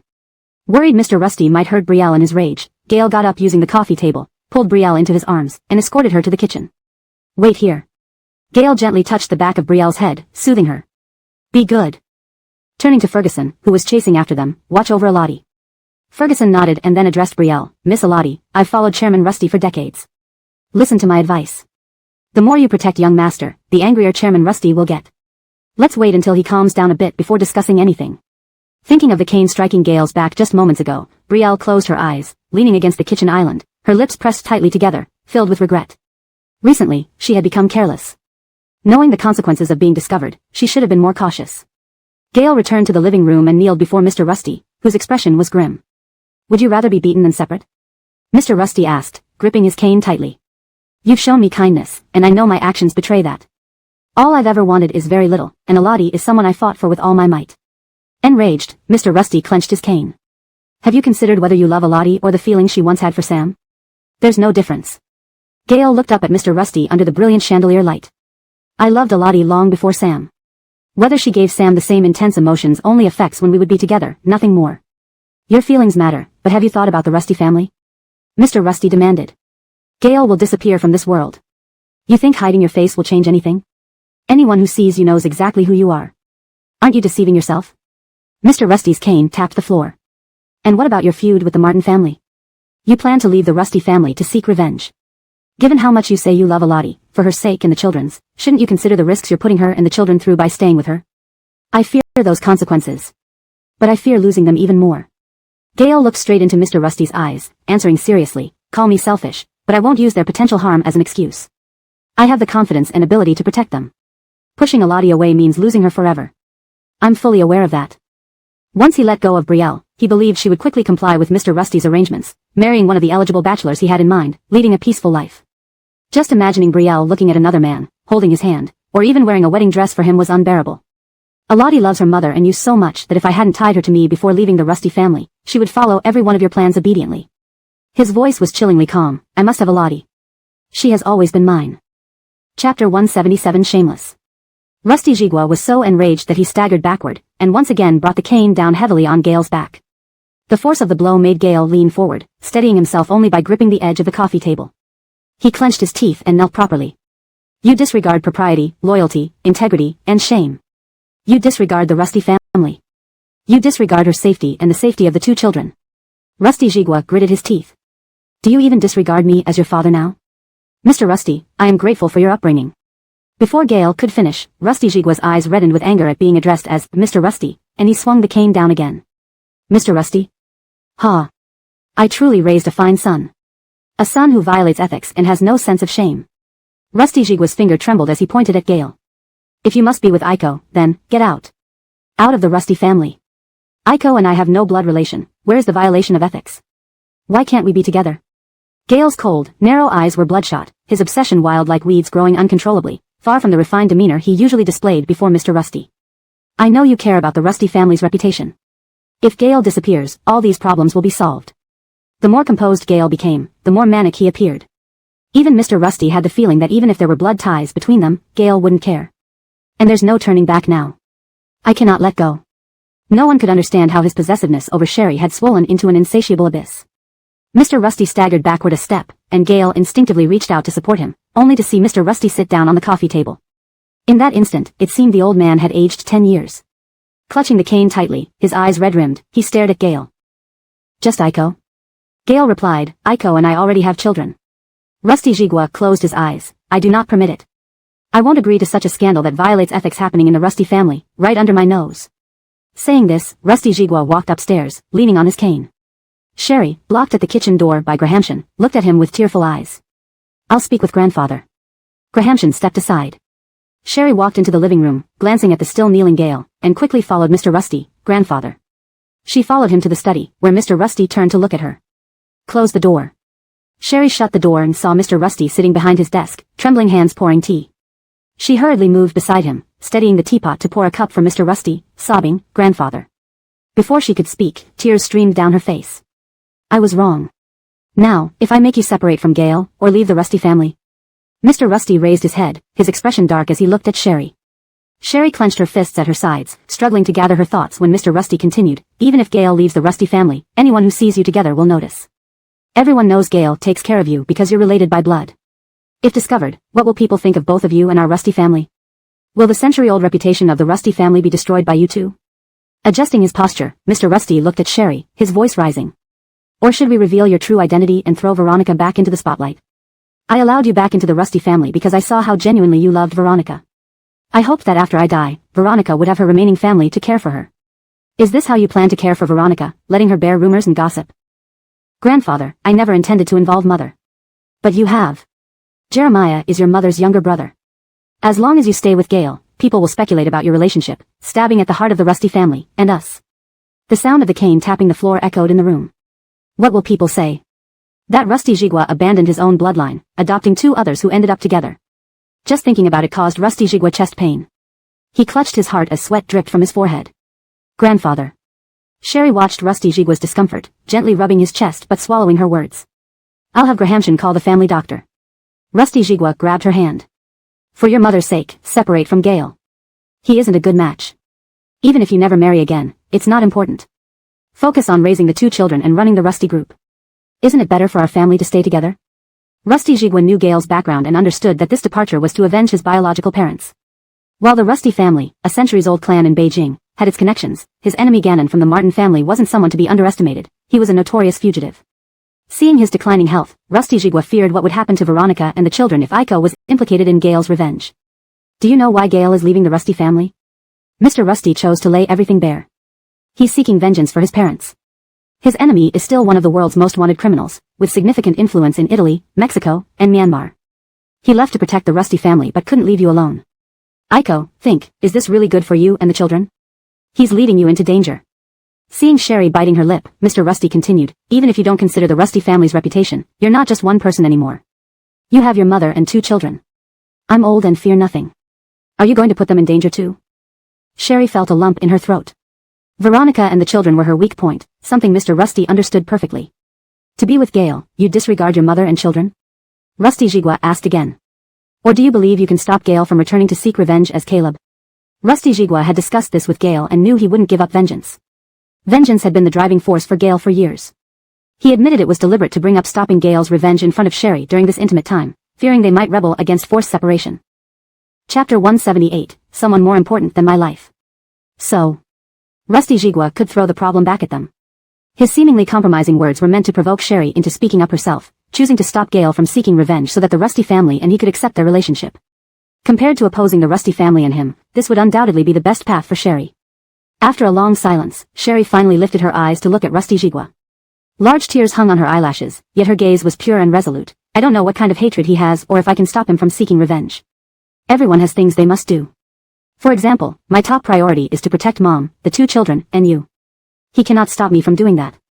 Similarly, if revenge is something he must do in his life, I won't stop him. You. The old Mr. Rusty felt he had already compromised, but Sherry remained obstinate. Do you insist on being with him? His father helped dismantle such a large criminal organization, yet received no commendation, not even a public acknowledgement that Caleb was still alive, all because the power behind it was too great, fearing reprisals. Grandfather, I have thought about what you said. Sherry held Rusty Jigwa's hand tightly, her red eyes looking earnestly at him. To outsiders, Gale and I are relatives by blood.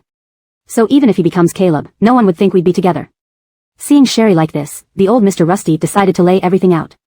The Martin Corporation, which originated from Japan and South Korea and once controlled half of the capital there, was no less influential than our Rusty Corporation. Yet, in the end, Jeremiah's father, Martin Chosheng, fled back to the country and still couldn't escape his fate, involving his wife and child. You should understand how powerful his enemies are and what kind of ruthless individuals they are. The old Mr. Rusty's temples throbbed. Even so, you still want to be with him, putting the entire family at risk. I won't leave him, but I will wait for him. Sherry spoke calmly. I will wait until he finishes his revenge because I can't involve the Rusty family, or you, Mom, and the 2 children. This was Sherry's attitude. Having chosen Gale, she would stand firmly by his side. She wouldn't stop Gale from pursuing his goals, but she also had people she needed to protect and couldn't selfishly endanger her family's safety with her love. All she could do was wait for him until he completed his revenge. No matter how powerful Gale's enemies were, she believed he would succeed. You said that it doesn't matter if we don't get married this lifetime. We should focus on raising the 2 children and managing the Rusty Corporation well. I agree. Before Gale completes his planned actions, your plan is also mine. But I just add one thing, waiting for him. Sherry's reaction was completely unexpected by Rusty Jigwa. Gripping the Hudson's hand tightly, seeing Sherry's face so similar to Rusty Veronica's and her firm expression, Rusty Jigwa breathed rapidly, his eyes reddening. He thought of his late spouse. After a long pause, Rusty Jigwa found himself cornered by Sherry's own words. He withdrew his hand from hers and was momentarily speechless. Fine. Fine. You both have plans. Who cares about the Rusty family? Who cares about me, this old man? Rusty Jigwa closed his eyes. You go with him. I don't want to see either of you right now. Emotionally, Gale was Rusty Jigwa's son, and Sherry was his granddaughter. He must have been insane to tolerate their relationship. Logically, Caleb, burdened with revenge, had no right to become the Rusty family's grandson-in-law. One misstep could cost him his granddaughter. Since Gale decided to leave the Rusty family, he had doomed himself to lose his son. He didn't want to lose his granddaughter too, nor did he want to bring danger to his daughter and 2 young grandsons. Rusty Jigwa couldn't accept it. Moreover, Sherry had a history of sacrificing everything for love, as seen when she gave up a prestigious PhD invitation from Kyoto University for Sam, exhibiting extreme infatuation. Grandfather. Get out. Take Gale away from my home. Rusty Jigwa turned away from Sherry. Grahamshan, who had been standing by the door, pushed it slightly open and motioned for Sherry to come out. But Sherry didn't leave. She looked at the old Mr. Rusty and spoke slowly. "Grandfather, I know you're angry. I also know that, during the time when Sam and I were together, my actions of abandoning everything disappointed you. But back then, I had nothing except Sam." The old Mr. Rusty gripped his cane tighter, turning to look at Sherry, his pupils trembling. "At that time, I felt life had no meaning. I wasn't born into the world with my parents' expectations. I was a living proof of the cruelty inflicted upon my mother. Living with Wendy was my happiest year. Even though I missed my mom, Wendy was terminally ill and couldn't take care of me. I had to be taken back to Coralgia village. I could foresee my future life there, and I felt it was pointless to live." Sherry exposed her past wounds to the old Mr. Rusty. "Saving Sam by chance stopped me from ending my life. Later, being brought back to the Youssef family, his care for me, his affection and love became my salvation. Back then, I had nothing, so Sam became everything to me. I loved him more than my own life."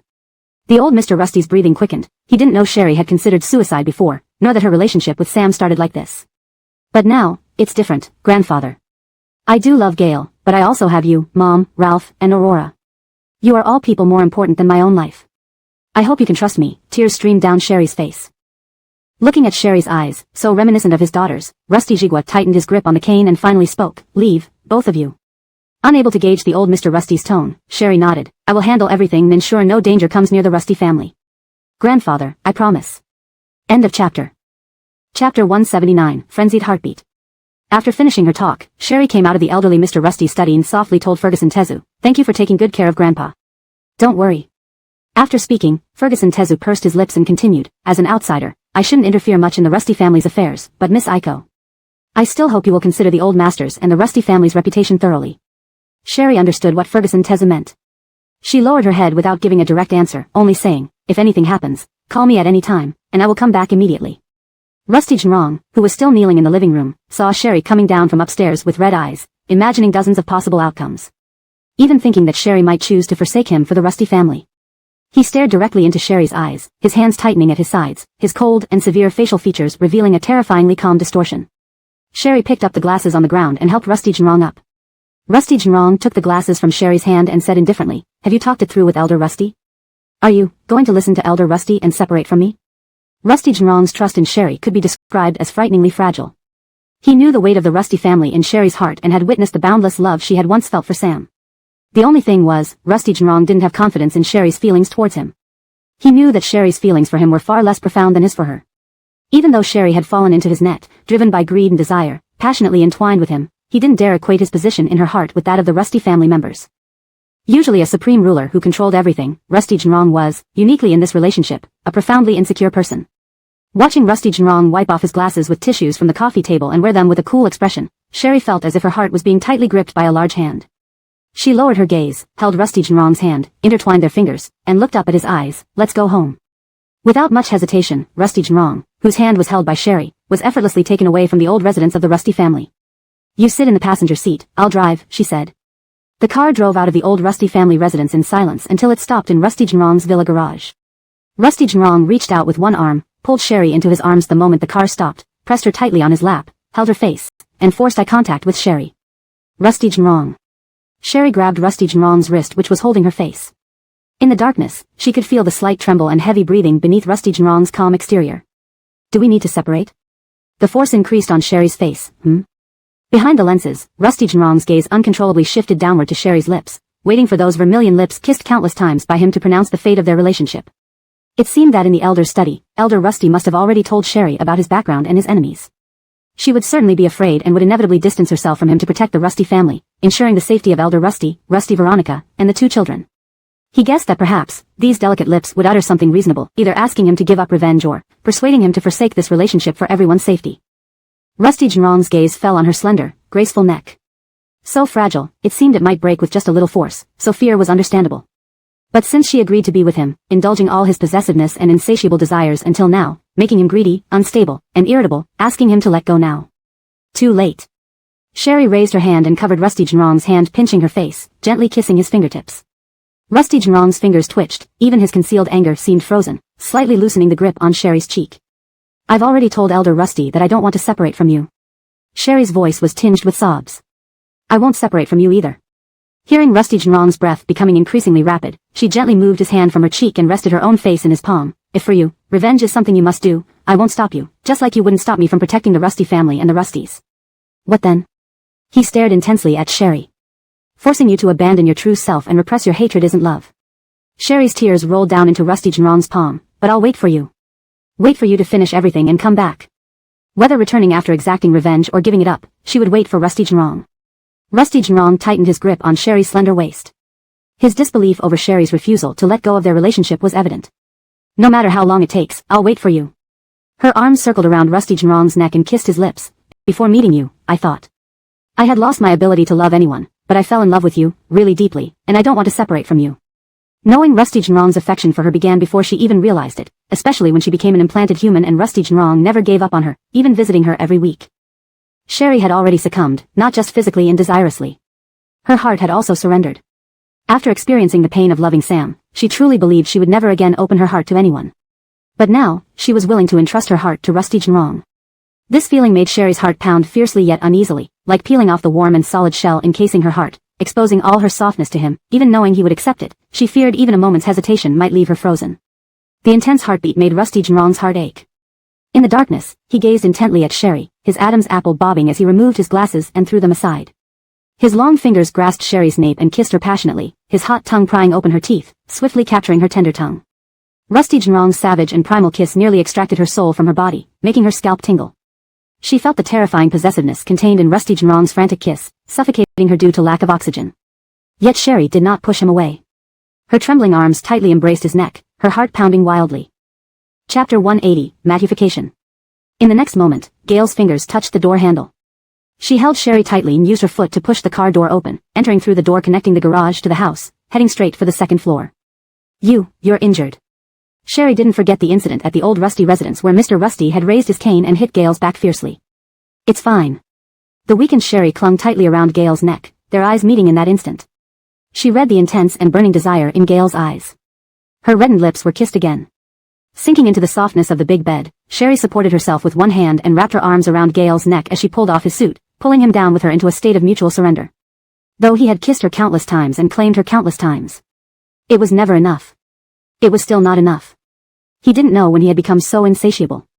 Looking at the sleeping Sherry, Gail hugged her tightly and couldn't resist kissing her lips again. Exhausted beyond limits, Sherry let out a faint cry, responding to Gail's kiss even before she struggled to open her eyes. I'm very tired. Sherry said wearily, let me rest for a while. Gail covered her body, pinning her hands above her head and kissed her deeply. You can sleep, don't worry about me. The temperature in the room gradually rose, eventually becoming intensely hot.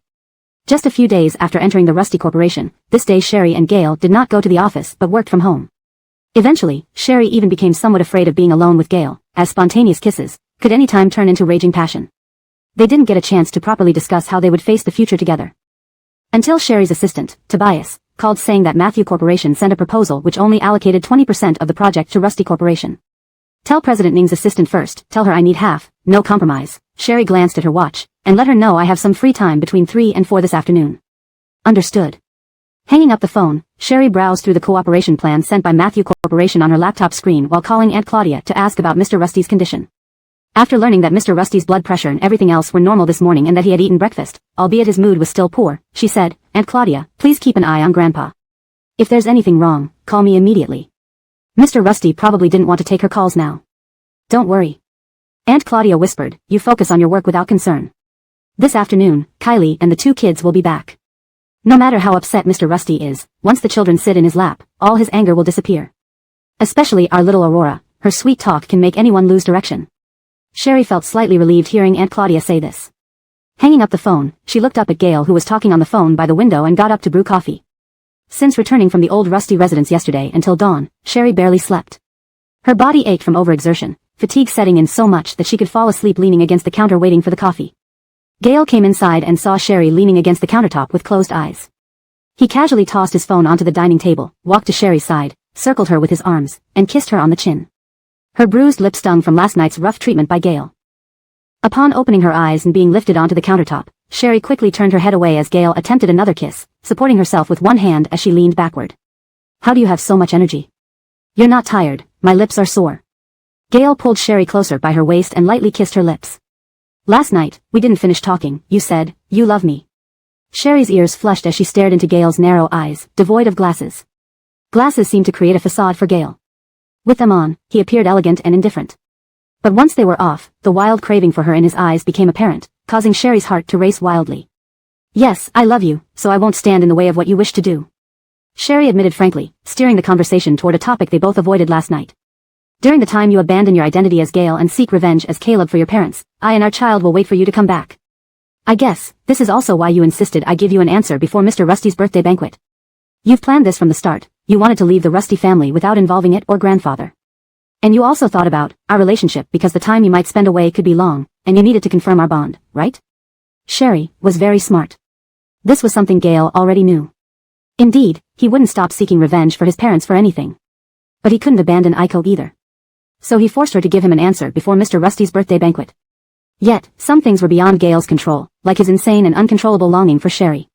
Gale couldn't resist trying to kiss Sherry again, but was stopped by her cool, smooth fingers. I might go out later, Matthew Yanning might invite me. Sherry's ears burned fiercely, for business discussions. Once they started kissing, Gale lost control, as did she. Even now, she felt somewhat out of control. Gale gazed deeply into Sherry's eyes and kissed her cold palm. Sherry shivered as if an electric current shot from her spine to her scalp, causing her skin to tingle. For how long will you wait for me? Gale asked, staring intently at her. Sherry nodded, her gaze unusually serious. Yes, however long it takes. 1 month, I'll wait 1 month. 1 year, I'll wait 1 year. 10 years, I'll wait 10 years. No matter how long, I'll wait for you to come back.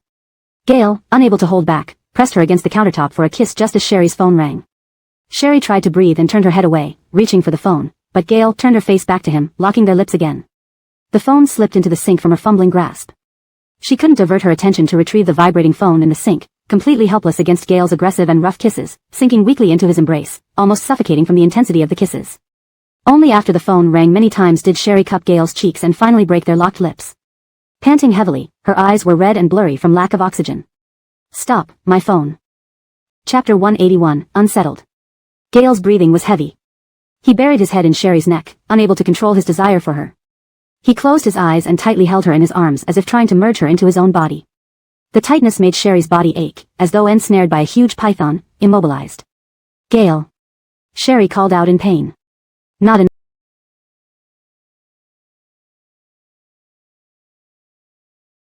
enough. Absolutely not enough. Gale's veins stood out on the back of his large hand as he pressed Sherry closer, meeting her in a way that only claiming her would make her completely his. His possessiveness towards Sherry seemed to have intensified. He sensed Sherry's hands climbing up his shoulders, her soft voice murmuring near his ear, "It hurts." The unmeasured force in his arms loosened instantly. He closed his eyes, trying to calm his twisted emotions that were spiraling out of control. Is it because of my past relationship with Sam that you lack confidence in me? That I can't give you enough security? Upon hearing this, Gale's thin lips tightened, and his arms tightened again. The look beneath his long eyelashes grew darker. Sherry hadn't wanted to bring up this subject. After all, Gale felt jealous every time he heard her mention Sam's name. Sherry gently stroked Gale's back, consoling him, but you should have faith in yourself. You are better than anyone in this world, so good that before you boldly confessed to me, I didn't dare to even imagine being with you. In fact, Sherry was quite timid. Having been through an all-consuming yet ultimately devastating relationship with Sam, she genuinely believed she had lost the ability to love. Gale tightly embraced Sherry without a word. It seemed Sherry misunderstood his sinful greed and possessiveness. He had told Sherry about the filthy desire within him. For instance, now, he did not just want to hold her, he also wished to confine her hands and press her against the counter to possess her fully. This dirty lust constantly surfaced, destroying his reason and composure. Like being addicted to poison, it flared up at any moment, with no cure. Now that we've decided to be together, no matter what happens, I will always stand by your side. Sherry said softly, I will work hard to manage the Rusty Corporation well, just like you did during the 4 years I was away. Not interfering with what you wish to do, but ensuring I am capable of lending you a helping hand when you need it. Sherry is actually very awkward. Due to her upbringing, she didn't know how to properly love someone. So, she was willing to emulate Gale, loving him the way he loved her. Even though deep down, she craved Gale, longing to be with him every moment, to kiss, to do the most intimate things in the world. She wouldn't stop him under the guise of love, keeping him confined to her side. Sherry's words were so touching, so compelling, but all Gale wanted was to kiss her, tangle their tongues, and devour her whole. I need to answer the phone. Sherry lightly pushed Gale's shoulder. I still have to meet Director Ning from Matthew Corporation, and I must secure that project, so I need to freshen up.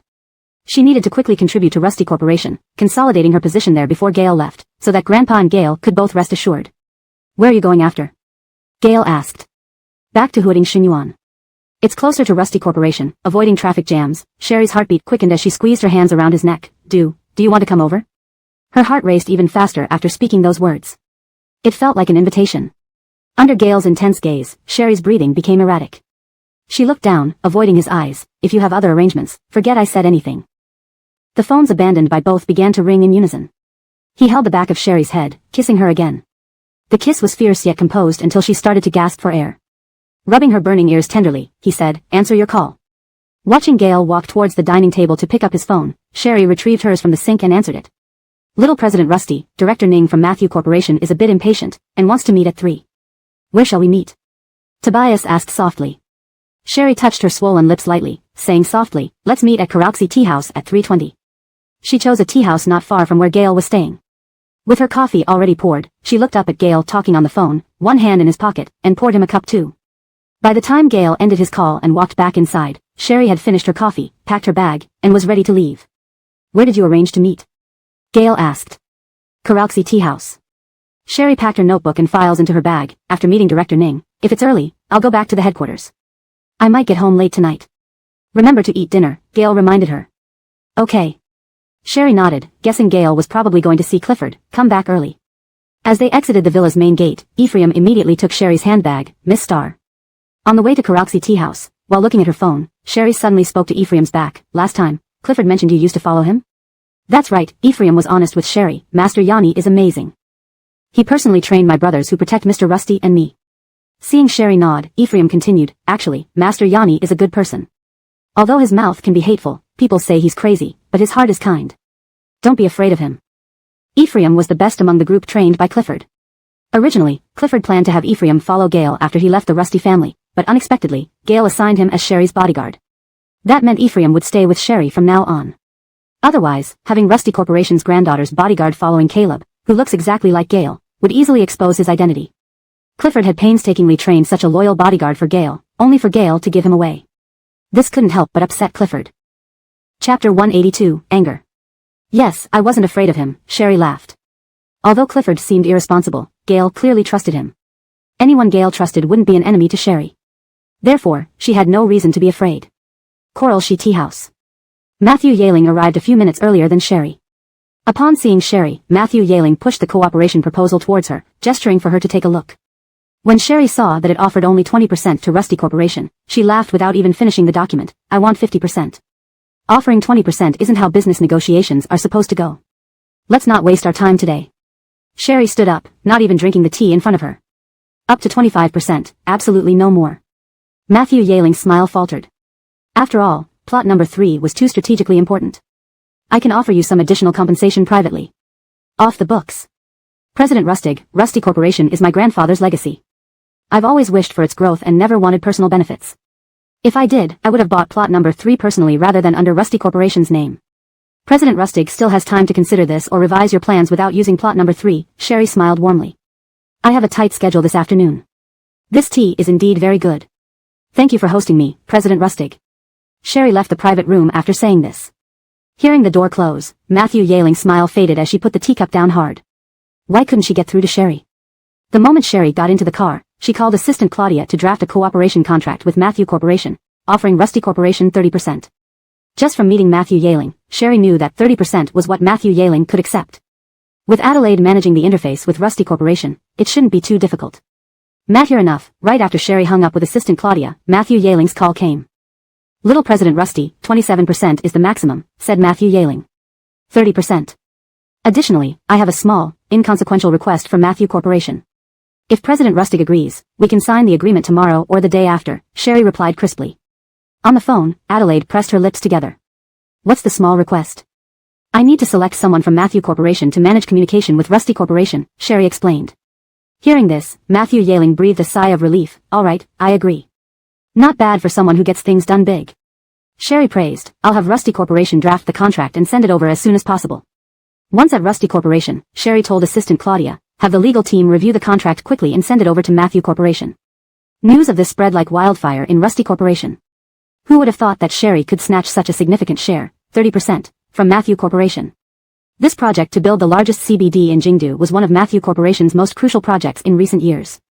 The company's legal department pulled Tobias aside, asking curiously, How did little President Rusty manage to clinch this deal so quickly from Matthew Corporation?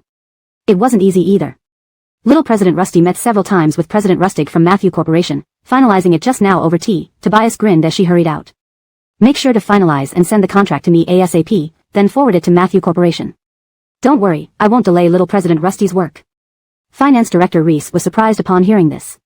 While heading to the parking lot with sales manager Phyllis, he whispered inside the elevator, little President Rusty seems even more formidable than we imagined.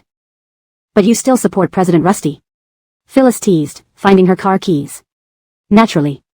How many years has President Rusty been leading Rusty Corporation?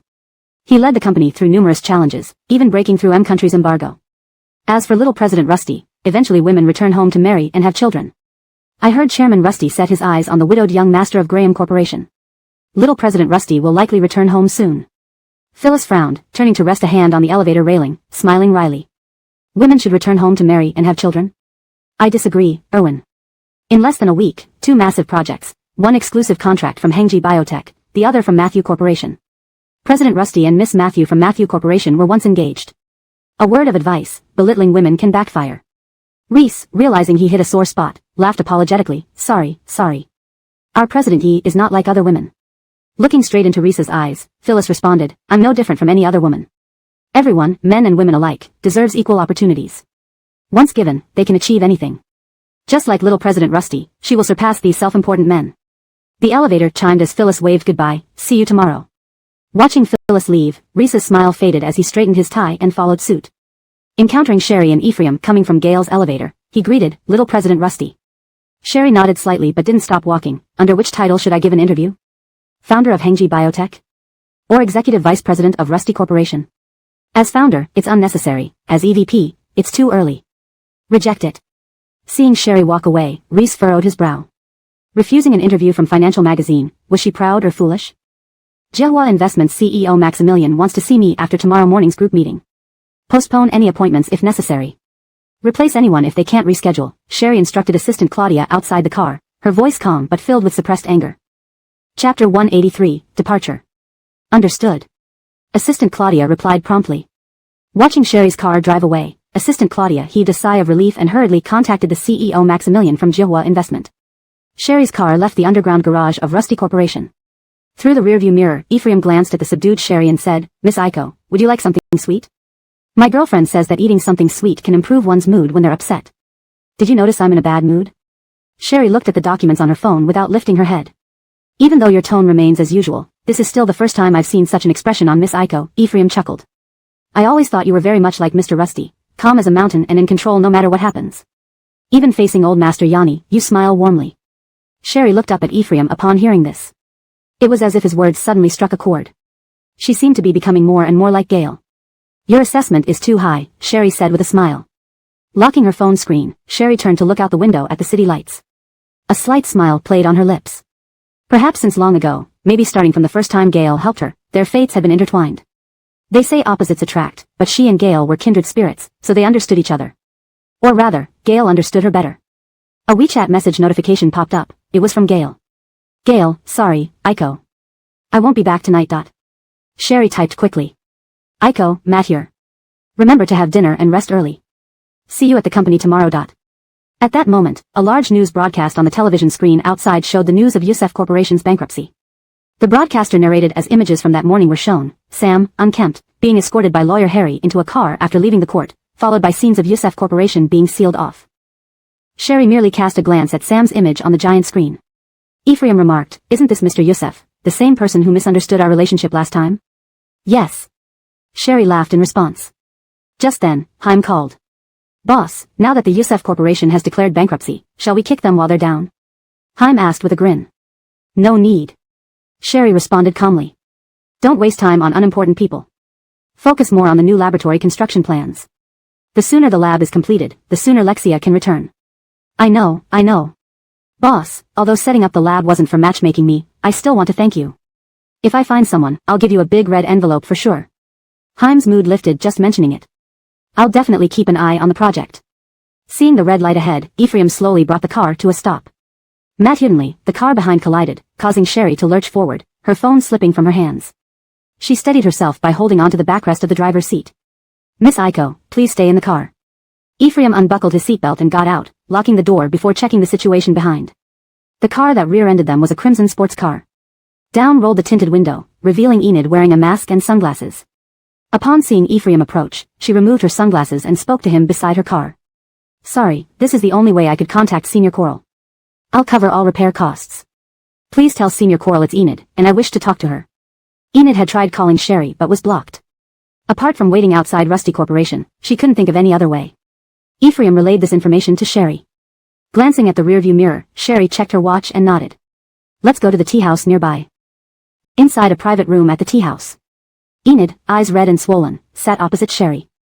Seeing her calmly lift her teacup, Enid spoke, I lost, and truthfully. I never won from the start. Though I don't want to admit it, Mansion initially fell for me because I was imitating you, Senior Coral. Tears welled up in Enid's eyes. If you came here to say this, there was no need to damage my car. Sherry put down her teacup, picked up her phone to check the time, showing clear signs of impatience. Enid wiped her tears, took a deep breath, and with a trembling voice continued, Senior Coral, could you see Nanshan? His father beat him and he insisted on working despite needing medical attention. He drank heavily and has had a fever since this afternoon, refusing to go to the hospital. I have no other options. Laura loves your fiancé deeply, not minding if his ex-wife sees him, but I do. Sherry watched Enid, her fingers tracing the edge of her phone. I am not a saint. For those who have hurt me, I have neither the heart nor the time. My time is valuable. Already 13 minutes have been wasted here. If you have nothing else. Senior Coral. Enid grabbed Sherry's hand, tears streaming down her face. Do you think I'm despicable for using you to get close to Sam with his memory loss, taking your love away? And, taking away the gratitude of Eris for saving his life? Don't you hate me? Sherry withdrew her hand from Enid's grip and smiled. No matter how you manage to be with Sam, what belongs to others isn't mine. Three-legged frogs may be rare, but men are everywhere. He's just my ex-boyfriend. Who hasn't had one? Picking up her bag, she stood and looked at the tearful Enid.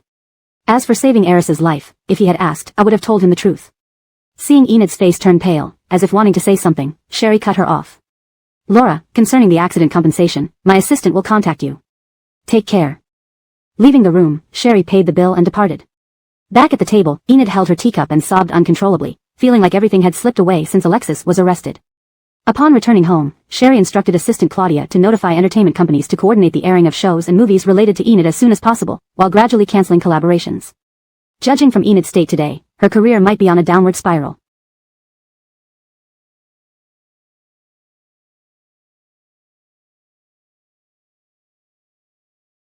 Chapter 184, Bankruptcy. She lifted her coffee cup, looking at the concept phone design sketch spread out on the coffee table, a smile curling her lips. Once news of her order for Rusty Corporation to terminate cooperation with Enid spread, she would probably receive a call from Eris, the second son of the EF family, very soon. Companies in the capital more or less knew about Sam and Sherry's history. Now that Sherry, the group's executive vice president, personally ordered the termination of cooperation with Enid, it was easy for people to suspect Sherry was taking revenge against Enid. News traveled fast. When Enid's agency received the news, the entire media industry sensed something was wrong.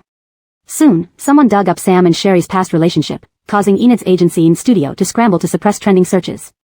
Sherry had just left the meeting room and hadn't yet spoken to Gail when she received a call from Eris. She turned her head to look at Gail standing beside her, shaking her phone. I need to take this call first. We can have lunch together. I've already asked Auntie to prepare lunch for us too. Okay. Gail nodded with a smile. Seeing Sherry and Gail part ways, Sherry heading to an empty conference room to take the call and Gail entering the elevator to return to the office floor, the senior management who were dispersing began gossiping in clusters. Our group's two successor candidates have a much different dynamic, not like the bloody drama between the three sisters of the Matthew family. You shouldn't just look at the surface. The harmony everyone sees is just for outsiders. Both Mr. Rusty and Little Miss Rusty are stoic people. Who knows what goes on behind closed doors? They might even eat lunch and dinner together to show unity to the chairman. The more united they appear, the more vicious the stabs in the back may be. In these powerful families, how can there not be bloodshed in the struggle for inheritance? Outside the vacant conference room, Sia Claudia, her assistant, and Ephraim stood guard as Sherry sat inside and answered the call. Why is Eris calling me? I heard you've been busy touring stores in China recently. The tour has ended here. I'm flying back tomorrow and wanted to invite you to lunch. Congratulations on becoming Rusty Corporation's executive vice president. Eris's voice remained as gentle and refined as always. Matt here. But I have plans for lunch. If you're not in a rush, how about dinner? We could invite Haim too, to avoid creating any scandalous news for you, Sherry said with a laugh. Last time Sherry and Eris dined, it made the headlines. Given her new position, any gossip now would be even bigger. Moreover, Sherry understood Gale's possessiveness and didn't want to make him uncomfortable. She still remembered how after their last dinner, Gale's kiss filled with possessiveness and his tossing of Eris's suit.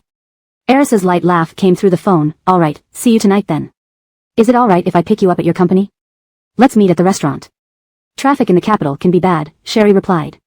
After hanging up, Sherry remained seated in the swivel chair before eventually standing up and leaving the conference room to go directly to Gale's office. Sherry told Gale about seeing Eris later that evening and her plans for the EF brand. Gale pursed her lips before replying, this isn't a simple collaboration, Eris might not have the final say. While Eris is still in the country, last night I had Claudia inform our subsidiaries to finish airing shows and programs featuring Enid as soon as possible and then cut off future collaborations. We also leaked the information to Enid's agency. That Eris called means, he's already informed, Sherry explained slowly, smiling. At dinner tonight, he will definitely ask for reasons. Then I'll bring up the so-called act of saving his life. EF just renewed its 3-year contract with Enid. If this scandal breaks now, it won't benefit either EF or Enid. After all, EF claims Enid aligns well with their brand image and wouldn't want it exposed that she defrauded them. Although Sherry had never planned to expose Enid's supposed act of saving Eris. If it could serve as leverage in negotiations with EF, Sherry saw no harm in mentioning it. It wasn't about seeking repayment for kindness. In business, such stories rarely play out. It was about weighing pros and cons and pursuing mutual benefits. A win-win situation means I continue to keep quiet while EF collaborates with us on joint ventures, thereby further opening up the domestic market for EF. We can also clearly express our stance to M country that we've been besieged but can still access the European market. Sherry tapped her fingers on the desk. Exposing such a scandal right after renewing a global endorsement deal would have huge impacts. Even if EF reacts quickly by terminating the contract, the damage would still be substantial. Remember how Brand P lost its status when its spokesperson had issues? I doubt EF wants the same fate. Sherry calculated every step carefully, knowing how to leverage this act of saving to maximize Rusty Corporation's interests. The goal was mutual benefit, not merely exposing the truth for a fleeting sense of satisfaction which gains nothing. Win-win was the target. By staying silent, Sherry ensured EF's stability for 3 years, making EF seriously consider partnering with Rusty Corporation, especially given Rusty's relatively modest demands. Did you get word from M country? Gale suddenly smiled. Sherry nodded. I heard the M country commerce minister plans to visit Italy with several tech companies. Negotiations are ongoing. I thought we should finalize the collaboration with EF before this announcement. Understanding this was a business dinner, Gale nodded.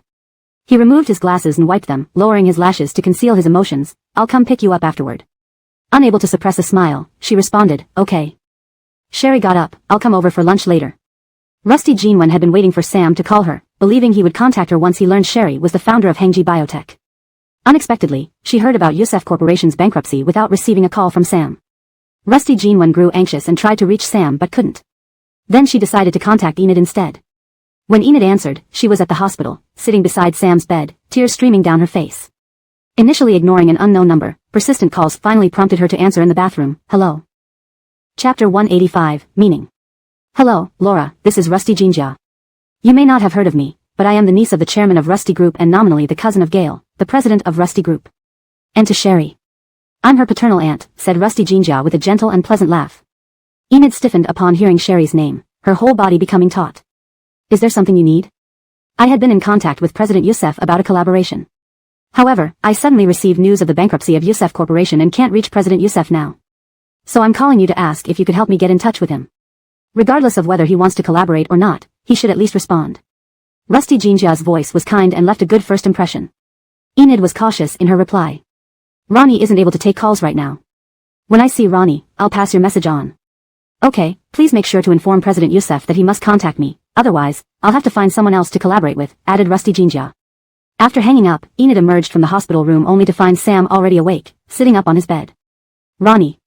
Enid quickly moved to place a pillow behind Sam. The haggard-looking Sam looked at Enid and said hoarsely, Karaltsi, although I promised to maintain our engagement for 2 more months, now that Yusef Corporation has gone bankrupt, I can't offer you any support. Let's break up now. I know Eris EF, the second son of EF family, really likes you, but he's held back because I'm your fiancé. If I leave you just because Yusef Corporation is bankrupt and stay with Eris, how will my fans perceive me?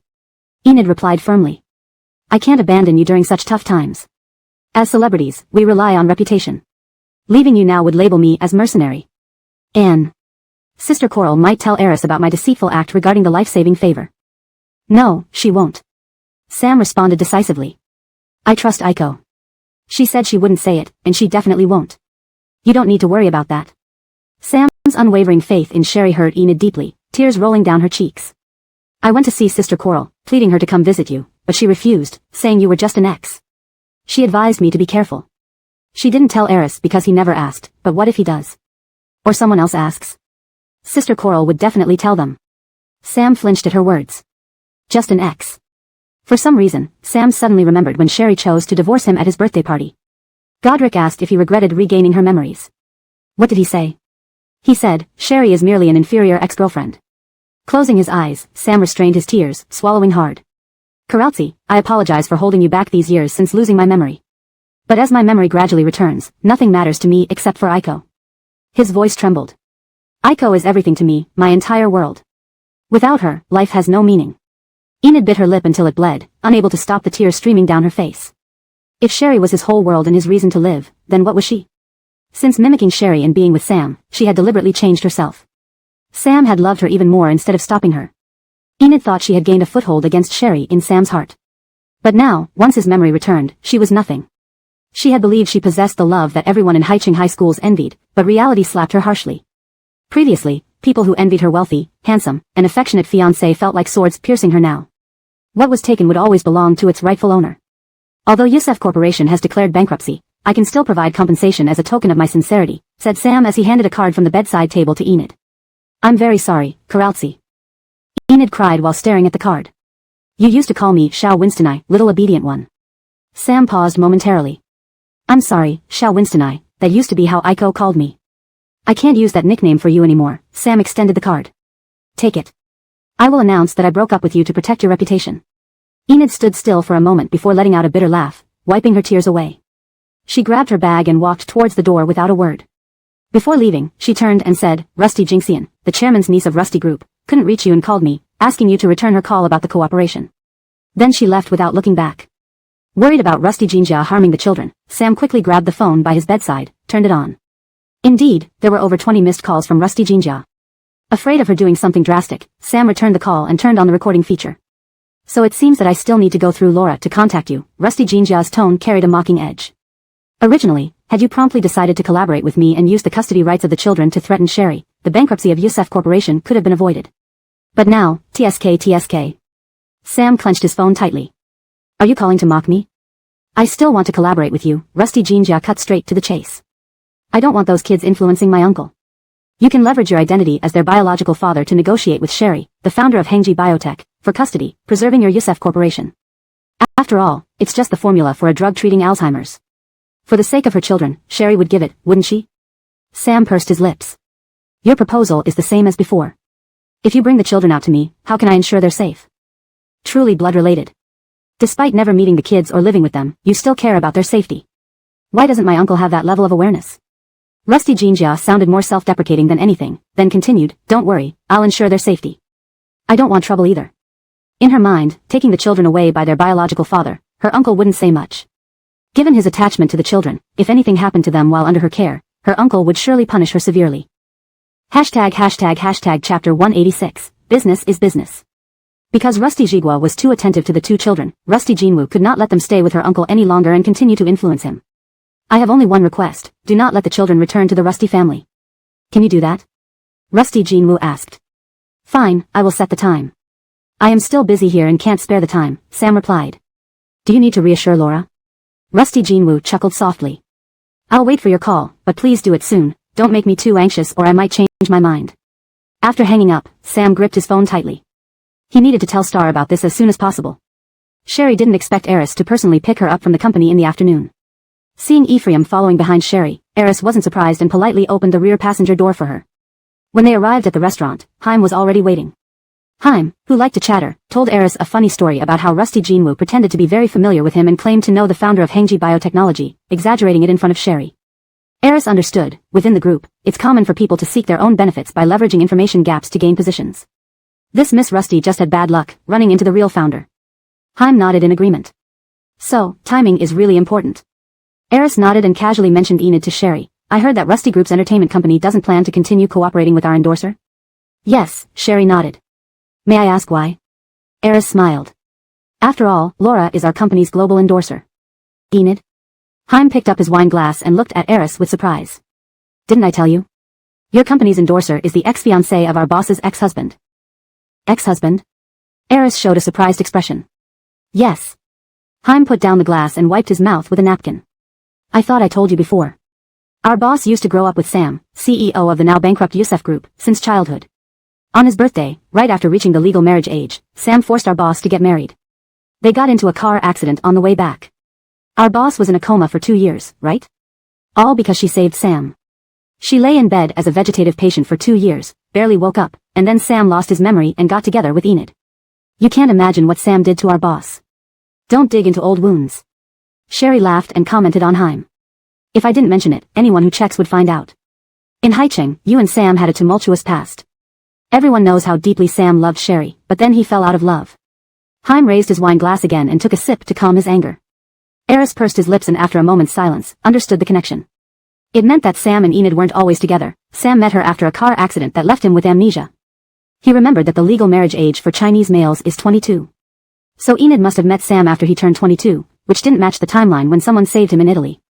Eris, upon realizing this, turned seriously to Sherry. Did you go to Italy 11 years ago? Yes, I represented the country in a competition. Sherry put down her chopsticks and wiped her mouth with a napkin. That's why I'm terminating the cooperation with Enid, to avoid risks. Eris widened his eyes, understanding what Sherry meant. EF chose Enid as their global endorser because she had saved Eris anonymously, aligning with EF's brand ethos. If the public knew Enid was pretending, Eris couldn't imagine the impact this would have on EF. Even knowing ahead of time and severing ties early, EF would still be affected. As the second son in his family, secretly competing with his elder brother for inheritance rights, this endorsement scandal would undoubtedly be bad news for Eris. But if Sherry was indeed his savior whom he had searched for 7 years, he couldn't keep silent. Is your retaliation against Sam through the bankruptcy of Youssef Group and Hengji Biotechnology, and your revenge on Enid, revealing this information? Eris wanted a clear answer. Looking at Eris's serious face, Sherry took out a document from her bag and pushed it towards Eris. Actually, even if you hadn't contacted me today, I would have reached out to you. Whether or not I saved you, we are friends, and I won't hold it over your head. I know you're in a difficult position. Revealing this now isn't suitable. Let's make it a win-win situation. Eris looked at the design sketches in the document and the attached cooperation agreement, immediately understanding Sherry's intentions. He raised his head and looked at Sherry, whose deep, beautiful eyes were less playful but her voice remained gentle. You want a collaboration between Rusty Group's products and EF? Sherry nodded. We need to announce this partnership before the U.S. Commerce Secretary visits Italy. In short, by collaborating with Rusty Group, Sherry kept quiet about Enid claiming the credit for saving Eris. The U.S. Commerce Secretary visiting Italy makes this risky. There are political implications, Eris said earnestly. Political involvement trumps even business interests. With Rusty Group currently blacklisted by the U.S., partnering with them right before the visit would be slapping the U.S. in the face. Sherry smiled. It's not about research projects or setting up new base stations. It's just a co-design project, harmless. Haim realized his boss was going to take a bold step. Eris fell silent, holding the cooperation proposal tightly. After a while, he finally spoke. So you're using the fact that you saved me as leverage? No, saving you was an act of kindness. I would have saved anyone else too. Sherry remained calm. But in business, advantageous information must be used. If Enid hadn't acted as she did, I might have used other means to collaborate with EF. Translation ends. #### Chapter 187, Daring Not to Offend. Eris suddenly chuckled softly. I understand. Compared to the significant threat that Coral Karalski's false claim as his savior posed to EF, the request for cooperation involving political factors was clearly less substantial. However, during a crisis for EF, having the added influence of a life-saving favor seemed to give EF something to consider, especially at such a critical juncture as the M country visit. Sherry was not only an outstanding scholar but also an excellent businessman. Eris closed the documents in his hands. No wonder you managed to establish Hengji Biotechnology so quickly. Besides your remarkable academic achievements, your business acumen is truly impressive. But regarding this matter, I still need to discuss it internally with the company. Seeing that Eris didn't return the documents to Sherry but kept them by his side, she knew she had succeeded. She smiled and nodded, of course. Although it's been 11 years late, I should thank you for saving my life. Eris sincerely raised his wine glass. Don't you even check? Our boss says you're trustworthy, Lisbeth Winstonishu teased deliberately. Didn't you even investigate when Enid claimed to be your savior back then? Otherwise, how could you have mistaken her? I trust Aiko. Eris's beautiful eyes appeared warmer under the warm lights of the restaurant. She wouldn't lie about this. Not checking thoroughly before was my mistake. Sherry lightly clinked glasses with Eris. I accept your thanks, but don't dwell on it too much. I would have saved anyone at that moment. It was no big deal for me. Exiting the restaurant, Ephraim, who had been briefed beforehand, immediately stepped forward to carry Sherry's bag and handed her the coat, avoiding any opportunity for Eris to come into contact with her. I'll see you out, Eris said. No trouble necessary, someone is already here to pick me up. Sherry saw Gale get out of the car and smiled at him. Eris and Lisbeth Winstonishew went up to shake hands with Gale. After bidding farewell to Lisbeth Winstonishew and Eris, watching Sherry get into the car, Eris asked Lisbeth Winstonishew, Mr. Rusty and Iko. Don't jump to conclusions, there's a generational gap between them. Mr. Rusty is Chairman Rusty's adopted son, while our boss is Chairman Rusty's granddaughter, Lisbeth Winstonishew explained, then looked at the documents in Eris's hand. Actually, our boss is a very good person. Those who've worked with her know she always strives for mutual benefit, not one-sided profit. Consider this, could EF and Rusty Corporation open up more opportunities in the Chinese market through cooperation? I thought about that just now, Eris replied, rest assured, I'll think it over carefully. Alright, then I'll leave first. I won't see you off tomorrow when you return to Italy, let's go skiing in Switzerland next time, Lisbeth Winstonishew said with a smile. Gale had Ephraim drive Sherry's car away, then he drove her back to Huading Xinyuan. On the way, Sherry called Ephraim, asking, did you film everything? Miss Coral, rest assured, it has been filmed, Ephraim replied. Alright, send the photos to Tobias. Hanging up, Sherry called Tobias, receive the video Ephraim sends you, and leak the information about my meeting with Eris to discuss cooperation to Gao Zong, who's currently negotiating with the French side. Seeing Sherry hang up, Gale finally spoke, holding the steering wheel with one hand, Gao Jingxiang is running into trouble. Regarding the overseas expansion case, Gale had Gao Jingxiang report directly to Sherry. It's all due to political factors, they're all allies of M country, and they dare not offend. Sherry said while taking off her earrings, but if we can release the news about our cooperation with EF either before or during the M country minister's visit, even though EF is just a luxury brand, as a well-known Italian luxury brand, the French side will likely consider whether this indicates official intentions. In business, mixing truth with falsehoods can achieve one's goals. Did you finalize the cooperation with Eris? Gale asked. This should be settled. Currently, the EF family is facing intense internal strife. The global spokesperson is Eris's choice, and the savior of his life. From a business perspective, he doesn't want the mistake of misidentifying his savior to negatively impact the EF brand, which carries great responsibility. Gale's lips curved upward, suddenly recalling Clifford's words when advising him to leave Rusty Corporation. In this world, no one is irreplaceable. He could leave Rusty Corporation confident that capable people could step up. With Rusty Corporation now in Sherry's hands, he could leave with peace of mind. Tomorrow, we have a municipal department meeting. Did you review the materials? Gale gently kissed Sherry's hand while holding the steering wheel. Yes, I've seen them and met with some of the executives going tomorrow. I have a general idea. Sherry thought about the call from President Priscilla in the afternoon. President Priscilla is a great person. He called me today, reminding me that dealing with government officials is different from handling business partners. Sincerity is enough. However, President Priscilla's son, Priscilla Wei, is really unsatisfactory.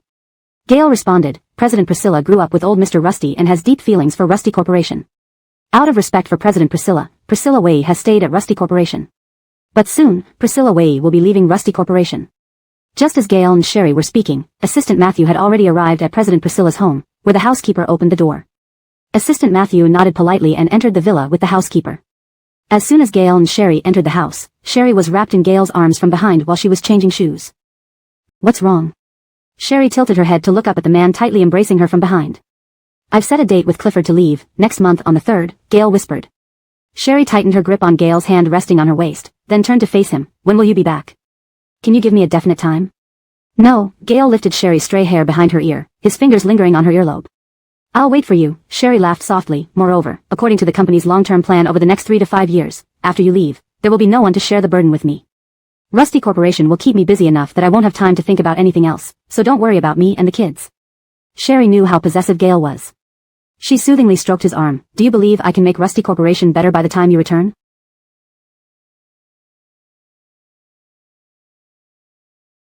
Chapter 188, Resolution. I believe you. Gale said. The situation was starting to take shape. My heart is small, and it's already filled with you, with Mom, Mr. Rusty, and the 2 children. After reserving a part for work, there's no more space left. Sherry seemed to have found the way to soothe Gale. I hope you won't forget that I and the kids are waiting for you to come back. Even if you're seeking revenge, please protect yourself. You know how much Coraline wants to live with her father. Floyd just isn't good at expressing it verbally, but he really likes you. Gale took a deep breath and scooped Coral Marigold up in one motion. She quickly wrapped her arms around his neck, her heart racing. The housekeeper made dinner, and I still have some work to finish. Later, he said firmly. The bedroom door slammed shut. 9:40 p.m. After showering and changing into casual homewear, Gale emerged from the master bedroom and gently closed the door behind him. He leaned against the balcony railing, lit a cigarette, and gazed at the pool where the shimmer of indoor lights reflected on the water's surface. He exhaled a thin wisp of smoke. The impending separation gnawed at his heart, making him restless and irritable. The constant need to have Coral Marigold within his sight, the annoyance whenever someone looked at her with desire, and the constant craving for her attention. Gale knew he was sick, obsessed. He clenched the cigarette between his lips, the white smoke clouding his vision. He couldn't even imagine what life would be like without her. Ding dong. Upon hearing the doorbell, Gale stubbed out the cigarette and stood up, heading toward the door. Through the surveillance camera, he saw Graham family young master and Sam standing outside. His brow furrowed slightly. Graham family young master lived downstairs, something Gale was aware of. But why was Sam here with him? After considering it for a moment, Gale opened the door. Seeing Gale dressed casually, both Graham family young master and Sam were taken aback. When I came back, I met CEO Youssef downstairs. He said he had something very important to discuss with Marigold but couldn't reach her. So I brought him up to the 18th floor, climbing one flight of stairs, Graham young master explained, then asked Gale, "Do you now live here?" Without answering, Gale glanced at the stairwell and calmly remarked, "It's almost 10 o'clock. Is it appropriate for two gentlemen to visit a woman's home?" "Sorry, Uncle Rusty." Sam always appeared nervous when facing Gale, even after all these years. "It concerns the two children. Since I couldn't contact Marigold, I decided to come over and try my luck. I thought I'd have to wait until morning, but then I ran into young Master Graham."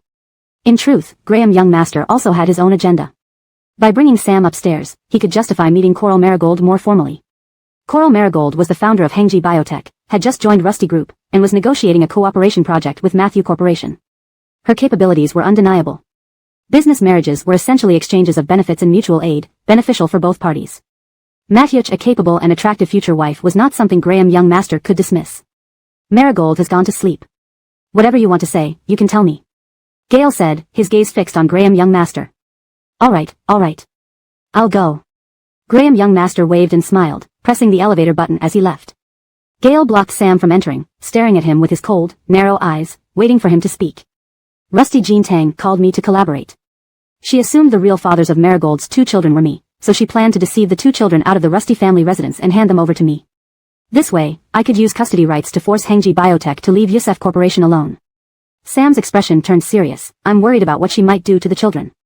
I pretended to agree over the phone. Sam took out his phone. "Here's the recording. I'll send it to you." After sending the audio, Sam involuntarily glanced past Gale, hoping to catch a glimpse of Coral Marigold. "Marigold blocked me. I haven't given Rusty Jean Tang a definitive answer yet. If Marigold has any thoughts, she can contact me, and I will cooperate. Even if it means reporting this to the police, I can testify." Gale nodded slightly as he looked at Sam. "I'll relay your message to Marigold." Unable to see Coral Marigold, Sam couldn't hide his disappointment. Even a glare from her would be enough. He just wanted to see her again, even from afar. Sam pressed his lips together. "Well, I'll leave then." "Sam, are you regretting it?" Gale asked. Sam paused mid-turn, his eyes brimming with tears. He looked back at Gale, his nose quivering, and a bitter smile played on his lips. "Yes, I am. I regret it deeply and don't know how to make amends." "Then don't come looking for Marigold. She has moved on, and her heart now belongs only to the children's father. You were the one who pushed her away, so don't disturb her or drag her down again, disrupting the life she deserves." "Only the children's father?" Before Sam could ask Gale who the father was, the door was closed in his face. Gale knew exactly who was with the drugged Marigold that night, and who the father of her two children was. Desperately wanting to press the doorbell, Sam stopped himself at the last second. What difference would it make? He was the one who pushed Marigold into that man's arms. What right did he have to ask him to leave Marigold? Standing before the surveillance screen, Gale watched Sam slowly retract his hand, looking dispirited. His expression remained indifferent. "I heard the doorbell." Gale turned at the sound of Coral Marigold's voice, seeing her walking out while fastening her robe belt. He turned off the surveillance screen and walked towards her. "Yes, young Master Graham from downstairs brought Sam here," Gale said. Coral Marigold halted mid-step, surprised. "Why are they here?" Gale guided Coral Marigold to sit at the dining table and played the voice message Sam had sent on his phone for her to hear. Meanwhile, he returned to the kitchen to bring out the dishes kept warm in the steamer oven. Upon learning Rusty Jean Tang's intentions towards the children, Coral Marigold's expression darkened. Using Gale's phone, she forwarded the recording to herself and then to Ferguson assistant. Just as she was typing a message for Ferguson to call her the next morning, Ferguson's call came through. Coral Marigold picked up her phone and went to the bedroom to discuss the matter with Ferguson assistant. "Even though grandfather doesn't allow Rusty Jean Tang access to the Rusty residence, we can't rule out the possibility of her bribing the servants, like how Rusty Ji Wen poisoned grandfather by bribing them. With so many servants in the old house, we need to be cautious." She added, "Check the security system thoroughly.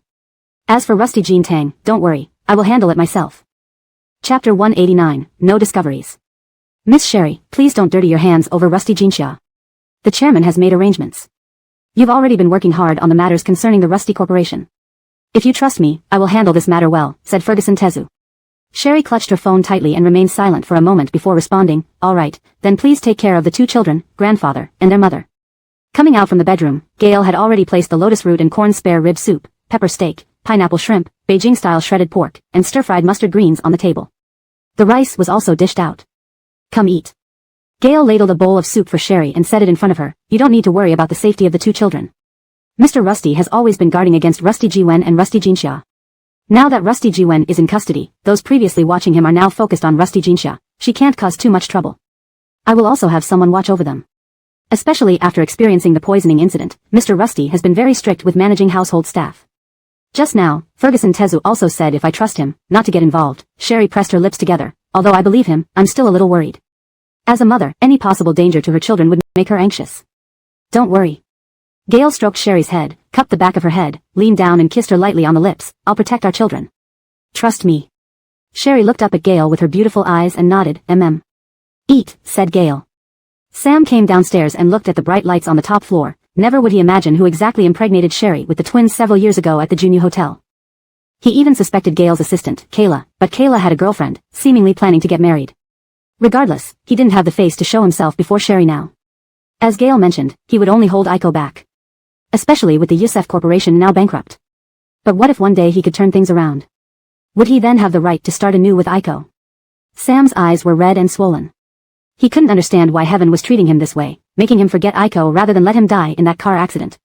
The pain he inflicted upon Aiko, every recollection of her caused him excruciating anguish. Back then, if only he could remember a little bit about Aiko, even just a little, he wouldn't have treated her like that. Sam didn't know how he stumbled away from Sherry's residential complex and ended up back in the hospital, waking up this time lying face down. Eric noticed Sam woke up and hurriedly stood, frowning at him. Are you crazy? Your back wound got infected, you had stomach bleeding, yet you checked out of the hospital? If I hadn't called and a kind soul answered, you would have died on the road.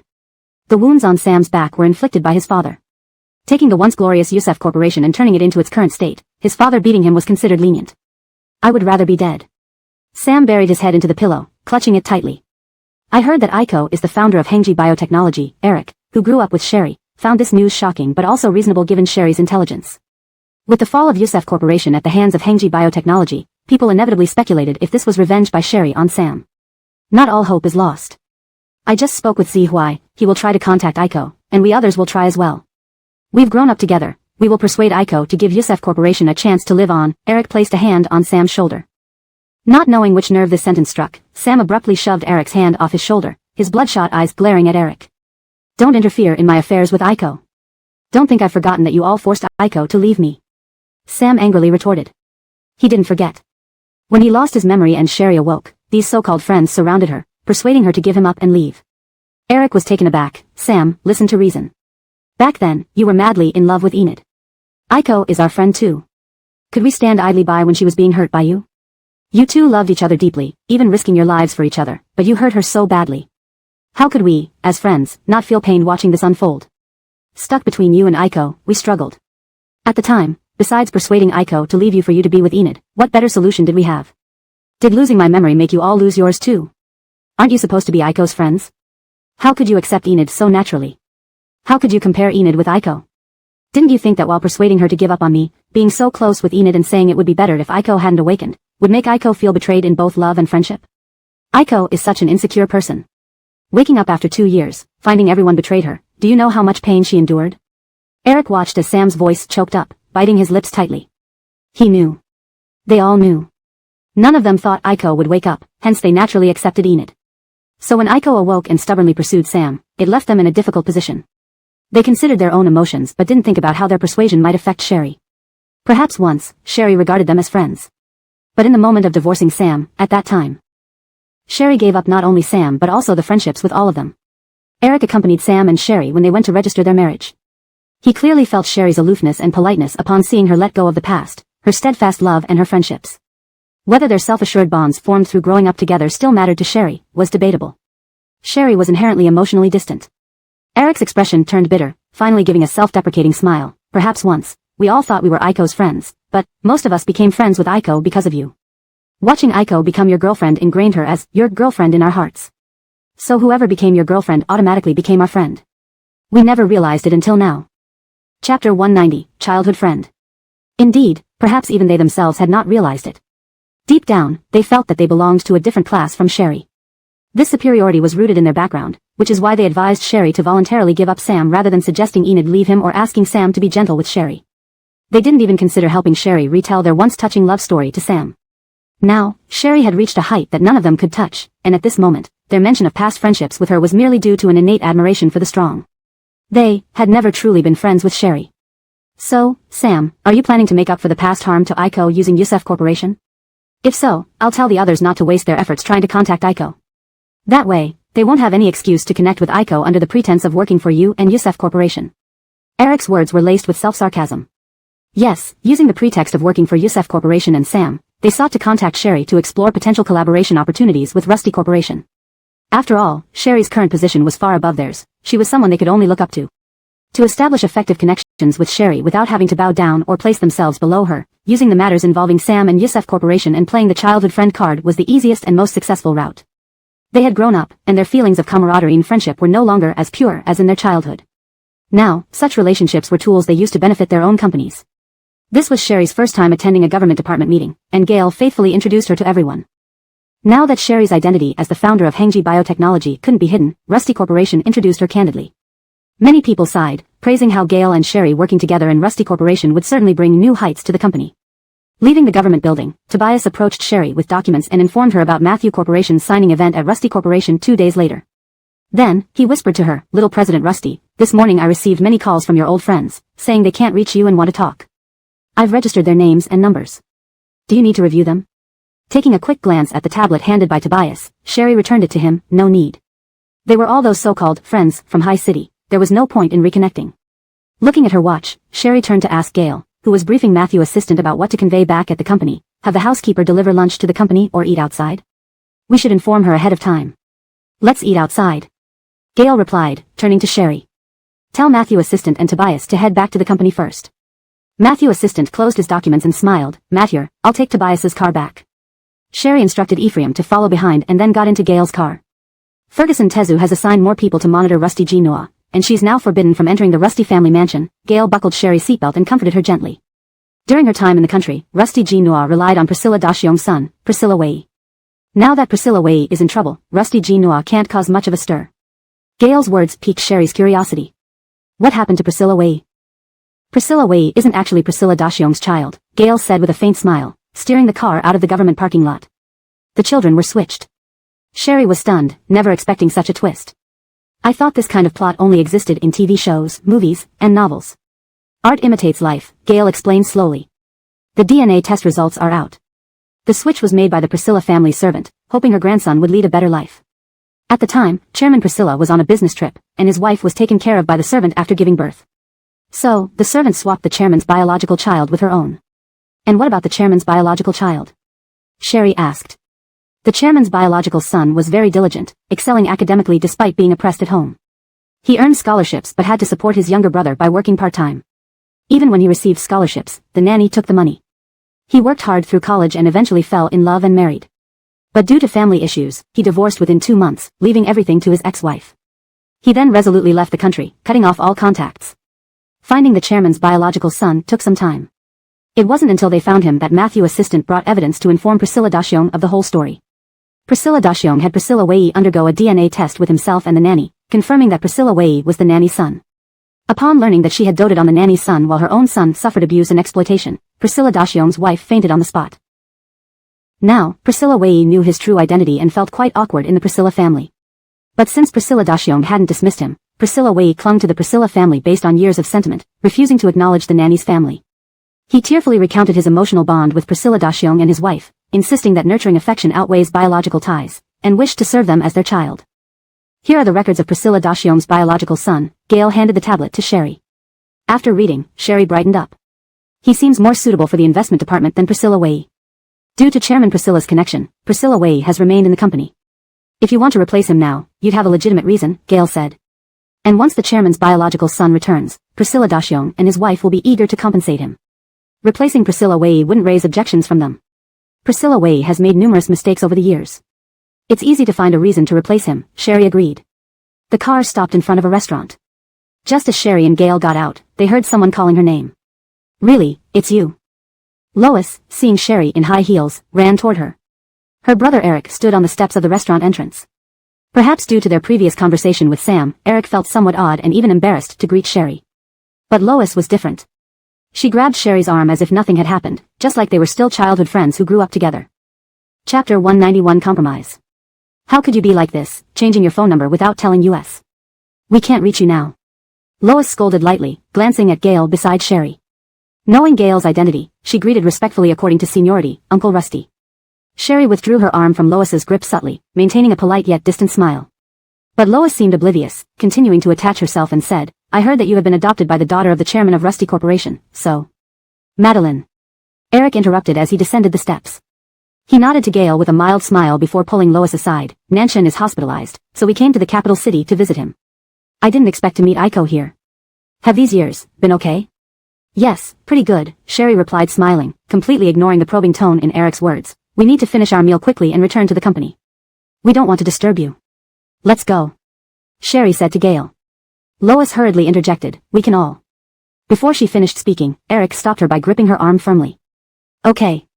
Eric nodded with a smile. Watching Sherry and Gail enter the restaurant, Lois finally stamped her foot irritably. Lyle, what did you do?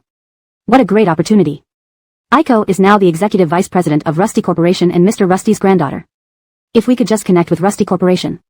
Do you forget what happened to Aiko because of the drug you gave her back then? Eric frowned, responding sharply. Lois pursed her lips and finally spoke after a while. I didn't intentionally poison her. It was a misunderstanding. Besides, the things that happened afterward were not done by me, but by Sam. Eric glanced at the restaurant, recalling how he had gone to the hospital to ask Sherry to drop the charges, offering her employment in the Lay family enterprise, a lifetime contract, letting her choose any region with branches, Germany, Japan, Europe, whichever she liked, even setting no limit on her salary. Now seeing Sherry, whose Hengji biotech created in less than 4 years had already left Lay Corporation far behind, let alone her entry into Rusty Corporation, Eric felt embarrassed and ashamed when he thought about it. In essence, it was only because Sherry had been vulnerable then that he could speak down to her from his superior position. Recalling this, Eric sighed, frowning as he said to Lois, let's change restaurants. Why are you? Lois sighed, we finally met Aiko, we should take the opportunity to invite her for a meal. That's enough. Eric raised his voice, didn't you see Aiko doesn't want anything to do with us? Even when I deliberately mentioned Nanshan being hospitalized, she acted like she didn't hear. She can abandon Nanshan, who used to be more important to her than life itself, so why would she care about us? Since she doesn't want to acknowledge us, why should we force ourselves onto her? In short, you're embarrassed because the once looked down upon Aiko has climbed to a position we have to look up to, right? Lois stepped closer to her brother, but Lyle, what's face worth in this world? Having spent so many years in business, isn't it obvious? Must I, your naive little sister, tell you this? Finishing her sentence, Lois angrily turned and got into the car, her eyes red with frustration. Did she not know that Sherry didn't want to acknowledge her? But wasn't she doing it for her always protective brother? As adults in the business world, one shouldn't be concerned about saving face, it's what lies beneath that truly matters. As Sherry and Gail sat down and ordered food, Gail, who was looking at the menu, suddenly remarked, you and Sam's friends seem quite interesting. Sam is hospitalized in the capital city, and they rushed over here too. Sherry looked up at Gail, who was reading the menu seriously, and laughed, they are Sam's friends, not mine. She realized later that people from different worlds cannot really become friends. That Eric told you about Sam being hospitalized, yet you didn't ask any questions. After all, Sam came specifically to tell Rusty Jinrua about cooperation last night? Sherry closed the menu and asked Gail with suppressed laughter, are you probing me? Checking if I still have feelings for Sam? I don't want you to have any gratitude toward him either, Gail said without lifting his gaze from the menu, his words laced with strong possessiveness. Sherry couldn't help but smile, nodding, all right, I understand. Gail's narrow, deep-set eyes under his glasses twinkled with amusement. Sherry was indulging him again. His phone vibrated, and he took it out, glancing at the screen before answering, hello. Not knowing what was said on the other end, Gail's expression darkened, and Sherry's phone also rang immediately after. Recognizing it was Aunt Claudia calling, Sherry tensed up. Upon connecting, she saw Gail watching her intently. Aiko, Rusty Jinrua seems to know about the Coralgia village incident, Aunt Claudia said. She is using this to threaten the old master. Sherry gripped her phone tightly, hearing Gail instructing on the other line, hold them off, and we'll be back soon. Hanging up, Sherry grabbed her bag and walked out with Gail. How did Rusty Jinrua find out? Sherry's heart raced anxiously. Ferguson, the assistant, didn't say much over the phone. Once we get back, we'll know everything. Gail opened the driver's door. Inside the old Rusty residence. Rusty Jinrua sat on the sofa, smiling confidently as she faced the elderly Mr. Rusty. I wouldn't dare to make such a fuss outside if I didn't have evidence. Uncle, I believe you wouldn't want others to misunderstand and think that your niece was once sold into Coralgia village, giving birth to Sherry at 16, a trafficked woman which would tarnish the Rusty family's reputation. Rusty Jinrua smiled calmly. What I ask for isn't much. As a member of the Rusty family, a position as marketing manager in the Rusty Corporation would suffice and wouldn't threaten Sherry in any way. Rusty Jigua, holding an insulated cup of chrysanthemum tea, remained composed on the sofa, legs crossed, completely unfazed by the situation. He initially thought Rusty Jinrua had obtained evidence, uncovering how Rusty Veronica was sold by assassins to Coralgia village. Instead, it turned out that she investigated Sherry's background and noticed at the time Sherry's mother was rescued coincided with when Rusty Veronica was found. So, she planned to blackmail Rusty Jigua by defaming Sherry. Chapter 192, Legal Education. Rusty Jigua allowed Special Grahamshan and Aunt Claudia to inform Sherry and Gail simply because, after he had discovered Sherry with Gail and made their relationship awkward last time, he wanted to find an opportunity to mend things. I've heard that the Coral family would do anything for money, Uncle. If they knew Sherry recognized her aunt as her mother and cross-checked the time when the aunt was found, wouldn't they think the aunt is Sherry's mother? Wouldn't they believe their child, Donnie, might also be a Rusty family member? Might they come here to recognize their mother? Even if the aunt isn't biologically related, wouldn't they try to cause trouble? After all, it's such a troublesome family. If they hound the aunt, she might suffer another psychological breakdown. Seeing Rusty Jigua sipping tea from his thermos cup without responding, Rusty Genie felt increasingly uncertain. Uncle. Are you really not concerned at all? Rusty Genie picked up her bag beside her, laughing. If you're indifferent, I can sell this news to the media. I'll also tell the Coral family about Sherry being adopted by the Rusty family. When the Coral family creates a scene on TV shows, both our Rusty Corporation and Rusty family will surely become infamous. Not seeing Rusty Jigua stop her, Rusty Genie stood up, pretending to leave, only to see Gail and Sherry enter the room. Rusty Genie's gaze landed on Sherry, arms crossed, revealing a determined smile. You're both back, perfect. Since Uncle refuses to decide, Sherry, you choose. Either let me tell the Coral family about your adoption by the Rusty family and the coinciding timelines, causing them to harass the Rusty family, or give me the position of marketing manager at Rusty Corporation. Sherry sensed Rusty Genie's intentions, seemingly unaware that Rusty Veronica was her birth mother. She stayed silent, waiting for Rusty Genie's next words. Sherry, you wouldn't want my uncle adopting you to bring trouble to the Rusty family, right? You know my aunt's mental condition. If she gets agitated by your Coral family, something could happen. Before Rusty Genie finished speaking, Sherry slapped her. Covering her face, Rusty Genie stared incredulously at Sherry. Sherry. Are you insane? How dare you hit me? Sherry's expression was stern. Rusty Genie, there are some things I can tolerate, others I cannot. As an excellent graduate from an American university, how have you resorted to lowly tactics like kidnapping children and tarnishing reputations? When Sherry mentioned kidnapping children, Rusty Genie's pupils trembled, stepping back. That weakling Sam told you. Stepping forward, Sherry looked directly at Gail. I still have the recording. Do you want to listen to it? Or should I hand it over to the police? Attempted kidnapping carries lighter or mitigated penalties compared to completed kidnappings but with a criminal record. Do you think your fiancé in America would still marry you? What are you going to do? What am I going to do? I'm educating you about the law. Sherry looked steadily at Rusty Genie. Should you ever collude with the Coral family to defame my mother's name, Rusty Genie, I will show you what it means to lose everything. Never underestimate a woman's determination to protect her child and family. Admitting she was frightened by Sherry's cold, intimidating aura, Rusty Genie hurriedly left in high heels.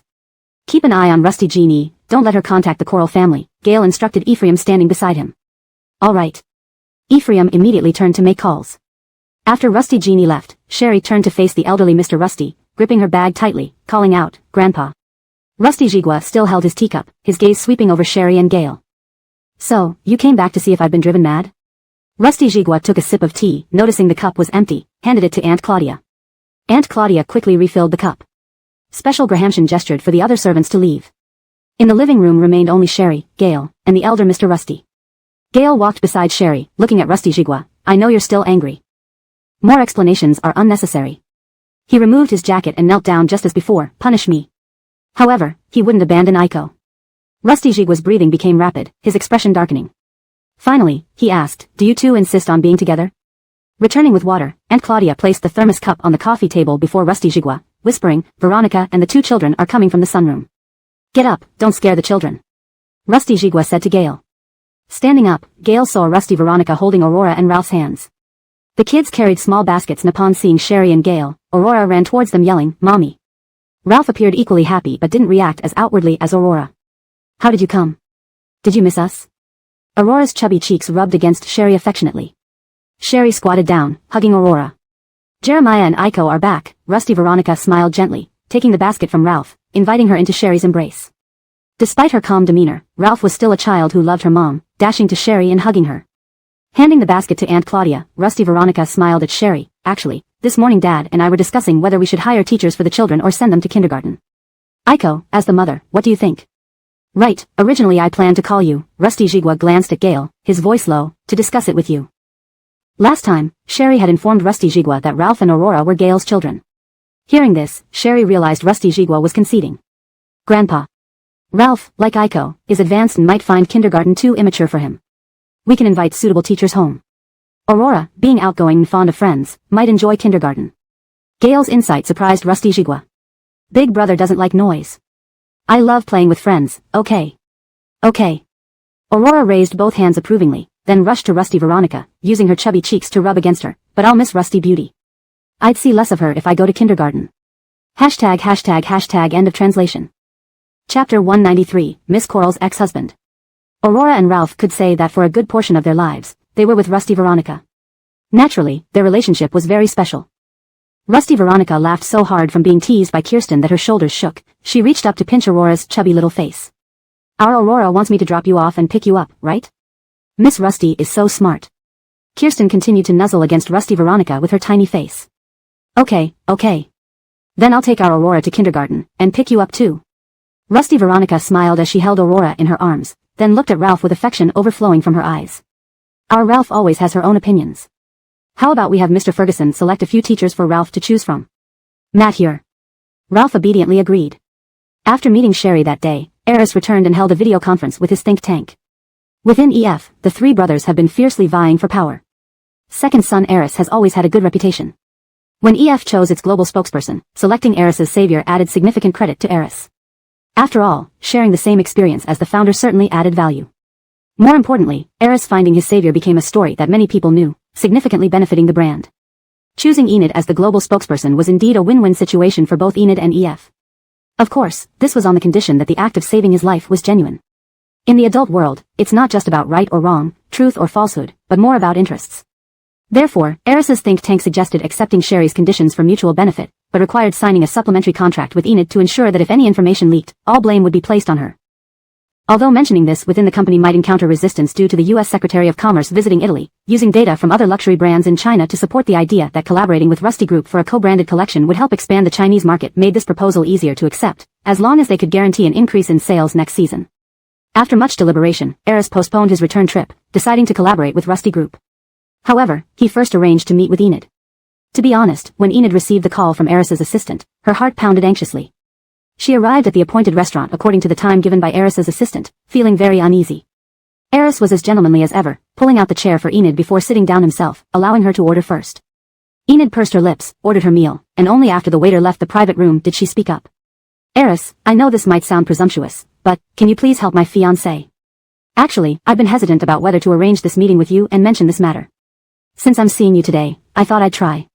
Eris looked at the red-eyed Enid, unsure if she genuinely wanted to help Sam or was trying to deepen the impression of her love for Sam to prevent him from suspecting her identity as his savior. I originally planned to talk about this after dinner, Eris said, holding his water glass gently with his slender fingers, still wearing his familiar gentle smile. Karautsi, there's a supplementary agreement I need you to sign. Hearing this, Eris's assistant placed the supplementary agreement in front of Enid. What kind of supplementary agreement? Enid flipped through it, her pupils trembling, her face pale, almost unable to look up at Eris. Her fingers gripped the paper so tightly it seemed about to tear through. Does Eris know everything? Enid didn't dare ask. She was afraid of the terrifying answer. The agreement stated that if Enid's public statements, behavior, or moral integrity caused issues, she must take full responsibility and unconditionally cooperate with EF's public relations statements. Otherwise, besides facing exorbitant compensation, she would bear all the negative impacts on the brand. Is this supplementary agreement really necessary? Enid asked, her head lowered. Karautsi, to keep you as the global spokesperson, I agreed to collaborate with Rusty Group on a co-branded collection despite the U.S. Secretary of Commerce visiting Italy soon. Do you understand what this means? So, is this supplementary agreement excessive? Eris's voice remained gentle as ever. Rusty Group? Shocked, Enid looked up at the smiling Eris, tightening her grip on the tablecloth. Sherry clearly said she wouldn't tell. Lao Nanchan also said Sherry wasn't like this. But how could she tell Eris? She had promised. So, was Sherry sacrificing her future for the collaboration between Rusty Group and EF? Why should she? What character, what promise, she shouldn't have trusted Sherry. Despite her unwillingness to admit it, it seemed Eris already knew. You told Eris, Sister Coral. Enid's eyes welled up with tears. At first, you contacted Miss Sabrina by mistake. Everything happened without my knowledge.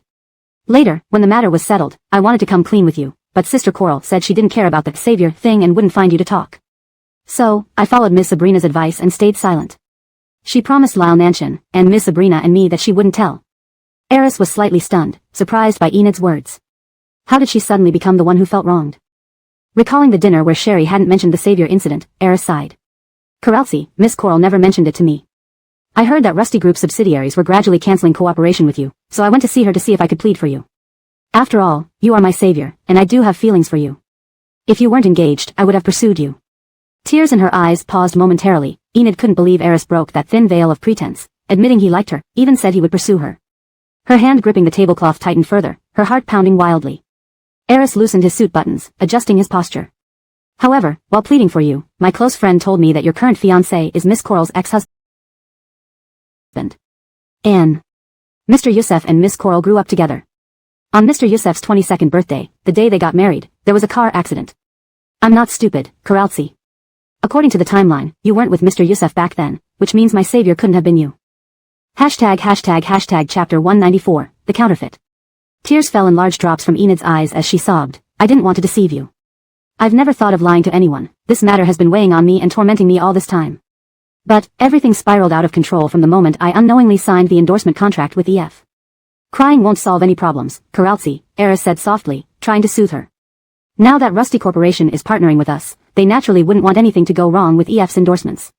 Rusty Corporation won't disclose this issue, and we will coordinate with Miss Coral to keep this secret safe. However, EF has to bear significant costs to preserve your position as a global endorser. This supplementary contract is to ensure mutual trust. If Yvette were here, Enid would have consulted her about the additional contract first. But now... She looked up at Eris with wet eyes and choked out, but Lyle Nanshan wants to annul our engagement. He was with me because he had lost his memory, and now, having recovered it, he told me he only loves Senior Coral. Does this mean I've negatively impacted the brand?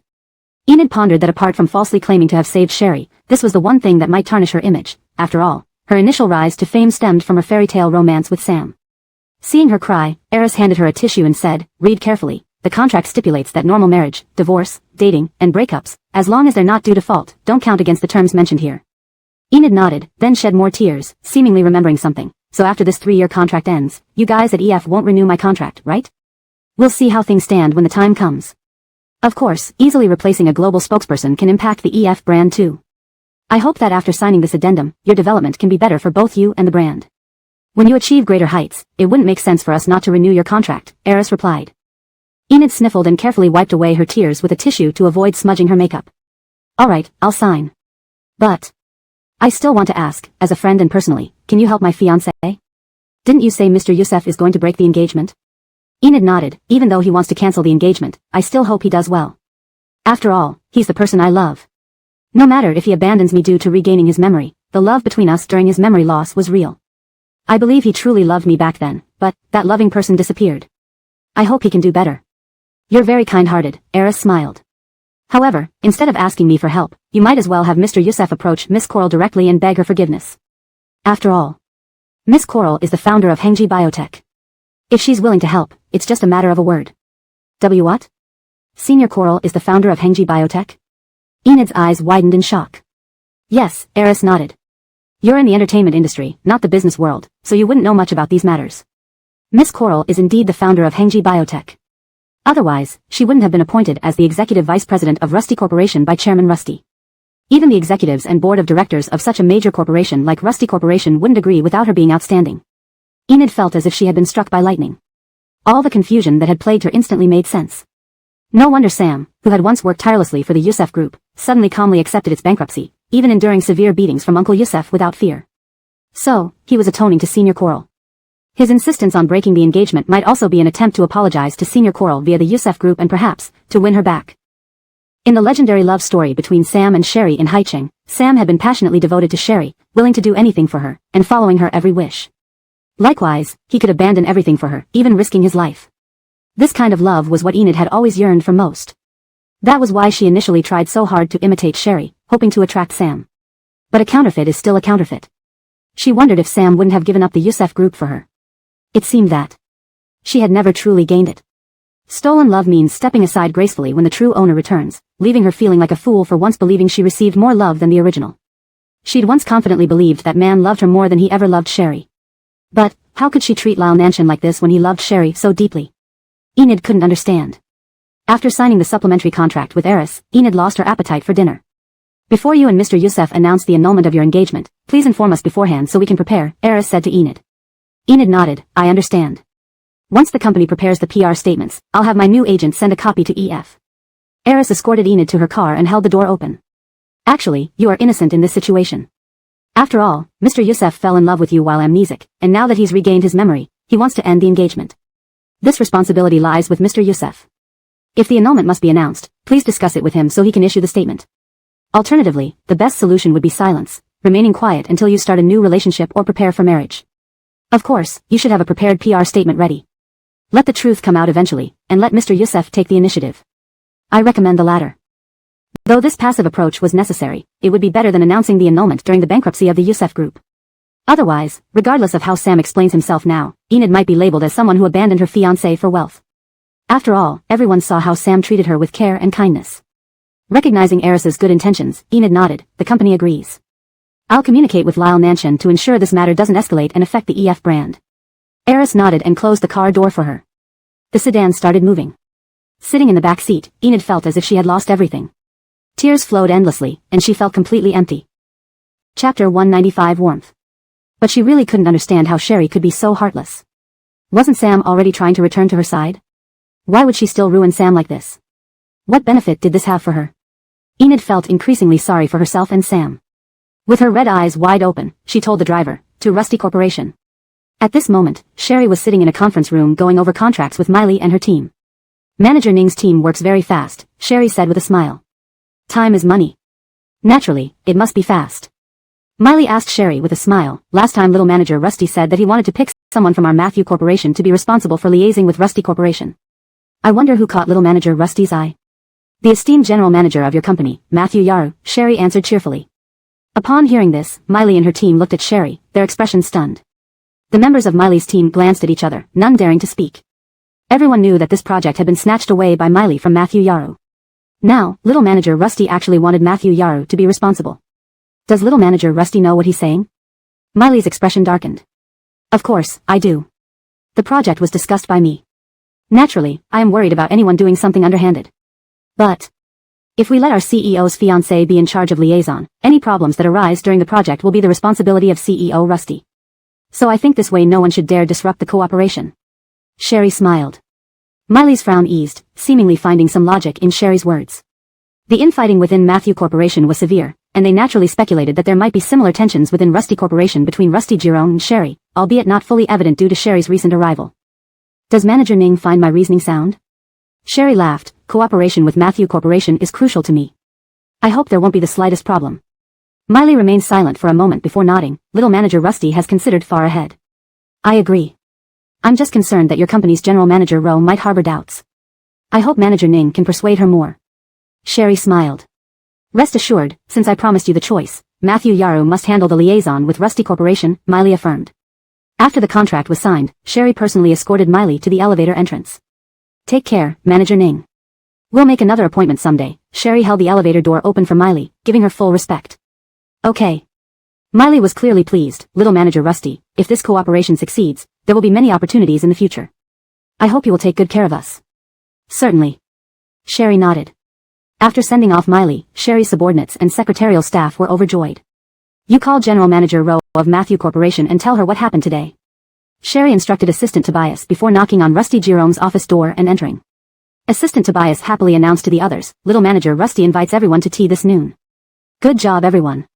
In the midst of cheers, a small assistant from Sherry's office hurried to Tobias and whispered, Claudia assistant, the reception downstairs called to say that a female celebrity surnamed Doe is here to see our little manager Rusty and wants to come up. Tobias paused. Is it to see our little manager Rusty, not CEO Rusty? Since it's a female celebrity, why would she be looking for their little manager Rusty? Our little manager Rusty's junior classmate, the small assistant added. Alright, I'll check with little manager Rusty after she comes out of CEO Rusty's office. I'll inform you then, Tobias replied. Sherry received Eris's call in Rusty Girone's office. Eris agreed to cooperate with Rusty Corporation for a joint venture and postponed his return trip.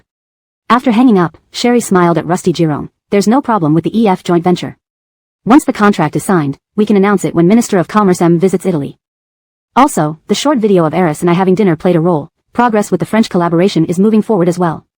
Rusty Jerome watched Sherry glow as she spoke about work and suddenly said, if I wasn't here, would only worry about someone coveting you, not that you'd change your heart. Huh? Sherry looked blankly at Rusty Jerome. It seems you only care about work, Rusty Jerome smiled. Besides work, there are experiments. Sherry, upon hearing this, continued, I need to go back to Russia because there's an issue with the lab experiments. I plan to stay for about a week. After finalizing the EF cooperation, I will head over. I don't know if this will affect your plans. They both understood that after Sherry took over Rusty Corporation, Rusty Jerome was about to leave. Have you considered moving the lab back to China? Rusty Jerome asked, after I leave, you shouldn't keep running back and forth. Heim is monitoring it. Apart from the new laboratory building under construction, if all goes smoothly. Perhaps we can temporarily use the Yusef Group's lab in Haicheng. Sherry had long planned to move the lab back home. Hearing the mention of the Yusef Corporation linked to Sam, Rusty Jerome's brow furrowed slightly. Do you have lunch plans? Sherry asked Rusty Jerome. I have lunch with a client and a business trip this afternoon. I'll try to be back by tomorrow night. Rusty Jerome's voice was gentle, evoking a sense of warmth as if telling his wife his whereabouts. Did you pack everything you need for the trip? Yeah, Auntie took care of it. Assistant Matthew will pick it up this afternoon. Don't worry. Rusty Jerome laughed. In that case, I'll have Andy send lunch over, Sherry noted as her phone vibrated. It was Matthew Yarrow calling. She stood up, then I'll go back to my office. Wait. Rusty Jerome rose from behind the desk, walked over, grabbed Sherry's delicate wrist, pulled her close, and kissed her lightly on the lips. I'm seeing a client soon and then heading straight for the trip. I won't see you tonight. No farewell? Sherry's ears turned red as she held Rusty Jerome's hand that caressed her lips. This is in the office. Her phone was still vibrating, and she added, I need to answer it. Before she finished speaking, Rusty Jerome kissed her again, pressing her against the desk, causing her to knock over items on Rusty Jerome's desk. With one hand grabbing Rusty Jerome's wrist with a watch and the other supporting herself on the desk, she endured the kiss while looking towards the glass wall opposite, which was still transparent. She quickly found the remote control on the desk and pressed the button. The glass immediately turned frosted. #### Chapter 196, Waste Collection Station. Now that her relationship with Gail was special, she had to be extra cautious. She mustn't let anyone find out. Otherwise, as Clifford said, it would tarnish the Rusty family's reputation. When the knock on the door came, Sherry's entire body tensed as she nudged Gail, only to be met with a retaliatory, fierce suck on her tongue filled with a male's intense possessiveness. The knocking persisted, and only then did Sherry manage to push Gail away while gasping for breath. Wait a moment. Gail straightened Sherry's hair behind her ears, closed the glass door, and sat back at his large desk with perfect composure. I'll leave first, Sherry said, taking her phone and opening the door. Outside stood Assistant Matthew with a smile, greeting Sherry warmly, young President Rusty. Sherry nodded slightly. As soon as she stepped out of Gail's office, little Claudia greeted her, young President Rusty, the receptionist downstairs says that the EF Global endorser, Celebrity Enid, wants to meet you. She claims she's your junior from university. Sherry glanced at her phone, still holding Adelaide's call, and replied, let her come up and wait in the reception area for 10 minutes before bringing her over. Eris had just called her not long ago, and now Enid was here. It seemed she was here to confront her about the favor. Sherry could ignore her, but fearing what Enid might do and considering the ongoing partnership between Rusty Group and EF, she couldn't afford any trouble from their global endorser right now. Understood. Little Claudia responded. As soon as she entered the office, she answered Adelaide's call. Hello, President Rowe, have you received the message? Yes, my father personally called me to handle negotiations with Rusty Group. I'm curious how you convinced Matthew Yaling to involve my father. Adelaide's voice carried a hint of laughter. It wasn't much, I simply told Manager Rustig that I had secured a cooperation deal with Matthew Group and hoped no one would interfere. Having your sister as President Rusty's fiancée, handling this should prevent any problems, Sherry smiled. But you know very well that my relationship with Gail isn't like that. Yeah, as long as others don't know, our cooperation will be smooth. Adelaide paused momentarily on the other end of the line, asking, may I ask, is your relationship with Gail intimate enough that even if provoked, it won't affect you too? Or are you already competing for inheritance with Gail? If we choose to cooperate, we need to be open and honest to protect each other's interests. The Rusty family's affairs aren't convenient to discuss, but we both want what's best for Rusty Group. Adelaide, satisfied with Sherry's ambiguous answer, didn't press further. All right, as long as it's good for Rusty Group. Understood. Hang up the call, and little Claudia brought Enid in immediately. Wearing sunglasses, Enid couldn't help trembling when she saw Sherry, tears streaming down from behind her glasses. Please sit. Sherry pointed to the sofa and asked, would you like something to drink? Are you the founder of Hengji Biotech? Enid choked, her sweet voice tinged with accusation. You can go out first. Sherry instructed little Claudia, stepping out from behind her desk and sitting on a single-seat sofa. Please sit. Little Claudia nodded worriedly, exiting the room but leaving the door slightly ajar, standing guard outside in case Enid posed any danger to Sherry. Enid approached the sofa but didn't sit down. Removing her sunglasses, her red, teary eyes stared at Sherry. So, it was you who set up Doug for gambling and then lured him into stealing Hengji Biotech's formula, causing Youssef Group's bankruptcy. Doug, I have no words for that, it was revenge for your sister. But why would you harm Ronnie? Tears uncontrollably streamed down as she continued. Ronnie wanted to dissolve our engagement and return to you. Why did you hurt him so much? What do you gain from this? Sherry listened quietly to Enid's venting, then leaned back on the sofa and asked calmly, did I force Ferris to gamble? Did I incite him to steal the formula to pay off his debts? Yes, I am the founder of Hengji Biotech, but what evidence do you have that I caused the Youssef Group's bankruptcy? Was it me who encouraged Youssef Group to exploit the contract loophole with Hengji Biotech to sign with Yi Group? Did I steal or sell the formula? You're evading. No matter how you try, I know it was you who harmed Doug. Enid accused through her sobs. If you have evidence, please report it to the police. There's no need to come to me, I'll fully cooperate with the investigation. Sherry remained calm, making Enid feel a pang of pain. As for what you say, that Youssef Ronnie wants to dissolve the engagement, that has nothing to do with me. My office isn't a waste collection station where thrown-away garbage can be returned. You've done all this just because you think I coveted Youssef Group's wealth, wanting me to see Youssef Group's bankruptcy and leave Ronnie, making him think I'm greedy. Today, I've come to admit defeat. Why must you pretend not to care about Ronnie in front of me? Wiping her tears, Enid put on a stubborn face. I've given up on Ronnie. I'll dissolve our engagement. I only beg you not to drive Youssef Group into bankruptcy. They once took care of you, even when you were in a vegetative state. The hospital fees were paid by Youssef Group. Can you do this to Uncle and Aunt Youssef? One can't be too heartless. Even though he lost his memory and fell in love with me, he has now regained it. You're repaying kindness with malice. Firstly, if you don't know the full story, please don't make assumptions. Youssef Group took me in to get Gail's support for projects. Without Gail's help, Youssef Group wouldn't have reached its current status, at most matching Yi Group. That was the initial reason they brought me back. Sherry spoke clearly. Secondly, all my living expenses while at Youssef Group were covered by Gail, not costing Youssef Group a penny. Thirdly, after my accident, Youssef Group only paid the initial hospital bill before abandoning me.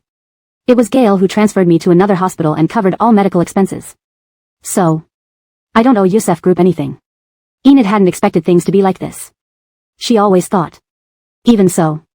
Enid struggled to find words, still trying to argue. Once upon a time, Ronnie did so much for you, willing to risk his life. How can you treat him this way? He's going to dissolve our engagement and return to you. What more do you want? The translation follows the guidelines provided, maintaining the original tone and structure while ensuring fluency and coherence. Hashtag chapter 197, a look of contempt. Sherry sat with her legs crossed, her hands resting on her knees. Though she was seated, the way she looked down at Enid made the latter feel utterly humiliated. Love is a two-way street, never a one-sided effort. I don't think I have anything to regret in our relationship. Besides, no matter how he treated me before, when the car accident happened, I saved Sam's life, which is why I became a vegetative state patient. It's Sam who owes me a life. But still, you did love Lyle Nanshan, right? How can you be so relentless towards him? Was your past love all fake? Do you have no heart, Sherry? Tears streamed down Enid's face. I beg you, give Lyle Nanshan back to you, and please let him go. Enid wanted to pay for her mistakes. It all started with her brother Ferris's gambling, dragging down the Yi family and subsequently the Youssef Group. No one could understand how guilty Enid felt. She loved Sam deeply. She would do anything just to preserve the Youssef Group for him. I beg you. Enid collapsed onto the sofa, sobbing and covering her face with her hands. Sherry watched Enid's hysterical outburst without any change in expression, then she sighed lightly. If you came here today to discuss EF's termination of its partnership with Rusty Corporation and to seek a win-win solution, I might look at you differently. I didn't expect you to come about Sam. Enid, as a person, especially as a woman, you cannot only focus on matters of love. I went through this stage too. Love shouldn't be the entirety of your life. Indeed, Sherry had once been at this same point as Enid. Back then, after 2 years of trying, she couldn't awaken Sam's memories, leading her to completely give up on him. When Sam forced her to drink the drugged wine, she had indeed entertained self-destructive thoughts and actions. But looking back now, those actions seem laughably foolish. Thankfully, at that time it was Gail. If it had been someone else, she couldn't imagine what she might be like now. Confused, Enid raised her tear-streaked face. With your current status in the entertainment industry, you've come here for a man, disregarding the resources you might lose, including the EF global endorsement we've worked so hard to secure. Aren't you afraid of losing everything? Sherry expressed some disappointment. If you truly love Sam, it doesn't matter if the Youssef Group is gone. You should hold on to the resources you have now, making yourself his last resort and bottom line, not run to the capital and beg for the return of something I've already discarded, pleading me to spare the engsub group. Although I'm the founder of Hengji Biotechnology, once certain events start, they are beyond my control. If I stop now, what will the people at Hengji and Rusty Corporation think of me? They'd see me as someone ruled by love, causing losses to the company. How can I stand firm in either Rusty Corporation or Hengji?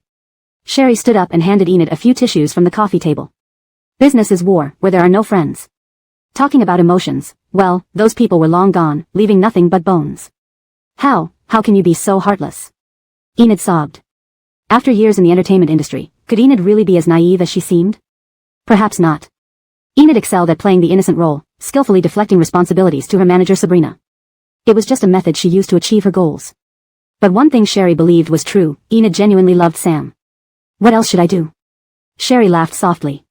Should I wallow in self-pity when he abandoned me, wanting to die over it, and welcome him back with open arms when he returns? Give him everything? Enid, I am a human being, not anyone's possession. Hearing Sherry's soft laughter, Enid looked up angrily, crying even more bitterly. How can you still laugh? You don't love Lyle Nanshan at all. If Lyle Nanshan had given me half or even a third of the love he gave you, I could die for him. Just so he could remember me after I'm gone. Going to die for a man's love is the stupidest thing you can do. What use is it for a man to feel remorseful after you're dead? That's just wishful thinking. You lost your life, while the man achieves his dreams, earns money, marries, and lives a luxurious life, while you only gained his remorse. Is it worth it? If I had a choice, I'd rather be the man living with guilt than the woman who died. Enid was stunned, unable to react. Go back, protect your EF global endorsement, at least for these 3 years. Don't disappoint Eris. Sherry said, then called out, Tobias, escort Laura out. Seeing Enid's state, Sherry knew she was broken. Sherry wasn't interested in helping Enid, considering Enid had remained silent about her brother Ferris's actions and even helped clean up afterward. Initially, she planned to act against Enid after ending their partnership with EF, out of respect for contractual agreements. But now, it seemed unnecessary. She hoped Enid could last a little longer and not crumble before finishing her 3-year contract with EF. Seeing Sherry back at her desk, sifting through documents, Enid, eyes misty with tears, choked out a farewell and left with assistant Claudia.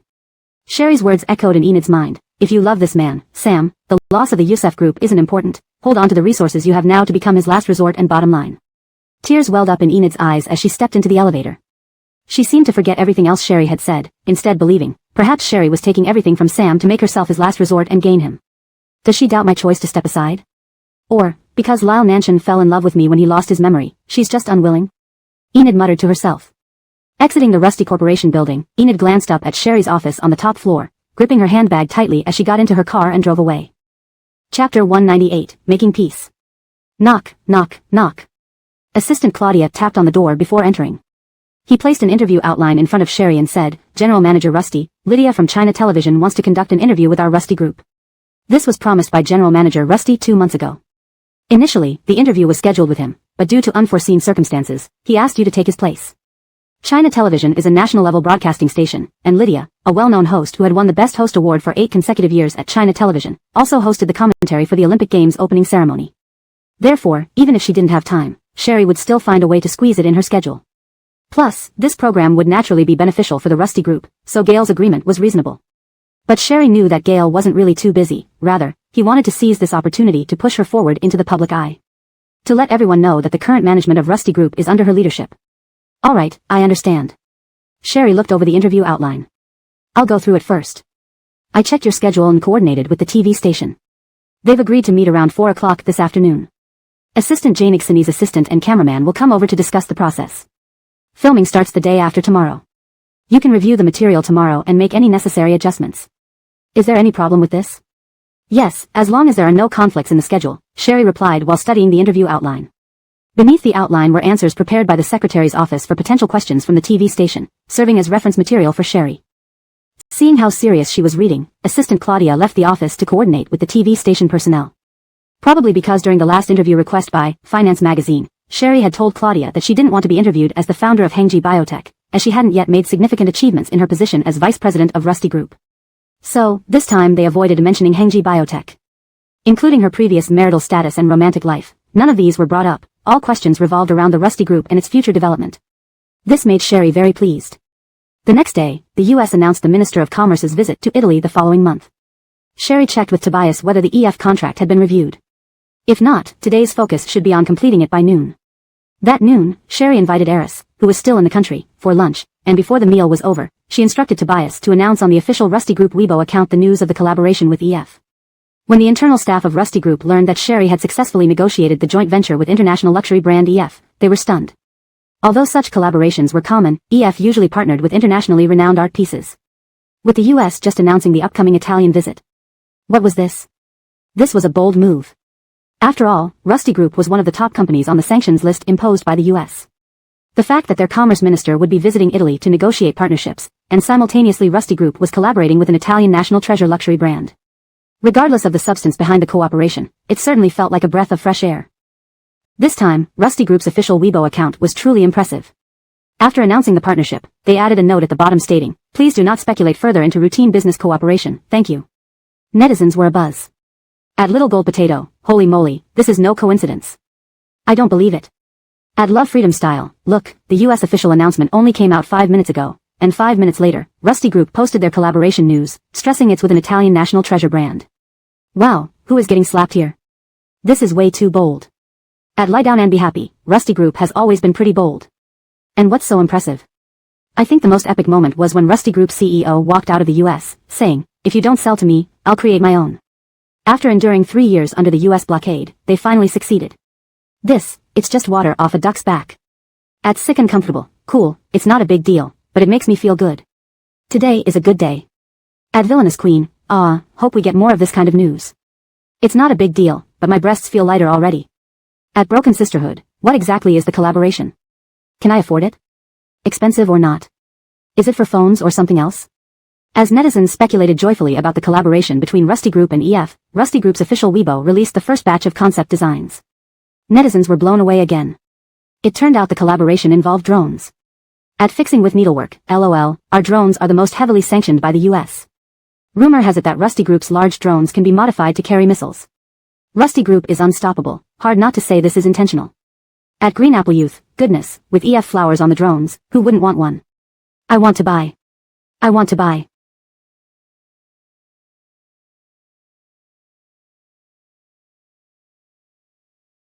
At Villainous Queen, excuse me.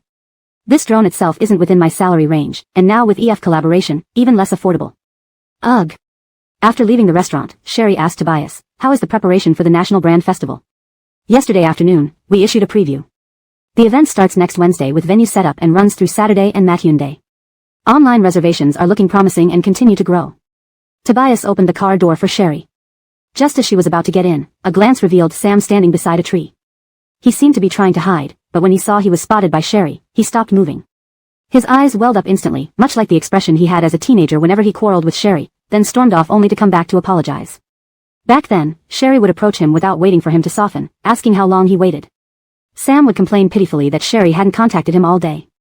Only after Sherry showed him his timetable and explained she planned to call after his classes ended to avoid distracting him did she manage to soothe his complaints.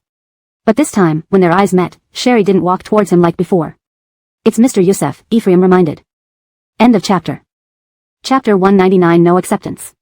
Tobias followed the gaze of Sherry and Ephraim, and reminded softly, "President Shao Rusty, should we postpone your next schedule?" "No need." Sherry just took a deep look at Sam, then got into the car. Actually, Sam had been following Sherry with no other intention. He didn't mean to disturb her life either. He just wanted to be closer to his beloved Aiko, even if it was just a bit closer. Watching the sedan carrying Sherry drive past him, Sam leaned helplessly against the body of his car. He knew that this time he couldn't follow anymore. He would be shaken off by Sherry's bodyguards. Before he could leave, Sam saw Eris also come out from the restaurant.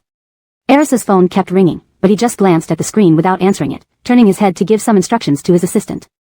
Thinking of Enid, Sam clenched his fists tighter at his sides. No matter what, during the time when he lost his memory and was together with Enid, she did not betray him. Now that he had fallen so low, he might as well take on some things for Enid as compensation since they can't be together now. With this thought, Sam stepped toward Eris. Seeing Sam blocking his way wordlessly, with exhaustion evident in his eyes, Eris maintained his poise and smiled at Sam. "Mr. Youssef, what a coincidence." "Sorry, I'd like to take up some of your time to confess something," Sam said, his voice hoarse. "It won't take long, just 10 minutes. Eris turned his head towards his assistant and saw him nod after checking the schedule. Then Eris said, "Matyur, why don't we sit down at the cafe?" In the cafe, Sam slowly began speaking about how Enid pretended to be Eris's savior. "I'm very sorry, but this matter has nothing to do with Karaltsi because you had already signed the endorsement contract. She only learned about it when she saw the interview. She intended to confess to you, but both her agent and I stopped her." I chased Aiko all the way to Moscow, asking her to remain silent about this. I offered her money and asked her to sign a confidentiality agreement, but she refused the money and promised not to reveal this information voluntarily, so I thought this matter was settled. Hearing this, Eris wasn't surprised, but... Initially, when Eris first met Sherry in Moscow, she told him that due to being in a vegetative state for 2 years, she didn't remember everything clearly upon waking. He remembered that when EF and Enid signed the endorsement contract, it was also the time when he first met Sherry. Could it be that Sherry already knew she was his savior back then, but didn't mention it because Sam never said anything?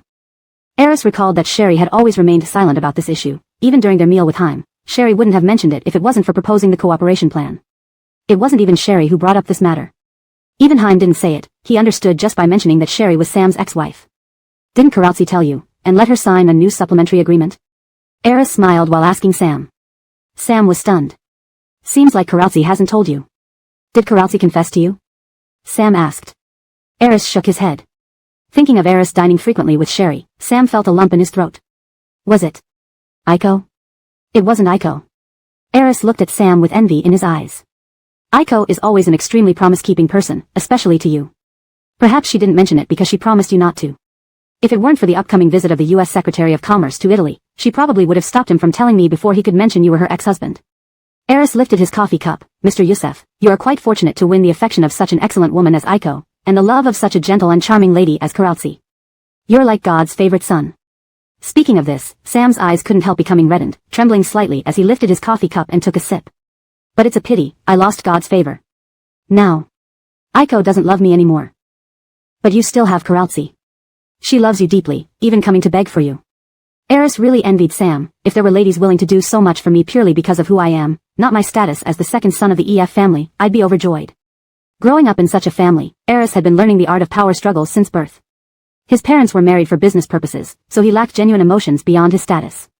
Eris possessed a touch of romanticism, like a young intellectual. Amidst the power struggles, he still harbored a tiny bit of fantasy, yearning for the purest and most sincere love. It's me who wronged Karazi. Sam's smile was more miserable than crying. After my memory recovered, I realized what Aiko means to me. She is my whole world.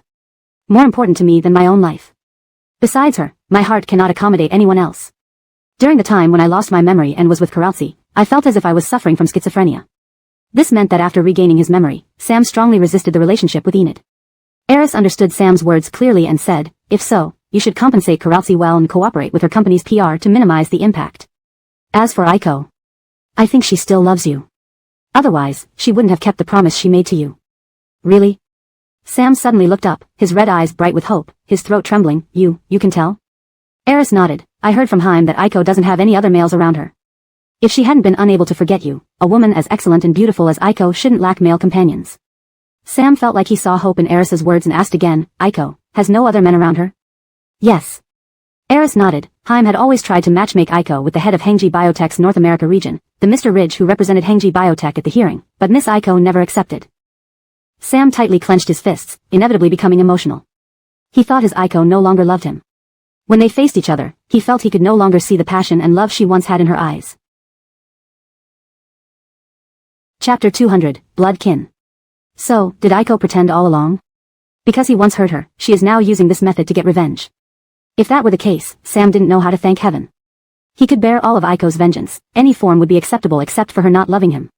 So, Mr. Youssef, you should have a proper talk with Aiko. Perhaps there's still hope for the Youssef Corporation, Eris suggested. Without hesitation, Sam shook his head, wiping away tears of joy in front of Eris and smiling. If Aiko wants to vent by seeing the Youssef Corporation go bankrupt, I am willing. As long as it calms her down. Eris couldn't understand, even shocked, then laughed, saying, Mr. Youssef, you're not suited to be a businessman. Perhaps. To me, Aiko always comes first. Eris's assistant whispered something to him. After nodding, Eris told Sam, Mr. Youssef, I have other matters to attend to and must leave now. Regarding your act of saving my life, I'm aware of it. Moving forward, we must keep quiet about this matter until the EF endorsement contract ends. For EF and Enid, I hope you can keep it a secret for these 3 years. Don't worry. I already feel very guilty towards Karazi. Although I cannot give her the marriage she wants, I will do my best to protect her, treating her like a sister. Sam said with a smile. Watching Eris leave, Sam laughed out loud like a fool. He covered his face with both hands, laughing until tears flowed. Aiko deceived him. There were no other men in her life. She lied when she said she was with another man and had 2 children.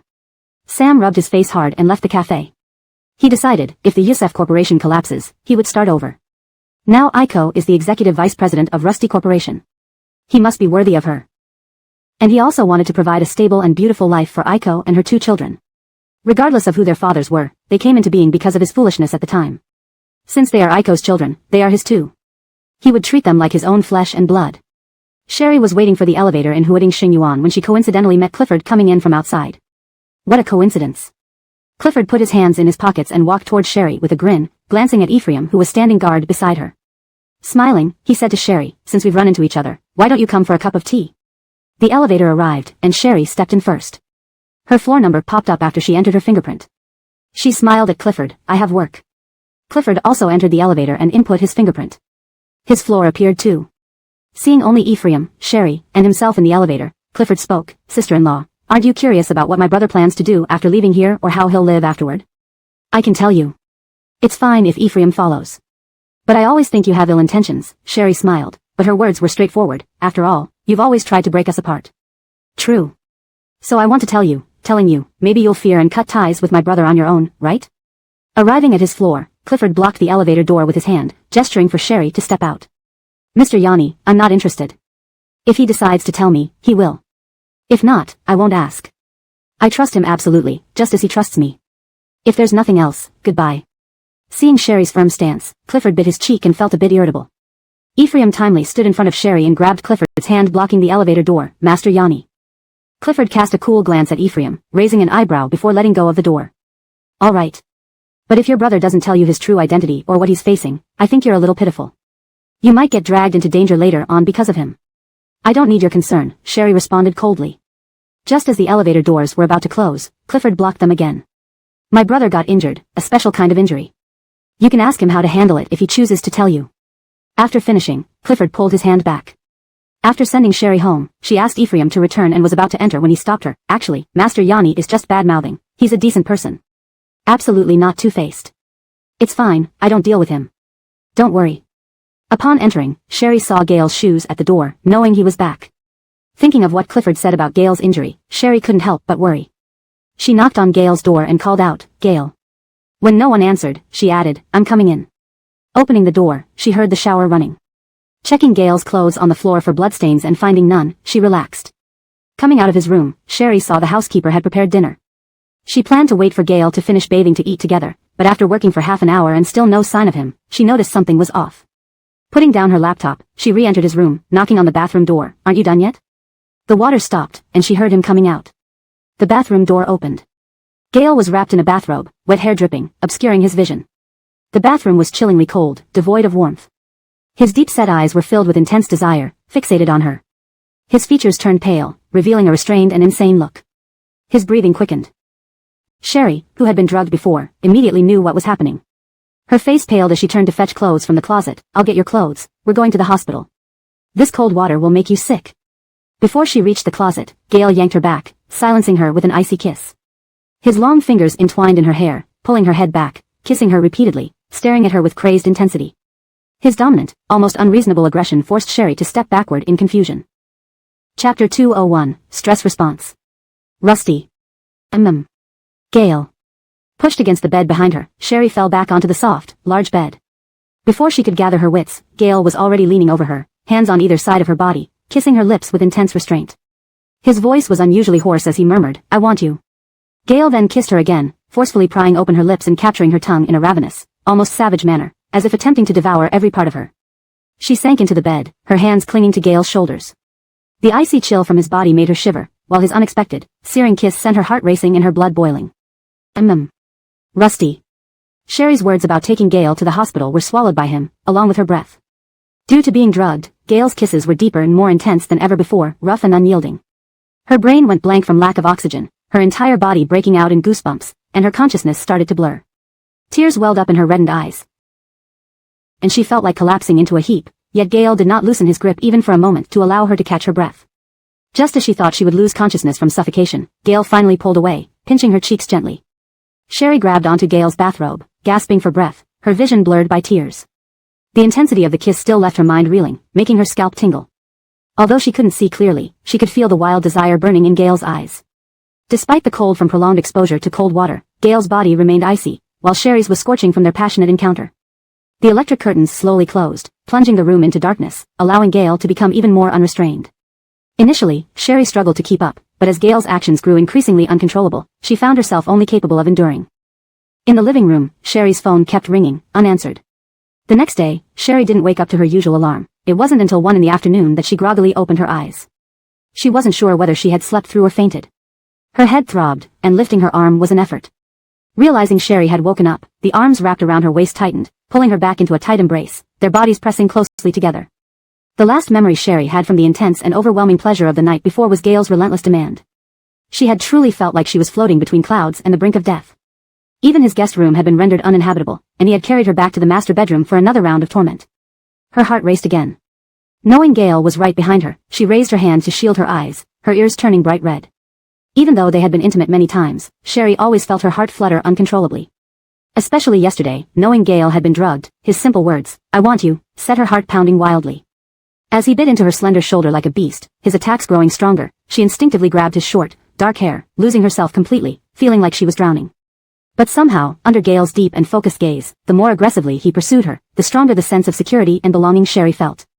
Perhaps it was because during these moments, she could see the fierce and overwhelming love he held for her in his eyes, a possessive desire so blatant it left her breathless. She liked this side of Gale. "What time is it?" Sherry asked, her voice hoarse. Gale's arms tightened further, as if trying to merge her into his embrace, kissing her heated ear. "It's past 1. Are you hungry?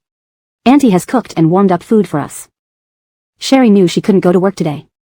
Just as she turned her head, Gale captured her lips again, fiercely tangling with her tongue until she couldn't push him away. "Who drugged you yesterday?" Sherry had wanted to ask but never got the chance. Her voice was still hoarse, even after clearing her throat. "It's a small matter, no need to worry." Gale kissed her again, flipping her beneath him.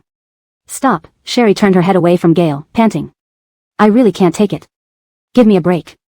"Okay," Gale replied, but once again caught her lips, holding both her hands above her head with one hand while cradling her cheek with the other, their tongues intertwining. Though her lips still ached, Sherry couldn't help but kiss him back unconsciously. The sounds of their passionate kiss caused Sherry's blush to deepen, reigniting her desire uncontrollably, leaving her trembling all over. At 4 in the afternoon when Sherry woke up again, she found herself alone on the big, soft bed. Gale had already dressed in loungewear and was working on his laptop at the bedroom sofa. Hearing her movements, he came to sit beside her, tucking her hair behind her ears and gently kissing her lips. "Hungry? I'll carry you to have some food." Sherry's face flushed, hiding half her face under the blanket to avoid another kiss, fearing it might lead to something uncontrollable. She felt like she had developed a conditioned response to Gale's kisses. Gale had already helped her dress, easily carrying her bridal style toward the dining area. "You haven't eaten in a day. You should eat a little." "I've made lean meat congee," Gale said. "You can have some of Auntie's dishes with it." Sherry, with her arms around Gale's shoulders, looked at his shoulder.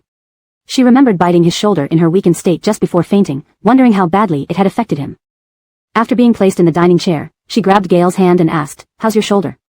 "Sorry. I really couldn't handle it." "No problem. How much strength do you have?" "It's fine." Gale supported himself on the table, bending down to kiss her comfortingly. Translated using the guidelines provided. Chapter 202, Missing You. She tilted her head back, her hands wrapping around Gale's neck. She clearly felt that Gale's kiss at this moment was gentle and lingering, gently kissing her swollen and sore lips, unlike yesterday when it was all about fierce possession. Gale's fingers ran through Sherry's soft long hair, gently brushing it. "Sherry and Coraline sent you many videos last night. I've already replied for you. Sherry has selected 6 family tutors, all with substantial qualifications. Their profiles have been sent to you. Ferguson, the special assistant, originally wanted to ask for your opinion. I've reviewed them and replied on your behalf.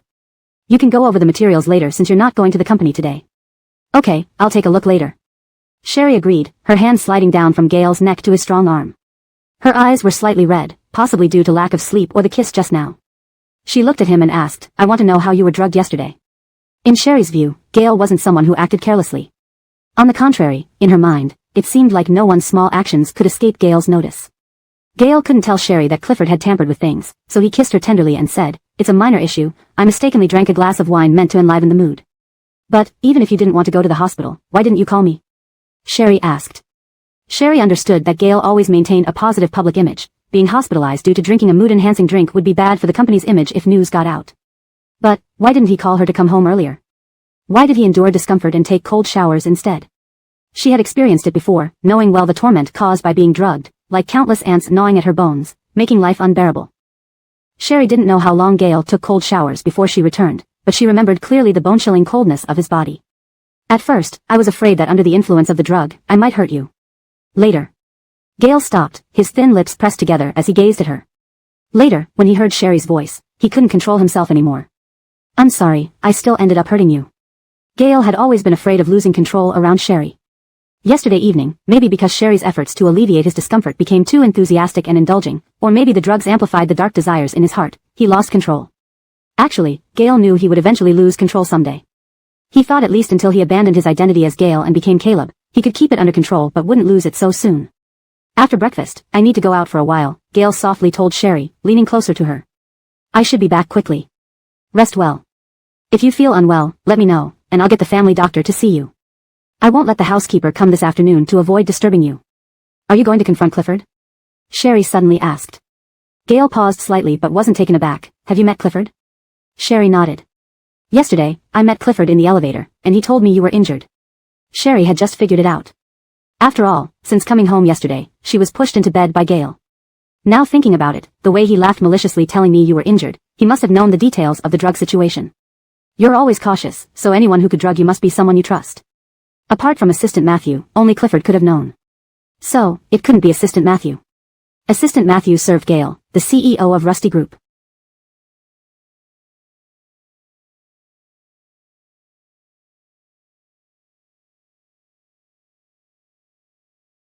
Clifford was acquainted with Gail in his other identity, Caleb. Figuring this out wasn't difficult for Sherry. But why? Why would Clifford drug you? Sherry looked at Gail, just to break us apart? Gail smiled and gently stroked Sherry's hair, then leaned down to kiss her again. No one can break us apart, anyone cannot. That was indeed the case. Sherry understood. Although she hadn't disliked Clifford much at first due to Gail's influence. Using Gail's trust, resorting to such despicable means to create irreparable friction between her and Gail, if Sherry tolerated it, she'd be too good-natured.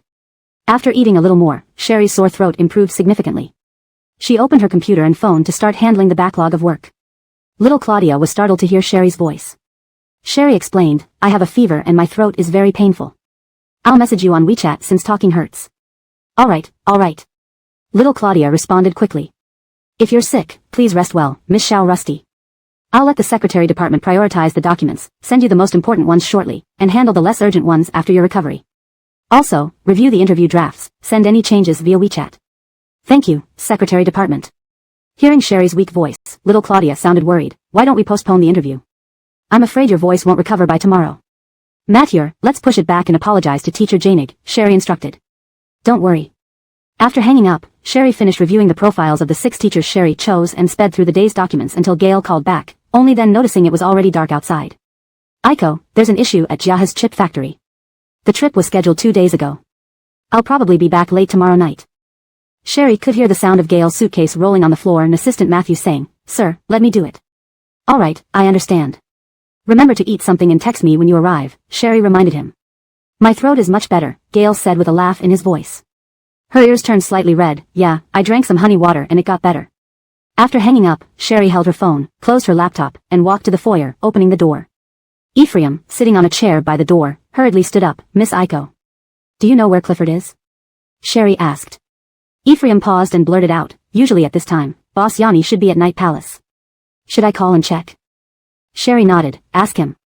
Ephraim took out his phone from his suit pocket and dialed Clifford's number. As soon as he answered, Ephraim had barely said Boss Yanni when Sherry snatched the phone, putting it to her ear. Mr. Yanni, where are you? Hearing Sherry's voice, Clifford sat up straighter. How about it? Are you missing me? #### Chapter 203, Beaten. So, where is Mr. Yanni? Sherry asked. Coincidentally, I'm at home. Clifford touched his broken lip corner with his fingers. Sister-in-law wants to know what happened to my brother yesterday, right? If sister-in-law doesn't mind, you can come down by elevator, and I'll tell you everything at my place.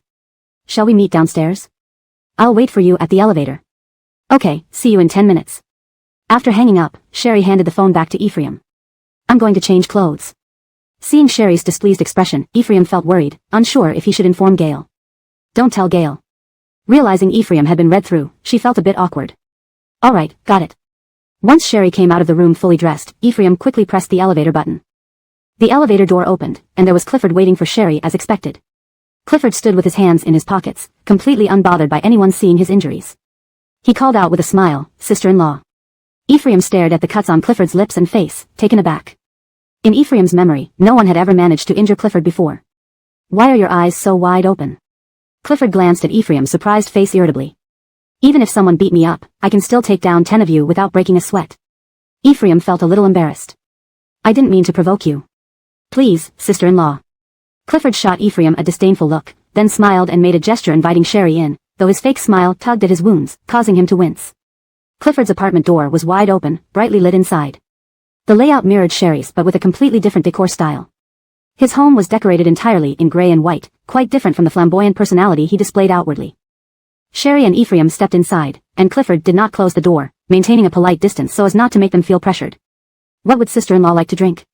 Clifford walked over to the bar, taking out 2 wine glasses. Although he asked Sherry what she wanted, he deftly poured 2 glasses of wine without waiting for an answer. He then retrieved an ice bucket from the hidden refrigerator, added ice to the glasses, and finally approached the sofa to hand one to Sherry. Sister-in-law, you're here to interrogate me, right? Sherry, looking at Clifford's injuries, set the glass aside on a nearby side table. What happened yesterday? Clifford glanced at Ephraim standing behind Sherry. You, go stand outside, some things aren't suitable for you to hear. Ephraim didn't move. Do you think you're above my command now? Clifford said irritably. Ephraim, please wait outside, it's fine. Sherry interjected. Got it. The door will stay open, call me if anything happens. Ephraim politely replied to Sherry, even patting his pocket to signal Clifford that he would inform Gale. Bastard. Clifford glared as Ephraim left, clenching his teeth. Can you start talking now? Sherry asked. Do you know my brother's real name is Caleb? But do you know which Martin family he belongs to? Clifford asked. I do. Starting in Japan and South Korea, they once controlled nearly half of the capital market in those countries, the Martin Corporation. Sherry responded. Clifford raised an eyebrow. He even told you this? Are you not afraid? This information wasn't from Gale but from old Mr. Rusty when he tried persuading Sherry to give up on Gale. And how does this relate to you drugging him? Sherry countered. Hold on, let me explain slowly, little sister-in-law. Clifford smiled, pulled out his phone, opened the photo album, and pushed a picture towards Sherry. Look, this is the fiancé Martin Elder designated for Lyle Gaynor when he was young.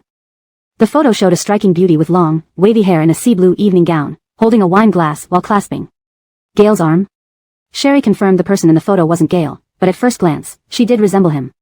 Sherry focused on the stunning woman, raising her eyebrows. That's her. Swipe right, it's their childhood photo, Clifford said.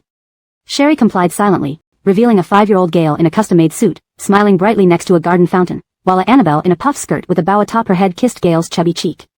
Amaryllis, the only daughter of Korea's Sinwi group, born a noble lady. More importantly, she has always yearned for Lyle Gaynor these past years, refusing to believe he's dead, not dating or engaging in matchmaking, always remembering him.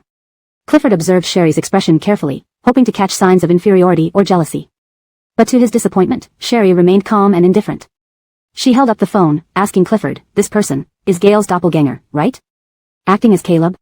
Clifford raised his eyebrows. Very astute. Sherry wasn't stupid. Gale needed to return to the Martin family using Caleb's identity. What about the face that everyone knew as Rusty Jincheng, CEO of Rusty Corporation? Although Gale wasn't a public figure appearing often, his features were unforgettable. He wanted to seek revenge for the Martin family without implicating the Rusty family, requiring a flawless solution. Since Gale planned from the beginning for Sherry to leave the Rusty family to return to the Martin family, it's likely he had prepared accordingly from the very start. However, finding such a similar doppelganger was something Sherry hadn't anticipated. But isn't your focus misplaced, sister-in-law? I'm saying Lyle Gaynor's fiancée is Amaryllis, the only daughter of Sinwi Group. Clifford attempted to shake Sherry using her seemingly humble background. So what? Sherry tossed Clifford's phone onto the table casually. I am his legal wife now. At least until he becomes Caleb again. As long as he's Gale, I'm legally his wife. Even if he becomes Caleb, I remain his only acknowledged wife. Clifford raised his eyebrows, surprised by Sherry's resilience. The bruises on your face must be from Gale, right? You took a beating, yet you haven't learned anything. Sherry's clear, cold eyes gazed at him indifferently. Clifford, considering Gale's special feelings for you, let me warn you, don't meddle in others' lives on a whim. Gale is my husband. If you dare use any filthy tricks on him again, the consequences will be far worse than just a beating. #### Chapter 204, Medical Records. What can you do to me? Clifford sat arrogantly on the sofa, legs crossed and arms resting on the backrest, daring her with a look that dared her to do something. Though you grew up abroad, you should know how serious the government is about cracking down on criminal activities, Sherry said, her expression stern. Clifford chuckled, trying to scare me? Scaring only works on kids. For adults. I prefer playing for real. Just as Sherry finished speaking, Clifford's phone on the table began to vibrate. Sherry raised an eyebrow. Answer it. Clifford, who usually disliked being ordered around, narrowed his eyes but complied. He uncrossed his legs, leaned forward, picked up the phone, and put it to his ear. You better have a good reason for calling me at this hour, or I'll break your leg. After hearing what the caller said, Clifford's expression changed dramatically, and he glared at Sherry. A moment later, Clifford gritted his teeth, his handsome yet arrogant face tense. I understand. It's fine, try to get him out. Hanging up, Clifford sneered at Sherry. Not bad, sister-in-law. But, it's just the police detaining my people because they interfered with Yigong's business. I don't rely on Yigong for money, it's my brother who relies on it for information. I don't care. So, this time it's just a warning. Sherry now had a good idea why Clifford had drugged Gale. She lifted the wine glass he had handed her earlier and raised it toward him. Next time, it won't be so simple. Putting down the glass, Sherry stood and started to leave. Clifford probably wanted Gale and Amaryllis, the only daughter of Xinhui Group, to interact, so that when Gale returned to the Martin family, she could be with Amaryllis. Amaryllis is different from other women, sister-in-law, Clifford called after her, his voice lowering. She and my brother are true childhood sweethearts, and she loves him deeply. If my brother were still Gale, he might not be able to stay away from you even if he tried.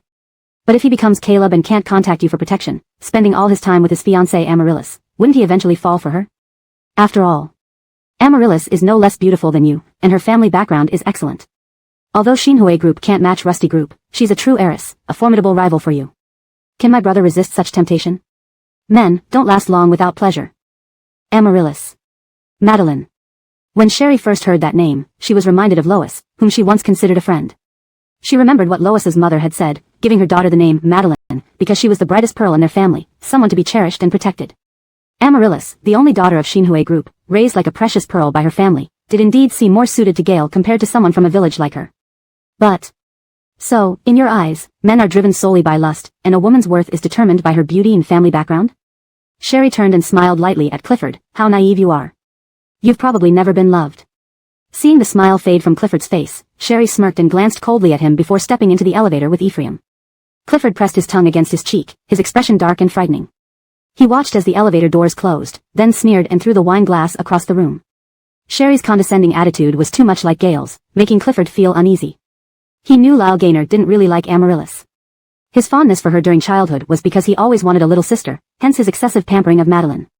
But yesterday, when Madeline came all the way to see him, it was clear she didn't just want to be his sister. Clifford understood this well.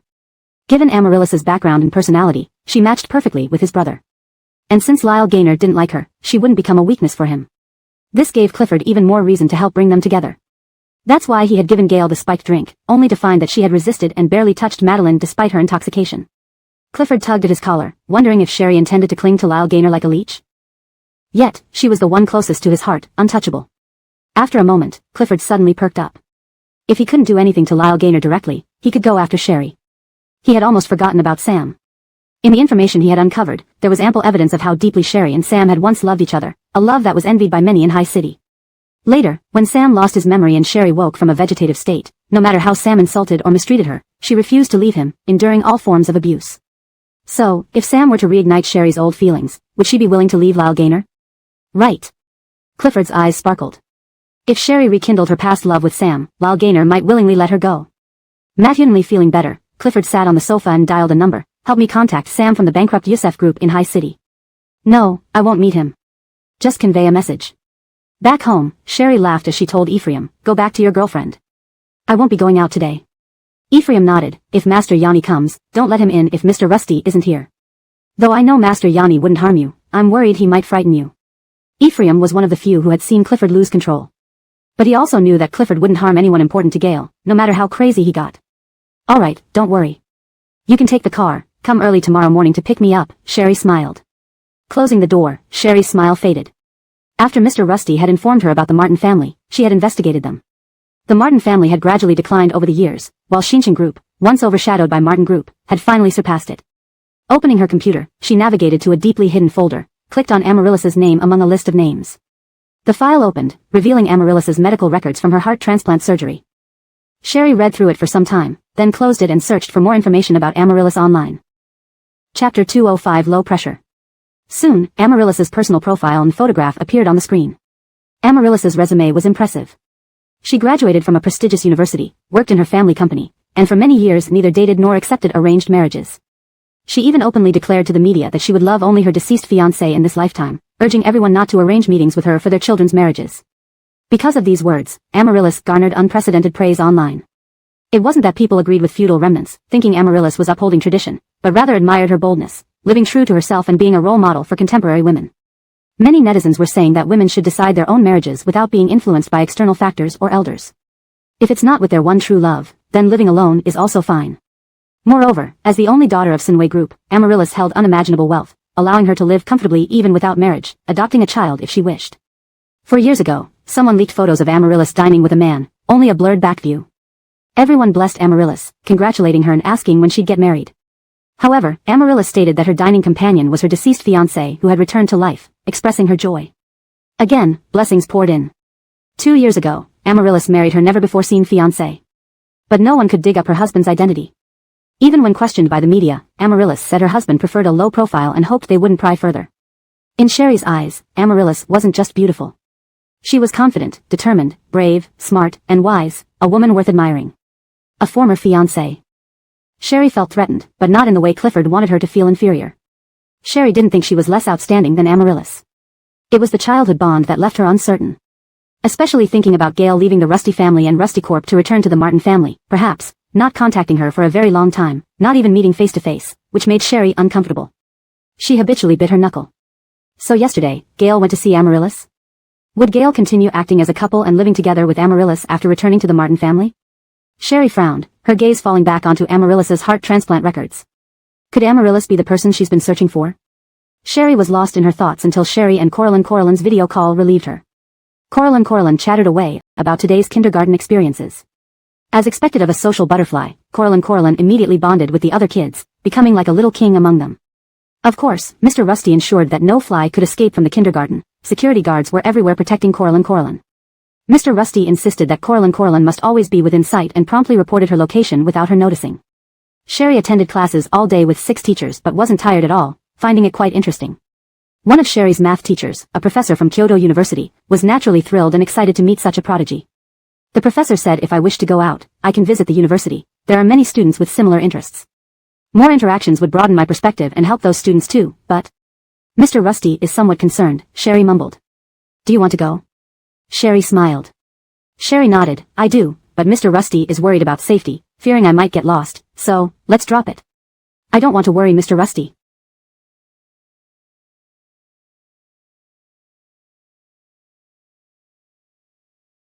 Sherry's maturity was heartbreaking. Mr. Rusty was especially cautious about the 2 children's safety because of what happened to Rusty Veronica. If you really want to go, you can talk to Mr. Rusty, maybe we can find a solution, Sherry smiled. Just like we did for Coralin going to kindergarten. Hey! If brother wants to go to school, Coralin can help talk to Mr. Rusty. Coralin giggled, hugging her brother. Chatting with the kids eased Sherry's mood significantly.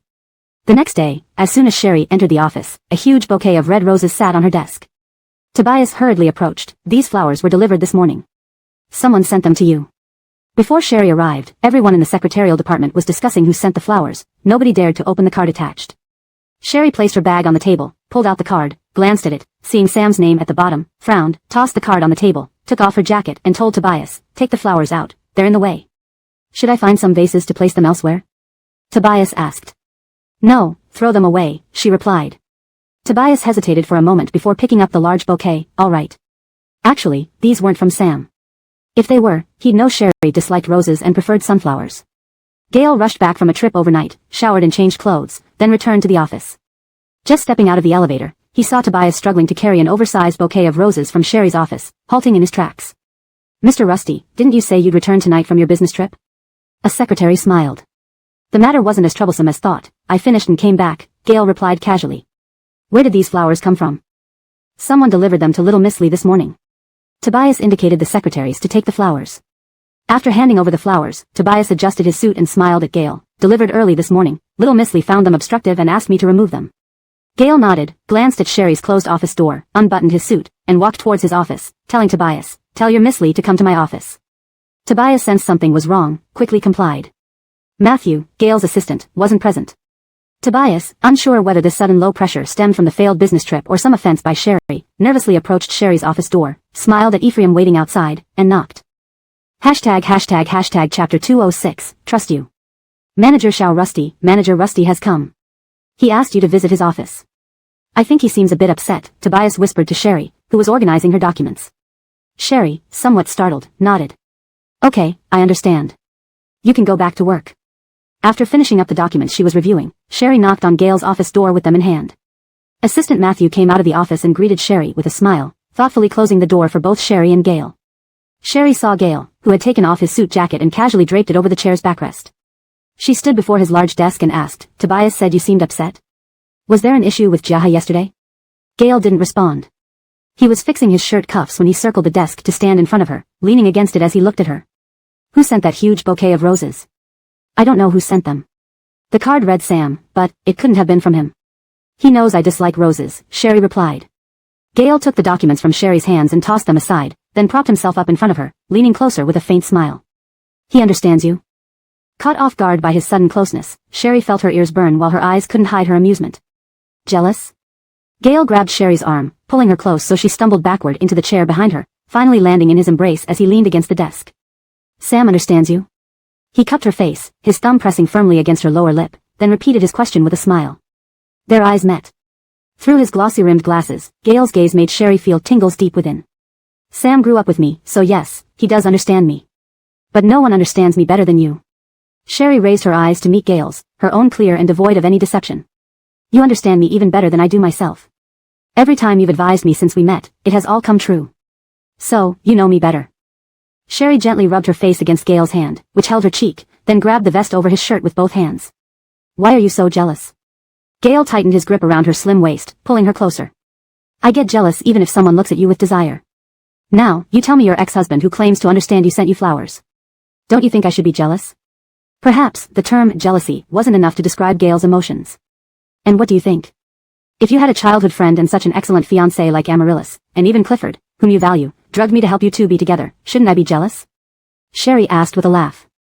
Gail's sharp, cold eyes behind his glasses darkened as he pinched Sherry's face, staring intently at her.